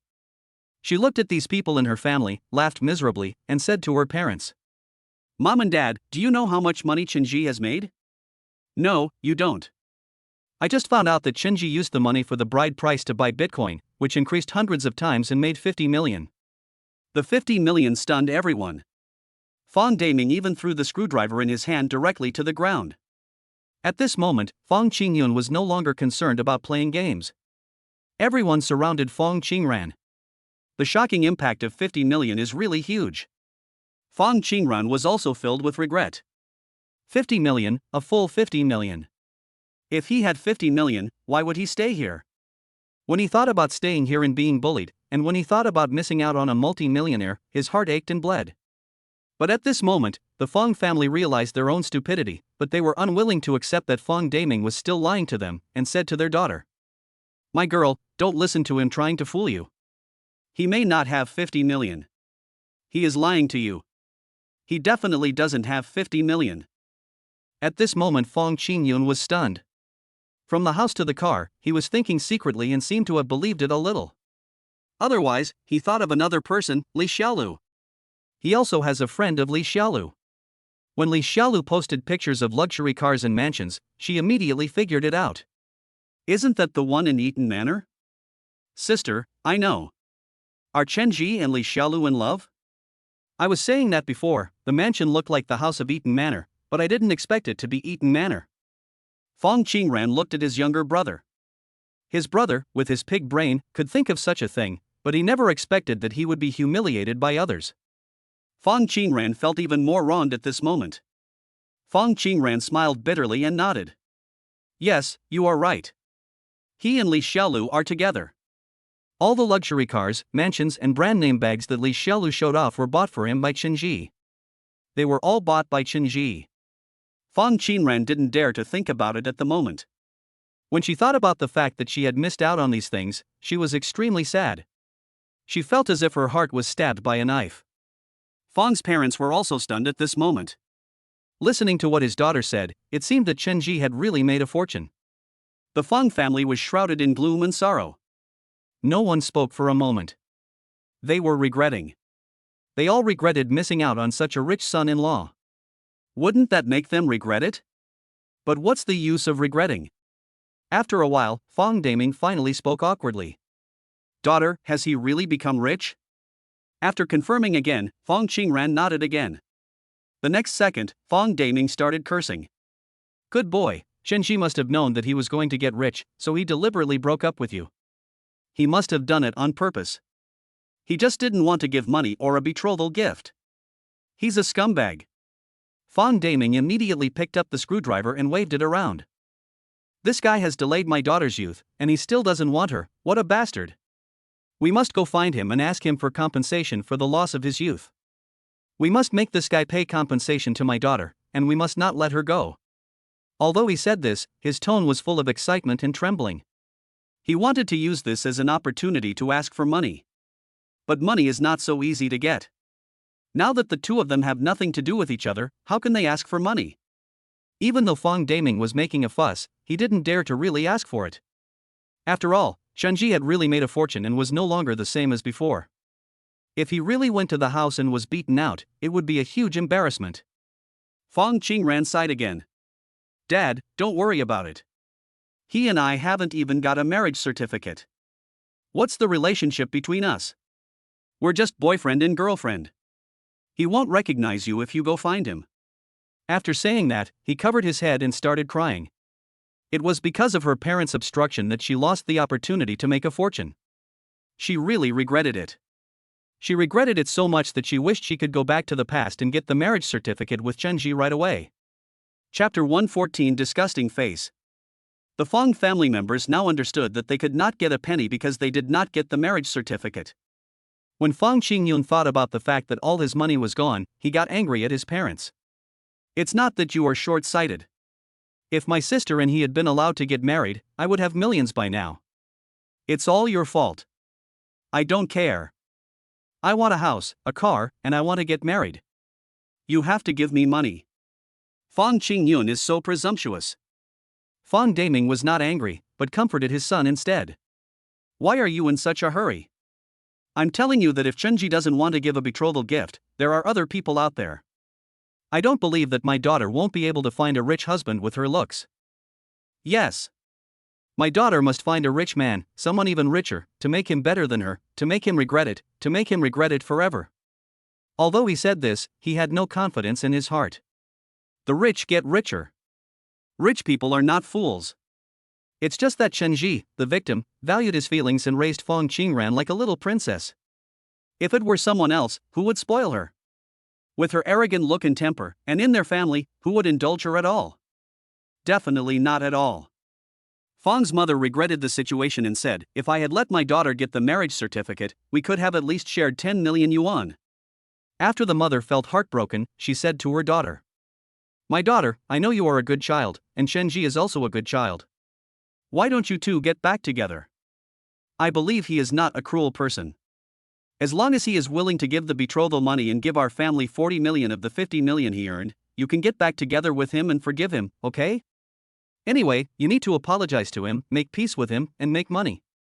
Fong Daming's eyes lit up at this moment and he said to his daughter, "My dear, your mother is right. If you get back together with him, it will be easy for him to bring tens of millions to you. He was willing to give it to you before, and he will definitely be willing to give it to you now.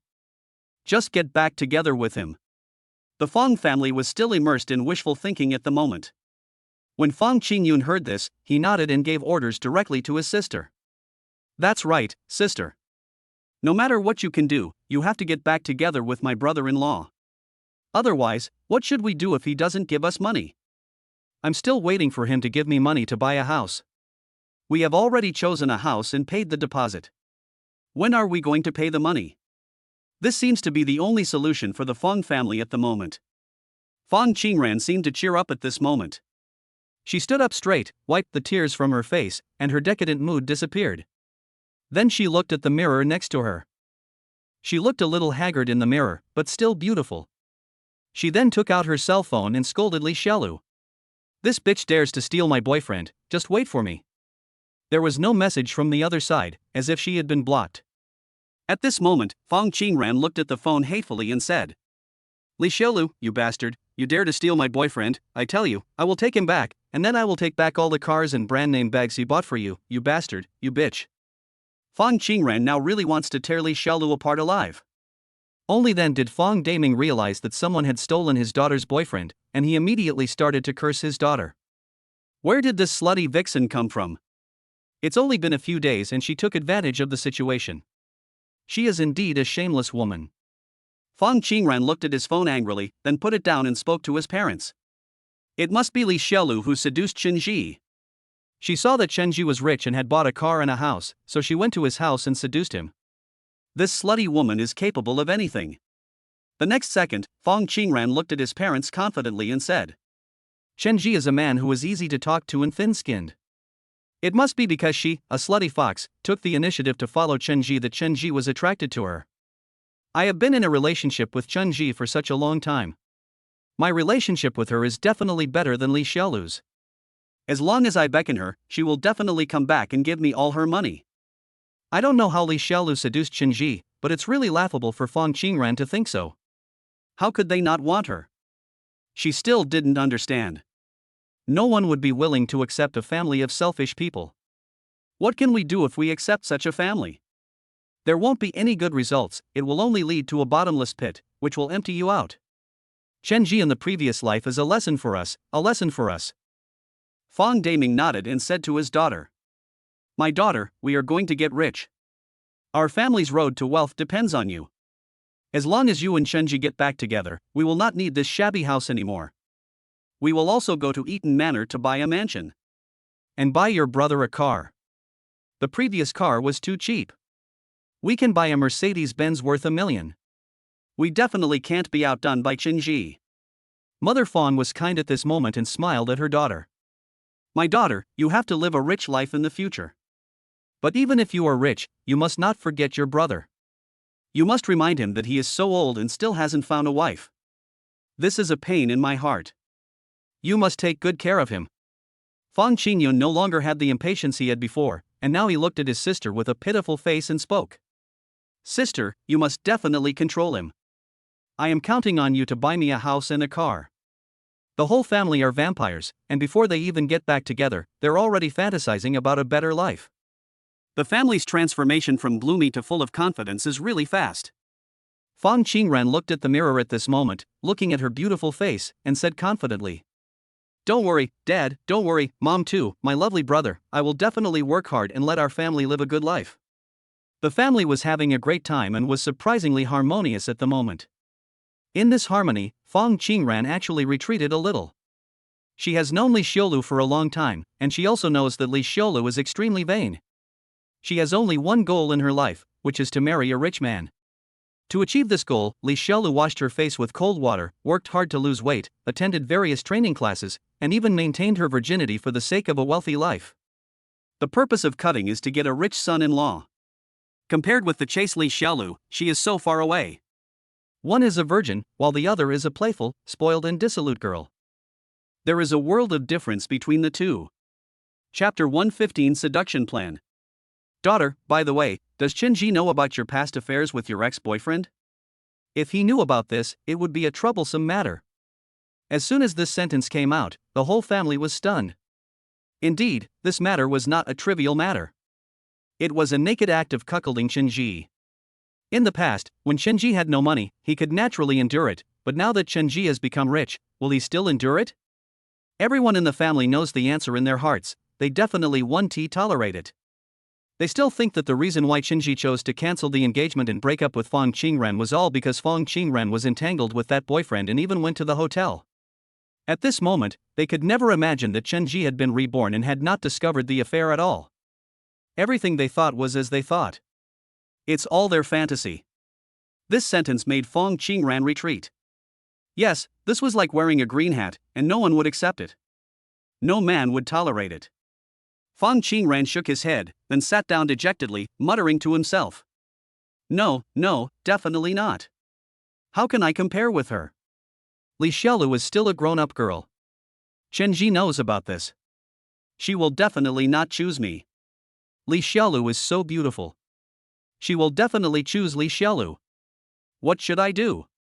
Fong Qingren was so depressed that Fong Daming spoke directly to her. Girl, this is a chance to make a fortune. You should give it a try anyway. What if it works? I tell you, men are all idiots. As long as you sleep with him and make him happy, he will do anything you ask him to do. I'm telling you, don't be timid. This is a chance to make a fortune. Don't you want to live the life of a rich man, the life of a rich lady? Girl, you have to go. The whole family tried to dissuade him. At this moment, Fong's mother said to her daughter. My daughter Li Xiaolu and Chenji are together, right? I know Li Xiaolu's family. At worst, I will find a way. I, your mother, will find a way to break them up. Let me break up Li Xiaolu and Chenji. When she is left without a woman, she will definitely come to you and get back together. At that time, I can ask him for a dowry, tens of millions, and that will definitely work. He is still thinking about dividing up Chenji's tens of millions. His ambition is really huge. But can such ambition be realized? After all, it cannot be realized. They are just flowers in the mirror and the moon in the water. They are just their fantasies. Fong Qingren's eyes lit up. That's right, Mom. Go and break them up. Just break them up. Li Xiaolu seduced my man. Just tell Li Xiaolu's mother that. Li Xiaolu's mother will definitely break them up. Fong's mother nodded and spoke confidently. Don't worry, girl. If that slutty vixen dares to steal your man, I will tear her face off. Thinking of this, Fong's mother excitedly picked up the rolling pin next to her and said to her daughter. The Li family is so shameless that they actually raised a vixen who stole my daughter's man and daughter. I will go tonight and ask the Li family what they want to do. How dare they interfere in the matter between you and Chenji? Fong Daming is a sensible person. If he went to make a scene now and someone called the police, it would be troublesome, so he immediately stopped his wife. You're crazy. Go over there and make a scene now. I'm telling you, don't make a scene yet.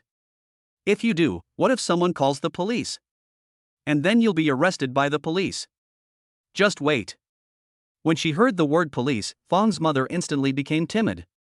Fong Qingyun, this troublemaker, is looking for trouble at the moment. Then, he said to his sister and father. Sister, you still have to go find Chenji. He's so rich now. If you just get back together with him and just beg him, he'll give our family millions or even tens of millions. With so much money, you don't have to go to work anymore. Oh, sister, give me Li Xiaolu. She's been slept with by Chenji now, so she's not worth much anymore. Just give me some money and I'll marry her. After saying that, Fong Qingyun revealed a greedy look. Fong Qingyun was a man who liked beautiful women, but the beautiful women around him didn't like him. So he harassed Li Xiaolu in various ways for no reason, but Li Xiaolu only treated him as her best friend's younger brother. But Fong Qingyun didn't think so. He had always wanted to possess Li Xiaolu one day, and this time he had the opportunity to express his thoughts directly. Fong Qingran, this fool, didn't even think there was anything wrong at this moment, and immediately said to his brother, "Okay, I'll tell you, when Shenji and I get back together, I'll get some people to arrest her, and then you can go directly. By then, the rice will be cooked, and she will have to obey even if she doesn't want to." The family was immersed in beautiful fantasies again.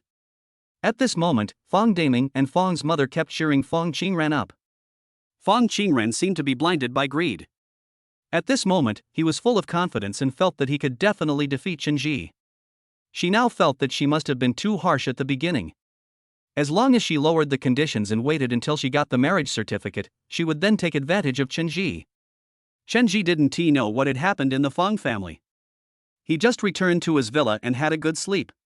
The next morning, I was woken up by the sound of the doorman's phone. There was a luxurious phone in the villa. After answering it, I found that it was the doorman who called, so I said to the doorman, "What's wrong? Is there anything?" The guard said to Shenji somewhat embarrassedly, "Hello, there is a lady named Fong Qingran who wants to see you." I told her that she needs to make an appointment, but she didn't listen and kept pestering me. "Do you want to meet her?" Fong Qingran was extremely fast and arrived directly at Eaton Manor the next morning without any hesitation. She originally wanted to come in and find Shenji directly, but Eaton Manor was privately managed. It is impossible to enter without an appointment. Except for the owner's car and the owner's identity, no one else is allowed to enter. This is the advantage of a high-end residential community, with maximum privacy and unparalleled security. Fong Qingran looked very arrogant at the moment. She had already positioned herself as a multi-millionaire boss and thought that she was also a part of Eaton Manor and that she would own Eaton Manor sooner or later. Looking at the security guard outside, he naturally looked very rude. "I'm telling you, let me in quickly. If you don't let me in, I'll make you unemployed and jobless. Let me in quickly." The security personnel were very helpless at the moment, looking at the crazy woman in front of them. They didn't know how to dissuade her. Chapter 116 Entanglement. Fong Qingran's purpose is very clear, that is, he wants money, and he wants to make money by getting back together. Naturally, Shenji was not at all flustered. After all, he knew exactly what kind of woman Fong Qingran was. Fong Qingran was a shameless gold digger. Her experience in her previous life had made Shenji see the true face of this woman. This woman will never consider the good things about others. Even if you are good to her in every way, she will bite you hard in the end. In the previous life, she took away everything from him, and she chose to divorce him, causing him to lose everything. In this life, no matter how much this vicious woman begged, she would never forgive her for making the same mistake. She would never make the same mistake twice. So Shenji didn't hesitate and spoke lazily to the security guard who called. "I don't know this woman, and I've never heard of her. If she keeps pestering me, call the police and let them handle it. It's really annoying that she's interfering with our owner's travel. Get rid of her quickly." The security personnel immediately understood and no longer had a good look towards Fong Qingran in front of him. If she is really an owner in the community, then there is nothing to say, but since she is not, she is an insignificant person. Then, the security personnel will not have any scruples. "Stop messing around here. I've already called the owner, and he said he doesn't know you and has never seen you before. You are harassing the owners of our community now. Leave now, or we'll call the police." Fong Qingran was furious when she heard the word "call the police," but Shenji ignored her. It would have been fine if he had called the police, but he also wanted to call the police even for this little security guard in front of him. Fong Qingran was furious. "You two bastards, what right do you have to stop me? I am really the owner of this place. I am Shenji and I am his fiancée. What right do you have to stop me? Get out of here, you bastards." After saying that, he was about to climb the gate over there. She's totally in the state of a mad woman. Fong Qingran today is different from the past. She put on beautiful makeup and wore an elegant dress, dressing herself up as an angelic woman, but she herself is as vicious as a snake. Now that she has encountered a setback, she can no longer pretend and wants to climb in directly through the turnstile. But how can these security personnel let her do as she wishes?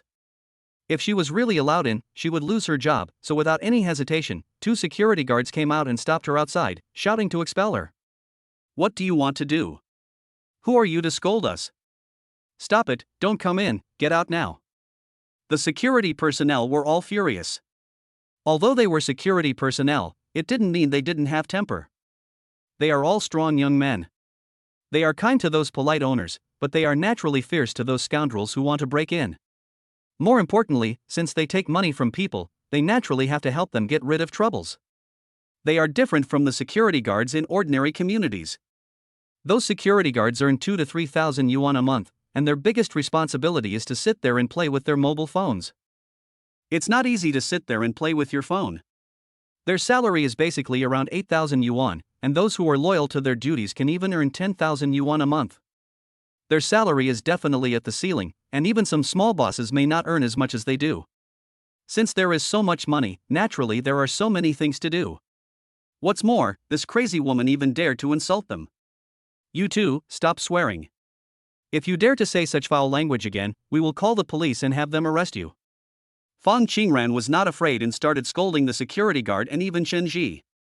You bastards are just gatekeepers, aren't you? What's there to be proud of?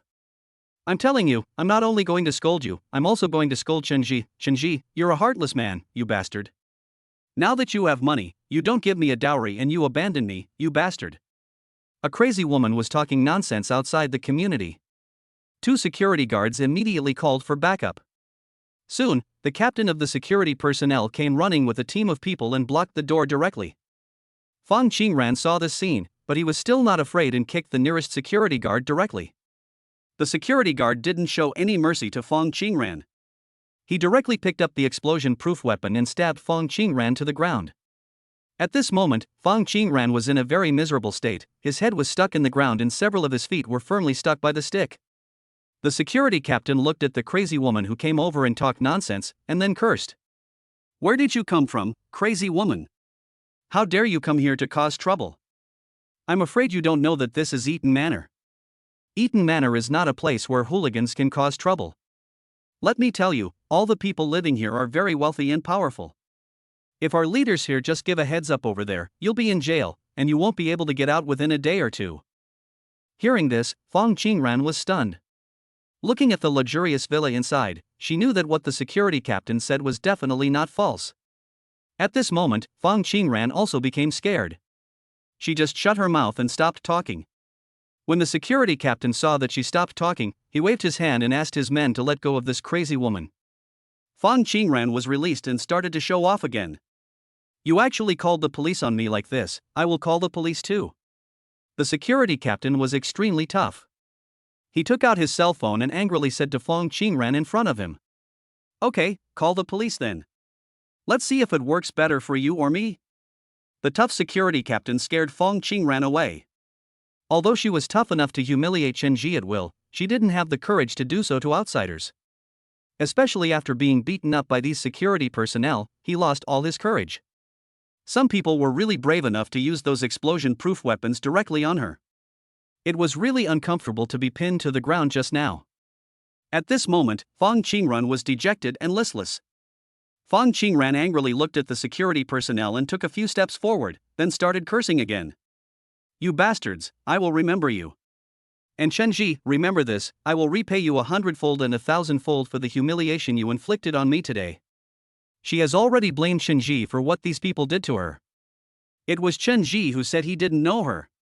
If she hadn't said that, she would never have been treated like that. When she thought about how she had come here with all her heart and was treated like this, she hated it beyond words. Fong Qingran was dressed particularly beautifully today, but after all this ordeal, she looked like a mad woman, with her hair disheveled and her clothes dirty. Chapter 117 A Beautiful Day. Chen Ji ate the breakfast brought by the chef and watched the surveillance camera with a relaxed mood. There was a surveillance room in the villa. The monitoring room is directly connected to all the cameras in the community, so it can see the images from all places and of course even hear the sounds. Chen Ji had just arrived at the monitoring room. Seeing Fong Qingran's embarrassed appearance, he felt very happy. Chen Ji was not satisfied with just looking at the photos himself, so he sent all the photos to Li Xiaolu. After seeing them, Li Xiaolu laughed out loud and then said to Chen Ji on the phone. Fong Qingran is so funny and so pitiful, but she really deserves it. Li Xiaolu no longer felt any guilt or pity for her best friend, but instead felt disgust. It's not just disgust, it's extreme disgust, it's simply ungrateful. Li Xiaolu originally felt a little guilty about being with Chen Ji, but now that guilt is gone, what was there for her to be embarrassed about? She didn't steal Fong Qingran's boyfriend. It was Fong Qingran herself who didn't know what was good for her and asked for a high bride price from Chen Ji, which led to their separation. I just seized the opportunity to be with Chen Ji. What's wrong with that? Chen Ji finished his breakfast and immediately turned off the surveillance camera. I couldn't help but sigh that this money was really worth it. I stopped Fong Qingran outside the community gate and watched Fong Qingran leave in a panic. I felt so refreshed. Today was really a wonderful day. Chen Ji just felt that this was the best day since his rebirth. While they were enjoying the good times, their cell phones suddenly rang. When they opened the phone, it turned out to be Li Huihui calling. Li Huihui, such a busy person, actually had time to contact her. Chen Ji answered the call. Li Huihui on the opposite side was silent for a while, then spoke to Chen Ji. Chen Ji, I have passed the audition for Director Chen's movie, and I have already asked Director Chen about it. He said that it was a Mr. Chen from the bank who recommended me to Director Chen. I don't think I know another Mr. Chen from the bank. Li Huihui called to find out the truth, of course. When Chen Ji saw that it was time to pick peaches, he naturally spoke directly. Of course it's me. How is it? Are you satisfied with the arrangement? With this opportunity, you will definitely soar to the sky and become a big star. Li Huihui was somewhat moved and immediately spoke. Why are you helping me like this? And how did you become so powerful? Tell me the truth, did you hide your identity back then? Are you the illegitimate son of some big boss? Li Huihui joked directly, and the relationship between the two instantly returned to what it was before. Chen Ji was beaming with joy, you guessed it right. I transferred from the imperial capital. I am actually a hidden boss. Now that you know how powerful I am, why don't you just come to me obediently? I will arrange a good job for you then, and you will be my secretary from now on. Chen Ji said this with a smile, and Li Huihui was naturally amused by his words. Okay, I'm just worried that you can't afford to support me. Chen Ji continued, if I can't afford it, I will lock you up and starve you so that you can eat less. Li Huihui smiled and said, no, you are the best, you definitely won't be willing to do that. Chen Ji touched his nose. Of course not. I will protect you and love you well. The atmosphere suddenly became ambiguous again. Okay, Chen Ji, thank you. I'm going to participate in the filming. When I'm free, I will definitely come to find you and treat you to a meal to thank you very much. The atmosphere instantly returned to the topic of gratitude, and Chen Ji immediately joked. Just having a meal is not enough to thank you. I can't miss it when it comes to my door. Okay, the signal is bad, I have to hang up. After Chen Ji teased Li Huihui, he was naturally in a good mood. He hung up the phone and immediately summoned Li Xiaolu over. Li Xiaolu drove directly to the villa. Holding her own branded bag, she came to Chen Ji and started interacting sweetly with him. Really? Fortunately I wasn't there just now, otherwise I would have died of laughter after seeing this scene. After saying this, Li Xiaolu smiled. Li Xiaolu is not a fool either. She can figure out the purpose of Zhang Qingran's visit today even if she uses her imagination. There was absolutely no way Fong Qingran was looking for Chen Ji to reminisce about the past. She had only one thought in mind, which was that she wanted to get back together with Chen Ji. If the two of them really get back together, then Li Xiaolu would be a joke. Now the two of them are not only not good friends, but enemies instead. It is an enemy that will never give up. Chen Ji planned to go to the Taekwondo gym to take a look. In addition, the construction of the branch gym was almost completed. Chen Ji planned to take Li Xiaolu to take a good look. If there was anything wrong, he would point it out and correct it.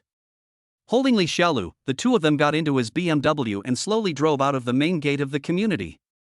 After passing the gate, Chen Ji stopped and rolled down the car window. The security personnel immediately stepped forward, and Chen Ji felt relieved when he saw the security personnel. Okay, you did a great job. You helped me solve the problem today. I have a few $1,000s here. You can use it to buy cigarettes and drink tea. Chen Ji handed the money directly to the security guard in front of him. The security guard was stunned, but still took the money. You can treat this money as a bonus. The security personnel were naturally overjoyed. This thick stack of money was at least 5,000 yuan, and if they divided it among several people, each of them could get a few hundred yuan. A few hundred yuan was not a small amount in this era. Fong Qingran suppressed his anger and returned home angrily. The family was originally in a joyful mood, especially Fong's mother, who was beginning to imagine a better life. As soon as she entered the door, she heard Fong's mother speaking to Fong Qingyun. Son, good days are coming. When your sister and your brother-in-law get back together, I will buy you a big house. By the way, what car did you want to buy? Fong Qingyun then said with contempt. Mom, I've told you several times, I want to buy a Cullinan, I want to buy a Lamborghini, I want a Rolls-Royce. Dreaming is just dreaming.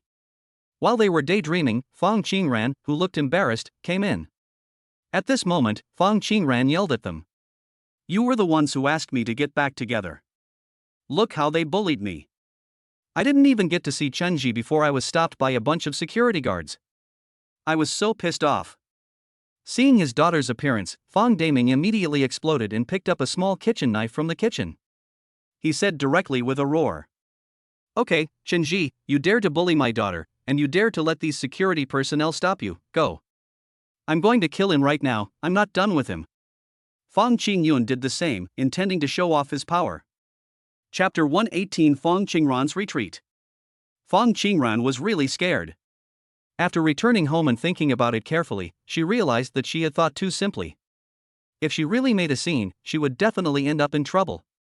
Chenji is no longer the same person he used to be. He used to be just a small boss, but now he has become a billionaire. She can no longer afford to offend such a person. For example, today, I wanted to compromise and go find Chenji, wanting to rekindle our old relationship, but I didn't expect to be beaten by the security guards. Today she is a security guard, but what will she be like tomorrow? Fong Qingran is not a tough guy, she is afraid, she is really afraid. Her fear could not stop her family's greed. Fong Qingyun's eyes were full of greed at this moment. When she heard her sister say this, she immediately spoke. Sister, you are too timid. Why should we not go? If we have to go or not, how can we get the money to buy a house and a car? Don't worry, at worst I can find a way to separate them. Mom, I'll go to the Li family with you. I don't believe that Li Xiaolu is such a shameless slut. Fong Daming was also blinded by greed. My girl, your brother is right. Why should I refuse this money? It's so unfair, but you still don't want it. I tell you, you absolutely have to accept it. If you don't want to go, then I will go. I don't believe that Chenji can do anything to me. This coward will not do anything to me even if he doesn't consider the monk's face and the Buddha's face. Fong Qingran doesn't think so. Mom and Dad's current Chenji has plenty of money. If we go and provoke her, what should we do if she finds someone to retaliate? Money makes the world go round these days, aren't you afraid?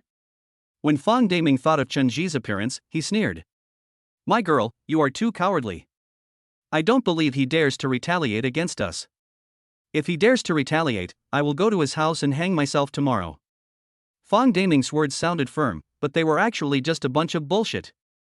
He even went to hang himself. With his old face, he can't even enter the community. At this moment, Fong Qingran saw that his parents were still stubborn and had no choice but to continue to persuade them earnestly. Mom, go find Aunt Li again. Didn't Aunt Li introduce that blind date to me? Chat with her more and get to know her better. At worst, if Chenji is gone, you can just marry someone else and ask for the same gift from someone else. Fong Qingyun, the little bastard, disagreed with this and said to his sister. Sister, you can talk to this blind date first, but don't give up on Chenji. I will contact him in the next 2 days, and then we can have the best of both worlds. If it doesn't work out, go ask your blind date for a gift or ask Chenji for money. Anyway, I must buy a car and a house. Sister, my brother's life is all up to you. Fong Daming thought it was a good idea and immediately praised his son. My son is really smart. Ha ha. Okay, I'll do as you say. Did you hear that, girl? Let's do this. Go on your blind date tomorrow. As for Chenji, we should also pay attention to him. I don't believe that he really doesn't care about the old relationship at all. My family is at odds with that kid. He dares to dump my family after he gets rich. I tell you, it's impossible. After saying that, he angrily tried to think of ways to get money from Chenji. Chenji quickly put the matter behind her. After all, Fong Qingran was a thing of the past. No matter how much this vicious woman begged, she would never have any relationship with her again. At this moment, Chenji is busy with company affairs. Chenji has opened 10 taekwondo gyms in the city, covering the most prosperous areas. Li Xiaolu is constantly shopping and living a carefree life. She no longer has to think about work, and it is enough for her to just accompany Chenji for fun. Li Xiaolu is very adept at this job. Next is Dong Yaye. Dong Yaye's production line in Boizhou County has officially started production. The health-preserving products produced have been packaged and can be exported at any time. However, exporting them is a big problem. Dong Yaye is also very distressed about this matter.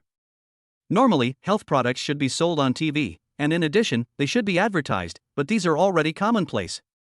As the most effective health product, Yangshanbao must break through. Chenji had already made plans for this. Advertising on television has very little effect nowadays. After all, healthcare products are becoming more and more numerous, and some of them are even branded as money-making scams. If we continue to rely solely on television advertising, it will definitely not work. Chenji plans to take advantage of the new round of micro-business. Compared with the unsustainable micro-business routines in the past, Chenjika is very sustainable. Develop agents in various places and let them stock up on goods while also selling and advertising them. Multi-line development. Chenji quickly told Dongyu about this idea. Dong Yaye said excitedly on the phone.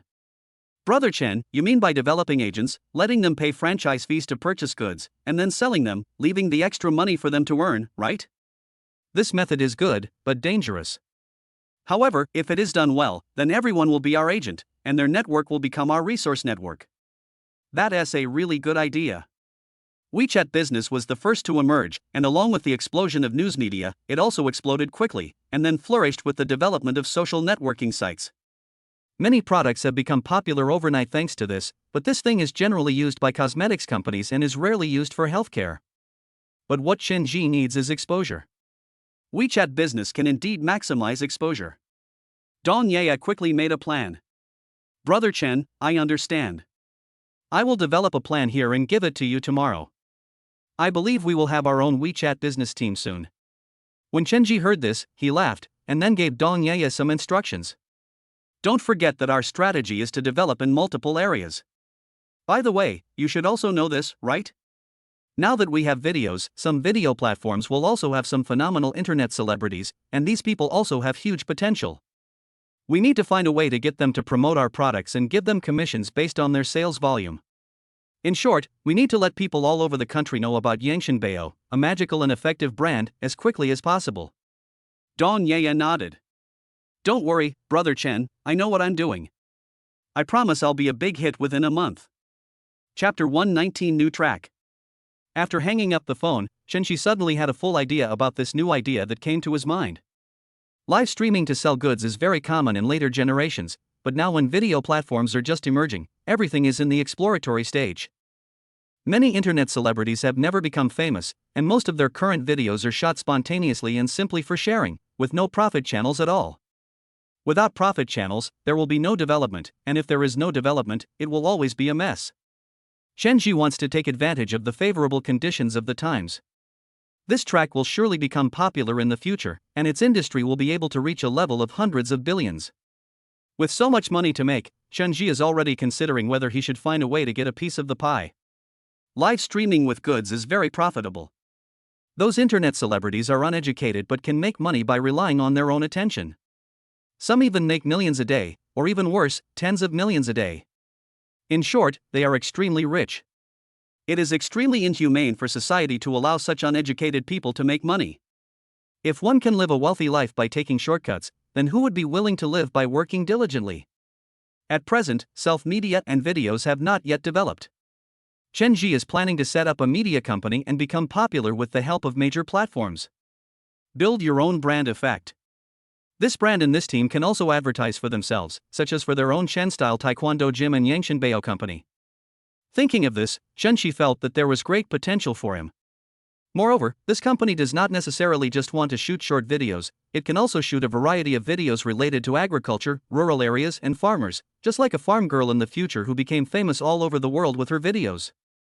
There are also short plays, which are so addictive. Back then, Fong Qingran and her group of girlfriends, including Li Xiaolu, were simply addicted to short dramas and couldn't extricate themselves. They even spent money to watch them, which was also a huge fortune. However, we should still find some professional actors at present. These half-baked ones are really not good enough. Although grassroots actors are attractive, they are still far inferior to professional actors. Chen Ji immediately called Li Huihui. Chen Ji has already seen Li Huihui's circle of friends. She has already joined the crew and everything is going very smoothly.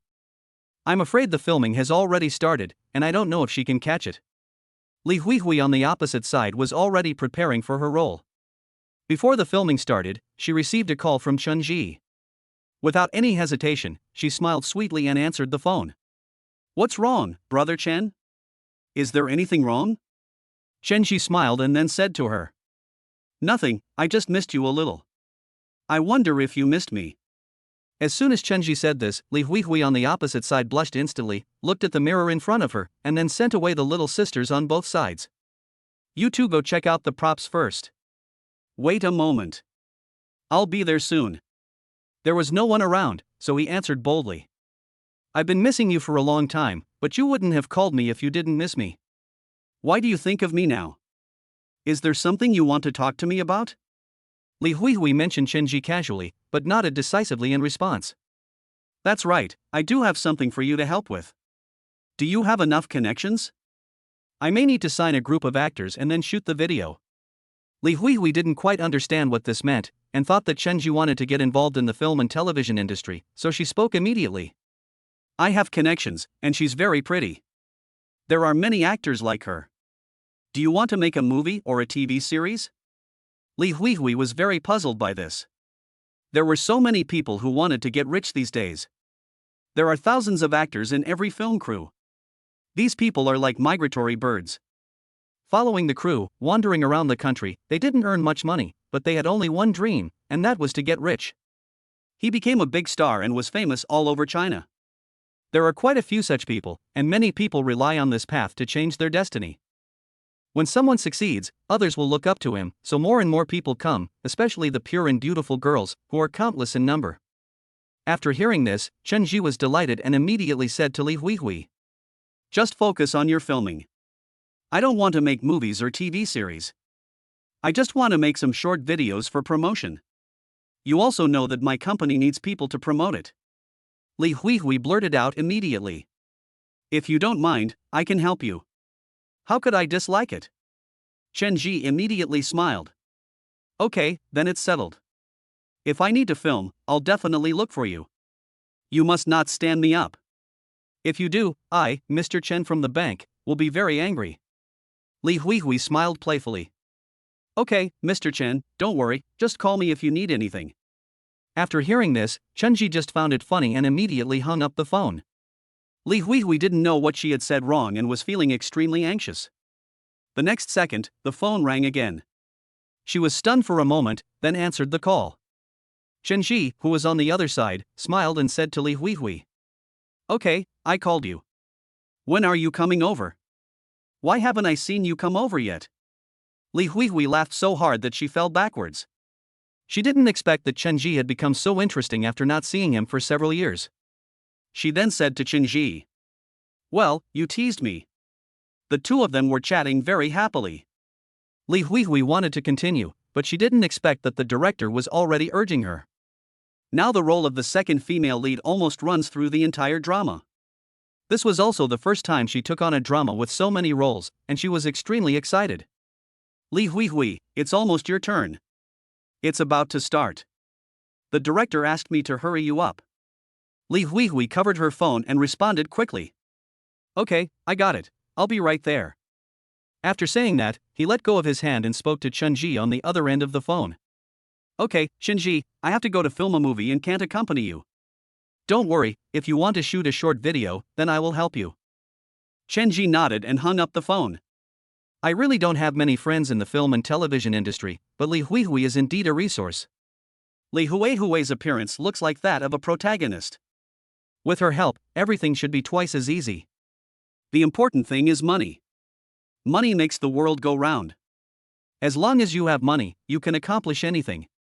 He remembered all the hot jokes and hot things in later generations, deeply memorized them in his mind, and could take them all out when needed. The company founded by Chun-Ji will definitely become popular all over the country and become one in a million. Chapter 120, Magical Health Preservation Treasure. The production and sales of Yangshanbao began soon. Dong Yeye is a very smart and capable person. From the beginning, he adopted the traditional method and sold it in various pharmacies. You will get a corresponding commission for each one sold. Therefore, all major pharmacies highly recommend this kind of medicine. In many cases, this kind of medicine is a one-time transaction and it will be gone after purchase, but Yangshanbao is obviously different. This thing should be better and healthier. And it is indeed very effective. Many people feel instantly healthier after taking it. The price of Yangshanbao is not too expensive, but of course it is definitely not too cheap either. Soon, a young couple came into the drugstore and kept searching around. When Xiao Huang, the salesperson at the drugstore, saw this scene, he came up to them enthusiastically. "Hey, little guy, what do you want to buy? What medicine do you want? We have everything in our pharmacy. Tell me what you want? I'll find it for you right away."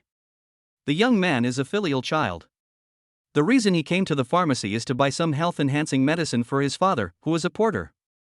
He works very hard on weekdays and has been so tired these days that he can't even get out of bed. He wants to buy some of this kind of medicine. When the salesman Xiao Huang saw the scene, he immediately understood that it was just tiredness. In fact, there is no good medicine for tiredness. The best thing is to rest. Then he recommended the health-preserving product to the young man in front of him. The newly arrived medicine is said to be newly produced in Boizhou County, the capital of medicine. It strengthens the body, relieves fatigue, and is very good for the body. Buy it back, you won't suffer a loss or be cheated. It's on sale now. Come, I'll write you an order, you take it back and try it, if it's useful, promote it more, if it's not useful, I'll just refund it to you. The young man didn't understand what the sales talk meant, but he knew it was medicine, so he bought it and took it home. The health-preserving medicine contained a long black bottle, which looked like an oral liquid, but the substance inside was completely different from that of an oral liquid. Compared with other health products, the main feature of some bitter health liquids is that they taste good. That's right, the main feature is that it tastes sweet and sour, although it also has a medicinal taste. But the most important thing is that it tastes good. This is also the medicine provided by Chun-Ji, which also improves the taste to a certain extent. My cousin quickly took the medicine back home. When his father, a porter, saw this, he started complaining. "I've already said that I'm tired and I just need to take a rest. Why should I go buy medicine when there are so many things to do? This box is not cheap, right?" The young man said to his father with a naive smile. "It's not expensive. You can try it. It's said to be effective." The porter father took the medicine and put it in his mouth to taste it. It was not difficult to drink. He drank 2 bottles in one breath. After drinking it, he felt tired and fell into a deep sleep. I fell asleep immediately for half an hour. When I woke up, I only felt the soreness in my body disappeared instantly, and I felt much more energetic. The porter was shocked and immediately said to his son, "Son, what medicine did you buy? This medicine is so effective. I felt better immediately after drinking it. Go buy me 2 more boxes. This medicine is so good. I have to recommend it to my co-workers." The random porter gave the medicine to one of his brothers, who had also done a lot of work yesterday and was so tired that he could not straighten his back. The same formula, after drinking 2 bottles and taking a nap, I immediately felt full of energy and vitality. Soon, the news of its usefulness spread. A group of porters ran to the drugstore and asked for the Yangshanbao by name. Soon, the Yangshanbao was sold out. Such things are constantly happening. Some pharmacies are so unscrupulous that they directly sell Yangshanbao as aphrodisiacs. Some young wives bought this medicine for their husbands. Their husbands were not good in that aspect, so they gave him this medicine as a drink. However, they did not expect that after drinking a few bottles at night, he would get aroused. Yangshanbao is really useful. It can relieve fatigue and is good for all kinds of diseases. Chun-Ji added a few strong medicines, and also drank a lot of moderate and peaceful medicines. There is absolutely no harm, and the benefits are countless. The medicine sold out immediately after it was sold out. Dong Yeye had thought that traditional marketing methods might lead to failure, but she didn't expect that it would take just one day. All major pharmacies began to call and take orders for this medicine. From the initial 1 box, they now actively requested 10 or 20 boxes. What did you say? You want 20 boxes? No, all the major pharmacies have ordered them. I can only bring you 5 boxes at most. I can't send them to you today. I can only send them to you tomorrow night. The drugstore owner only bought 1 box, and he would only make a few $100s after selling it. But how could a few $100s be enough? The drugstore owner welcomed several waves of customers in a short time. He turned back to ask, but the drugstore was completely occupied by the few people who bought first. He couldn't buy anything even if he wanted to, and could only refuse helplessly. Come back tomorrow, we'll have the stock restocked right away. This is simply money coming to the door, so they are pushing the boss as hard as they can. The boss is really anxious. Several customers are waiting in the store just for this miracle medicine. Wait a moment, you guys. I'll drive over to get you the medicine. I know this place. It's only 80 kilometers away. Hey, General Manager, I don't need you to take me there. I'll drive there right now. It's so popular that this medicine is selling like crazy. Sales volume and orders were rising rapidly. Dong Yeye did not expect that this medicine would be so popular. She immediately picked up the health-preserving medicine and started drinking it. It tasted really good, and she drank several bottles in one breath. Dong Yeye felt sleepy after drinking, but he forced himself not to fall asleep and continued with his work. The workers had already started preparing.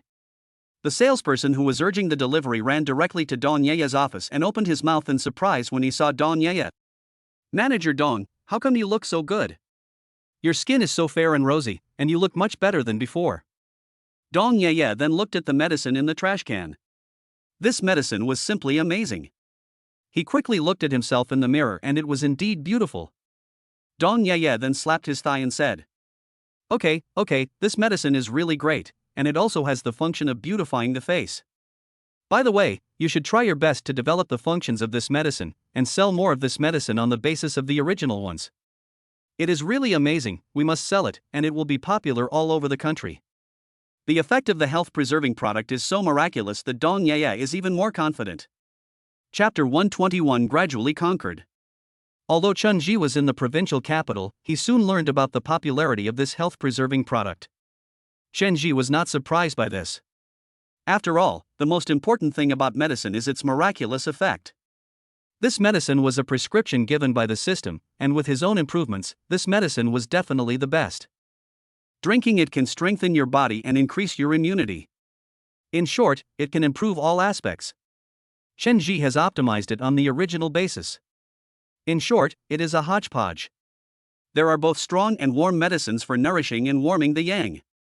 It is good for the body and beauty in all aspects, especially relieving fatigue. Shenji paid special attention to this point. People nowadays are still bitter. Shenji also knows that many technologies now belong to the kind of intensive and low-level work. This kind of work is the most arduous and tiring.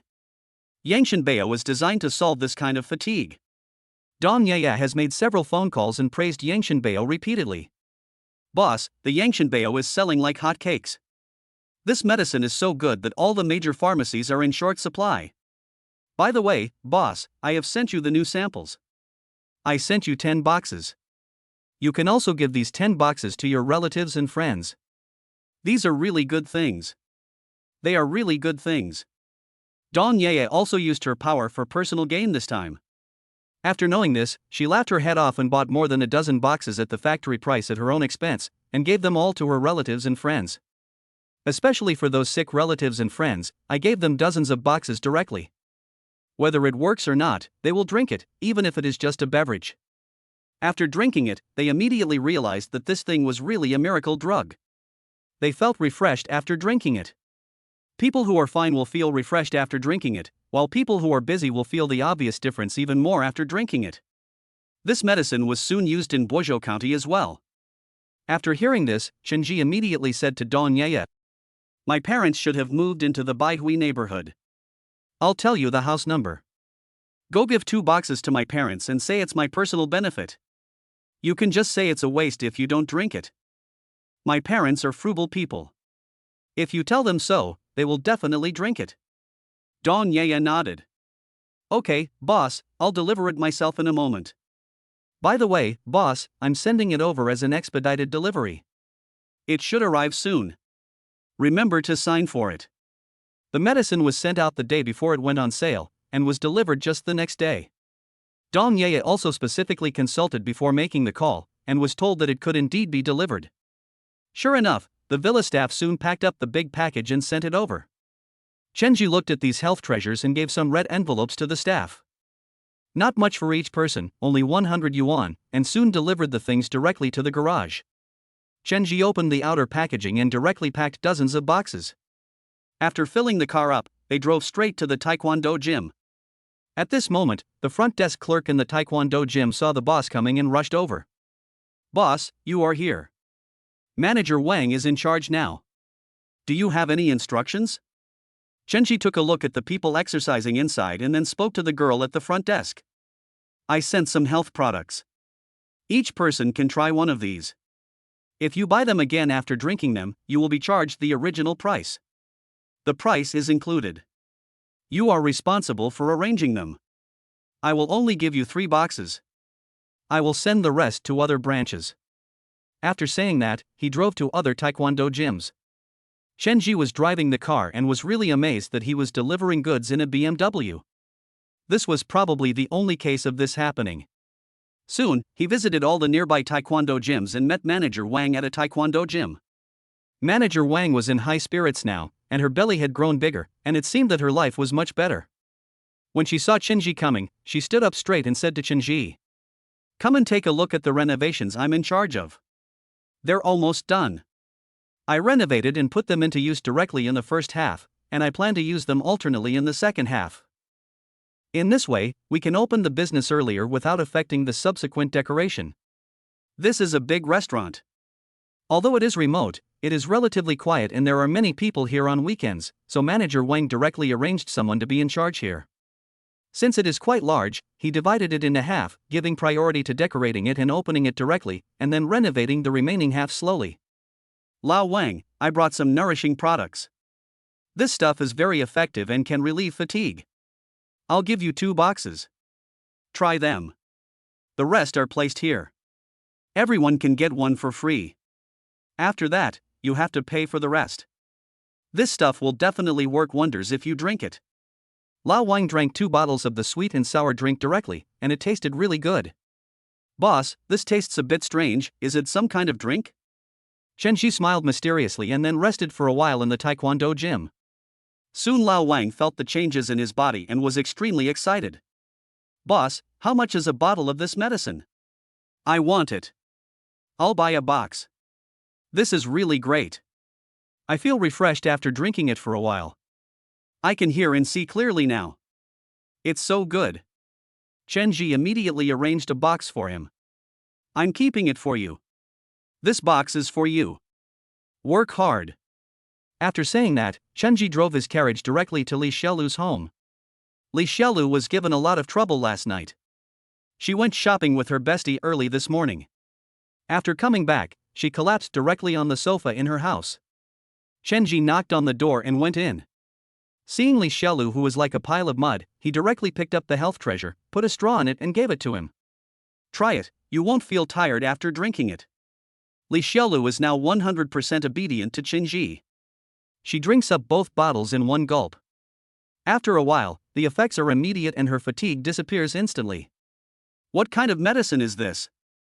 It's too magical, isn't it? Chenji took the medicine in his hand and said, "This medicine is our company's new product, Yangshanbao. As you know, I opened a factory in Boizhou County. I left a box for you. If you feel tired at night, drink 2 bottles and you will feel refreshed." Li Xiaolu looked at Chenji's naughty look and her face turned red. "You bastard, why are you so annoying? Since you brought me the medicine, let's kiss." After saying that, the 2 of them hugged and kissed each other, and then they were extremely passionate. Chenji straightened up comfortably, picked up the health-preserving medicine and drank a bottle directly. Li Xiaolu also said it in a coquettish tone. Brother, I want a bottle too, hurry up and get me one." After saying that, he picked up a bottle and started drinking it in big gulps, like a little greedy cat. Such a good medicine, we will get rich. Chapter 122 Help a Brother. This medicine quickly became popular in the provincial capital. All the major taekwondo gyms who tried the medicine could instantly feel the fatigue disappear, and this medicine quickly became popular. Shenji's inventory was also consumed very quickly. The speed of stocking can hardly keep up with this speed. Shenji had no choice but to authorize Li Xiaolu to add more vehicles to the factory to transport large quantities of goods to other places and distribute them at the same time. We changed our previous strategy and now use trucks to deliver goods to places with high sales volume and places with low sales volume. We also start to establish initial points for personal sales. In short, try to expand your business as much as possible. Shenji has been very busy these days, but his money is also increasing. Dong Ye's sales have exceeded 4 million. And the sales are still growing rapidly. It is estimated that sales will surge to 20 million in less than a month. By the end of the year, the sales volume is estimated to be at least 500 million, if not 10 billion. Local sales channels are also gradually opening up. Manager Wang, they are constantly urging us to provide a batch of health products on a priority basis. Those who love practicing taekwondo are really willing to spend money and buy boxes of it without blinking an eye. But now there are simply not that many goods, so they can only implement purchase limits. The purchase restriction triggered a buying craze, and soon the price of this thing skyrocketed. It was originally less than 100 yuan a box, but it directly became 200 yuan a box. However, there are still people who are flocking to it and are willing to buy it. Prices are really going up. Shenji is also very helpless about this, but as the number of goods allocated increases, this phenomenon will become less and less common. After finishing his busy work, Shenji finally returned to the villa. Suddenly, he heard his cell phone ringing. He wanted to make excuses that there was no stock, but he didn't expect that the person who came was not those who urged for the goods, but Lu Chang. Lu Chang always remembered Shenji's paintings. The decoration has been completed and accepted. Shenji had asked Dong Ye to accept it. Dong Ye might have been too busy and forgot to report this matter to him. Lu Chang said to Shenji, "Brother Chen, I made a lot of money this time, all thanks to you. I came here to deliver medicines. By the way, let's get together. It's been a long time since we got together. This time, it's all thanks to Brother Chen. If it weren't for Brother Chen, how could I make so much money?" Lu Chang will always remember Shenji's help to him. The money from the decoration alone has made him a lot of money. As Dong Ye was short of staff these past 2 days, he happened to have a truck driver, so he helped deliver the herbs. He made a lot of money from every trip, much more than he made from his previous renovation job. This time he also came to deliver medicinal herbs. When he arrived in the provincial capital, he went straight to find Shenji, intending to reminisce about the past. Shenji took Li Xiaolu directly to an ordinary hotel. This time it was Qiangzi who took the initiative to ask Shenji to treat them. They did not plan to go to a high-end place. After all, although Qiangzi made some money, it was hard-earned money after all. Shenji didn't want his good brother to spend so much money, and Qiangzi also knew that the two of them would soon arrive at the pub. Qiangzi opened 2 bottles of beer and toasted Shenji directly. "Brother Chen, thanks to you, if it weren't for you, I wouldn't be able to make so much money. This bottle of wine is for you." After saying that, he straightened up and drank all the wine in one breath. His sincerity was truly overwhelming. Taiyuan looked at Lu Chang's current appearance and immediately began to inquire about the whereabouts of his gold digger girl. "Xianzi, how is your previous girlfriend now? How is the relationship going now? Do you plan to get married?" Lu Chang smiled innocently, took out his cell phone at random, and showed the photo of the girl directly to Shenji. Shenji took the phone. The woman in the phone was wearing heavy makeup. Although the pixels were very poor, it could be seen that she was a very capable householder. Her appearance was really too flashy. Lu Chang sighed. "Brother Chang, I feel like we are not meant to be together. I used to flirt with her every day and our relationship was okay, but she has been getting busier these past 2 days. She was working day and night on the renovations. I listened to you and didn't tell her, but I didn't expect that she has ignored me recently. I'm wondering if she doesn't like me?" Shenji looked at Lu Chang and then said something to him in a fanning manner. "My dear brother, she definitely doesn't like you. If she likes you, why doesn't she stay in the same city with you? You two are in a long-distance relationship, right? Let me tell you, long-distance relationships don't work.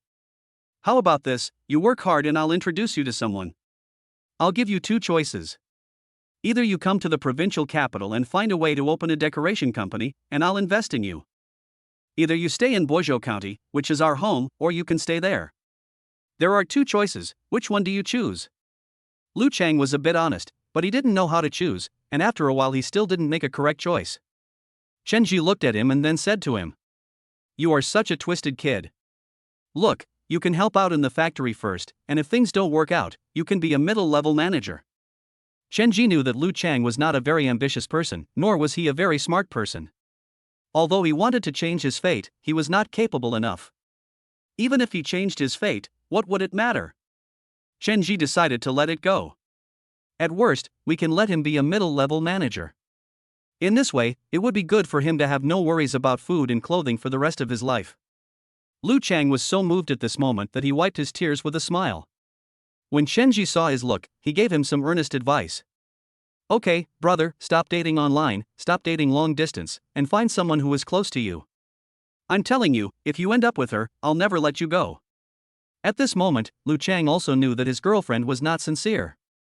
Although he is stupid, he is definitely not a fool. He nodded honestly, and Chen Ji smiled happily. Finally, Lu Chang's fate was changed.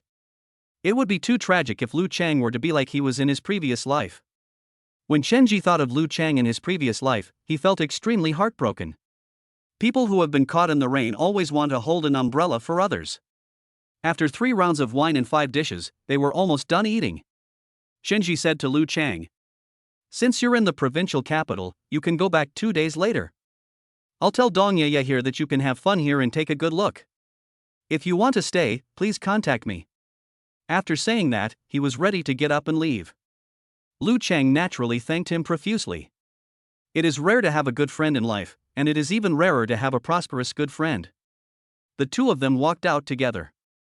As soon as Chen Jigang got into the BMW, Lu Chang looked in one direction and heard a woman scream coming from that direction. Chapter 123 Rescue. Following the sound, I saw a woman being beaten by a man. Lu Chang is a man who hates evil. What he despises most is men who beat women. Once he encounters such a thing, Lu Chang will definitely help. After all, he was too naive. Many times, there must be something hateful about pitiful people, but Lu Chang didn't care about that. When he saw someone beating a woman, he immediately got angry. He hit a woman in the street. Didn't his mother teach him not to hit women? It's absolutely abominable. Lu Chang, who had just been drinking, was filled with a sense of justice and rushed over immediately. Seeing that Lu Chang was ready to be a hero and save the damsel in distress, Chen Ji had no choice but to follow him. He was worried that something might happen to Lu Chang. After all, this place was different from small cities. People in small cities did not have a very popular concept of the rule of law, and if they got beaten up, they would just pay some money and that would be the end of it. This is the provincial capital, and people here are more shrewd. Once they are beaten, all kinds of troubles will arise. Chen Ji hurriedly followed Lu Chang and was about to step forward to dissuade him, but was afraid that he could not stop him. The next second, he looked around at the deserted people. He suddenly became worried. There were no cameras at this time. If that woman really had something wrong and bit him back, it would be troublesome.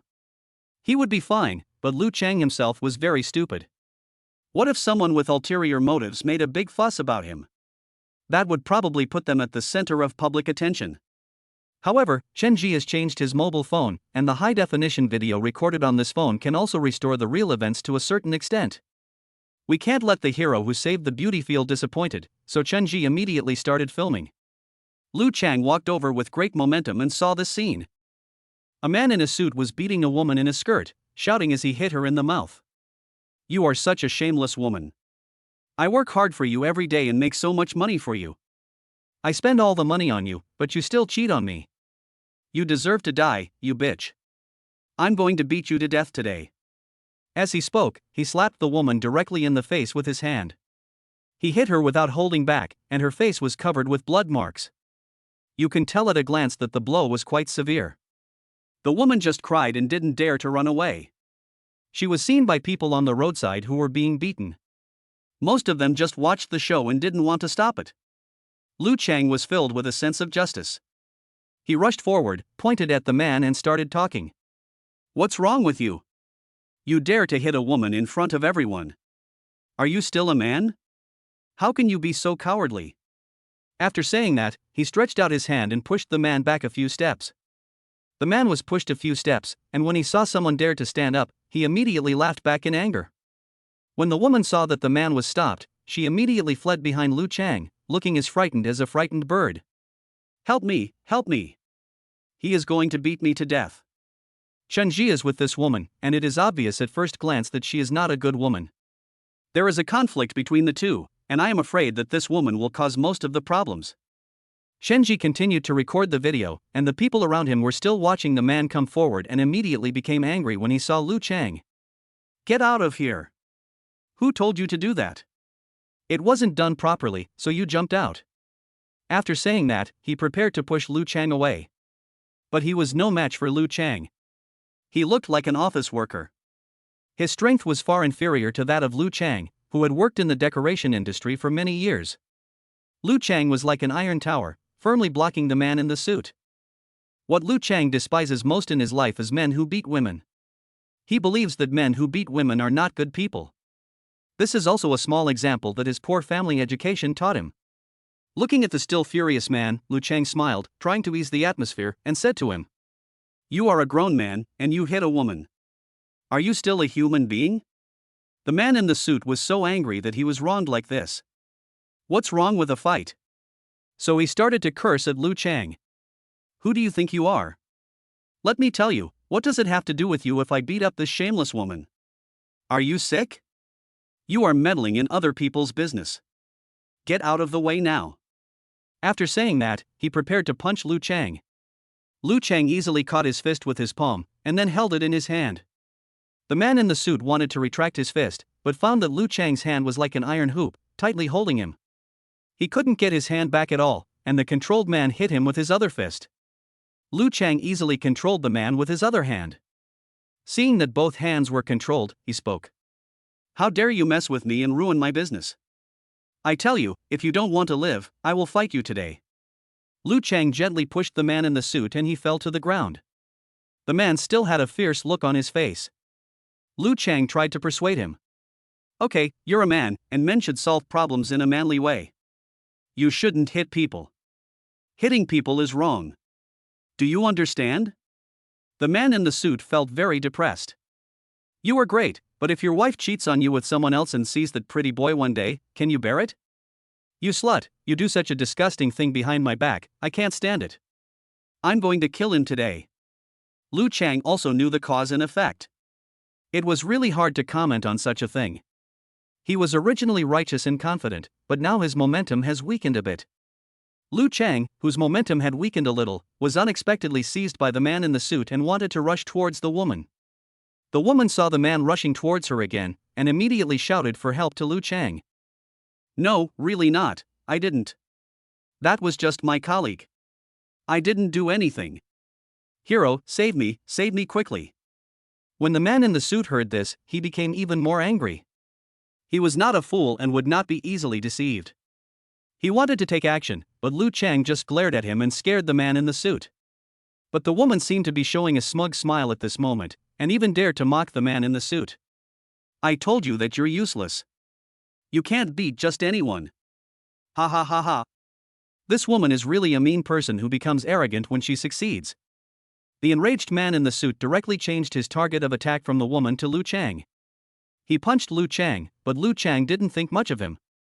His strength was far inferior to Lu Chang's. Lu Chang easily controlled him and knocked him to the ground. The suited assassin roared. You slutty woman, how dare you help outsiders instead of me? Just wait, I will suspend your card now. Hearing this, the woman panicked. Chapter 124 Embarrassing Lu Chang.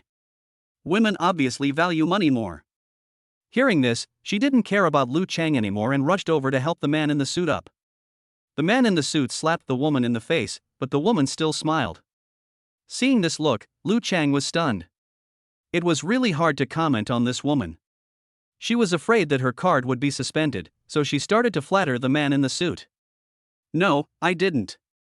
And why did you beat my husband so hard? You are so abominable. What should I do if my husband is injured by you? Lu Chang was so furious after saving someone and getting bitten back. However, looking at the hateful woman in front of him, he couldn't do anything. After all, she had just established her character a second ago. The man in the suit pushed the woman down, stood up the next second, and pointed at Lu Chang angrily to show his masculinity. "Good boy, how dare you meddle in my business? I tell you, we have a grudge against each other. Just wait and see how I deal with you." Lu Chang originally wanted the woman to say a few words, but he didn't expect that the woman would just follow the man and run away for money. He didn't even look at Lu Chang, who was heroically saving the damsel in distress. "I didn't expect to save such an ungrateful person. Yes, I saved such an ungrateful person. If this isn't an ungrateful person, then what is it? I saved her, but she didn't even say thank you. And got into trouble because of it. This is really the evil of human nature."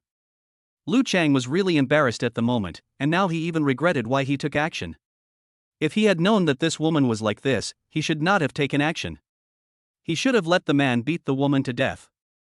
Looking at the angry man's back and the woman begging for forgiveness behind him, it is really funny and a little ridiculous. Chenji looked at Lu Chang, who was in such a low mood, then stepped forward, patted him on the shoulder, and whispered in his ear to comfort him. "It's like this in big cities. Many people here are shameless. There's nothing we can do about it. Be careful when you strike. It's good that you didn't get into any big trouble this time." Chenji randomly saved the video he had just shot on his mobile phone, in case it could be used. This would be a great help to Lu Chang. Lu Chang looked at Chenji and then sighed. Chenji looked at his depressed look and started to tease him. "What's wrong? You're not happy after being a hero and saving a beautiful girl? What's the matter? You're still expecting her to marry you. Let me tell you, this is a big city, the provincial capital, not the people in Boizhou County. It's not as simple as you think." Lu Chang became even more depressed. Seeing Lu Chang's depressed mood, Chenji didn't want to just leave, so he pulled him. "Well, how about this? I'll take you to the karaoke bar. There are many young beauties in the karaoke bar here. You're a wealthy man now, so you should enjoy yourself." In this era, karaoke bars are still common. Men and women like to go to karaoke bars to sing and dance, and it is very lively. After Chenji finished speaking, he took the depressed Lu Chang and went directly to the karaoke hall. The karaoke hall was full of people, and people were crowded together. This scene made people feel at a loss. Chenji didn't want to come to such a complicated place, but he came anyway for Lu Chang. Lu Chang was quite used to it, and he just jumped around here to vent all his unhappiness. "Come on, jump around for a while, and follow Brother Chen in the evening. I'll take you out for another good meal. What do you want to eat?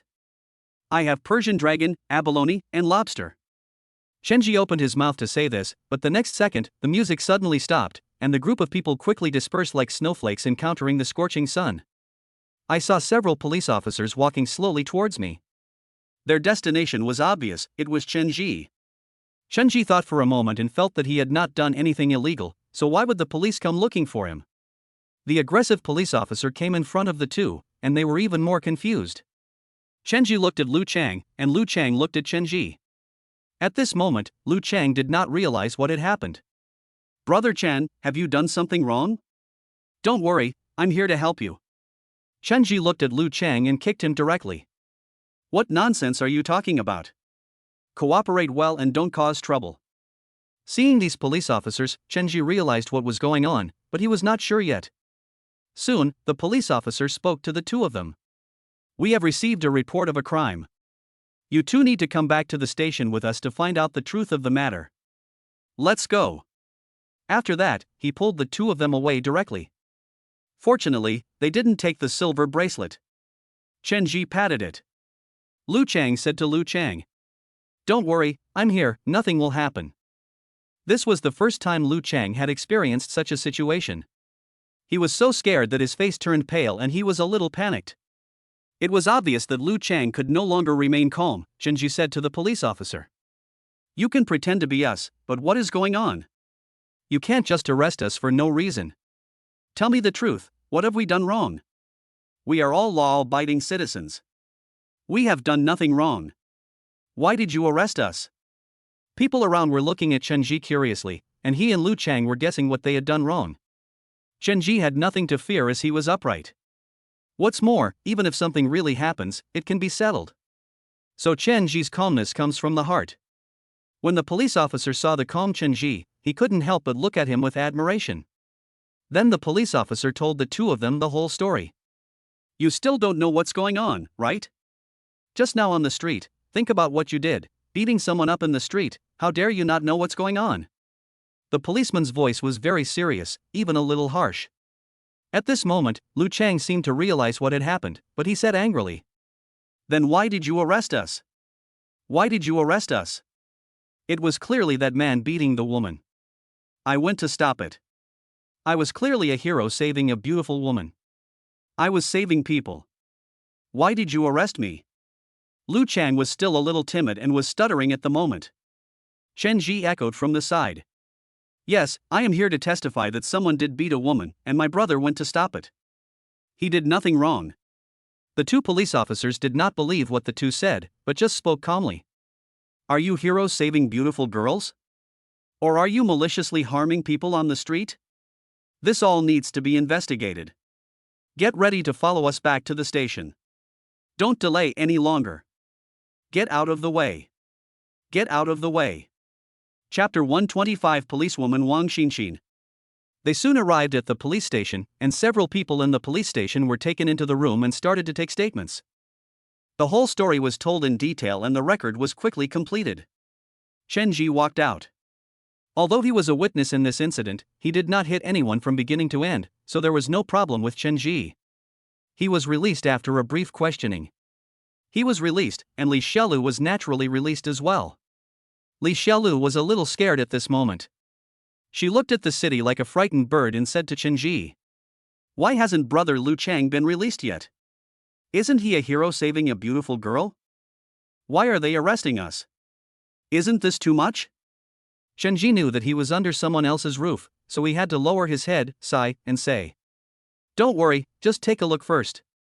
A full hour passed, and Chen Ji felt it was extremely unbearable. Finally, he could not bear it any longer and asked directly to the police officer who was passing by. Comrade, what's going on? Why hasn't my brother been released yet?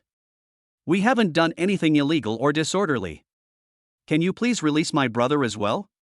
The man looked at Chen Ji with a sneer and spoke to him in a very unpleasant tone. You said you didn't do it, so you didn't do it. This matter requires evidence. Your brother is suspected of intentional injury and can't go back today. You should go back first. Once we understand the situation, we will release him. There is no need for you to urge him. Go quickly. Chen Ji took a deep breath, suppressed his anger, and spoke to the police officer as best as possible. No, my brother didn't. He was acting bravely. Someone was beating someone in the street and my brother stepped forward to stop it. There was nothing wrong at all. You can't slander a good man like this. He is a good man. Chen Ji couldn't help but raise his voice a little, but the police officer looked at Chen Ji with disdain in his eyes, and then slowly spoke. We have our own opinions on who is a good person and who is a bad person. You don't need to say that. You are so emotional and so loud. It seems that you are not convinced. If you are not convinced, you too can stay and accompany your brothers. Seeing that the situation was not good, Li Xiaolu pulled Chen Ji up. No, you did the right thing. You did the right thing. You should investigate and handle the matter properly. We have no objection. Please go and do your work. We will not trouble you anymore. Li Xiaolu also walked out of the police station very angrily. The two looked at each other, and Li Xiaolu said worriedly, Brother Chen, didn't you take a video? Then why did they treat your brother like this? Will they be okay? At this moment, Chen Ji had a flash of inspiration and remembered what the man in the suit said to Lu Chang before he left. He took a deep breath and said to Li Xiaolu, Xiangzi must have offended a tough guy. What he said before he left was definitely not groundless. It seems that he really has some skills. But don't be afraid, it shouldn't be a big deal. At worst I can find a way. But what can he think of? If he were in Boizhou County, he would have a way. After all, he has such a close relationship with Secretary Li. As long as he finds Secretary Li, everything can be settled. Besides, this is not something illegal. Lu Chang was indeed saving people. He was a hero saving a beautiful girl. There is absolutely no problem with this. However, we are not in Boizhou County now. This is the provincial capital. Although our influence is great, it cannot affect so many people. Just as Chun-ji was thinking hard, a woman suddenly passed by. She was also wearing a police uniform. When he saw Chun-ji, he greeted him enthusiastically. "Aren't you Chun-ji? Chen is the owner of the Taekwondo gym. By the way, you also won the national championship? I know you. Your health supplement is really good. I tried a bottle for free. It's really good. I bought several boxes. Now I feel refreshed. By the way, can you buy more? I want to buy some for my colleagues in the bureau to try, but your price is too expensive. Can you make it cheaper?" Chen-ji was overjoyed to meet an acquaintance at the critical moment. "Of course, I have a problem right now. If you help me solve it, I'll give you a box." This person was none other than Wang Xinxin. However, he didn't expect that Wang Xinxin would come to his rescue last time. This time, seeing Wang Xinxin, Chen-ji took a deep breath and explained the whole story to him. Wang Xinxin thought it was some kind of favoritism or fraud and wanted to refuse after hearing these words, but then he realized the stock and he also watched the video on Chen-ji's phone. After reading it, Wang Xinxin had already made a judgment in her mind, and then she spoke to him angrily. I know what's going on. Don't worry, I'll take care of this matter." Wang Xinxin is not an ordinary person. He has connections and is the son of a noble family. It is precisely because of this relationship that one can thrive in this system and be afraid of no one. After saying that, Wang Xingxinbai brought the two of them directly to the bureau. The people around were still busy, but when they saw Wang Xinxin, they all greeted her enthusiastically. Wang Xinxin's expression was not so good now. Said to him coldly, "Director Zhou, what are you doing? You dare to intervene in everything now. Don't you really know what is fair and just?" The police officer who was arrogant just now suddenly became speechless when he saw Wang Xinxin. "What's wrong? Miss Wang, what happened?" "This is just a small case, intentional injury, and it's still under investigation. It hasn't been confirmed yet. What's wrong with you?" Wang Xinxin stared at him, stared into his eyes, and the policeman was frightened. "Let me ask you, did you just arrest a man named Lu Chang? What grounds did you use to arrest him?" The police officer who was arrogant just now spoke in a low voice. "Nothing. Wasn't he the one who did it on purpose? He beat someone up on the street. We can't do anything about it. We can only arrest him and find out what happened. Someone has reported the case, so we can't just ignore it." Wang Xinxin stared at him, then took Chen-ji's mobile phone and started playing the video. "This comrade named Lu Chang is obviously a good man who bravely did what was right. Why do you say he deliberately hurt me? Didn't you watch this video?" After saying that, he took his men to the interrogation room. Director Zhou had already learned the news. The police officer just now hurried to report the news. Director Zhou came out with Lu Chang. Looking at Wang Xinxin, he actually showed a look of panic on his face. Wang Xinxin didn't say anything, just looked at Director Zhou. Director Zhou had cold sweat on his face, and seemed to be afraid of Wang Xinxin in front of him. Director Zhou was stunned for a moment, then spoke in a humbly voice. Chapter 126, A Turn of Events. "What's going on? Why did it alarm you?" "It's nothing. It's nothing." Wang Xinxin stared at him, her tone full of dissatisfaction. "What do you mean nothing? They arrested a person for no reason, on a trumped-up charge. Director Zhou, do you find this interesting?" Director Zhou wiped the sweat off his forehead and said to Wang Xinxin. "That's really okay. It's really okay." Chen-ji looked at Lu Chang with concern. Lu Chang was not in a good condition and looked very depressed.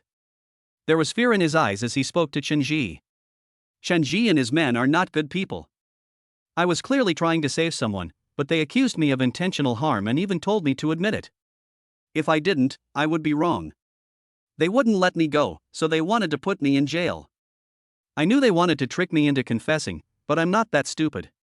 Lu Chang now realizes that the water is very deep. It was obvious that these people were coming for him. He didn't expect that just by being a hero saving a damsel in distress, he would end up causing so much trouble. Chen-ji looked at these people and a malicious look appeared in his eyes. "It's really hateful. I didn't expect that he would still do this until now." Chen-ji took a deep breath and said to Lu Chang. "Don't be afraid, brother. I'll stand up for you. Don't worry, this matter will definitely be resolved. Wang Xinshan naturally heard these words. Director Zhou knew that he had no way to refute them, so he simply remained silent. Wang Xinshan saw that he was silent, and realized that there was something wrong. So this is how our Director Zhou handles cases. The implicit meaning in Wang Xinshan's words made Director Zhou feel ashamed, and then he wiped the sweat off his forehead. Wang Xinshan's background is extraordinary. The elders in her family all work in the city, and many of them hold important positions. So no one dared to provoke Wang Xinshan, but they didn't expect that this time, they offended Wang Xinshan because of this trivial matter. Director Zhou felt extremely regretful at the moment. But now the only thing to do is to push the responsibility away. The police officer who was so arrogant before is now like a quail, and Chief Zhou directly uses him to take the blame. Did you say there was intentional injury? What happened? Tell Wang Xinshan about it. The arrogant police officer was stunned for a moment. It was obvious that he was going to take the blame. I don't know what's going on. I don't know anything. The arrogant police officer also knew the seriousness of the situation and kept saying that he didn't know, but he didn't expect that Director Zhou would not give him a chance. Tell the truth, don't make false accusations. This is your own responsibility, and you have to take it. If you continue to talk nonsense, I will not forgive you. When the police officer saw Wang Xinshan's appearance, he naturally knew her background and then pointed at Chief Zhou and said, Deputy Director, you are not a good person. It was clearly you who ordered us to do this, but you still said that we did it ourselves. I am not afraid anymore. It has nothing to do with us anyway. Wang Xinshan was the one who ordered us to do it. Director Zhou even called that person and told him that he could arrest him with just a word from him and punish him however he wanted. Director Zhou didn't expect that when he wanted to find someone to take the blame, he didn't expect that this person would not take the blame for him at all, but instead bit back and confessed everything. Wang Xinshan looked at Director Zhou with a bit of anger in her eyes. This is no longer a simple matter, it is simply illegal. If this matter is not dealt with seriously, I am afraid that such incidents will become more and more frequent and will further damage public credibility. I'll call the city director right now. I'll let him see how arrogant a grassroots director can be. Soon, 10 minutes had passed since the phone call. To Director Zhou, these 10 minutes were like an execution. Soon, these 10 minutes passed. Director Zhao, the municipal director of the provincial capital, hurried over and immediately smiled when he saw Wang Xinshan. Xinshan, what's the matter? I'm in a meeting right now, so I rushed over. Tell me quickly, because I have to go back to the meeting after you finish speaking. Wang Xinshan showed Director Zhao the whole story in the video of Chenji just now. After watching the video, Director Zhao's face immediately turned pale. He knew that some of his subordinates broke the law, but he didn't expect them to be so bold as to use such important power to do disgusting things for personal gain. Director Zhou, I think you don't want to do this anymore. You are so bold. Do you still take the laws and regulations to heart? You dare to retaliate against the good people who have done something righteous. You really want to make trouble. Is there anything you dare not do? Tell me how many things you have done behind my back. Director Zhou was so frightened that his face turned pale. He never thought that it was just a small matter of accepting bribes, but he didn't expect that such a big shot would be involved, and even the city director was called in. You have to know that Director Zhao is the head of the municipal bureau and the entire provincial capital belongs to him. If you take care of him, you will definitely not end up well. Director Zhou turned pale with fright. No, Director Zhao, please listen to me. Please listen to me. Chief Zhao didn't listen to him anymore. The evidence is right here. Do you still want me to listen to your words and your excuses? Go and arrest that man. He beat people up in the street and committed a crime. He even dared to collude with you, the police chief, to openly retaliate for this matter. If we don't get justice, I'm afraid our credibility will be ruined by you. After saying that, he immediately ordered people to arrest the person. Li Tenghui, the man in a suit, was still fantasizing about Lu Chang being taken to the police station and severely tortured, but he didn't expect that the next second several police officers would come with his death warrant, directly arrest him, and put him into the police car. The police car whizzed all the way and soon arrived at the police station. Some people in the police station were happy while others were worried. At this moment, Lu Chang finally realized that the water in this big city is really deep and it is not so easy to get involved. He looked at Chenji's bitter face, then apologized to Chenji. I'm sorry, Brother Chen, it's all my fault. If I hadn't gone to do what was right, I wouldn't have gotten you into this kind of trouble. It's all my fault. Chenji took his brother's hand and said to him, "How can it be your business? It's not your business. This is illegal. Even if you are not hurt, others will be.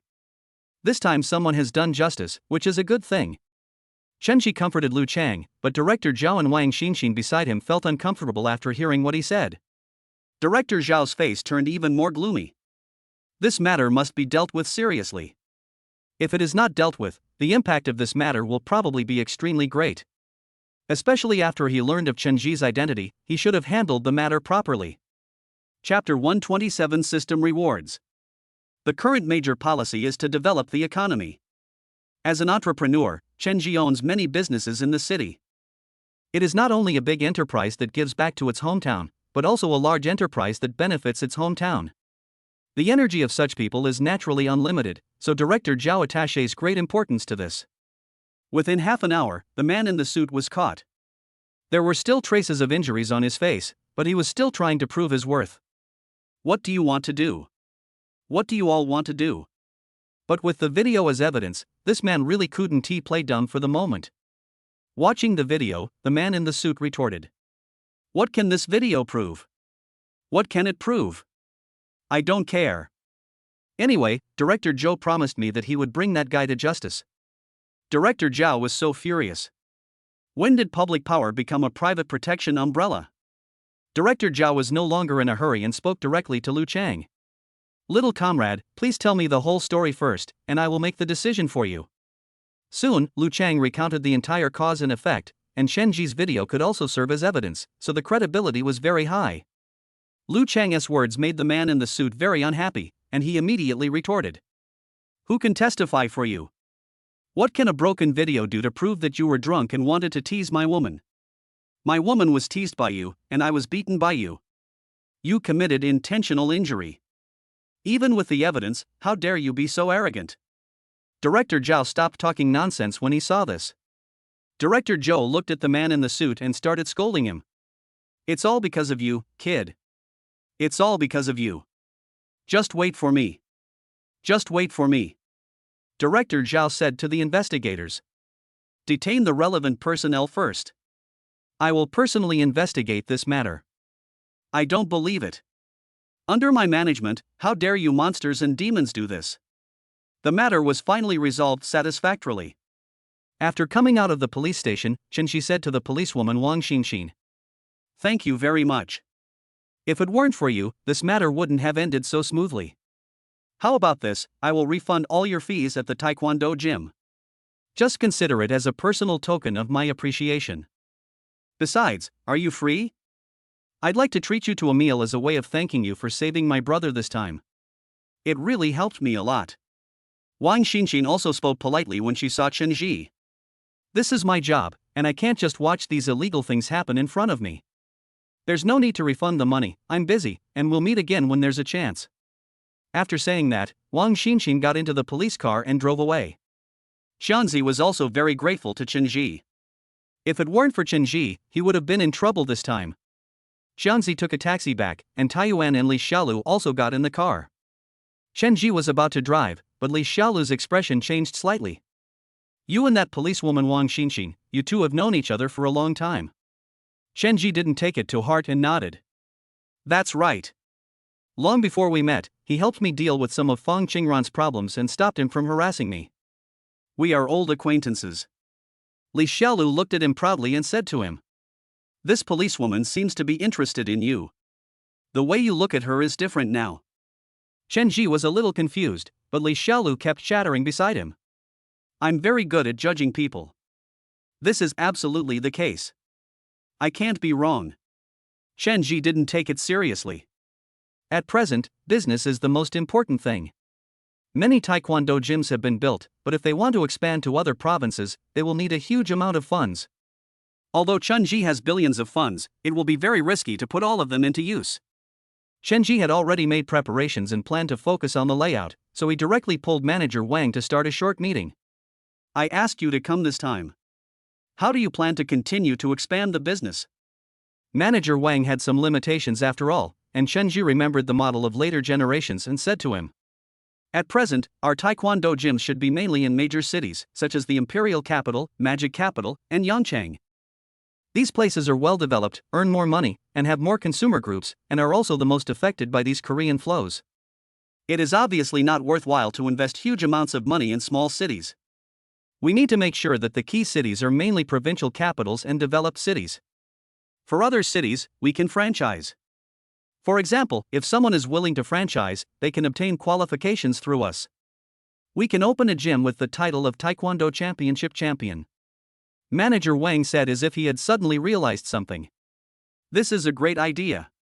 If we have this idea, we will definitely open Taekwondo gyms all over Dragon Country." Chen Ji's idea was put forward, but its specific implementation still had to be done by Manager Wang, who was a capable person. Ding!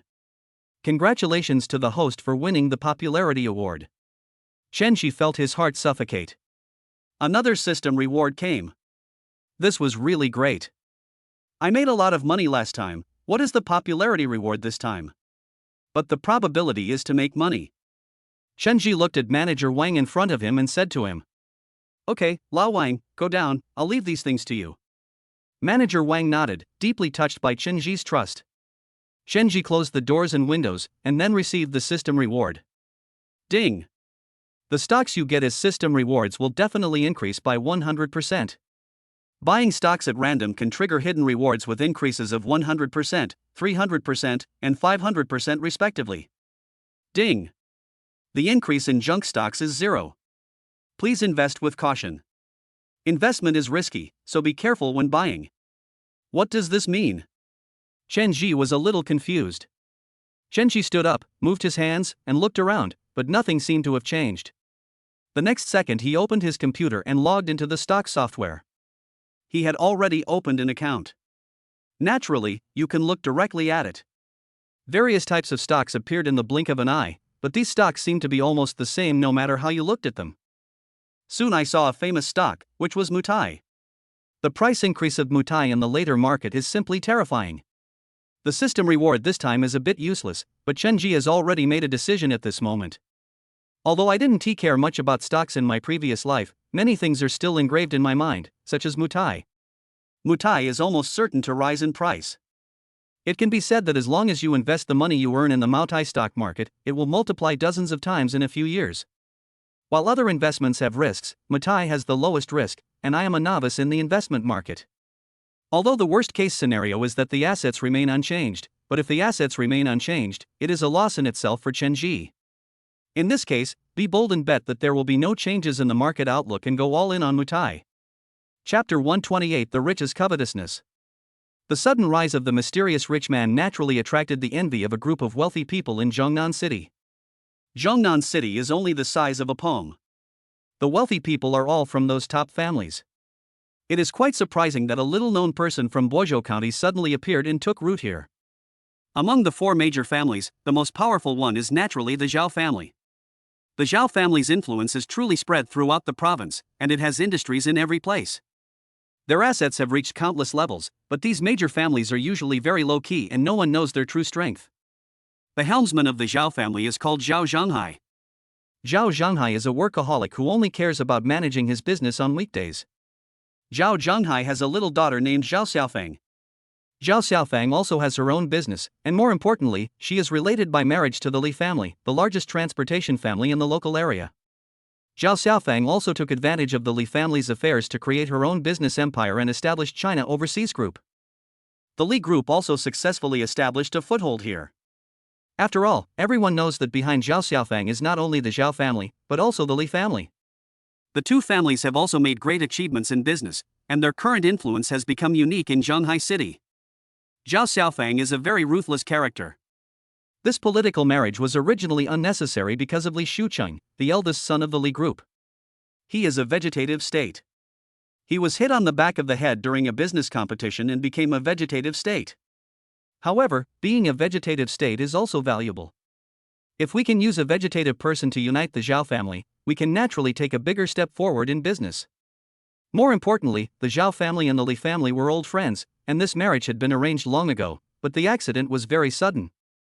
Zhao Zhanghai originally wanted to ask his daughter to break off the engagement. After all, it was impossible for his daughter to marry a vegetative person. What could a vegetative person do? If his daughter really married him, her life would be ruined.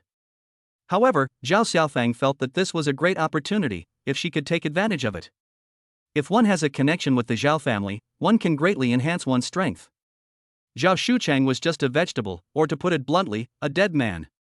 If he could use a dead man to achieve his own goals, he would naturally be overjoyed. Therefore, their engagement was not cancelled, and Zhao Shelui repeatedly stated that she would marry into the Li family and become the eldest daughter-in-law of the Li family. The Li family was also happy with this.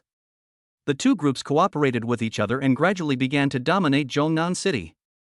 The only variable is Zhao Xiaofang, who has become a strong woman. She has been working in the business world for 8 years. Although she is old, she is still charming and beautiful. She became a famous beauty entrepreneur in the upper-class market of Zhongnan city. It is so famous that it attracts countless people's covetousness, but because of the Li family, no one really dares to do so. Zhao Xiaofang is also an extremely ruthless person. It is said that he has an assassination team under his command. Anyone who dares to oppose him will be killed. However, this rumor is obviously false, but Zhao Xiaofang is indeed very powerful. Not only is he a security force under his command, he has also practiced some traditional martial arts. Even if he can't beat 10 people alone, at least he can protect himself without any problem. At this moment, Zhao Xiaofang's car was parked outside the door of Chen's Taekwondo gym. This is a low-key large luxury car, but despite its low profile, people on the roadside still looked at it sideways. This car is obviously extraordinary, and the people riding in it must be either rich or noble. Zhao Xiaofang looked calm at this moment. Looking at the Chen Taekwondo gym outside, he picked up the health-preserving medicine and drank a bottle slowly. This feeling is so wonderful, it feels like being young in an instant. Zhao Xiaofang is most fascinated by this feeling of youth, she said to the bodyguard beside her.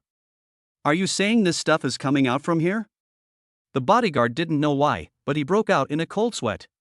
Although the woman in front of him was beautiful, she was definitely a ruthless character. Even the bodyguard couldn't bear it. He was so imposing that he whispered.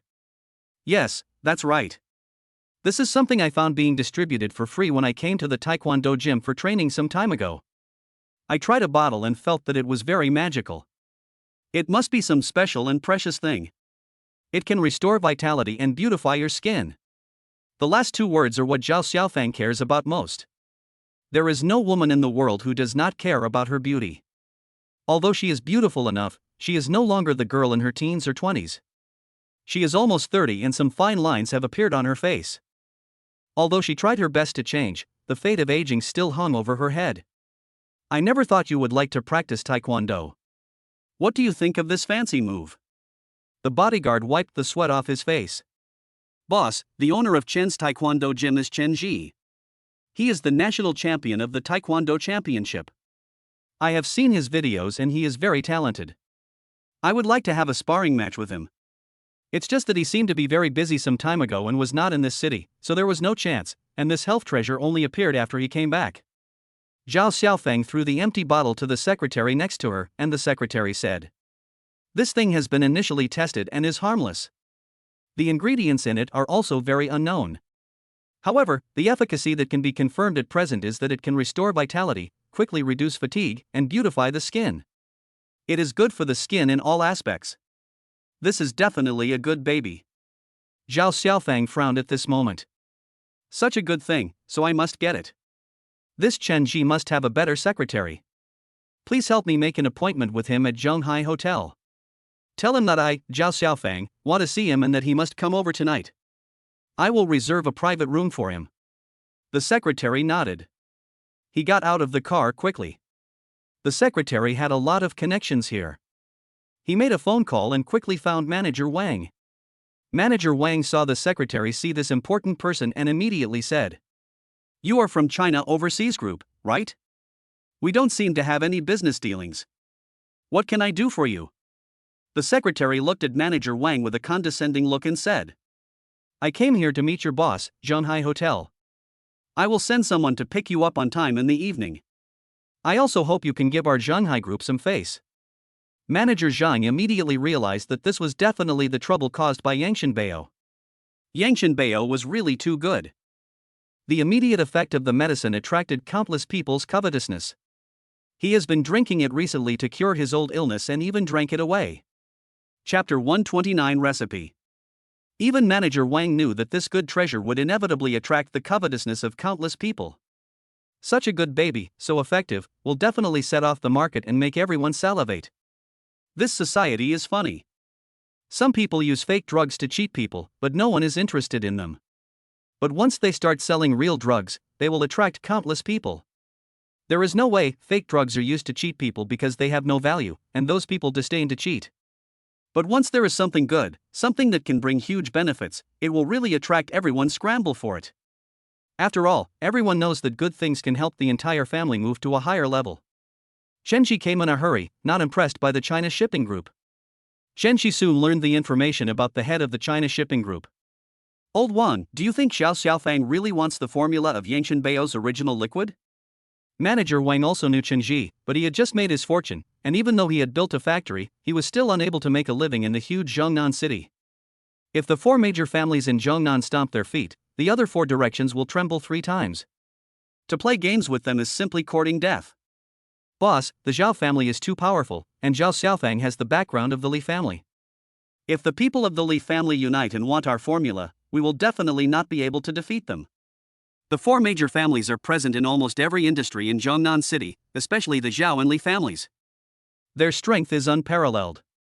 This time, I'm afraid that the boss of Zhenghai Group is the one that Zhao Xiaofang wants to meet with you directly. Do you choose to go or not? Since Chenji already knew their purpose, he also knew that they were most likely here for the Yang Shinbao. Chenji rubbed his head with a headache. The man is innocent, but he is guilty of possessing a treasure. Now I finally understand the meaning of this sentence, and I briefly learned the background of the 4 major families from Manager Wang. Chenji saw Manager Wang and immediately spoke to him. What should we do now? This health treasure has just been put into production. Do we have to give it to Zhonghai Group? Manager Wang was a little nervous. He picked up a book next to him and pretended to read it. The next second he put it down and said anxiously, Boss, our main business is the Taekwondo gym. I think the formula of Yang Shinbao is very good, but it is not something we can afford. We don't have such a large amount of capital right now. In my opinion, it is better to sell the formula of Yang Shinbao original liquid directly to Zhonghai Group. As long as Zhonghai Group can afford the price, we will sell it to them. Then they will definitely let us go, and maybe we can even establish a relationship with them. After listening to this, Chenji patted the table lightly and said to Manager Wang, I absolutely cannot give in. The secret recipe of Yang Shinbao is the foundation of my life. This huge benefit cannot be easily solved with a little money. I will go to Zhonghai Hotel in person tonight. I want to see what Zhao Xiaofang from Zhonghai Group is trying to do. I'm afraid it won't be that easy to get my secret recipe. Manager Wang wiped the cold sweat from his face. He never expected that his boss would directly confront the China Overseas Group. This was not an ordinary group. If things went wrong, the Chen Taekwondo gym might go bankrupt. Okay, Lao Wan, don't worry so much. I'll be fine, don't worry. Manager Wang immediately walked out, and seeing his look, Chenji shook his head. After all, it is still not very useful, but it is already good enough. However, if the Taekwondo gym wants to have greater development in the future, it needs more business talents. What Chenji said was right. Manager Wan was just a coach after all. It was already very good that he could achieve what he has now. Developing on the internet was beyond his business scope. For example, Manager Wang had not yet settled the franchising issue, and some of the city's businesses were still unclear. Chenji planned to wait until Dong Yeye from Boizhou County had time and then transfer him here directly, so that he could familiarize himself with the business here and lead the Taekwondo Hall to expand the empire as soon as possible. What we need to do now is to compete with China Overseas Group. It is impossible for China Overseas Group to have its own formula for the health-preserving essence. Chenji is not a soft persimmon. Now that he has obtained the system in this life, he absolutely cannot live a cowardly life. Today there is a so-called Zhonghai Group that wants its own formula for the health-preserving essence. Then what other crappy group will want its own Taekwondo gym tomorrow? Giving in will never earn you mercy from the other party.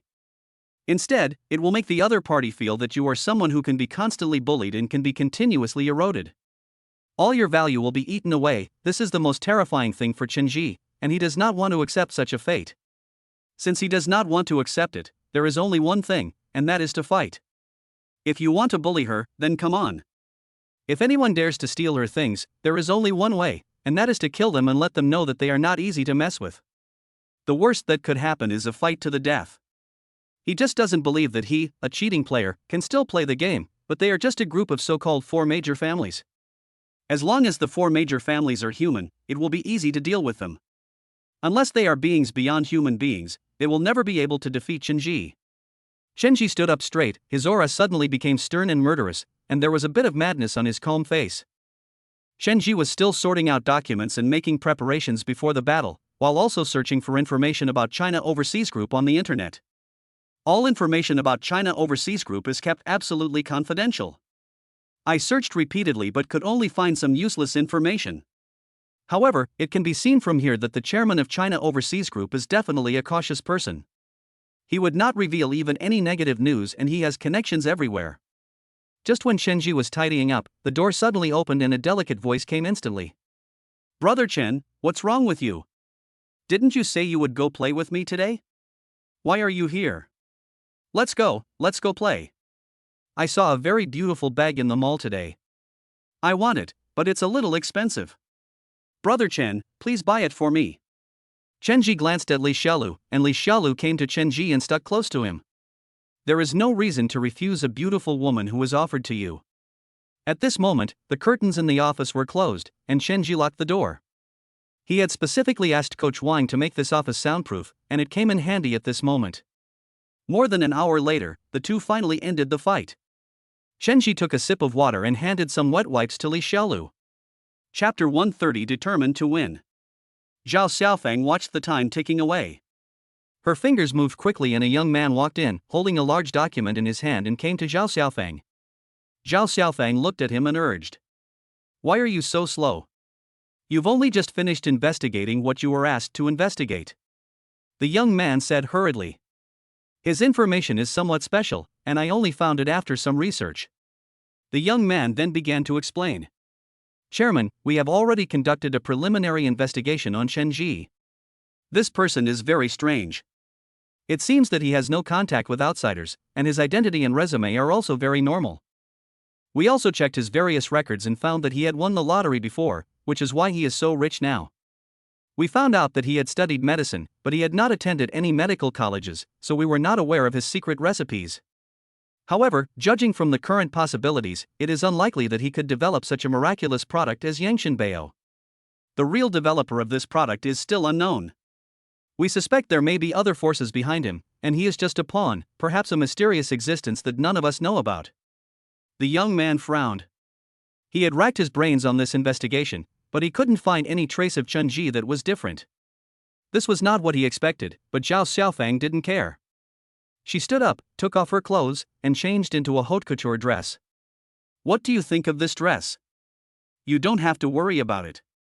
We're going to meet today anyway. Since we're going to meet, I can just ask for the secret recipe. I'm determined to get it, no matter who it is. In Zhongnan City, there is nothing that I, Zhao Xiaofang, cannot obtain. If I cannot obtain it, no matter who is in the way, I will never let him go." Confident Zhao Xiaofang is determined to win. The young secretary was not so optimistic and said to her, "Mr. Zhao, this matter is probably not that simple. The sales of Yangshanbao are skyrocketing, and it has attracted attention in many places. It may not be easy for us to obtain it, and he is unlikely to give us a formula that will lay golden eggs." After hearing this, Zhao Xiaofang looked at the secretary mockingly and said, "Xiao Lu, do you really think there is something I can't do in this difficult situation? I don't want to do it, it's because I don't want to do it, but if I really want to do it, no one can stop me." Zhao Xiaofang's position in Zhongnan City is indeed like this because she is so strong. Backed by the two great families, the Zhao family and the Li family, which are the two most powerful families in Zhongnan City, he also founded the Zhanghai Group. Among the local enterprises, the Zhanghai Group is not the best, but it is definitely among the best. There is nothing she cannot do in the history of central and southern China. Chenji may not know where she got this recipe by luck, but as long as she wants it, this recipe will definitely be hers. Even if it wasn't hers, Zhao Xiaofang would have 10,000 ways to get the recipe into her pocket. And when the time comes, Shenji only needs to give him some bone residues. This is already Zhao Xiaofang's great mercy. After all, for a guy like him with no background, not swallowing him up and not leaving even a bone residue is already a great kindness on his part. Go and prepare around the Zhonghai Hotel. If soft tactics don't work, we'll use hard tactics to let him know who has the final say in Zhonghai. If he doesn't want to be respectable, we'll help him be respectable. Time passed quickly and it was night. Shenji planned to go there early. He also wanted to see what kind of person the so-called Zhao Xiaofang was. It's just the Shanghai group, yet it dares to be so arrogant. I want to see how capable this Zhao Xiaofang is. A man is innocent, but he is guilty of possessing a treasure. Sooner or later, someone will come to his door to beat him up. Zhao Xiaofang is the first, but she will definitely not be the last. In short, nothing can be concluded. Shenji drove all the way to the Zhonghai Hotel, which is the face of the Zhonghai group in the city. The world here is almost luxurious. In short, anyone who comes here will be amazed. Shenji was not too surprised by this. He just stopped the car and walked straight inside. Soon, a young woman stopped Shenji and immediately came up to him warmly when she saw him. You are Mr. Chen, right? Hello, Mr. Chen. Our Mr. Zhao asked me to come and greet you. Please come with me. Shenji looked at the hot and beautiful woman in front of him and immediately realized that she had checked him thoroughly and everyone knew him. However, Shenji was not panicked. He nodded and followed her upstairs. Hello, Mr. Chen. Our Mr. Zhao has an idea. What do you think? Shenji did not answer directly, but just stared at her and smiled. I know what you mean, but no need to, I will talk to your CEO Zhao in person. I was quickly let in, and there was a lobby. The lobby was magnificent and it was obvious at first glance that it was not an ordinary place. Boss Chen, you are so lucky. This is the mysterious lobby on the 8th floor. This is usually where our boss Zhao comes to meet the most distinguished guests. You are so lucky to come here for the first time. Shenji secretly complained in his heart. It's not that I'm blessed, it's that you want my things. If you didn't want my things, how could you let me come to this place? Soon a woman was seen. She was not too old, but one could tell from her appearance that she was at least 30 years old. He has long hair, an ugly face, and a big mole on his face. But his torso was exceptionally sturdy, and he looked like a martial artist no matter how you looked at him. His eyes were extremely sharp, and one glance at them made people feel as if their souls were seen through. Shenji had a hunch that this person was none other than the martial artist that the group of gangsters had mentioned. I didn't expect to meet a martial artist today. I really don't know how strong this martial artist is. If I didn't have something to do today, I would really like to fight her head on. At this moment, Shenji felt a sense of insecurity all over his body. Look at this dancer, he seems more terrifying than you imagined. The dancer in front of you doesn't seem to have any more interest in Shenji, and then he stepped aside. Even so, Shenji's hair stood on end, and he was very wary of this person. Although Shenji's strength was beyond copper coins, there was still a big gap compared to the martial artist in front of him.